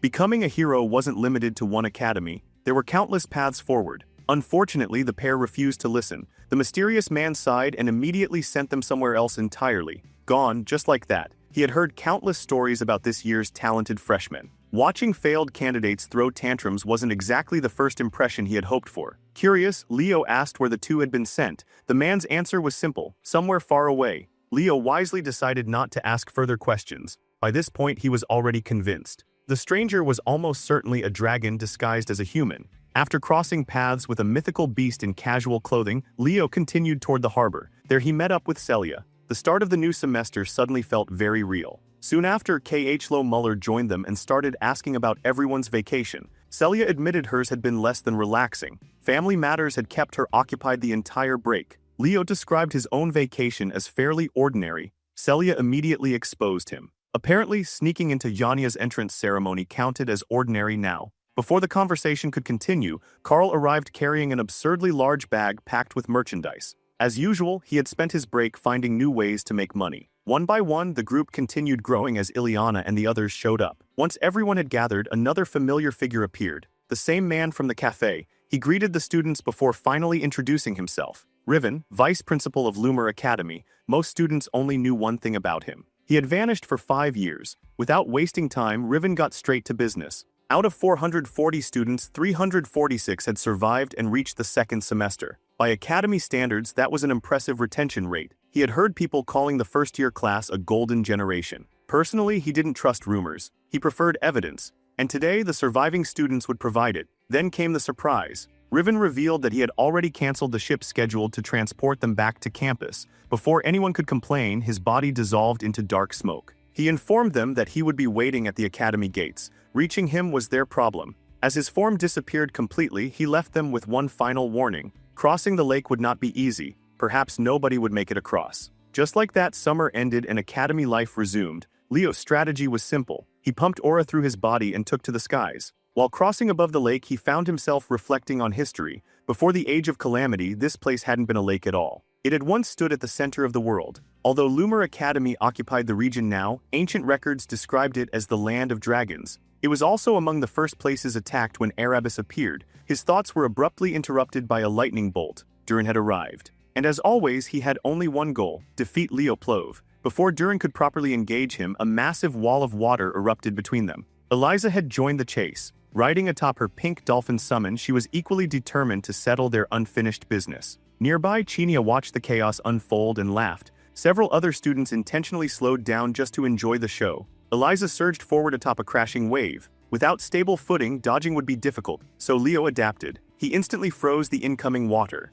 Eliza expected that response. What she unleashed next was something completely unexpected. A pink dolphin firing concentrated energy beams. The attack locked onto Leo and chased him relentlessly. For a brief moment, Eliza looked victorious. Then Durin ruined everything. Territorial as ever, he attacked her from behind. Leo immediately found himself free while the two rivals began arguing over who deserved the right to fight him first. Seeing an opportunity, Leo offered a solution: fight each other. The winner could challenge him afterward. Both accepted instantly. Eliza opened the battle with Delphinus Dominion. Water itself became her weapon. Durin responded in kind. And when electricity meets water, things tend to get ugly. While the two obsessed rivals distracted themselves, Leo quietly slipped away. At this pace, everyone should reach campus safely. Ileana cruised through the air. Carl was tempting fate by openly hoping a Kraken would appear just to challenge him. Still, Leo wasn't convinced things would remain that simple. After all, Riven was an ancient dragon. Then the fog arrived. Without warning, thick mist swallowed the entire lake. At first, everyone assumed it was natural. Seconds later, they realized something was horribly wrong. The fog separated them. The world turned black. Each student found themselves alone. Ileana sensed a presence and immediately drew her blade. Standing before her was Professor Harland, or at least something resembling him. Leo alone understood what was happening. This was dragon speech magic. Long ago, Tardis created a devastating dragon curse known as Nightmare. Its effect was cruel. Victims were forced to confront the last person they ever wanted to fight. For Leo, the answer was obvious: Lucas, his cherished companion from another life. While he remained trapped inside the darkness, many other students were already unconscious in the water. Dive teams had been prepared in advance. One by one, they retrieved the fallen freshmen. Riven's illusion magic was simply overwhelming. Many professors disliked his methods, but nobody could deny the results. What none of them realized was that one student was currently sharing a quiet moment with a legendary hero. Rather than attacking him, the illusion of Lucas simply let him pass. Leo smiled. That response suited her perfectly. Just as promised, Riven waited at the opposite shore. As he observed the lake, Leo stepped onto land and immediately complained about the absurd difficulty of the test. For the first time, genuine surprise crossed the vice principal's face. Someone had actually made it. He invited Leo to sit down. The two settled onto a bench overlooking the water. Riven admitted that he had spent countless years serving Loomer Academy. During that time, he watched generation after generation become heroes, yet nobody ever dreamed beyond that title. Eventually, he grew tired. The world felt stagnant, predictable. He confessed that he had underestimated Leo and apologized for doing so. Then he asked a simple question. What was the boy's dream? Leo's answer never changed. The complete destruction of Erebus. Riven finally understood why the old dragon had become disillusioned, yet he couldn't agree with surrendering to that feeling. The King of Wisdom had once saved the world without giving up. No matter how frustrating reality became, Leo saw no reason to stop believing, and no reason to stop fighting. Leo's advice to Riven was simple. If the vice principal truly carried the bloodline of the legendary King of Wisdom, then he should follow the example left behind by that great ruler. The statement carried far more weight than it appeared. Without directly saying it, Leo had essentially revealed that he knew Riven's true identity. More than that, he openly admitted that he looked forward to working alongside the descendant of the King of Wisdom in the future. For the first time in a long while, Riven found himself speechless. Questions flooded his mind. Who exactly was Leo Plove? How could a mere student know things that should have been impossible to uncover? Yet beneath the mystery, Riven sensed something strangely familiar, a determination that reminded him of someone from long ago. As for Duran and Eliza, rumors claim they're probably still fighting somewhere in that lake to this very day. Once the surviving students had been rescued and revived, Loomer Academy's opening ceremony finally began. Leo reunited with the upperclassmen representatives and was immediately ambushed by an energetic Leo Luce, the second-year representative. She greeted him like an excited fan meeting a celebrity. Leo dramatically complained about her terrible luck. According to her, being stuck between exceptional seniors and absurdly talented juniors was a tragedy. Despite being the undisputed #1 student in her own year, people still insisted on calling her Monster Girl. Naturally, she hated that nickname. The moment she learned Hark had told Leo about it, she immediately started scolding the sleeping senior. As far as Leo knew, Hark Luard possessed the rare accumulation aura trait. His body constantly stored energy before releasing it all at once during combat. The downside was equally ridiculous. He was perpetually exhausted. While Hark continued dozing off, Leo desperately tried to convince Leo to use her preferred title instead, Spirit Master of the Gale. Unfortunately for her, Elena Jayern arrived right on cue. The third-year representative immediately declared that Monster Girl suited her far better. She then casually reminded Leo about the favor he once requested. She was willing to grant it. In exchange, he would owe her a favor in the future. The moment Hark heard Elena's voice, he woke up looking genuinely annoyed. The dislike between those two was not subtle. Thankfully, the senior representative arrived before things escalated and guided everyone out of the tent, everyone except Hark and Leo. Once they were alone, Hark offered some sincere advice. He warned Leo to be careful around Elena Jayern. Ever since childhood, she had treated people like toys. Leo already knew she was stubborn and unpredictable. Everyone did. The real danger appeared when Elena found someone she considered especially interesting, and unfortunately her attention had landed squarely on him. Leo appreciated the warning. Hark might come across as rough and half asleep, but he had welcomed him more warmly than most. Soon afterward, Headmaster Callan stepped onto the stage to address the academy. The speech itself wasn't particularly memorable. While everyone listened, Leo's thoughts drifted elsewhere. Tartarus had become far more active. He had already drawn attention to himself. At this point, even the hidden traitor lurking within the academy might decide to eliminate him personally. No matter what happened next, he couldn't afford to lower his guard. Eventually, the endless speech finally ended and students dispersed toward their assigned classes. The first lesson of the semester arrived immediately.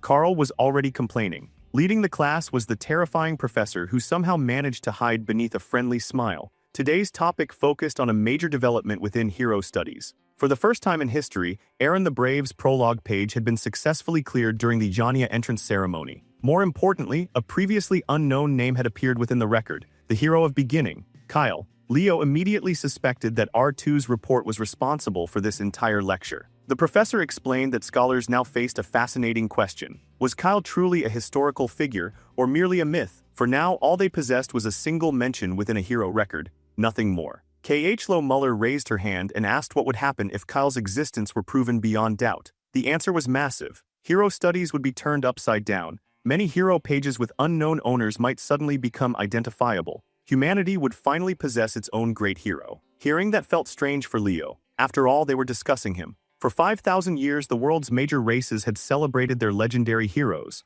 Humans, elves, beastmen, dwarves, dragons, every race possessed a figure worthy of admiration, every race except humanity. Human civilization had spent millennia carrying a quiet inferiority complex. If Kyle's existence became undeniable, that burden might finally disappear. The professor continued. Based on current evidence, Kyle was likely an all-class fighter. After all, recent events had already demonstrated just how terrifying an all-class could become. Several students immediately thought of Leo. The discussion dragged on for what felt like forever. By the time classes ended, Carl and Leo washed up and headed toward the dormitories. Carl remained curious about one detail. Why had Kyle been called the surviving hero? At first glance, it sounded like a title earned through countless victories. Leo admitted that wasn't entirely wrong, but the truth was darker. Kyle became the surviving hero because when countless heroes died around him, he was the only one left alive. Later that night, Leo opened Elsie's pendant. Even now, the great shadow spirit remained fascinated by the peaceful night sky. She could spend hours staring at the stars.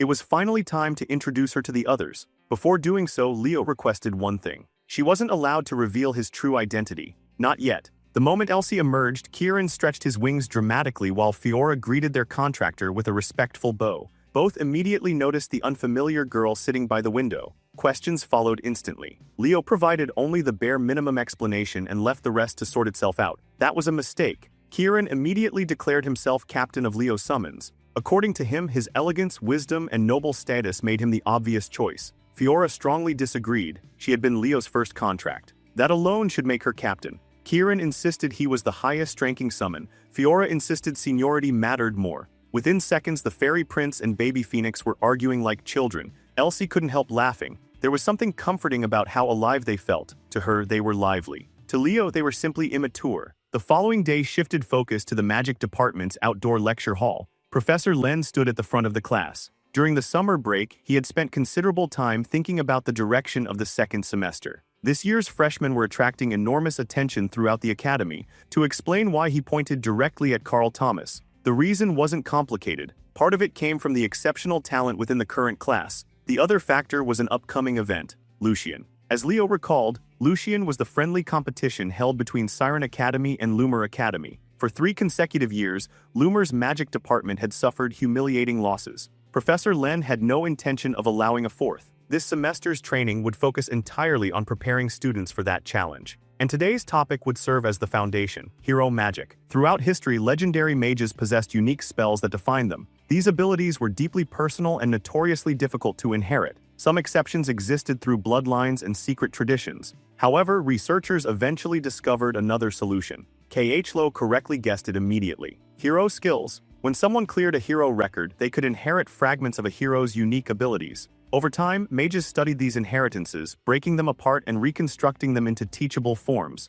The result became hero magic. Ancient techniques once exclusive to legendary figures could now be learned by ordinary people, at least in theory. Mana compatibility remained a major obstacle. A poor affinity could cause complete failure. Before beginning the lesson itself, Professor Len wanted to assess everyone's magical dueling abilities. After all, combat proficiency directly influenced hero magic mastery. The moment volunteers were requested, Ileana shot her hand into the air. She stepped forward confidently. Some students still looked down on her because she trained with the night department. Ileana couldn't care less. People were simply mad that she excelled in multiple areas. For her opponent, Professor Len had prepared someone special, a terrifying special instructor. Professor Albi, the strongest magic duelist in the academy. The moment he appeared, tension spread through the class. Albi promised not to take things too seriously. The students, however, were free to give everything they had. Believing initiative was the key to victory, Ileana immediately launched her attack. Golden blades materialized around Albi, dozens of them,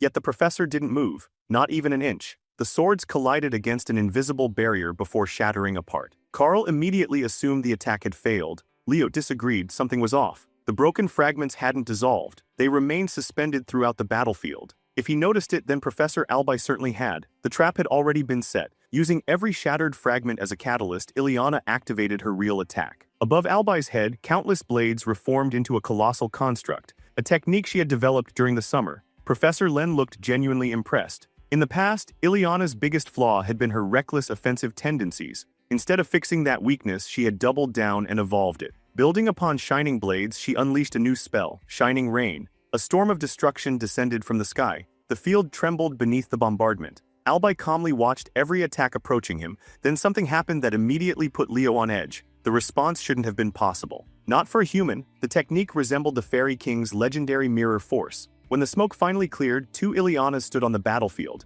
one original, one perfect duplicate. The copy turned toward its creator and flashed a confident grin, and just like that, the real duel finally began.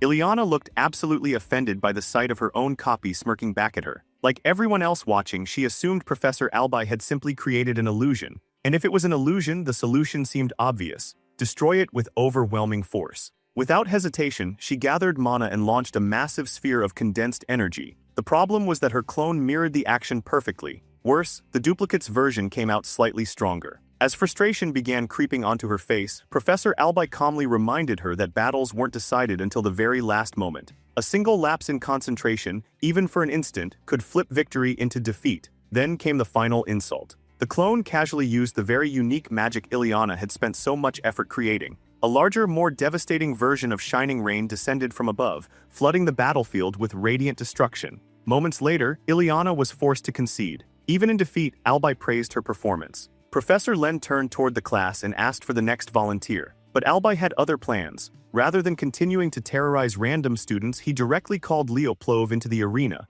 Leo saw no reason to decline. He stepped forward immediately. This time the matchup carried a different kind of excitement. Albai possessed the Fairy King's illusion magic. Leo wielded the star magic of the elves. The moment the duel began, Albai activated Mirror Force and created a duplicate of Leo. Unlike ordinary illusions, Mirror Force existed purely for battle. It dragged out the target's abilities, amplified them, and turned them into an enemy. Curious how accurately the spell could reproduce him, Leo opened with star magic. The spectators instantly fell silent. Anyone who studied magic understood how absurdly rare elven magic truly was. Leo's version looked even more ridiculous. Clusters of glowing stars appeared around his hand like fragments of an entire constellation gathered into a single point. Countless colors mixed together as multiple spells overlapped simultaneously. Compared to the first semester, Leo had become noticeably less concerned about hiding his strength. Across the battlefield, the clone responded with the exact same spell. Twin constellations blazed into existence. The stars shot forward, threatening to reduce everything in their path to dust. Even Professor Len felt a chill. The destructive power packed into those spells was outrageous. The terrifying part of Mirror Force was simple. It created a perfect copy. However, the clone could only use the caster's mana. It couldn't replicate abilities beyond that limitation. Leo immediately responded by erecting a layered defensive barrier. The collision that followed illuminated the entire arena. Star magic exploded against star magic. The shockwaves rolled across the battlefield as students watched in disbelief. Professor Len was stunned. More than the spell itself, what shocked him was the fact that Leo could genuinely keep pace with Professor Albai, at only 15 years old. That level of ability wasn't merely talented, it was historic. In Len's eyes, this was the kind of student destined to carve his name into Lumer Academy's legacy. Meanwhile, Albai silently studied his opponent. He couldn't quite define what Leo was, but one thing was obvious. The boy standing before him wasn't remotely normal. While the stars continued detonating around the field, Leo quietly prepared his next move. A barrage of fireballs erupted from his position. Simple magic, at least on the surface. Each projectile had been layered with enhancement spells until they became far more dangerous than they appeared. Watching the attack, Albai almost wanted to laugh. Did Leo seriously think something so basic would matter? Leo calmly corrected him. The fireballs were never meant for the clone. The real duel had always been against Albai himself. That smug response finally pushed the professor over the edge. Enough playing around. It was time to properly teach this cocky first-year a lesson. Unfortunately for him, Leo already knew how to counter Mirror Force. The key wasn't defeating the clone. It was distracting the caster. As the enhanced fireballs occupied the duplicate, Leo suddenly burst forward. The clone reacted instantly, raising a firewall to stop him. For most people, that would have worked. Leo wasn't most people. He launched himself straight over the flames. Combining Cinder Explosion with Windstorm, he unleashed a brutal combo attack from above. The clone never saw it coming. Watching from afar, even Albai's expression changed. He immediately realized something shocking. Despite the overwhelming difference in age and experience, Leo was beginning to overwhelm the clone.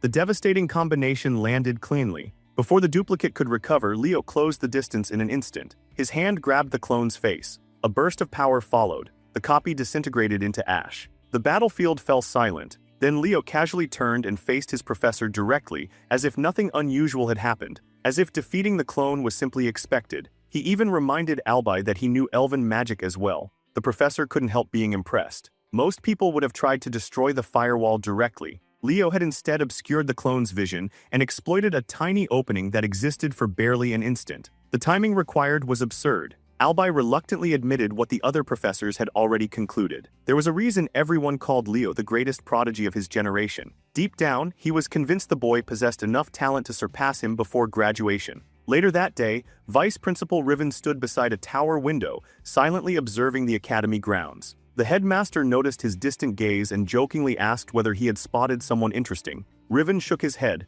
His attention was fixed on the first years. Curious, the headmaster asked what he thought of them. Turning away from the shadows, Riven answered honestly. His expectations were high. Not because they were merely talented, because they were extraordinary. In his eyes, this was the brightest generation the Academy had produced in decades. Then he handed over a thick report, 4 years of research, 4 years spent traveling across the world investigating hero dungeons. Even now, Riven couldn't say with certainty whether every theory was correct, but one conclusion remained clear. If hero dungeons truly existed as he believed, revealing them would change the future for countless students. The headmaster accepted the report with genuine gratitude. 4 years of effort sat within those pages. Still, Riven doubted he had been summoned merely to discuss promising freshmen. Both men understood the true issue. A traitor was hiding somewhere within the academy. The headmaster's expression darkened. Tartarus had become increasingly active, and age was finally catching up to him. He admitted that maintaining control over everything was becoming harder. Perhaps the era of swordsmen was nearing its end.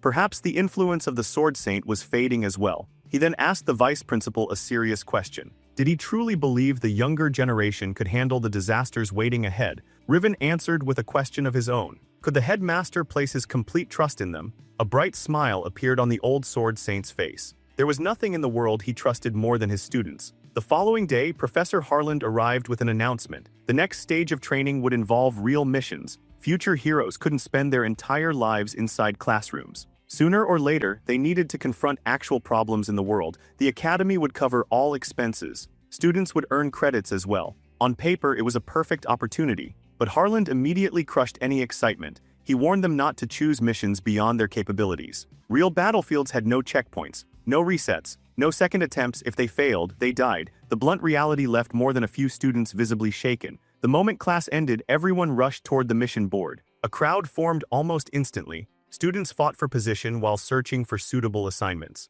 Chelsea quickly noticed Leo standing among them. What surprised her wasn't his presence, it was his choice. The mission he selected involved a tiny remote village that most people wouldn't even glance at twice. Chelsea couldn't understand it. To her, a simple bandit suppression request sounded like boring grunt work. Leo merely replied that he had always wanted to visit that place. Then an all-too-familiar voice interrupted. Alina Gyern had arrived. The self-proclaimed queen of the academy looked thoroughly unimpressed by Leo's selection. She openly criticized his choice. Leo didn't even bother making eye contact. Calmly, he reminded her not to judge things by appearances. What nobody else knew was that the location carried a hidden significance. 5,000 years ago, that forgotten region had once been the legendary city of Gardsron. More importantly, it was where Leo had first encountered Rasha. Elsewhere inside the academy, 2 first-year students sprinted toward the mission hall. They were desperate to claim a decent assignment before all the good ones disappeared. Unfortunately, they collided headfirst with a towering senior. The moment they looked up, their faces turned pale. The upperclassman glared down at them and sharply ordered them to watch where they were going. Pinned to his uniform was a blue insignia bearing the symbol of the moon and clouds.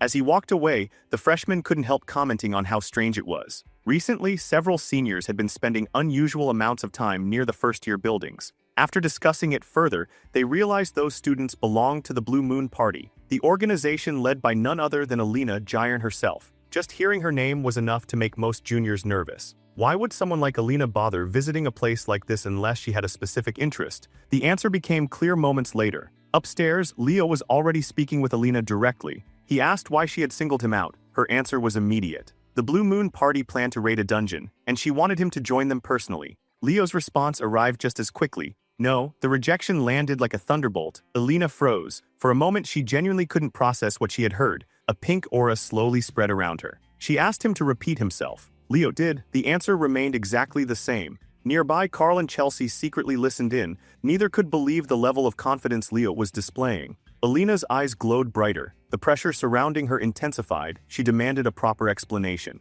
Without changing expression, Leo slid a mission document across the table. He had already accepted another assignment. As far as he was concerned, someone like Alina would never care about a forgotten village in the middle of nowhere, which was exactly why the mission meant nothing to her. And everything to him.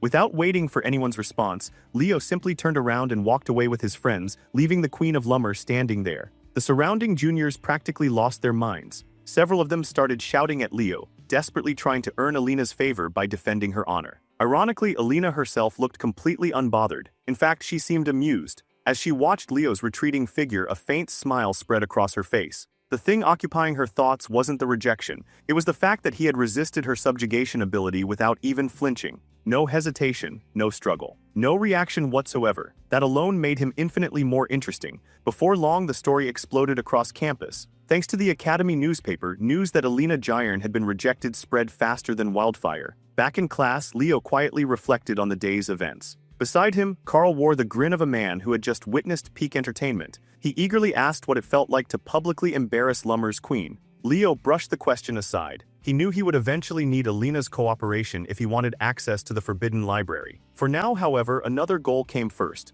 finding the traitor hidden within the academy. His train of thought ended when the professor asked whether everyone had selected their field missions. The class answered together. They were ready. The professor nodded and instructed them to begin preparations immediately. Several days later, Leo arrived in Garin province. Stepping through the teleportation gate, he found himself standing in a bleak stretch of grasslands. The scenery felt empty. No bustling towns, no signs of civilization, just endless open land. An elderly man cautiously approached him, curious about what had brought someone here. The moment he noticed Leo's academy uniform, his confusion only deepened. Leo explained that he had accepted a request involving local bandits. Relief instantly appeared on the old man's face. Without delay, he offered to guide him toward the nearby settlement. As they traveled, Leo quietly observed the surroundings. Long ago, this entire region had belonged to the ancient city of Gardsron. Fragments of its history still lingered beneath the surface. Upon reaching the castle gates, two nervous guards stopped him. They demanded his purpose for visiting.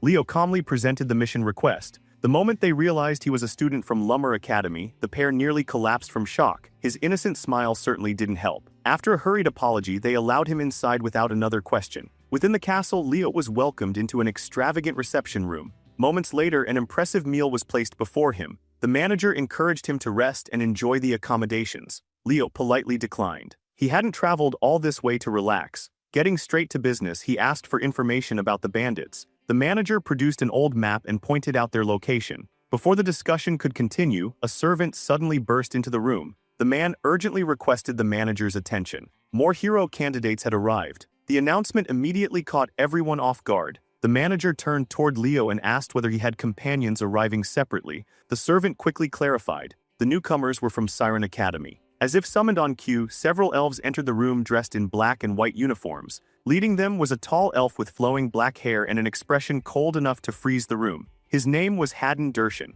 Leo wasn't expecting any of this. Before he could process the situation, another voice interrupted. A red-haired elf named Runia instantly recognized him. Her face lit up. Moments later, she was chatting with Leo as if they were longtime friends. The other Siren students quickly connected the dots. This was the student who had deciphered the founder's magic. Tension immediately began building. Leo casually explained that he was here to suppress a local bandit group. The statement sparked inspiration inside Runia's head. An opportunity had presented itself. Without wasting a second, she exaggerated the danger of the mission and enthusiastically volunteered to help. Her seniors objected immediately. Runia didn't care. According to her, innocent lives were at stake. That was all the justification she needed. Before anyone could stop her, she grabbed Leo and dragged him away. Whether he agreed or not, once they disappeared, Haddon calmly took a seat across from the manager. After dismissing his companions from the room, he began speaking privately. He explained that his team had come to investigate the region's wildlife and natural ecosystems. The manager looked thoroughly confused. Haddon's expression never changed. He simply requested unrestricted access to the surrounding lands. The coldness in his eyes was enough to make anyone uncomfortable. The manager immediately agreed and began preparing the necessary documents. Meanwhile, back in the castle gardens, the remaining Siren students relaxed while discussing the situation. They found it absurd that Lumber would send a single first-year student alone to such an isolated region. One possibility kept surfacing. Perhaps Lumber knew about the hidden hero dungeon rumored to exist somewhere nearby. Even then, they argued, sending an inexperienced student alone would still be ridiculously reckless. A pink-haired second-year laughed at the idea. According to her, Lumber students were simply a joke. Then the atmosphere changed. Without warning, Alina Jayern appeared directly behind her. The girl's soul nearly left her body. Alina smiled. She expressed sympathy toward Lily, the representative who rarely got opportunities to display her own abilities because she spent so much time supporting others. The Siren students instantly became nervous. None of them understood why Lummer's queen had appeared. Alina, however, had a very simple reason. She was annoyed. Foreign students had insulted her academy while standing on her territory. That wasn't something she intended to ignore. Her pink eyes began glowing. The pressure around her intensified. With terrifying calmness, she ordered them to kneel and apologize for the disrespect they had casually thrown around. The Siren students resisted. One of them openly questioned why they should bow to another student. Another fired back, claiming that Siren's second years would dominate Lummer without effort. They even mocked Lily, suggesting she contributed nothing beyond looking pretty. Then came the challenge. If Alina truly believed otherwise, she should prove it. That was all it took. The queen's expression darkened. She offered them one final chance to retract their words, a chance to preserve their dignity, and perhaps their health. They refused. Alina simply reminded them that they were the ones who started this. Moments later, an explosion thundered across the academy grounds. Staff members rushed outside in alarm. When they arrived, they found several Siren students unconscious beside a smoking crater. Confusion spread immediately. Who could have caused this much damage? Then someone spotted a familiar figure. Golden hair, pink eyes. The Queen of Lummer herself. What she was doing next somehow looked even more unhinged. With her foot planted firmly on a defeated student's head, Alina coldly informed the girl that she was nothing, absolutely nothing, and therefore had no right to insult her academy. At that moment, another Siren student arrived, someone who clearly knew Alina. Hadden, without moving her foot an inch, Alina greeted him. Then she mockingly commented that his disciplinary skills were so poor she had been forced to educate his juniors herself. The elf's expression darkened immediately. Elsewhere, Runia was committing absolute war crimes against the local bandits. The unfortunate criminals ran for their lives while she bombarded them with fire and enough curses to fill an entire dictionary. Watching from a distance, Leo concluded that she definitely didn't need his assistance. Instead, he turned his attention toward the nearby ruins. Something about them bothered him. Centuries of decay should have left behind far more evidence, yet almost nothing remained of the once mighty fortress of Gardsron. Placing a hand against the weathered stone, Leo sensed something unusual. Then he felt it. Dark mana, faint, hidden, but undeniably present, Tartarus. The realization struck him immediately. The fortress hadn't vanished. What remained above ground was merely a fragment. The true structure still existed, buried deep beneath the earth. That evening, Runia built a campfire and prepared a cozy campsite for the two of them. While waiting, she found herself thinking about Leo. He had mentioned that this trip was an academy assignment. Would he return to school afterward? Or would he agree to join her exploration of the hero dungeon? Eventually, she located him near the ruins. Leo explained that he had discovered something strange about the fortress. Lost in thought, he recalled ancient events. The people of Gardsron had once been forced to abandon their homes. The city had fallen to Tartarus. Then it had been dragged beneath the earth itself. For now, there was nothing more he could do. Calling it a day, he returned to camp alongside Runia. What greeted them there was the last thing either expected. Waiting around the fire were two people, Hadden and Alina, the most cursed pairing in academy history. The atmosphere felt less like a casual gathering and more like an interrogation. Alina immediately asked whether she had accidentally interrupted their romantic evening. Runia instantly transformed into a blushing disaster, which only made her look guiltier. After enjoying the reaction, Alina formally introduced herself as Leo's senior from Lummer Academy. Leo stared at her, confused. Last he checked, she was supposed to be exploring a dungeon with her party. Alina casually admitted she had abandoned them. Spending time with Leo sounded significantly more entertaining than wandering through some dusty ruin. That answer immediately fueled all kinds of dangerous assumptions inside Runia's head. Curious, she asked what had happened to the seniors accompanying Hadden earlier. While Alina leaned far too close to Leo with a smug grin, Hadden calmly explained that a certain lunatic had sent them to the infirmary. Leo immediately sensed that some serious drama had unfolded before his arrival. Changing the subject, Runia asked what this meant for their dungeon expedition. Hadden replied that nothing had changed. The two of them were more than sufficient. Before he could continue, Alina suddenly grabbed his face. With a mischievous smile, she asked whether he was perhaps referring to a certain hero dungeon. The question instantly revealed something important. Alina knew. Hadden realized it immediately. The Queen of Lummer apparently had eyes and ears everywhere, which meant Lummer Academy already possessed information regarding the newly discovered hero dungeon. Wearing the most infuriating grin imaginable, Alina casually revealed that Hadden's own juniors had already spilled every secret about the newly discovered hero dungeon. Before Leo could even process that information, she hooked an arm around him like he was expensive luggage and boldly announced that they would be exploring it together. The next morning, she completely ignored the fact that Leo still had an unfinished bandit subjugation mission. As usual, Alina was somehow several moves ahead. According to her, the bandits had already been wiped out on the way over. Mission complete. No further discussion required. The atmosphere around camp immediately became tense. Competition hung in the air. Runia stared at the others with burning determination and swore that she would locate the hero dungeon before anyone else. Later that rainy morning, Leo demonstrated several of his abilities while the group continued their search. Even Alina looked genuinely impressed. The gap between him and most first-year students wasn't small. It was absurd. Watching her cheerful reactions, Leo couldn't help feeling slightly uncomfortable. This wasn't the arrogant academy queen he remembered. Curious, he asked what happened to her usual noble attitude. Instead of answering, Alina suddenly reached over and patted his head. Apparently she found it adorable that he used to think of her that way. Then she asked how he viewed her now. Leo answered immediately, dumb as bricks. For a moment there was silence. Then Alina burst out laughing. Nearby, Runia couldn't help noticing how comfortable the two had become around each other. Meanwhile, Haddon remained focused on the mission. He warned her not to get distracted. If they failed to properly detect the mana signal, they could be dragged into the dungeon without warning. Eventually, Alina grew tired of waiting. Having already finished her side of the search, she started mocking Haddon for moving so slowly despite acting like a genius. The elf fired back instantly. Unlike her, he actually preferred doing his work thoroughly. With the argument continuing as background noise, the group advanced together. Along the way, Alina casually informed Leo that Haddon was an enormous nerd who became irrationally irritated whenever she teased him. Then everything changed. Leo suddenly sensed a powerful pulse of mana. The reaction was strong enough to stop him in his tracks.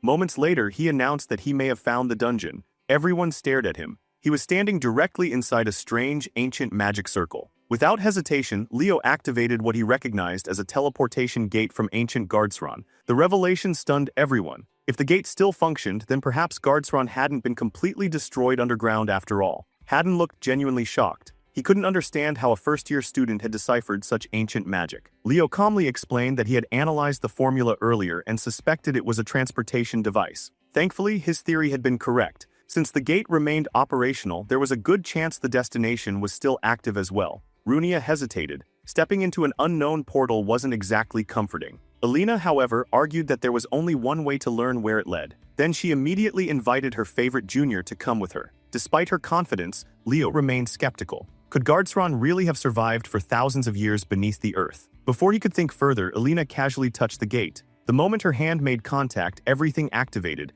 Ancient mechanisms roared to life. A voice echoed through the area. The hero world had officially been unlocked. The announcement identified the first available record, the prologue of Varharun. A blinding light erupted from the portal. The group instantly realized this wasn't an ordinary dungeon. They weren't entering a ruin, they were being pulled into a hero world. A distorted interface appeared before Leo and Alina. Beneath the glitch title, a name slowly emerged. Prologue Varharun. The instant Leo read those words, cold sweat ran down his face. His expression froze. Then the overwhelming light swallowed him completely. When he opened his eyes again, he found himself standing in an elegant hallway. Sunlight poured through enormous windows, bathing the area in warm golden light. His first instinct was to check the mission interface. As expected, it was blank. This type of hero world didn't provide easy answers. Regaining his bearings, Leo decided that finding the others came first. Unfortunately, fate had different plans. A small girl carrying an absurdly large stack of books crashed directly into him. Books scattered everywhere. The young elf instantly dropped to her knees, frantically gathering them while apologizing repeatedly.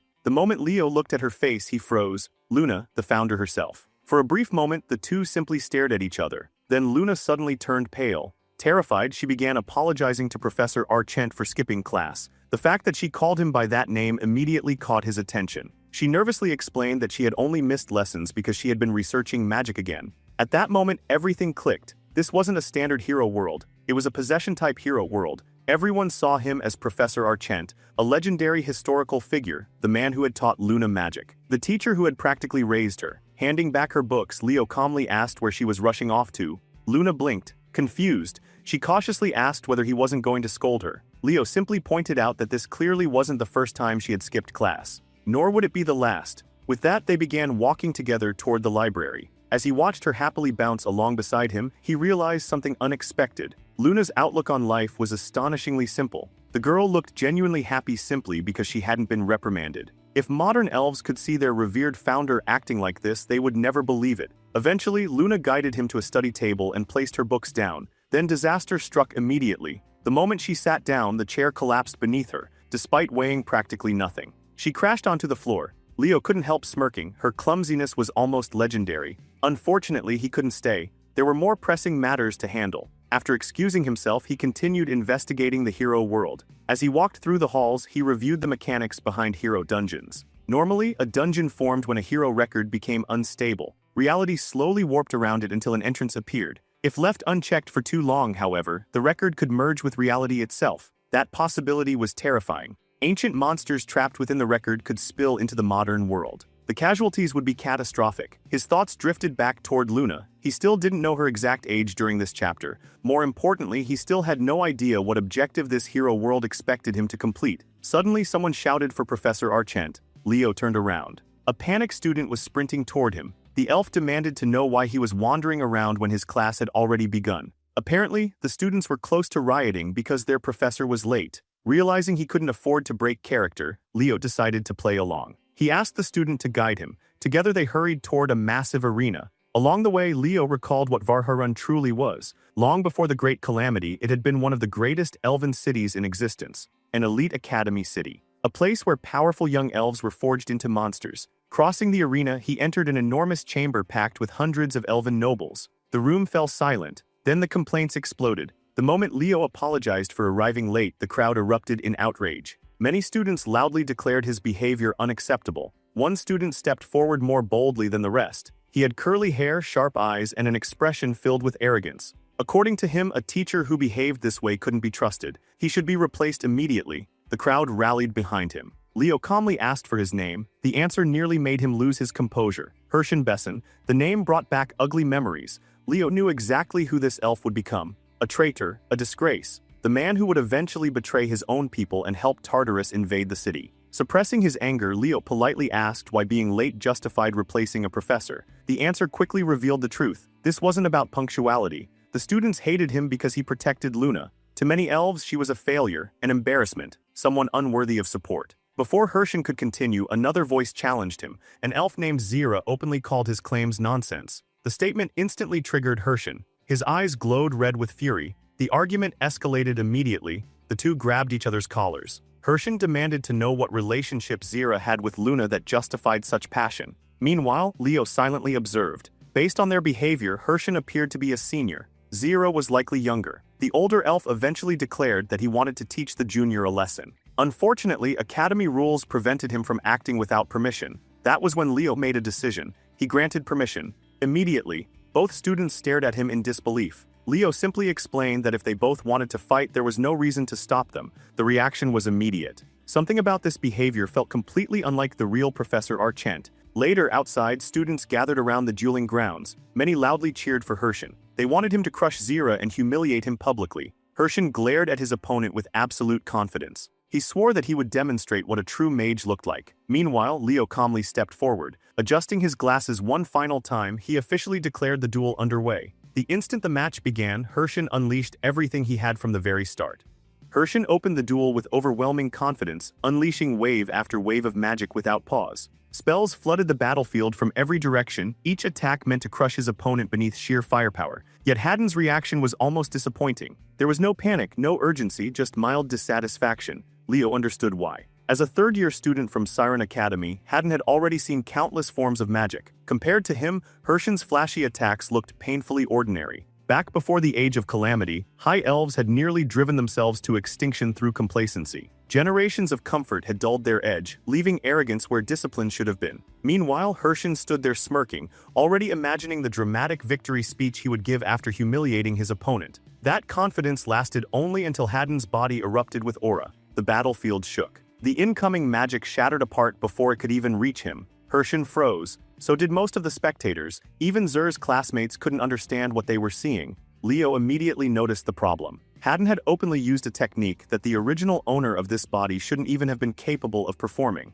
Elves of this era rarely trained both body and magic together. To them, physical conditioning was beneath the dignity of a proper mage. Even then, Herschen stubbornly insisted that aura meant nothing against superior magic. With a furious roar, he launched another pair of spells. Haddon sensed the raw output behind them. For an ordinary student, it would have been impressive. For someone with his experience, it was laughable. Drawing his sword, he charged. One swing, one explosion, Hershen's barrier shattered completely. When the dust settled, the outcome was already decided. The arrogant noble sat flat on the ground with a blade pressed against his throat. The duel was over. Haddon looked down at him with disgust. A man with no real skill had spent the entire day insulting Luna. That alone was enough to infuriate him. His words caused immediate uproar among the crowd. To these students, Luna was nothing more than a disgrace. The idea that she could be their founder was absurd. Haddon's patience finally snapped. Even after losing, Hershen continued talking, so Haddon kicked him directly in the face. The entire arena fell silent. Then he climbed on top of him and started delivering an absolutely merciless beating.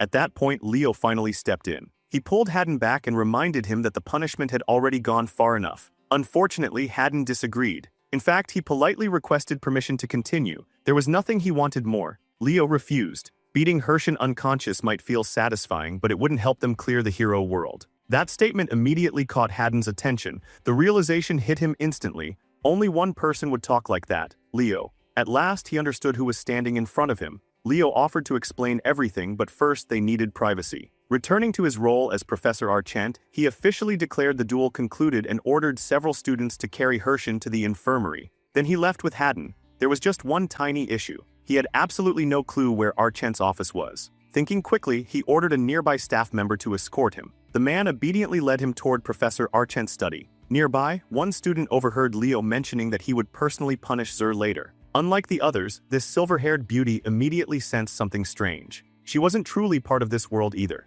Inside the study, Haddon launched straight into another rant about Hershen's nerve. How dare that fool insult founder Luna so openly? Leo calmly explained that such attitudes were actually normal during this period of history. Haddon stared at him in confusion. So Leo finally revealed the truth. This hero world existed thousands of years before the Age of Calamity. The revelation stunned him. Records from that era were supposed to be lost forever. There was only one possible exception, a great hero. Then it clicked. There was only one legendary figure from this period. Luna, the founder of star magic. Leo confirmed it. This hero world belonged to her. Haddon nearly stopped breathing. Demanding proof, he asked how Leo could be so certain. Leo casually informed him that he had spoken with Luna only minutes earlier. That answer hit harder than any spell. Instantly, Haddon became desperate for details. In his imagination, Luna was a flawless beauty, someone as elegant as blooming petals beneath the stars. He grabbed Leo by the shoulders and demanded every detail. This was a once-in-a-lifetime opportunity. Then reality arrived. Luna wasn't some untouchable goddess. She was clumsy, awkward,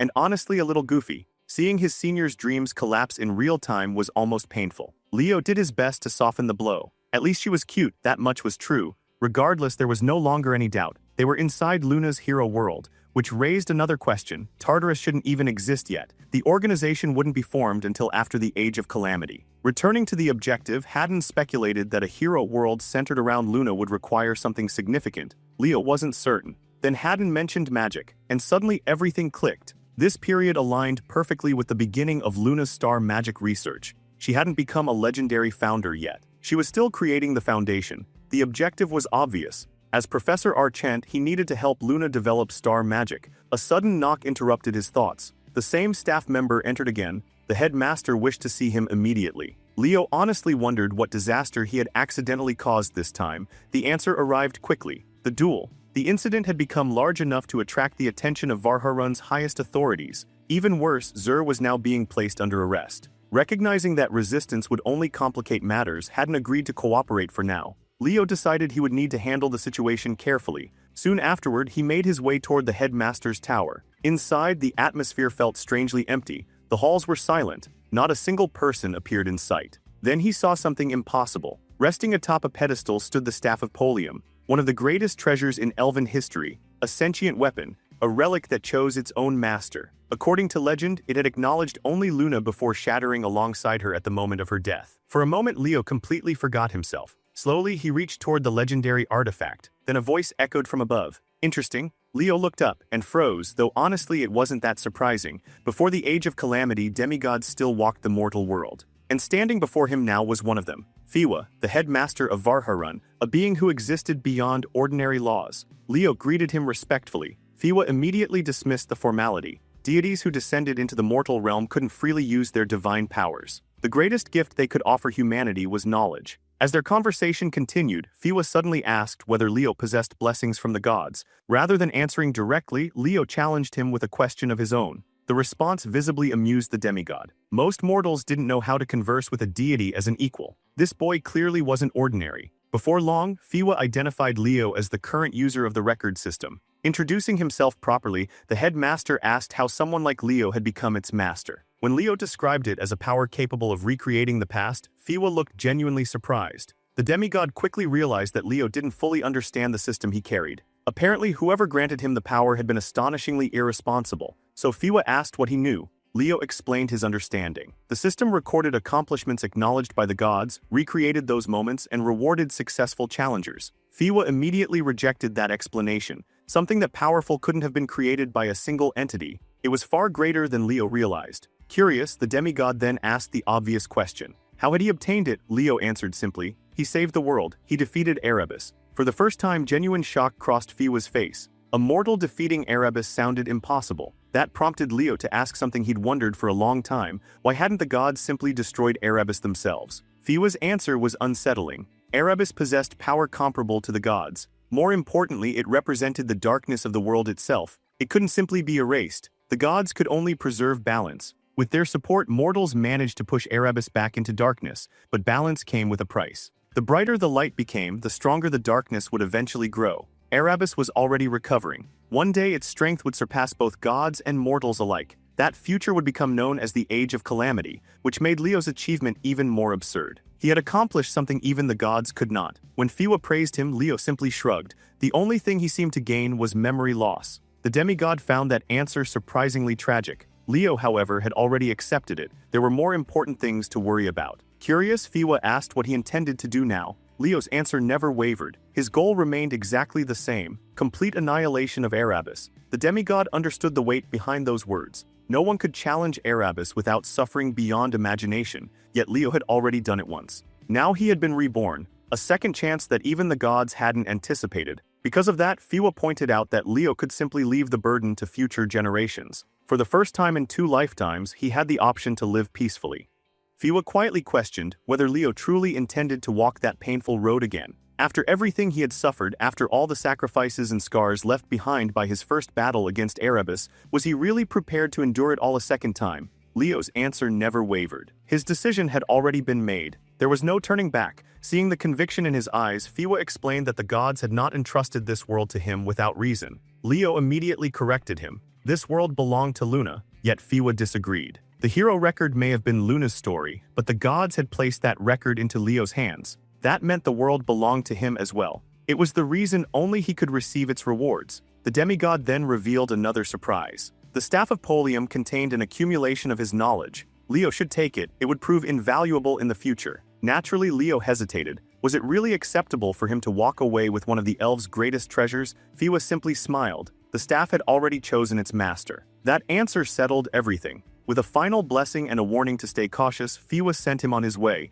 Something terrible was approaching this world. He couldn't explain why, he simply knew it, and he prayed that Leo's path would be protected. Elsewhere far from the academy, darkness was already moving. Several Tartarus demons had begun possessing bodies. Venner casually remarked that their commander had spoken the truth. The elves of this era were already corrupted. In fact, the city's decay felt strangely comfortable. Rather than disgust her, it felt familiar. Almost welcoming. Sid immediately warned against underestimating these elves. Despite their flaws, this era had produced warriors capable of defeating numerous commanders. They had even contributed to bringing down a great being. Neither Sid nor Sarman understood why Venner had urgently summoned them. Her answer was simple. An outsider had entered the hero world. Sid barely reacted. To him, it was probably just another weak academy student. Sarman asked whether she had any useful information. Venner informed him that one outsider had already been identified, a student named Zur, currently imprisoned underground. If the opportunity appeared, Sarman's task was to eliminate him. However, Sarman wasn't convinced there was only one intruder.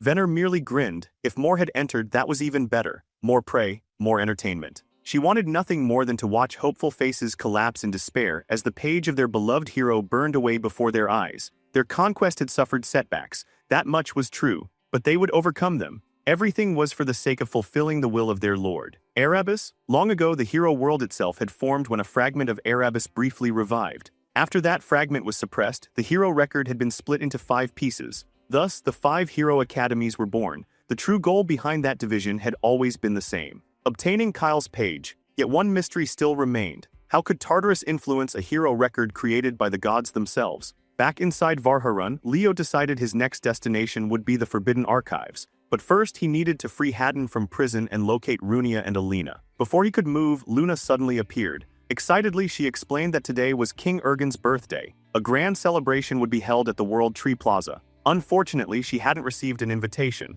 Then she asked her favorite professor whether she could attend with him. The problem was that Leo hadn't been invited either. As they spoke, he remembered something strange. Luna wasn't a noble. She had entered the academy purely through talent. According to history, King Urgen himself had supported her because of that extraordinary potential. So Leo naturally asked why she hadn't received an invitation. Luna's answer shocked him. The king had withdrawn his support nearly a month ago. For a moment, Leo's mind went blank. History had changed. They had only arrived a few hours ago. There was no way events should be diverging this quickly. Then he remembered Fiwa's warning. Darkness had already fallen upon this world. A chilling possibility emerged. Tartarus had infiltrated the hero world. Meanwhile, inside a prison cell, Haddon reflected on his earlier mistakes. Getting involved in that fight had been reckless. Every action they took inside this world carried consequences. Still, one thing bothered him even more: the existence of elven prisons. The past seemed far uglier than he imagined. When he returned to Siren Academy, he would have a lot to report. His thoughts were interrupted when two girls walked past his cell. Curious, he asked who they were. The orange-haired girl answered so casually that it left him speechless. They were slaves. Haddon immediately rejected the idea. Slavery in an elven city? Impossible. Yet the girl acted as though it were completely normal. Every half-elf was born into slavery, no exceptions. The revelation disgusted him. He couldn't believe elves had fallen so low that they enslaved their own people. Then Sarman appeared. Without warning, he began kicking the girls. Apparently, a slave had shown improper manners. He beat them openly in front of Haddon. Haddon couldn't even comprehend the level of insanity he was witnessing. Sarman merely asked what the issue was. Was punishing slaves suddenly a crime? Then he twisted the knife further. Could Haddon really not accept that his own ancestors had done such things? That reaction confirmed something. Haddon was from Siren Academy. Sarman still had no idea how he arrived here, but he had already decided one thing: it was time for Haddon to disappear permanently. Haddon attempted to channel mana. The restraints completely suppressed it. Then Sarman moved to strike. A flash of power exploded through the corridor.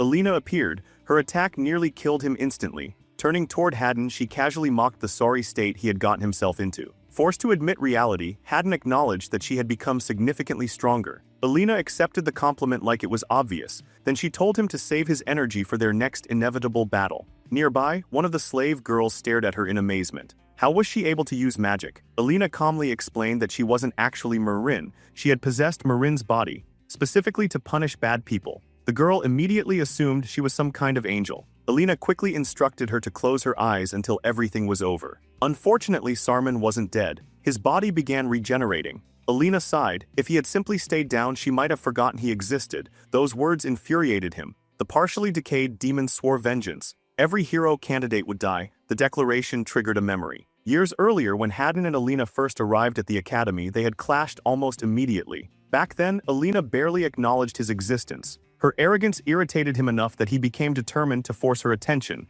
Instead, she crushed him completely. That was the day he learned an important lesson. Some people were simply born to become heroes. Alina was one of them. Back in the present, Alina informed Sarman that this time his death would be far less pleasant. A beam of mana erupted from her hand. Sarman couldn't believe it. How could someone he viewed as a mere hero candidate threaten him? He chose to tank the attack head-on. A terrible decision. Alina coldly informed him that if Tartarus truly wanted to challenge her, they should have sent a legion commander. Demons like him weren't worth her time. Moments later, Sarman was gone, sent straight to hell. Afterward, Alina allowed Marin to open her eyes. The girl looked up and saw hope, for the first time in a long time. Alina assured her that she would guide her forward. Elsewhere inside the royal castle, Princess Sergi's butler was having problems of his own. Specifically the princess. He repeatedly instructed her to stop looking so stressed. Straighten her posture, smile properly, act dignified. Eventually, the expression on her face improved enough to satisfy him. Only then did he relax. Inside that royal body, however, Runia was losing her mind.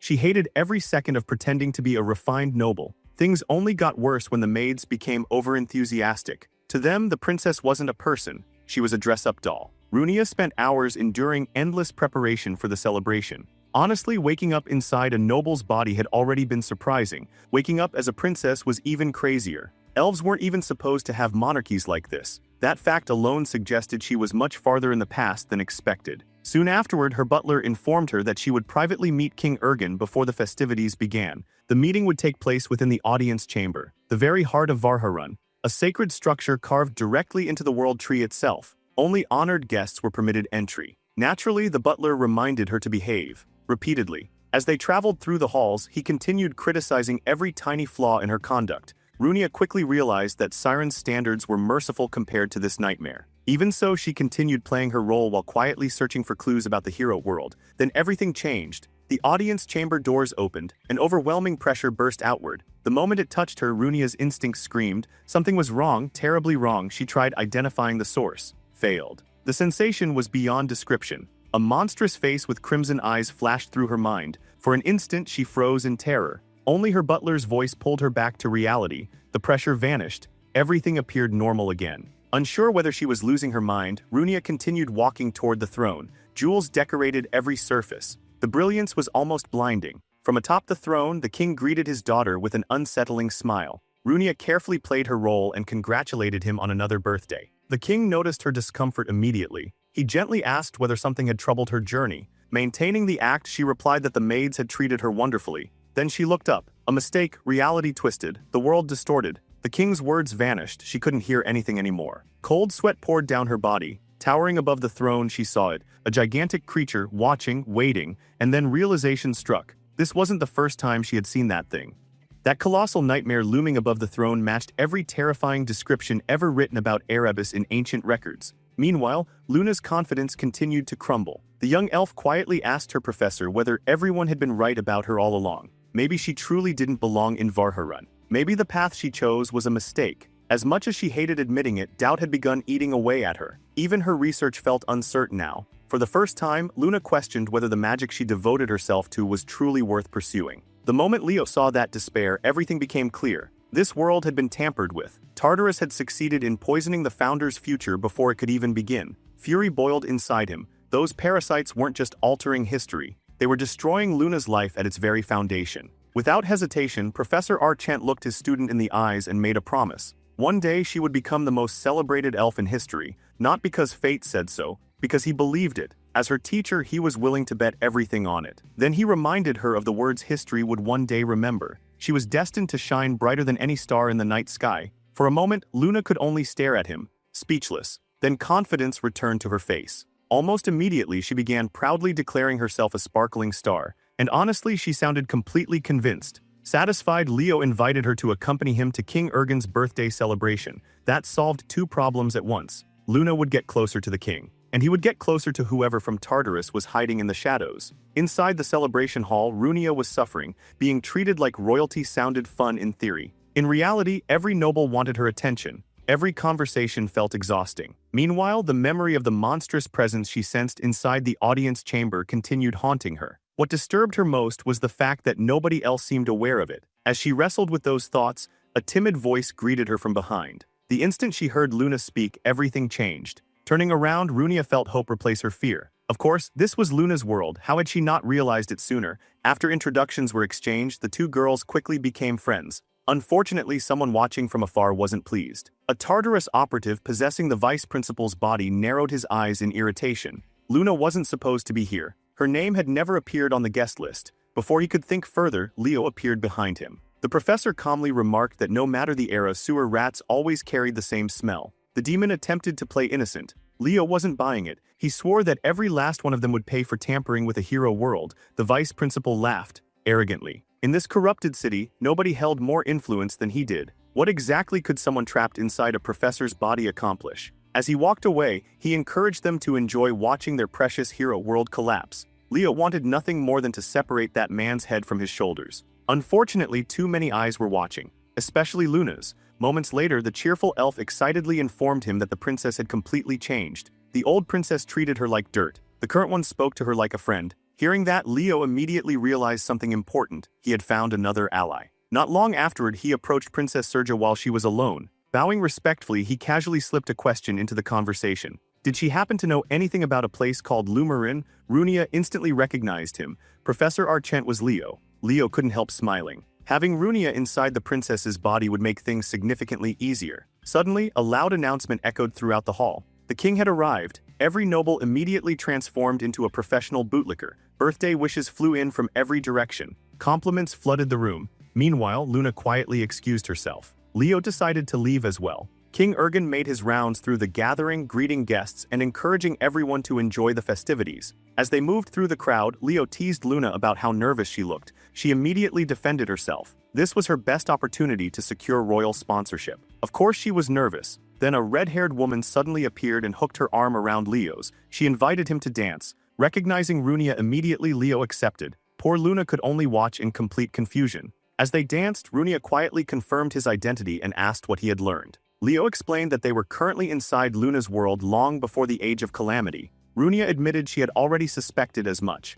What she really wanted to know was the condition for clearing this hero world. Leo shared his biggest discovery. In the future, Luna would create star magic. Yet in this era, it didn't exist. That meant something had gone terribly wrong. On top of that, Tartarus had almost certainly infiltrated this world. There was a strong possibility that some of those agents were attending this very party. Runia looked shocked. Was he talking about Tartarus from the past? Leo shook his head. These invaders weren't natives of this era. They had broken into the hero world from outside. Remembering the horrifying presence she sensed earlier, Runia agreed that it made sense. Then she casually dropped a far bigger problem. Erebus was here too. Back at the dungeon, Alina was having significantly less patience. A snap of her fingers unleashed a gigantic lightning spell across the battlefield. The fight had become boring. Everyone kept surviving. Nobody interesting was dying. She demanded that Haddon hurry up and clean up the remaining trash. The elf responded with a devastating sword strike that shredded demons effortlessly. Even then, Alina remained dissatisfied. Why couldn't they just go all out?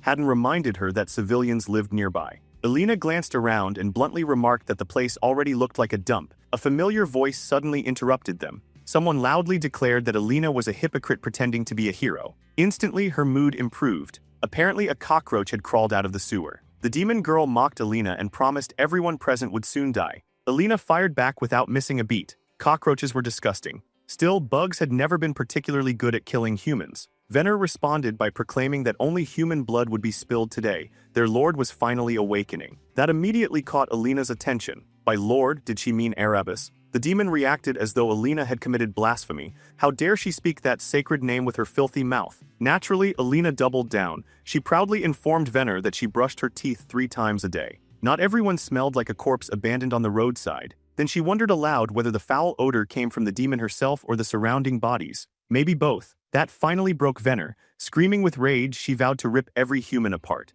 Massive tentacles erupted across the sky and surged toward Alina. Haddon immediately erected a defensive barrier and checked on the nearby slave girl. The girl was recovering until she saw the rubble. Her expression immediately turned to horror. She screamed Alina's name. Venner laughed. Apparently the mighty Alina had accomplished absolutely nothing. Proudly introducing herself as Venner the Bone Eater, she boasted about slaughtering hero candidates for over a century. The terrified girl looked seconds away from fainting. Haddon remained calm. Everything was fine. Venner continued mocking the girl for worrying about Alina. The elf casually replied that the demon should probably be worrying about herself. After all, if Alina died that easily, she was never worth surpassing. Suddenly, pink light began shining from beneath the rubble. An explosion rocked the battlefield. Venner stared at the aura. Something about it felt familiar. Then realization struck. Alina Gyron. Unfortunately for her, the revelation arrived 1 second too late. Her head abruptly lost contact with the rest of her body, like somebody had unplugged reality itself. As Venner's head rolled across the ground, Alina casually announced her victory. The slave girl stared in complete disbelief. Then Venner started laughing like an absolute lunatic. She claimed she could hear a voice speaking inside her mind.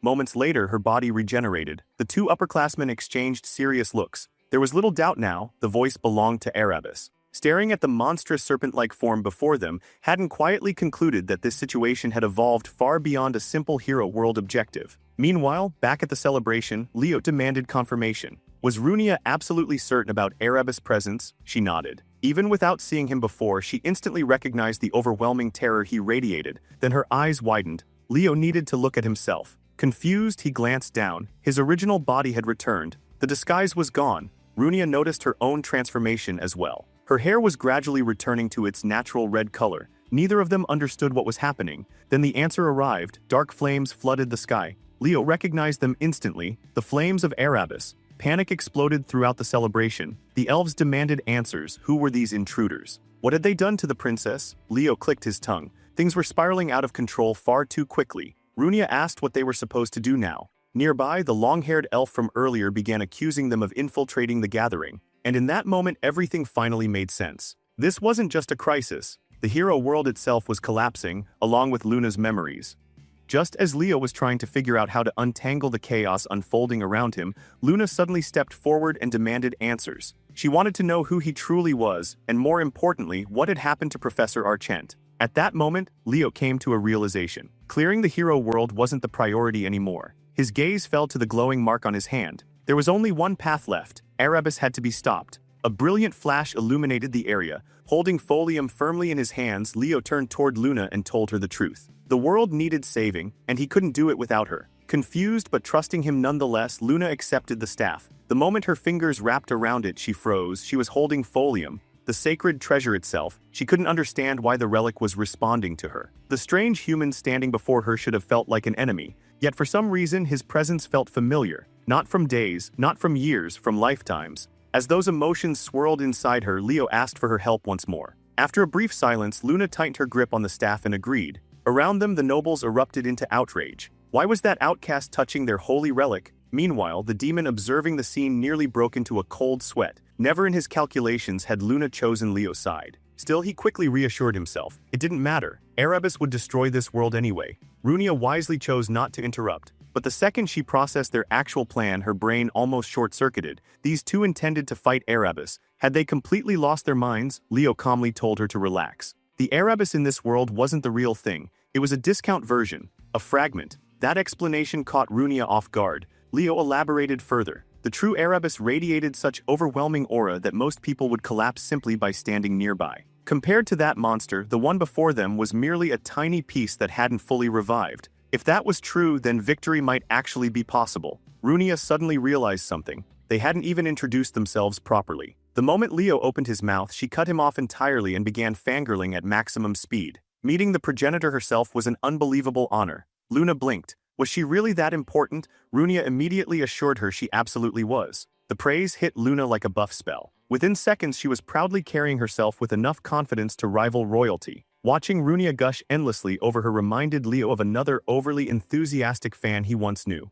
Eventually, Luna asked the obvious question. What exactly was she supposed to do? She could already sense the darkness spreading through the world tree. Leo confirmed her suspicions. A monster was hiding within it, and that monster needed to die. Luna immediately declared that defeating such a creature sounded like a perfect first achievement. With preparations complete, Leo pushed open the enormous doors. The moment they entered, both girls froze. An endless tide of monsters surged toward them. Drawing his sword, Leo calmly observed that Erebus had apparently turned the entire place into a monster nest. Runia grinned. She'd spent too long sharpening her abilities to sit this one out. Luna refused to be left behind either. She promised to contribute however she could. The confidence in her voice immediately sent Runia back into fangirl mode. Meanwhile, Leo focused his mana into one hand. There was something else he needed to do first. A brilliant beam of energy shot into the sky like a signal flare. If Alina and Haddon were anywhere nearby, they would see it. Mission accomplished. Leo turned back to the girls. It was time to move. Luna asked whether he intended to charge in first. Before he could answer, she activated support magic and enhanced him herself. The moment her spell settled over him, Leo paused. It had been so long. Fighting alongside Luna again felt strangely nostalgic. The monsters finally lost their patience and rushed forward. Leo exploded into motion. Blades flashed, bodies fell. The battlefield quickly turned into a slaughterhouse. He carved through monsters so fast it looked less like swordsmanship and more like a very violent game of fruit slicing. Luna stared in fascination. Runia looked equally stunned. Leo had somehow become even stronger than before. Refusing to be overshadowed, Runia activated her own perfected magic. Crimson flames erupted around her body. Towering pillars of fire surged into the sky before crashing into the enemy ranks. The battlefield transformed into a giant barbecue pit. Seeing the others show off only motivated Luna further. She refused to be dead weight. Runia eagerly waited to witness some legendary spell worthy of the progenitor. Instead, Luna summoned a tiny basic fireball. For a moment, confusion filled the air. Then Luna smirked. A multiplication spell activated. One fireball became dozens, dozens became hundreds, hundreds became thousands. An entire sky full of fire appeared overhead. Leo couldn't help sighing. It had been ages since he'd seen someone rely on such a gloriously simple brute force strategy. Luna proudly ordered him to step aside. Then she snapped her fingers. The endless sea of fireballs descended. The battlefield exploded into flames. Monsters sprinted around as living bonfires before collapsing one after another. Runia could only stare. Now she truly understood why Luna became a legend. When the final monster fell, the white-haired elf stood proudly with her chest puffed out, clearly waiting for recognition. Runia wondered what exactly she wanted. Then Leo stepped forward and patted her head. He told her she had done well. For a brief moment, Luna happily accepted the praise. Then reality caught up to her. Immediately flustered, she scolded him for treating her like a child. Runia watched in total confusion. The two honestly acted less like strangers and more like childhood friends reunited after years apart. Determined to retaliate, Luna aggressively rubbed Leo's head in return and declared that he was the real child here. Elsewhere, Venner summoned a grotesque mountain of skeletons and attempted to flee into the sky. Alina clicked her tongue. Disgusting, a pink beam of magic instantly pierced straight through the mass. Haddon warned her not to underestimate the demon. Alina agreed. Unfortunately, Venner responded by unleashing enough profanity to fill an entire dictionary before hurling a massive sphere of dark magic toward them. Alina immediately sensed the difference. The demon had become much faster. Was Erebus Awakening responsible for this sudden boost? Before she could finish that thought, Haddon shouted her name. A gigantic orb of darkness appeared right in front of her. She barely managed to raise a shield before impact. Even Alina had to admit the attack actually stung. Venner mocked her relentlessly. Alina answered by casually tearing through the attack with a flick of her finger. Nearby, Haddon noticed something alarming. The world itself was breaking apart. Alina corrected him. This wasn't collapse, it was erasure. The world wasn't crumbling, it was disappearing. Even the slave girl nearby had begun fading from existence. Inside her mind, Alina realized the truth. Nobody had cleared the hero world. The world itself was dying. Then a familiar flare illuminated the sky. Leo's signal. Alina recognized it instantly. Before she could move, Haddon placed a hand on her shoulder. He told her to go. He would handle things here. She questioned whether he could manage alone now that the demon had become stronger. Meanwhile, Venner was busy screaming at her own subordinates for failing such a simple task. Haddon calmly repeated himself. He could handle it. Satisfied, Alina finally agreed and took off. The moment Venner noticed the pink streak disappearing into the distance, she lost her mind. She immediately prepared another attack. Unfortunately for her, she never got the chance to release it. Her vision suddenly tilted. The next thing she knew, her body had been sliced perfectly in half, like a giant candy bar. Haddon gave her a look overflowing with disrespect. Where exactly did she think she was going? For now, she belonged to him. Back at the castle, Leo cut down another monster while asking where the audience chamber was located. Luna blasted enemies apart with endless fireballs while shouting directions.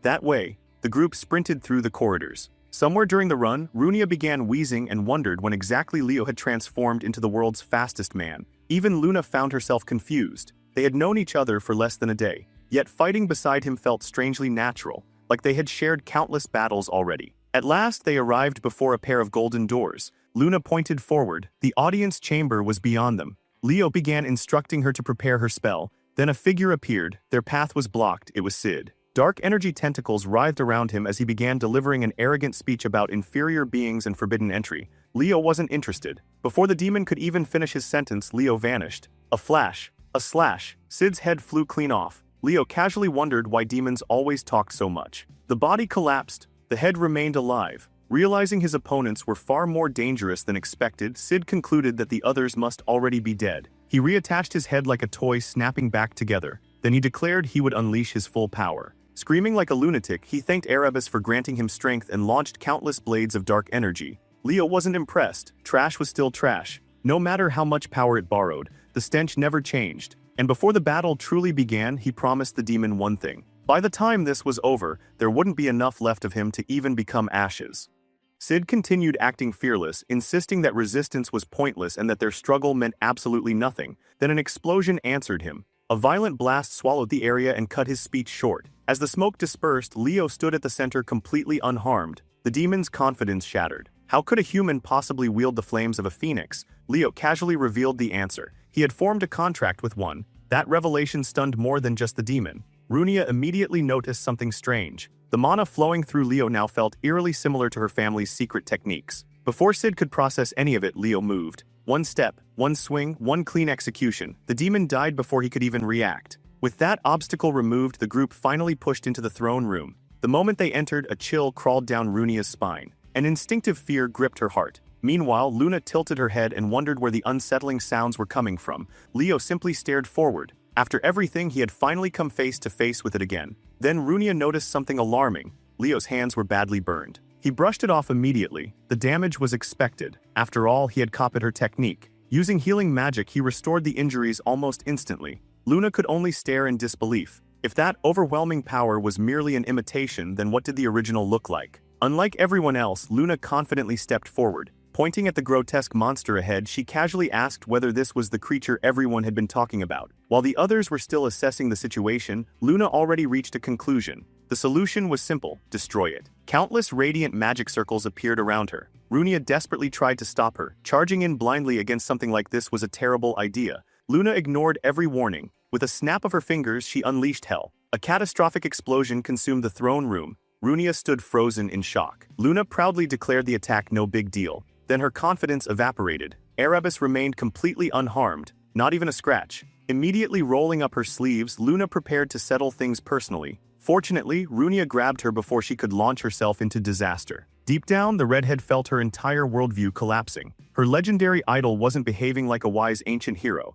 She was acting like an aggressive teenage gremlin. Unfazed, Luna announced she was personally going to beat that ugly piece of trash into submission. Leo watched the scene unfold in silence. He remembered this side of Luna all too well. Once she got fired up, nobody could stop her until she burned herself out. Thankfully, he developed a specialized anti-gremlin strategy years ago. Without hesitation, he delivered a perfectly timed chop to the top of her head. Runia nearly suffered a heart attack. She rushed toward Luna and demanded to know how Leo could possibly hit the progenitor. Leo calmly explained that Luna was seconds away from becoming a complete hooligan. That statement immediately snapped Luna out of her rage. Grabbing him by the collar, she demanded to know who he was calling a hooligan. Leo grabbed her wrist and bluntly pointed out the obvious. Nobody defeats Erebus by charging in without a plan. While telling her to calm down, another question occupied his thoughts. Why had Luna's magic failed? Even without star magic, her raw power alone should have harmed a mere fragment of Erebus. Something wasn't adding up. Before he could think further, a furious voice echoed through the room.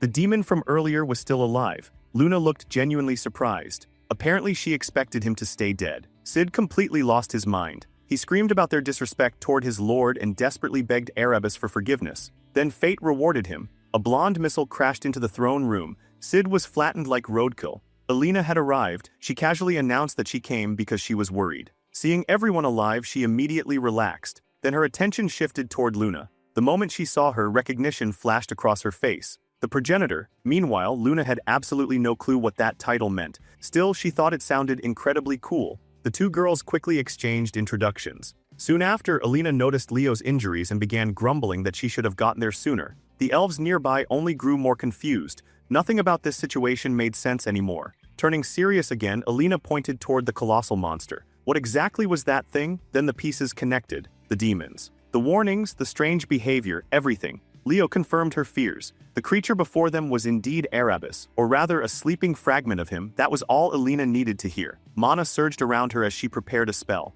Their objective was obvious: destroy it before it fully awakened. Unfortunately, Sid was still operating on pure cockroach logic. The demon refused to stay dead. He resumed screaming insults immediately. Alina looked genuinely exhausted. Did all villains attend the same academy? They all repeated the exact same lines. She declared her intention to erase him so thoroughly that even his atoms would quit existing. Then everything changed. An overwhelming wave of darkness flooded the throne room. Everyone froze. A giant crimson ring materialized overhead. Ancient runes echoed through the air. Dark flames gathered together. Sid immediately began celebrating. The demon acted like he'd just witnessed the greatest victory in history. He mocked the hero candidates and declared their time was over. Then, just as he started introducing his lord, a giant hand descended from above. Sid disappeared permanently. The demon was finally reduced to a decorative stain on the floor. The darkness continued gathering. A colossal silhouette emerged. Then two crimson eyes opened. The pressure that followed was monstrous. Runia and Alina instantly broke into cold sweats. Both closed their eyes instinctively. The atmosphere itself felt lethal. Then a calm voice asked whether everyone was all right. Opening her eyes, Runia discovered the answer. Luna. The progenitor had erected an enormous barrier around everyone. She calmly admitted that the monster was genuinely terrifying. To Runia's surprise, Luna herself seemed almost unaffected. Once again, she was reminded that the title progenitor wasn't just for decoration. Nearby, Alina clenched her jaw. There was no way she could have blocked that attack alone. Suddenly, Runia noticed something else. Leo was gone. Alina silently pointed ahead. There he was, standing alone at the front, facing Erebus directly. Not a single trace of hesitation in sight. As the dust settled, silence consumed the battlefield. Long before the Age of Calamity, long before history became legend, darkness had first seeped into the world. And now that darkness stood before them once more. Erebus had fully awakened. Alina asked the question everyone was thinking. How exactly were they supposed to fight something like that? Luna smiled, as if the answer couldn't be more obvious. Both she and Leo turned toward the others. Their expressions carried absolute confidence. The plan was simple: defeat the monster standing before them. Alina blinked. For some reason the feeling was familiar. Then she finally understood. This was exactly what the first years must have felt during the Gigants tournament, watching someone completely absurd step onto the battlefield. Absent-mindedly twirling a strand of hair, she admitted that admiration wasn't such a bad feeling after all. At that exact moment, another figure dropped from the sky. Hadn't arrived. One look at Erebus nearly caused his soul to leave his body. He demanded to know what kind of nightmare they were fighting. Alina casually answered, Erebus. The poor elf nearly short-circuited on the spot. Then Luna noticed they had somehow acquired another ally. Unfortunately for Haddon, his brain encountered a second fatal error. The progenitor was standing right there. Before he could begin an entire fanboy speech, Alina shut him down. There would be time for that later. First, they needed a strategy. Everyone turned toward Leo. He immediately assigned roles. He and Luna would handle the front line. Haddon would focus on defense and protect the support group. Alina and Runia would remain in the rear and assist whenever opportunities appeared.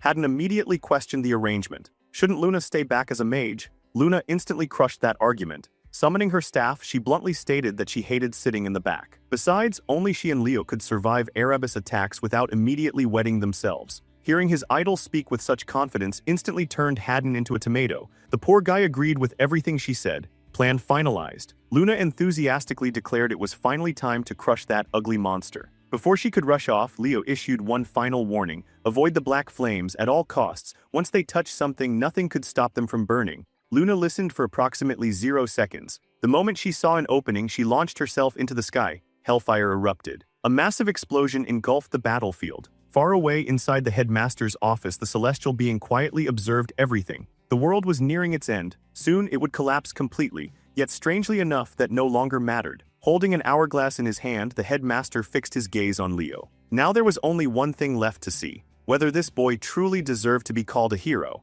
and whether he could prove it before time finally ran out. The black flames of Erebus surged across the battlefield, reducing everything in their path to nothingness. Those cursed flames had terrified countless generations because they could never be extinguished. Anything formed from mana was destined to burn away before them. For ages, no one had ever found a way to oppose those immortal black flames until Kyle appeared. At that moment, Lysanus' voice echoed inside Leo's mind. She reminded Kyle that his mana was the natural enemy of Erebus itself. Confused, Kyle questioned how that could possibly be true. Lysanus calmly explained that while his gray mana appeared to be ordinary non-attribute mana, appearances were deceiving. Kyle immediately argued that it truly was non-attribute mana. Aside from allowing him to become an all-class user, he saw nothing remarkable about it. Compared to powers possessed by legendary figures like her, it seemed completely ordinary. Lysanus simply laughed and disagreed. She explained that his mana differed from all others because it was purer than any mana in existence. The unfamiliar term caught Kyle's attention. When he asked what purity meant, she explained that purity meant infinite potential, the ability to become anything. That was precisely why he could function as an all-class user. His mana could transform into any possibility imaginable, but there was another way to understand it as well. Meanwhile, Leo shot forward across the battlefield. As he moved, Lysanus' words finally clicked into place. She explained that if his mana could become anything, then it was also untouched by anything, even the immortal power of Erebus itself. A brilliant light erupted from Leo's body. Fixing a burning glare on Erebus, he listened as Lysanus delivered the final answer. This was exactly why he stood as Erebus' natural enemy. Moments later, dozens of radiant magical beams blasted toward Erebus. Luna watched in shock as the impossible happened. The immortal black flames simply vanished. Even Alina found herself staring in disbelief, wondering what kind of magic could produce such a result. Silently, Leo thanked Luna. This was the unique magic she had created specifically for him. Looking directly at Erebus, he wondered how the monster liked the feeling. That same magic had saved his life countless times during the final war. It had even delivered a fatal wound to Erebus himself. Without hesitation, Leo called for Luna to attack. Dozens of magic circles unfolded around her. Erebus stared silently as brilliant light engulfed her body. Yet when the attack landed, the monster remained completely unharmed. Leo immediately realized something was wrong. Why wasn't Luna's magic working? After a moment of thought, he arrived at a troubling possibility. Luna was a being created within the hero world itself. The more he considered it, the more likely that explanation seemed. Luna muttered in frustration that even this wasn't enough. Leo continued piecing things together. Erebus was also an outsider to this world just like them. If Luna's attacks truly couldn't affect him, then their situation was far worse than expected. The only solution was obvious. To wound Erebus, Luna's flames needed to burn even hotter. Luna silently cursed the setback. Then flames erupted violently from her body. Standing nearby, Alina wrapped an arm around Runia and immediately recognized the power she was witnessing. These were flames reminiscent of the Lundia family. Alarmed, Runia warned her to stay back because the flames were dangerous. Alina simply smiled. The scent reminded her of a wild, untamed fire. Confused, Runia demanded an explanation. Leaning closer, Alina quietly remarked that Runia was far more dangerous than she looked. At that moment, Runia sensed an unfamiliar magical power and suddenly understood what Alina was doing. Sacrifice. Placing a hand on her shoulder, Alina confirmed her suspicion. It was sacrifice, a hero magic inherited from the elven Saint Menemal, the ultimate healing art. The caster took another person's injuries onto themselves. Alina explained that Runia currently possessed the greatest offensive power on the battlefield. Luna's flames resembled those of a phoenix, growing stronger the more intensely they burned. However, she reminded her of one important difference. An elf was not a phoenix. She could not burn forever. The limit would arrive the moment her body could no longer withstand the strain. Alina asked if she understood. Tears welled in Runia's eyes. She couldn't bear the thought of Alina suffering because of her. Alina gently reassured her. A third-year representative wasn't so weak that she needed a first-year worrying about her. She encouraged Runia to burn brighter than ever and prove herself as Luna Ilindoa.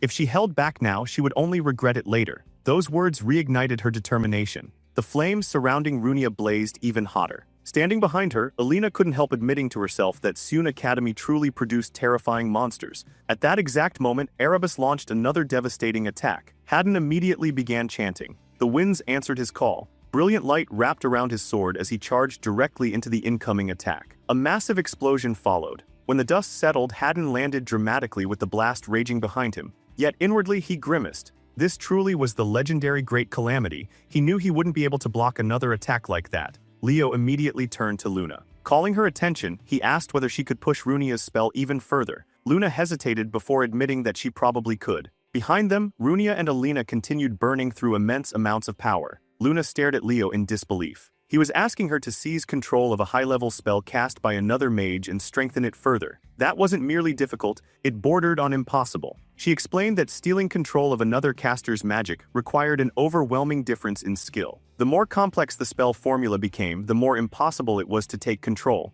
Leo simply told her to do it anyway. Stunned, Luna asked what exactly he meant by that. With complete sincerity, Leo smiled and told her the truth. She was a genius. Those words hit Luna harder than any attack. Trying to maintain her pride, she quickly agreed. After all, now that she thought about it, perhaps it wasn't completely impossible. Leo couldn't help smirking. She really was simple. Offended, Luna demanded to know what he had just said. Ignoring her complaint, Leo simply told her he was counting on her. Rising into the air, Luna faced Erebus directly. Magical light sparkled from her staff as she analyzed the spell before her. To her shock, the formula felt strangely familiar. The more she examined it, the more she realized it resembled the very magic she had spent her life researching. A realization began forming. Before she could finish the thought, Erebus slashed toward her. Haddon immediately shouted a warning. Then Luna's voice echoed across the battlefield. This time she declared nothing would be taken from her again. Erebus' claws stopped short. They couldn't touch her. Turning toward Leo, Luna smiled faintly. The next moment, a brilliant radiance descended upon Erebus. A new system quest appeared before Leo. Help Luna, the progenitor of the nebula, and complete star magic. Then the impossible happened. A system notification flashed across the battlefield. Luna, progenitor of the nebula, had completed star magic. The battlefield fell silent. Radiant light poured from Luna's body as she shone like a living star. Looking toward Lucina, Luna confidently asked whether she truly looked like someone who would die from something like this. A small smile appeared on Lucina's face as she calmly assured her that she absolutely wouldn't. The system notification appeared once more. Luna had completed star magic. The entire battlefield glowed beneath her radiance. Erebus' body began crystallizing, then it started breaking apart. White light engulfed Leo as Luna's voice echoed through the chaos. Control of the sacred flames now belonged to them. Alina grabbed Luna's shoulder in amazement. This was the mana of the progenitor of the nebula herself. Guiding the flames, Luna confidently declared the end of the accursed shadow. Erebus stared directly at her. Then the massive flames swallowed him whole. The monster writhed in agony as Haddon and the others watched without blinking. Leo observed silently from nearby. Erebus' eyes dissolved first. Luna never lost her smile. Seconds later, the rest of his body shattered completely. One fragment drifted through the air. Luna caught it in her hand and stared at it in disbelief. It was finally over. Alina immediately wrapped her arms around Luna from behind and admitted how relieved she was. They had actually defeated Erebus. Honestly, she had expected everything to smell burned by now. Startled, Luna squeaked in surprise. Alina only smiled mischievously and leaned closer. Strangely enough, Luna still smelled fresh. Flustered beyond belief, Luna demanded to know what she was doing. Alina shamelessly continued teasing her. She admitted she liked her and found her reactions adorable. Maybe she should just kidnap her and bring her back to Loomer. Meanwhile, Luna finally exploded with excitement. Like an overjoyed child, she celebrated their victory. They had defeated the monster. She had completed the magic she had devoted her life to creating. She even admitted that she had always assumed elves were overly stiff and serious, but apparently there were exceptions. Approaching Alina, Luna sincerely thanked her from the bottom of her heart.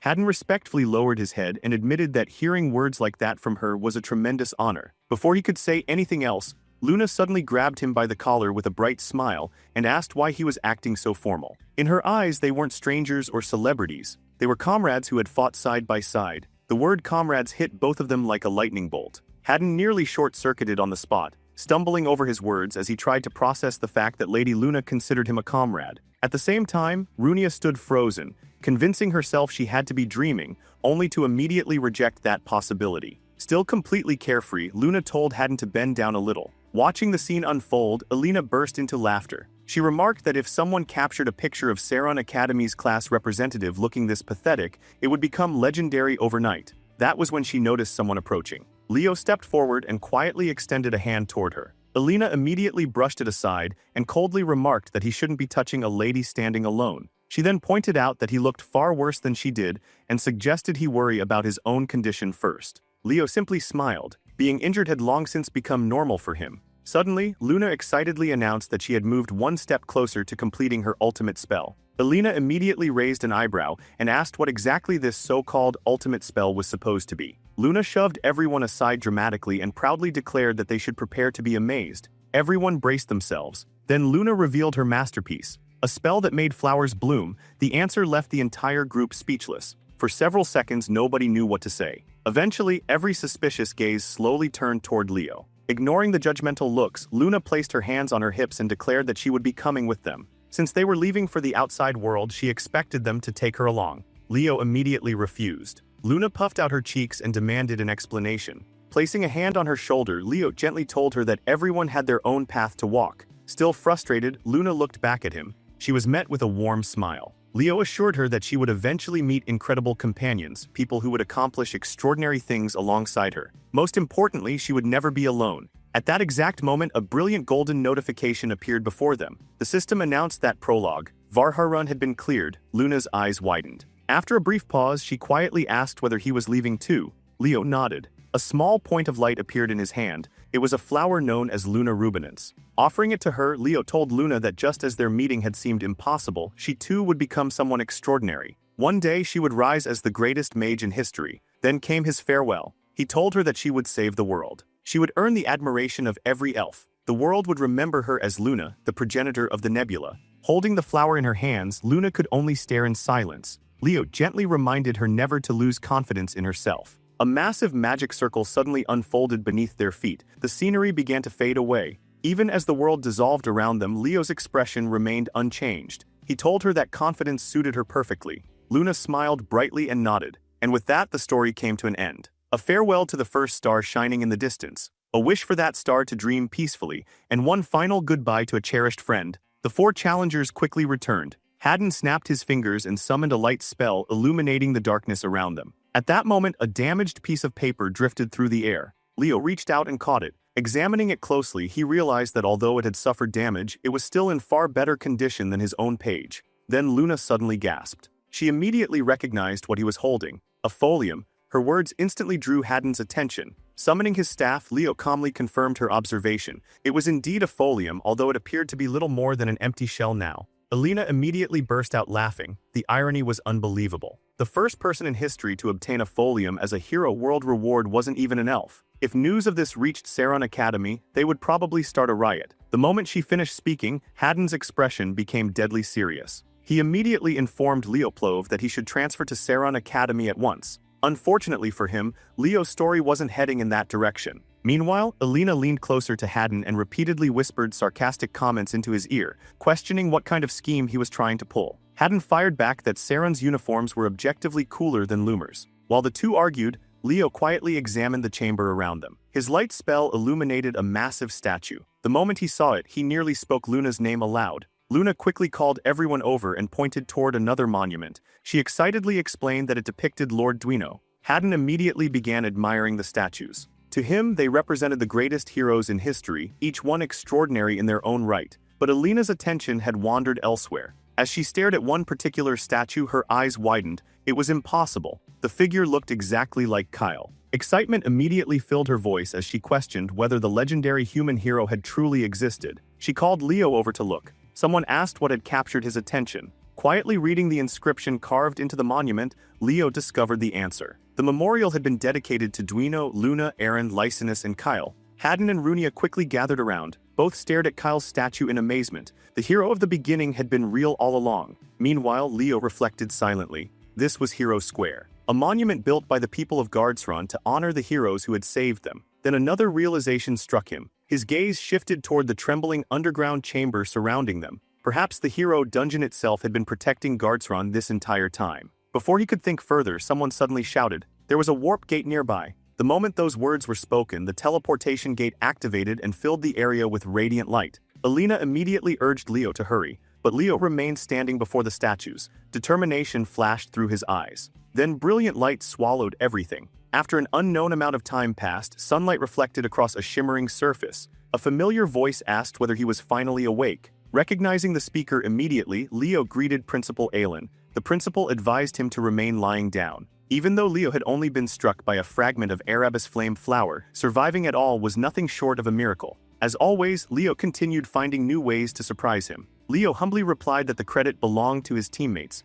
While they spoke, Aelin produced a newspaper. According to the headlines, Leo's discoveries had become international news. Most notably, the revelations concerning the surviving hero, Kyle. The principal showed him an artist's reconstruction based on witness accounts. Then he asked a question he had clearly been holding back. Did Leo have some connection to the hero of the beginning? Leo asked what kind of connection he meant. Aelin explained that for centuries, scholars had dismissed claims that Kyle was an all-class user. Most considered the idea little more than a myth. Yet Lumer Academy's top first-year student just happened to possess the exact same ability. While Leo's swordsmanship could be explained through the Zinger bloodline, his overwhelming talent in magic and summoning could not. The coincidence was becoming difficult to ignore. Finally, Aelin asked the question directly. Had Leo ever cleared Kyle's hero world? Leo immediately denied it. With a helpless sigh, Aelin asked whether he was seriously claiming to have simply been born as an all-class. Leo answered without hesitation. Yes. At the same time, he silently reflected on the situation. Tartarus was likely watching him already. There was no reason to attract additional attention.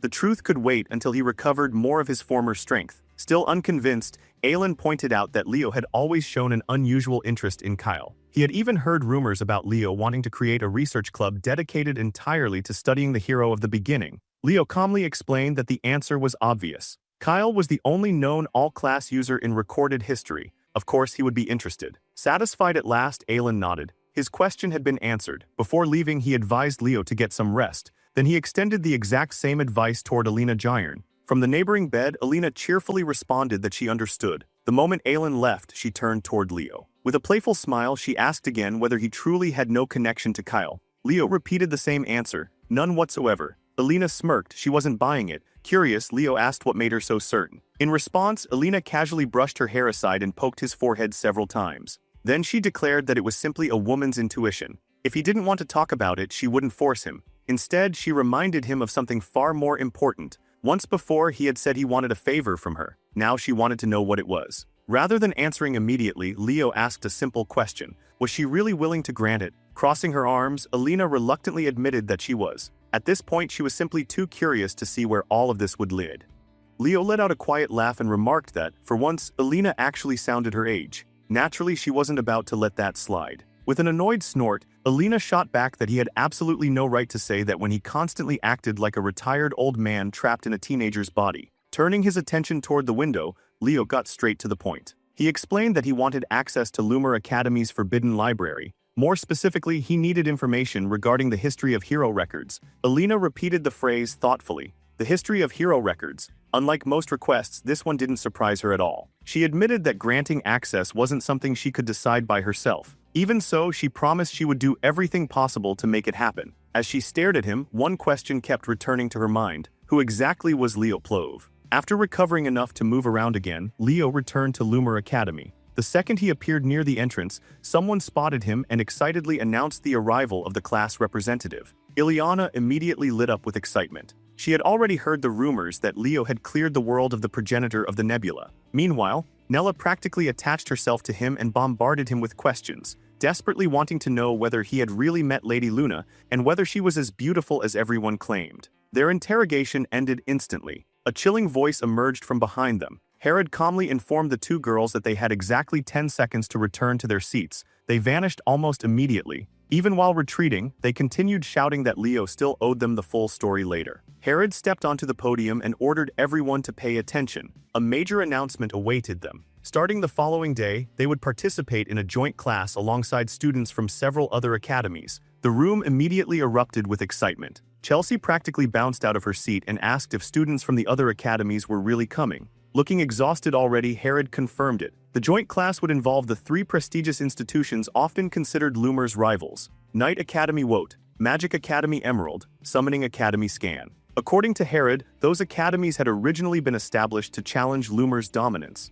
Unfortunately, history hadn't exactly gone their way. Over time, they had earned a less flattering reputation. Rather than replacing Loomer, they had become the school students attended after failing to get accepted into Loomer in the first place. In many cases, they also became the destination for students expelled from Loomer. After class ended, Carl stretched lazily and complained that the entire event felt completely random. Joint classes weren't unusual. Inviting all three academies simultaneously absolutely was. Leo casually suggested a likely explanation. Loomer's reputation had taken a hit after all the chaos during the first semester. This was probably a political move designed to reassure the public that the academy remained as strong as ever. Carl nodded slowly. That actually made a lot of sense. Chelsea quickly agreed. From her perspective, the entire event felt like a giant showcase intended to prove Loomer still sat firmly at the top. Before the conversation could continue, another voice interrupted. Vice Principal Riven called Leo's name. He asked if they could speak privately. Not long afterward, the two arrived at Leia City's famous clock tower. As Leo looked around, he immediately noticed something unusual. The tower's interior had been constructed entirely using dragon tongue magic. The door closed behind them. Brilliant light flooded the corridor ahead. Without speaking, the two continued deeper inside. A strange feeling settled over Leo. Lifting his gaze, he noticed a portrait hanging ahead. His eyes narrowed. For a brief moment, he wondered if it depicted Lysanus. Then a calm voice broke the silence. The speaker remarked that recognizing her so quickly was impressive, especially considering that the true appearance of the King of Wisdom was rarely known among other races. Riven stepped forward and introduced the person before them. Their lord, the Dragon Lord. The realization immediately sent tension through Leo's body. Standing before him was the ruler of Dragonkind herself. As Riven continued speaking, Leo's thoughts drifted elsewhere. Long ago, Lysanus had taught him proper dragon etiquette. If memory served, one was supposed to strike the area over the heart 3 times with a closed fist. Deciding to trust his memory, Leo performed the greeting exactly as he remembered. The reaction was immediate. Somewhere above, someone burst into laughter. Molina quickly covered her mouth in a failed attempt to suppress her amusement. Meanwhile, Leo quietly wondered whether dragon customs had changed over the last 5,000 years. Even Riven appeared confused. He asked where Leo had learned such an ancient greeting. Leo honestly admitted that he had read about it in a book and asked whether he had made a mistake. Riven rubbed his forehead. Not only was it correct, it was flawless. Before he could elaborate further, Molina interrupted. She remarked that Leo sounded like an old fossil. Riven then explained that the greeting dated back to ancient dragon civilization. Very few dragons still practiced it, which was exactly why seeing Leo perform it had been so surprising. A memory surfaced. Kyle repeatedly striking his chest while practicing the gesture countless times. Remembering all that effort made Leo feel oddly disappointed. Apparently all that training hadn't been completely useless after all. Still smiling, Molina eventually dismissed Riven and requested a private conversation. After introducing herself properly, she greeted Leo as an equal. Leo immediately asked why the Dragon Lord wanted to see him.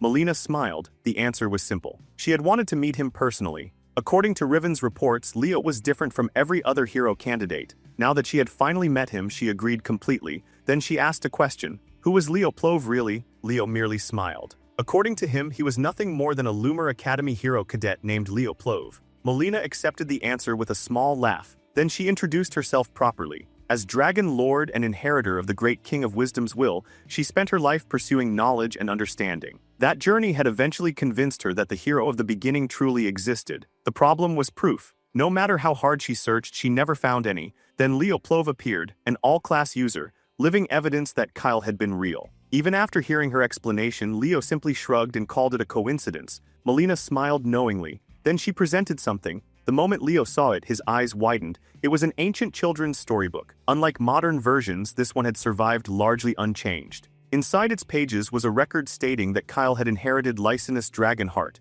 Leo asked what that had to do with anything. Melina calmly continued. Long ago, she had cleared Lysanus Hero World and obtained her page. The reward had allowed her to inherit a portion of Lysanus mana. For years, she carried that power proudly. Until now. For some reason, the mana was no longer responding to her. Instead, it reacted as though it had encountered its true owner. Once again, she asked the same question. Who was he? This time, Leo didn't bother dodging it. A faint smile appeared on his face. He admitted that she was incredibly sharp. Then he finally revealed the truth. His name was Kyle, the hero of the beginning. Silence filled the room. Even Melina struggled to process what she had just heard. She admitted that speaking with a legendary hero in person felt almost impossible. Hero worlds were one thing, reality was another. Leo then asked if that had been the sole reason for the meeting. Melina shook her head. The real issue was Tartarus. Its agents had infiltrated the Hero Military Academy. Among them lurked at least one traitor. Despite their efforts, identifying the culprit had proven incredibly difficult. Leo agreed. Even he had failed to detect any suspicious mana.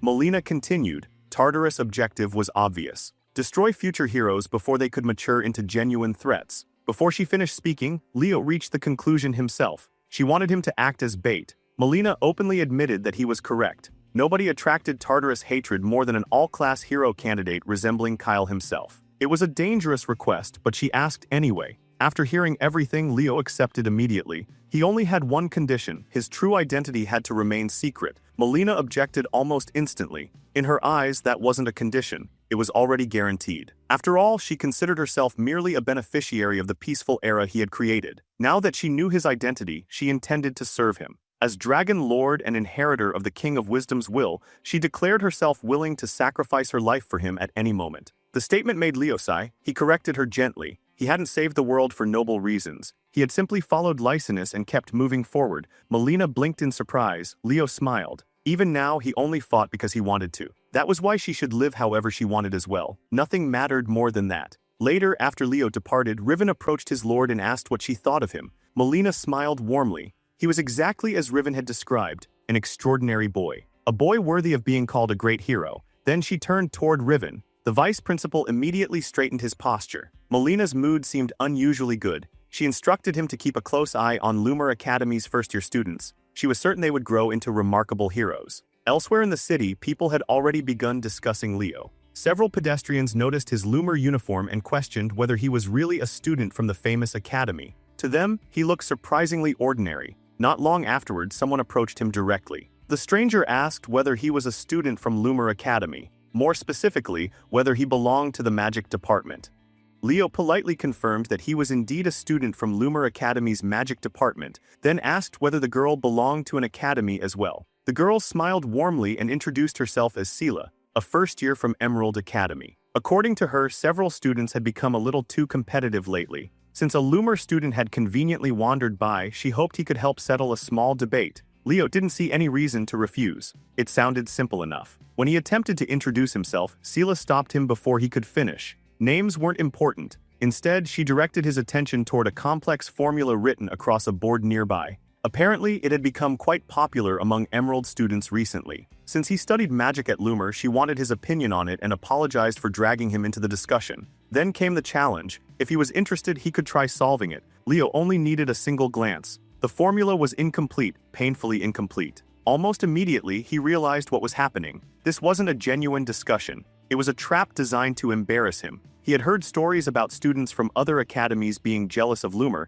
but this felt excessive even by those standards. Part of him considered simply playing along. Then he suddenly froze. A familiar disturbance caught his attention. His eyes shifted slightly. How long had those people been standing there watching? Somewhere nearby, an imaginary warning practically echoed through the air. Adults really shouldn't interfere in children's arguments. Unfortunately, nobody seemed interested in following that advice. Outside, Vice Principal Riven and Professor Yura were already making a scene. One was demanding to know what they were doing and calling the entire situation embarrassing. The other was practically vibrating with excitement, insisting that Leo absolutely had to crush the question and completely embarrass Emerald. Watching Riven become strangely invested in a student argument, Leo could only conclude that apparently he was expected to win this one. Meanwhile, Sela continued pressing the issue. She casually implied that even Loomer students probably couldn't solve something like this. Leo interrupted her, calmly. According to him, the formula should work perfectly fine after a few adjustments. Internally, Sela almost burst out laughing.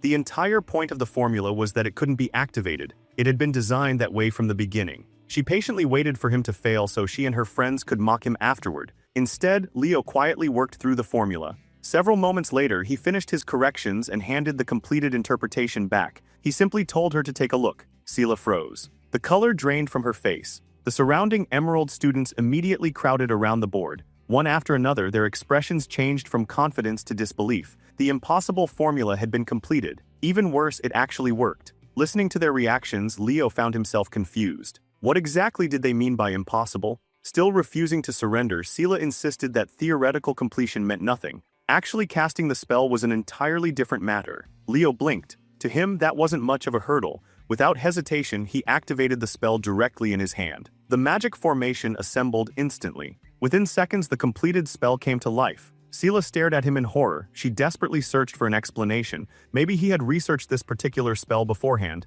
Maybe he already knew the answer. Leo immediately shut down the theory. This was his first time seeing the formula. At Loomer, students generally focused on adapting existing magic or refining combat applications rather than creating completely new spells. That answer only made things worse. Now completely shaken, Sela asked how he had analyzed the formula, reconstructed the activation sequence, and converted it into a functioning equation so quickly. Surely he hadn't done all of that on the spot. Leo answered as if the question itself was strange. Of course he had. He was just good at mental calculations. The Emerald students looked like they had collectively suffered critical emotional damage. Sela finally broke. Tears filled her eyes as she ran off while shouting that no human being should be capable of doing something like that. The rest of the Emerald students quickly followed. Meanwhile, Leo remained standing there wondering if he might have been a little too harsh. Outside, Professor Yura looked prouder than ever. Watching Leo dismantle the challenge so effortlessly only strengthened his desire to drag the boy permanently into the magic department. The professor spent nearly the entire walk back passionately rambling about the beauty of magical theory while Leo endured the lecture in silence. Among the 3 prestigious academies, each specialized in a different field. Icot dominated swordsmanship. Emerald excelled in magic. Scan stood at the pinnacle of summoning. Each academy was respected across the continent, yet for aspiring heroes they all shared one unfortunate reality. They had always existed in Loomer Academy's shadow. Soon afterward, students from all 3 institutions arrived at Loomer. Professor Sejin personally welcomed them. The visitors immediately recognized him. After all, he had mentored countless heroes over the years. The admiration plastered across their faces brought a satisfied smile to the professor. After enjoying the moment, Sejin officially began his speech. He welcomed everyone to the exchange event and explained that they would be attending joint classes alongside Loomer's first-year students. For the next several days, they would experience firsthand what studying at Loomer was actually like. Once the introductions were finished, Leo, as the first-year representative, was assigned the responsibility of guiding the temporary classmates around campus. As classes began, the students slowly started interacting with one another.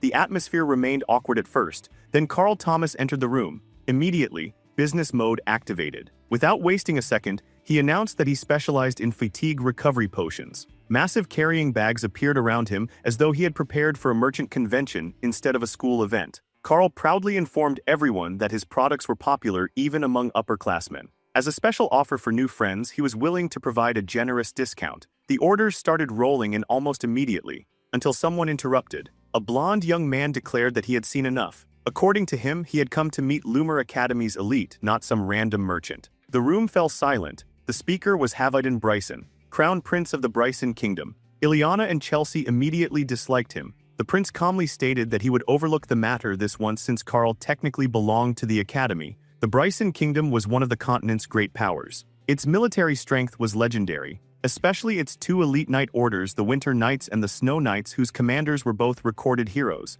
Carl politely thanked the prince for his consideration. Unfortunately, Havidon wasn't finished. He mocked Carl openly. The prince admitted surprise that someone with such a small mana reserve had managed to remain at Loomer for so long. Personally, he doubted Carl would still be attending by the time next year's freshmen arrived. That was enough. Chelsea stood up immediately. She ordered the prince to watch his mouth and demanded an apology. The prince slowly rose from his seat. Looking directly at her, he questioned why a direct descendant of the Llewellyn family would associate with a commoner. To him, calling someone like Carl a friend was ridiculous. Before the argument could escalate further, another voice entered the conversation. Leo. He casually suggested that the prince test their abilities himself if he was truly dissatisfied. Havardin turned toward him. Leo explained that the prince seemed awfully confident in his assessment of Carl's abilities. If that confidence was genuine, then perhaps he should witness the strength of Loomer students firsthand. The prince immediately refused. There was no chance he would duel a commoner. Instead, he challenged Chelsea. To everyone's surprise, Chelsea hadn't even accepted yet when Leo agreed on her behalf. The sudden acceptance caught her completely off guard. Satisfied, the prince announced that one of his own companions would handle Carl.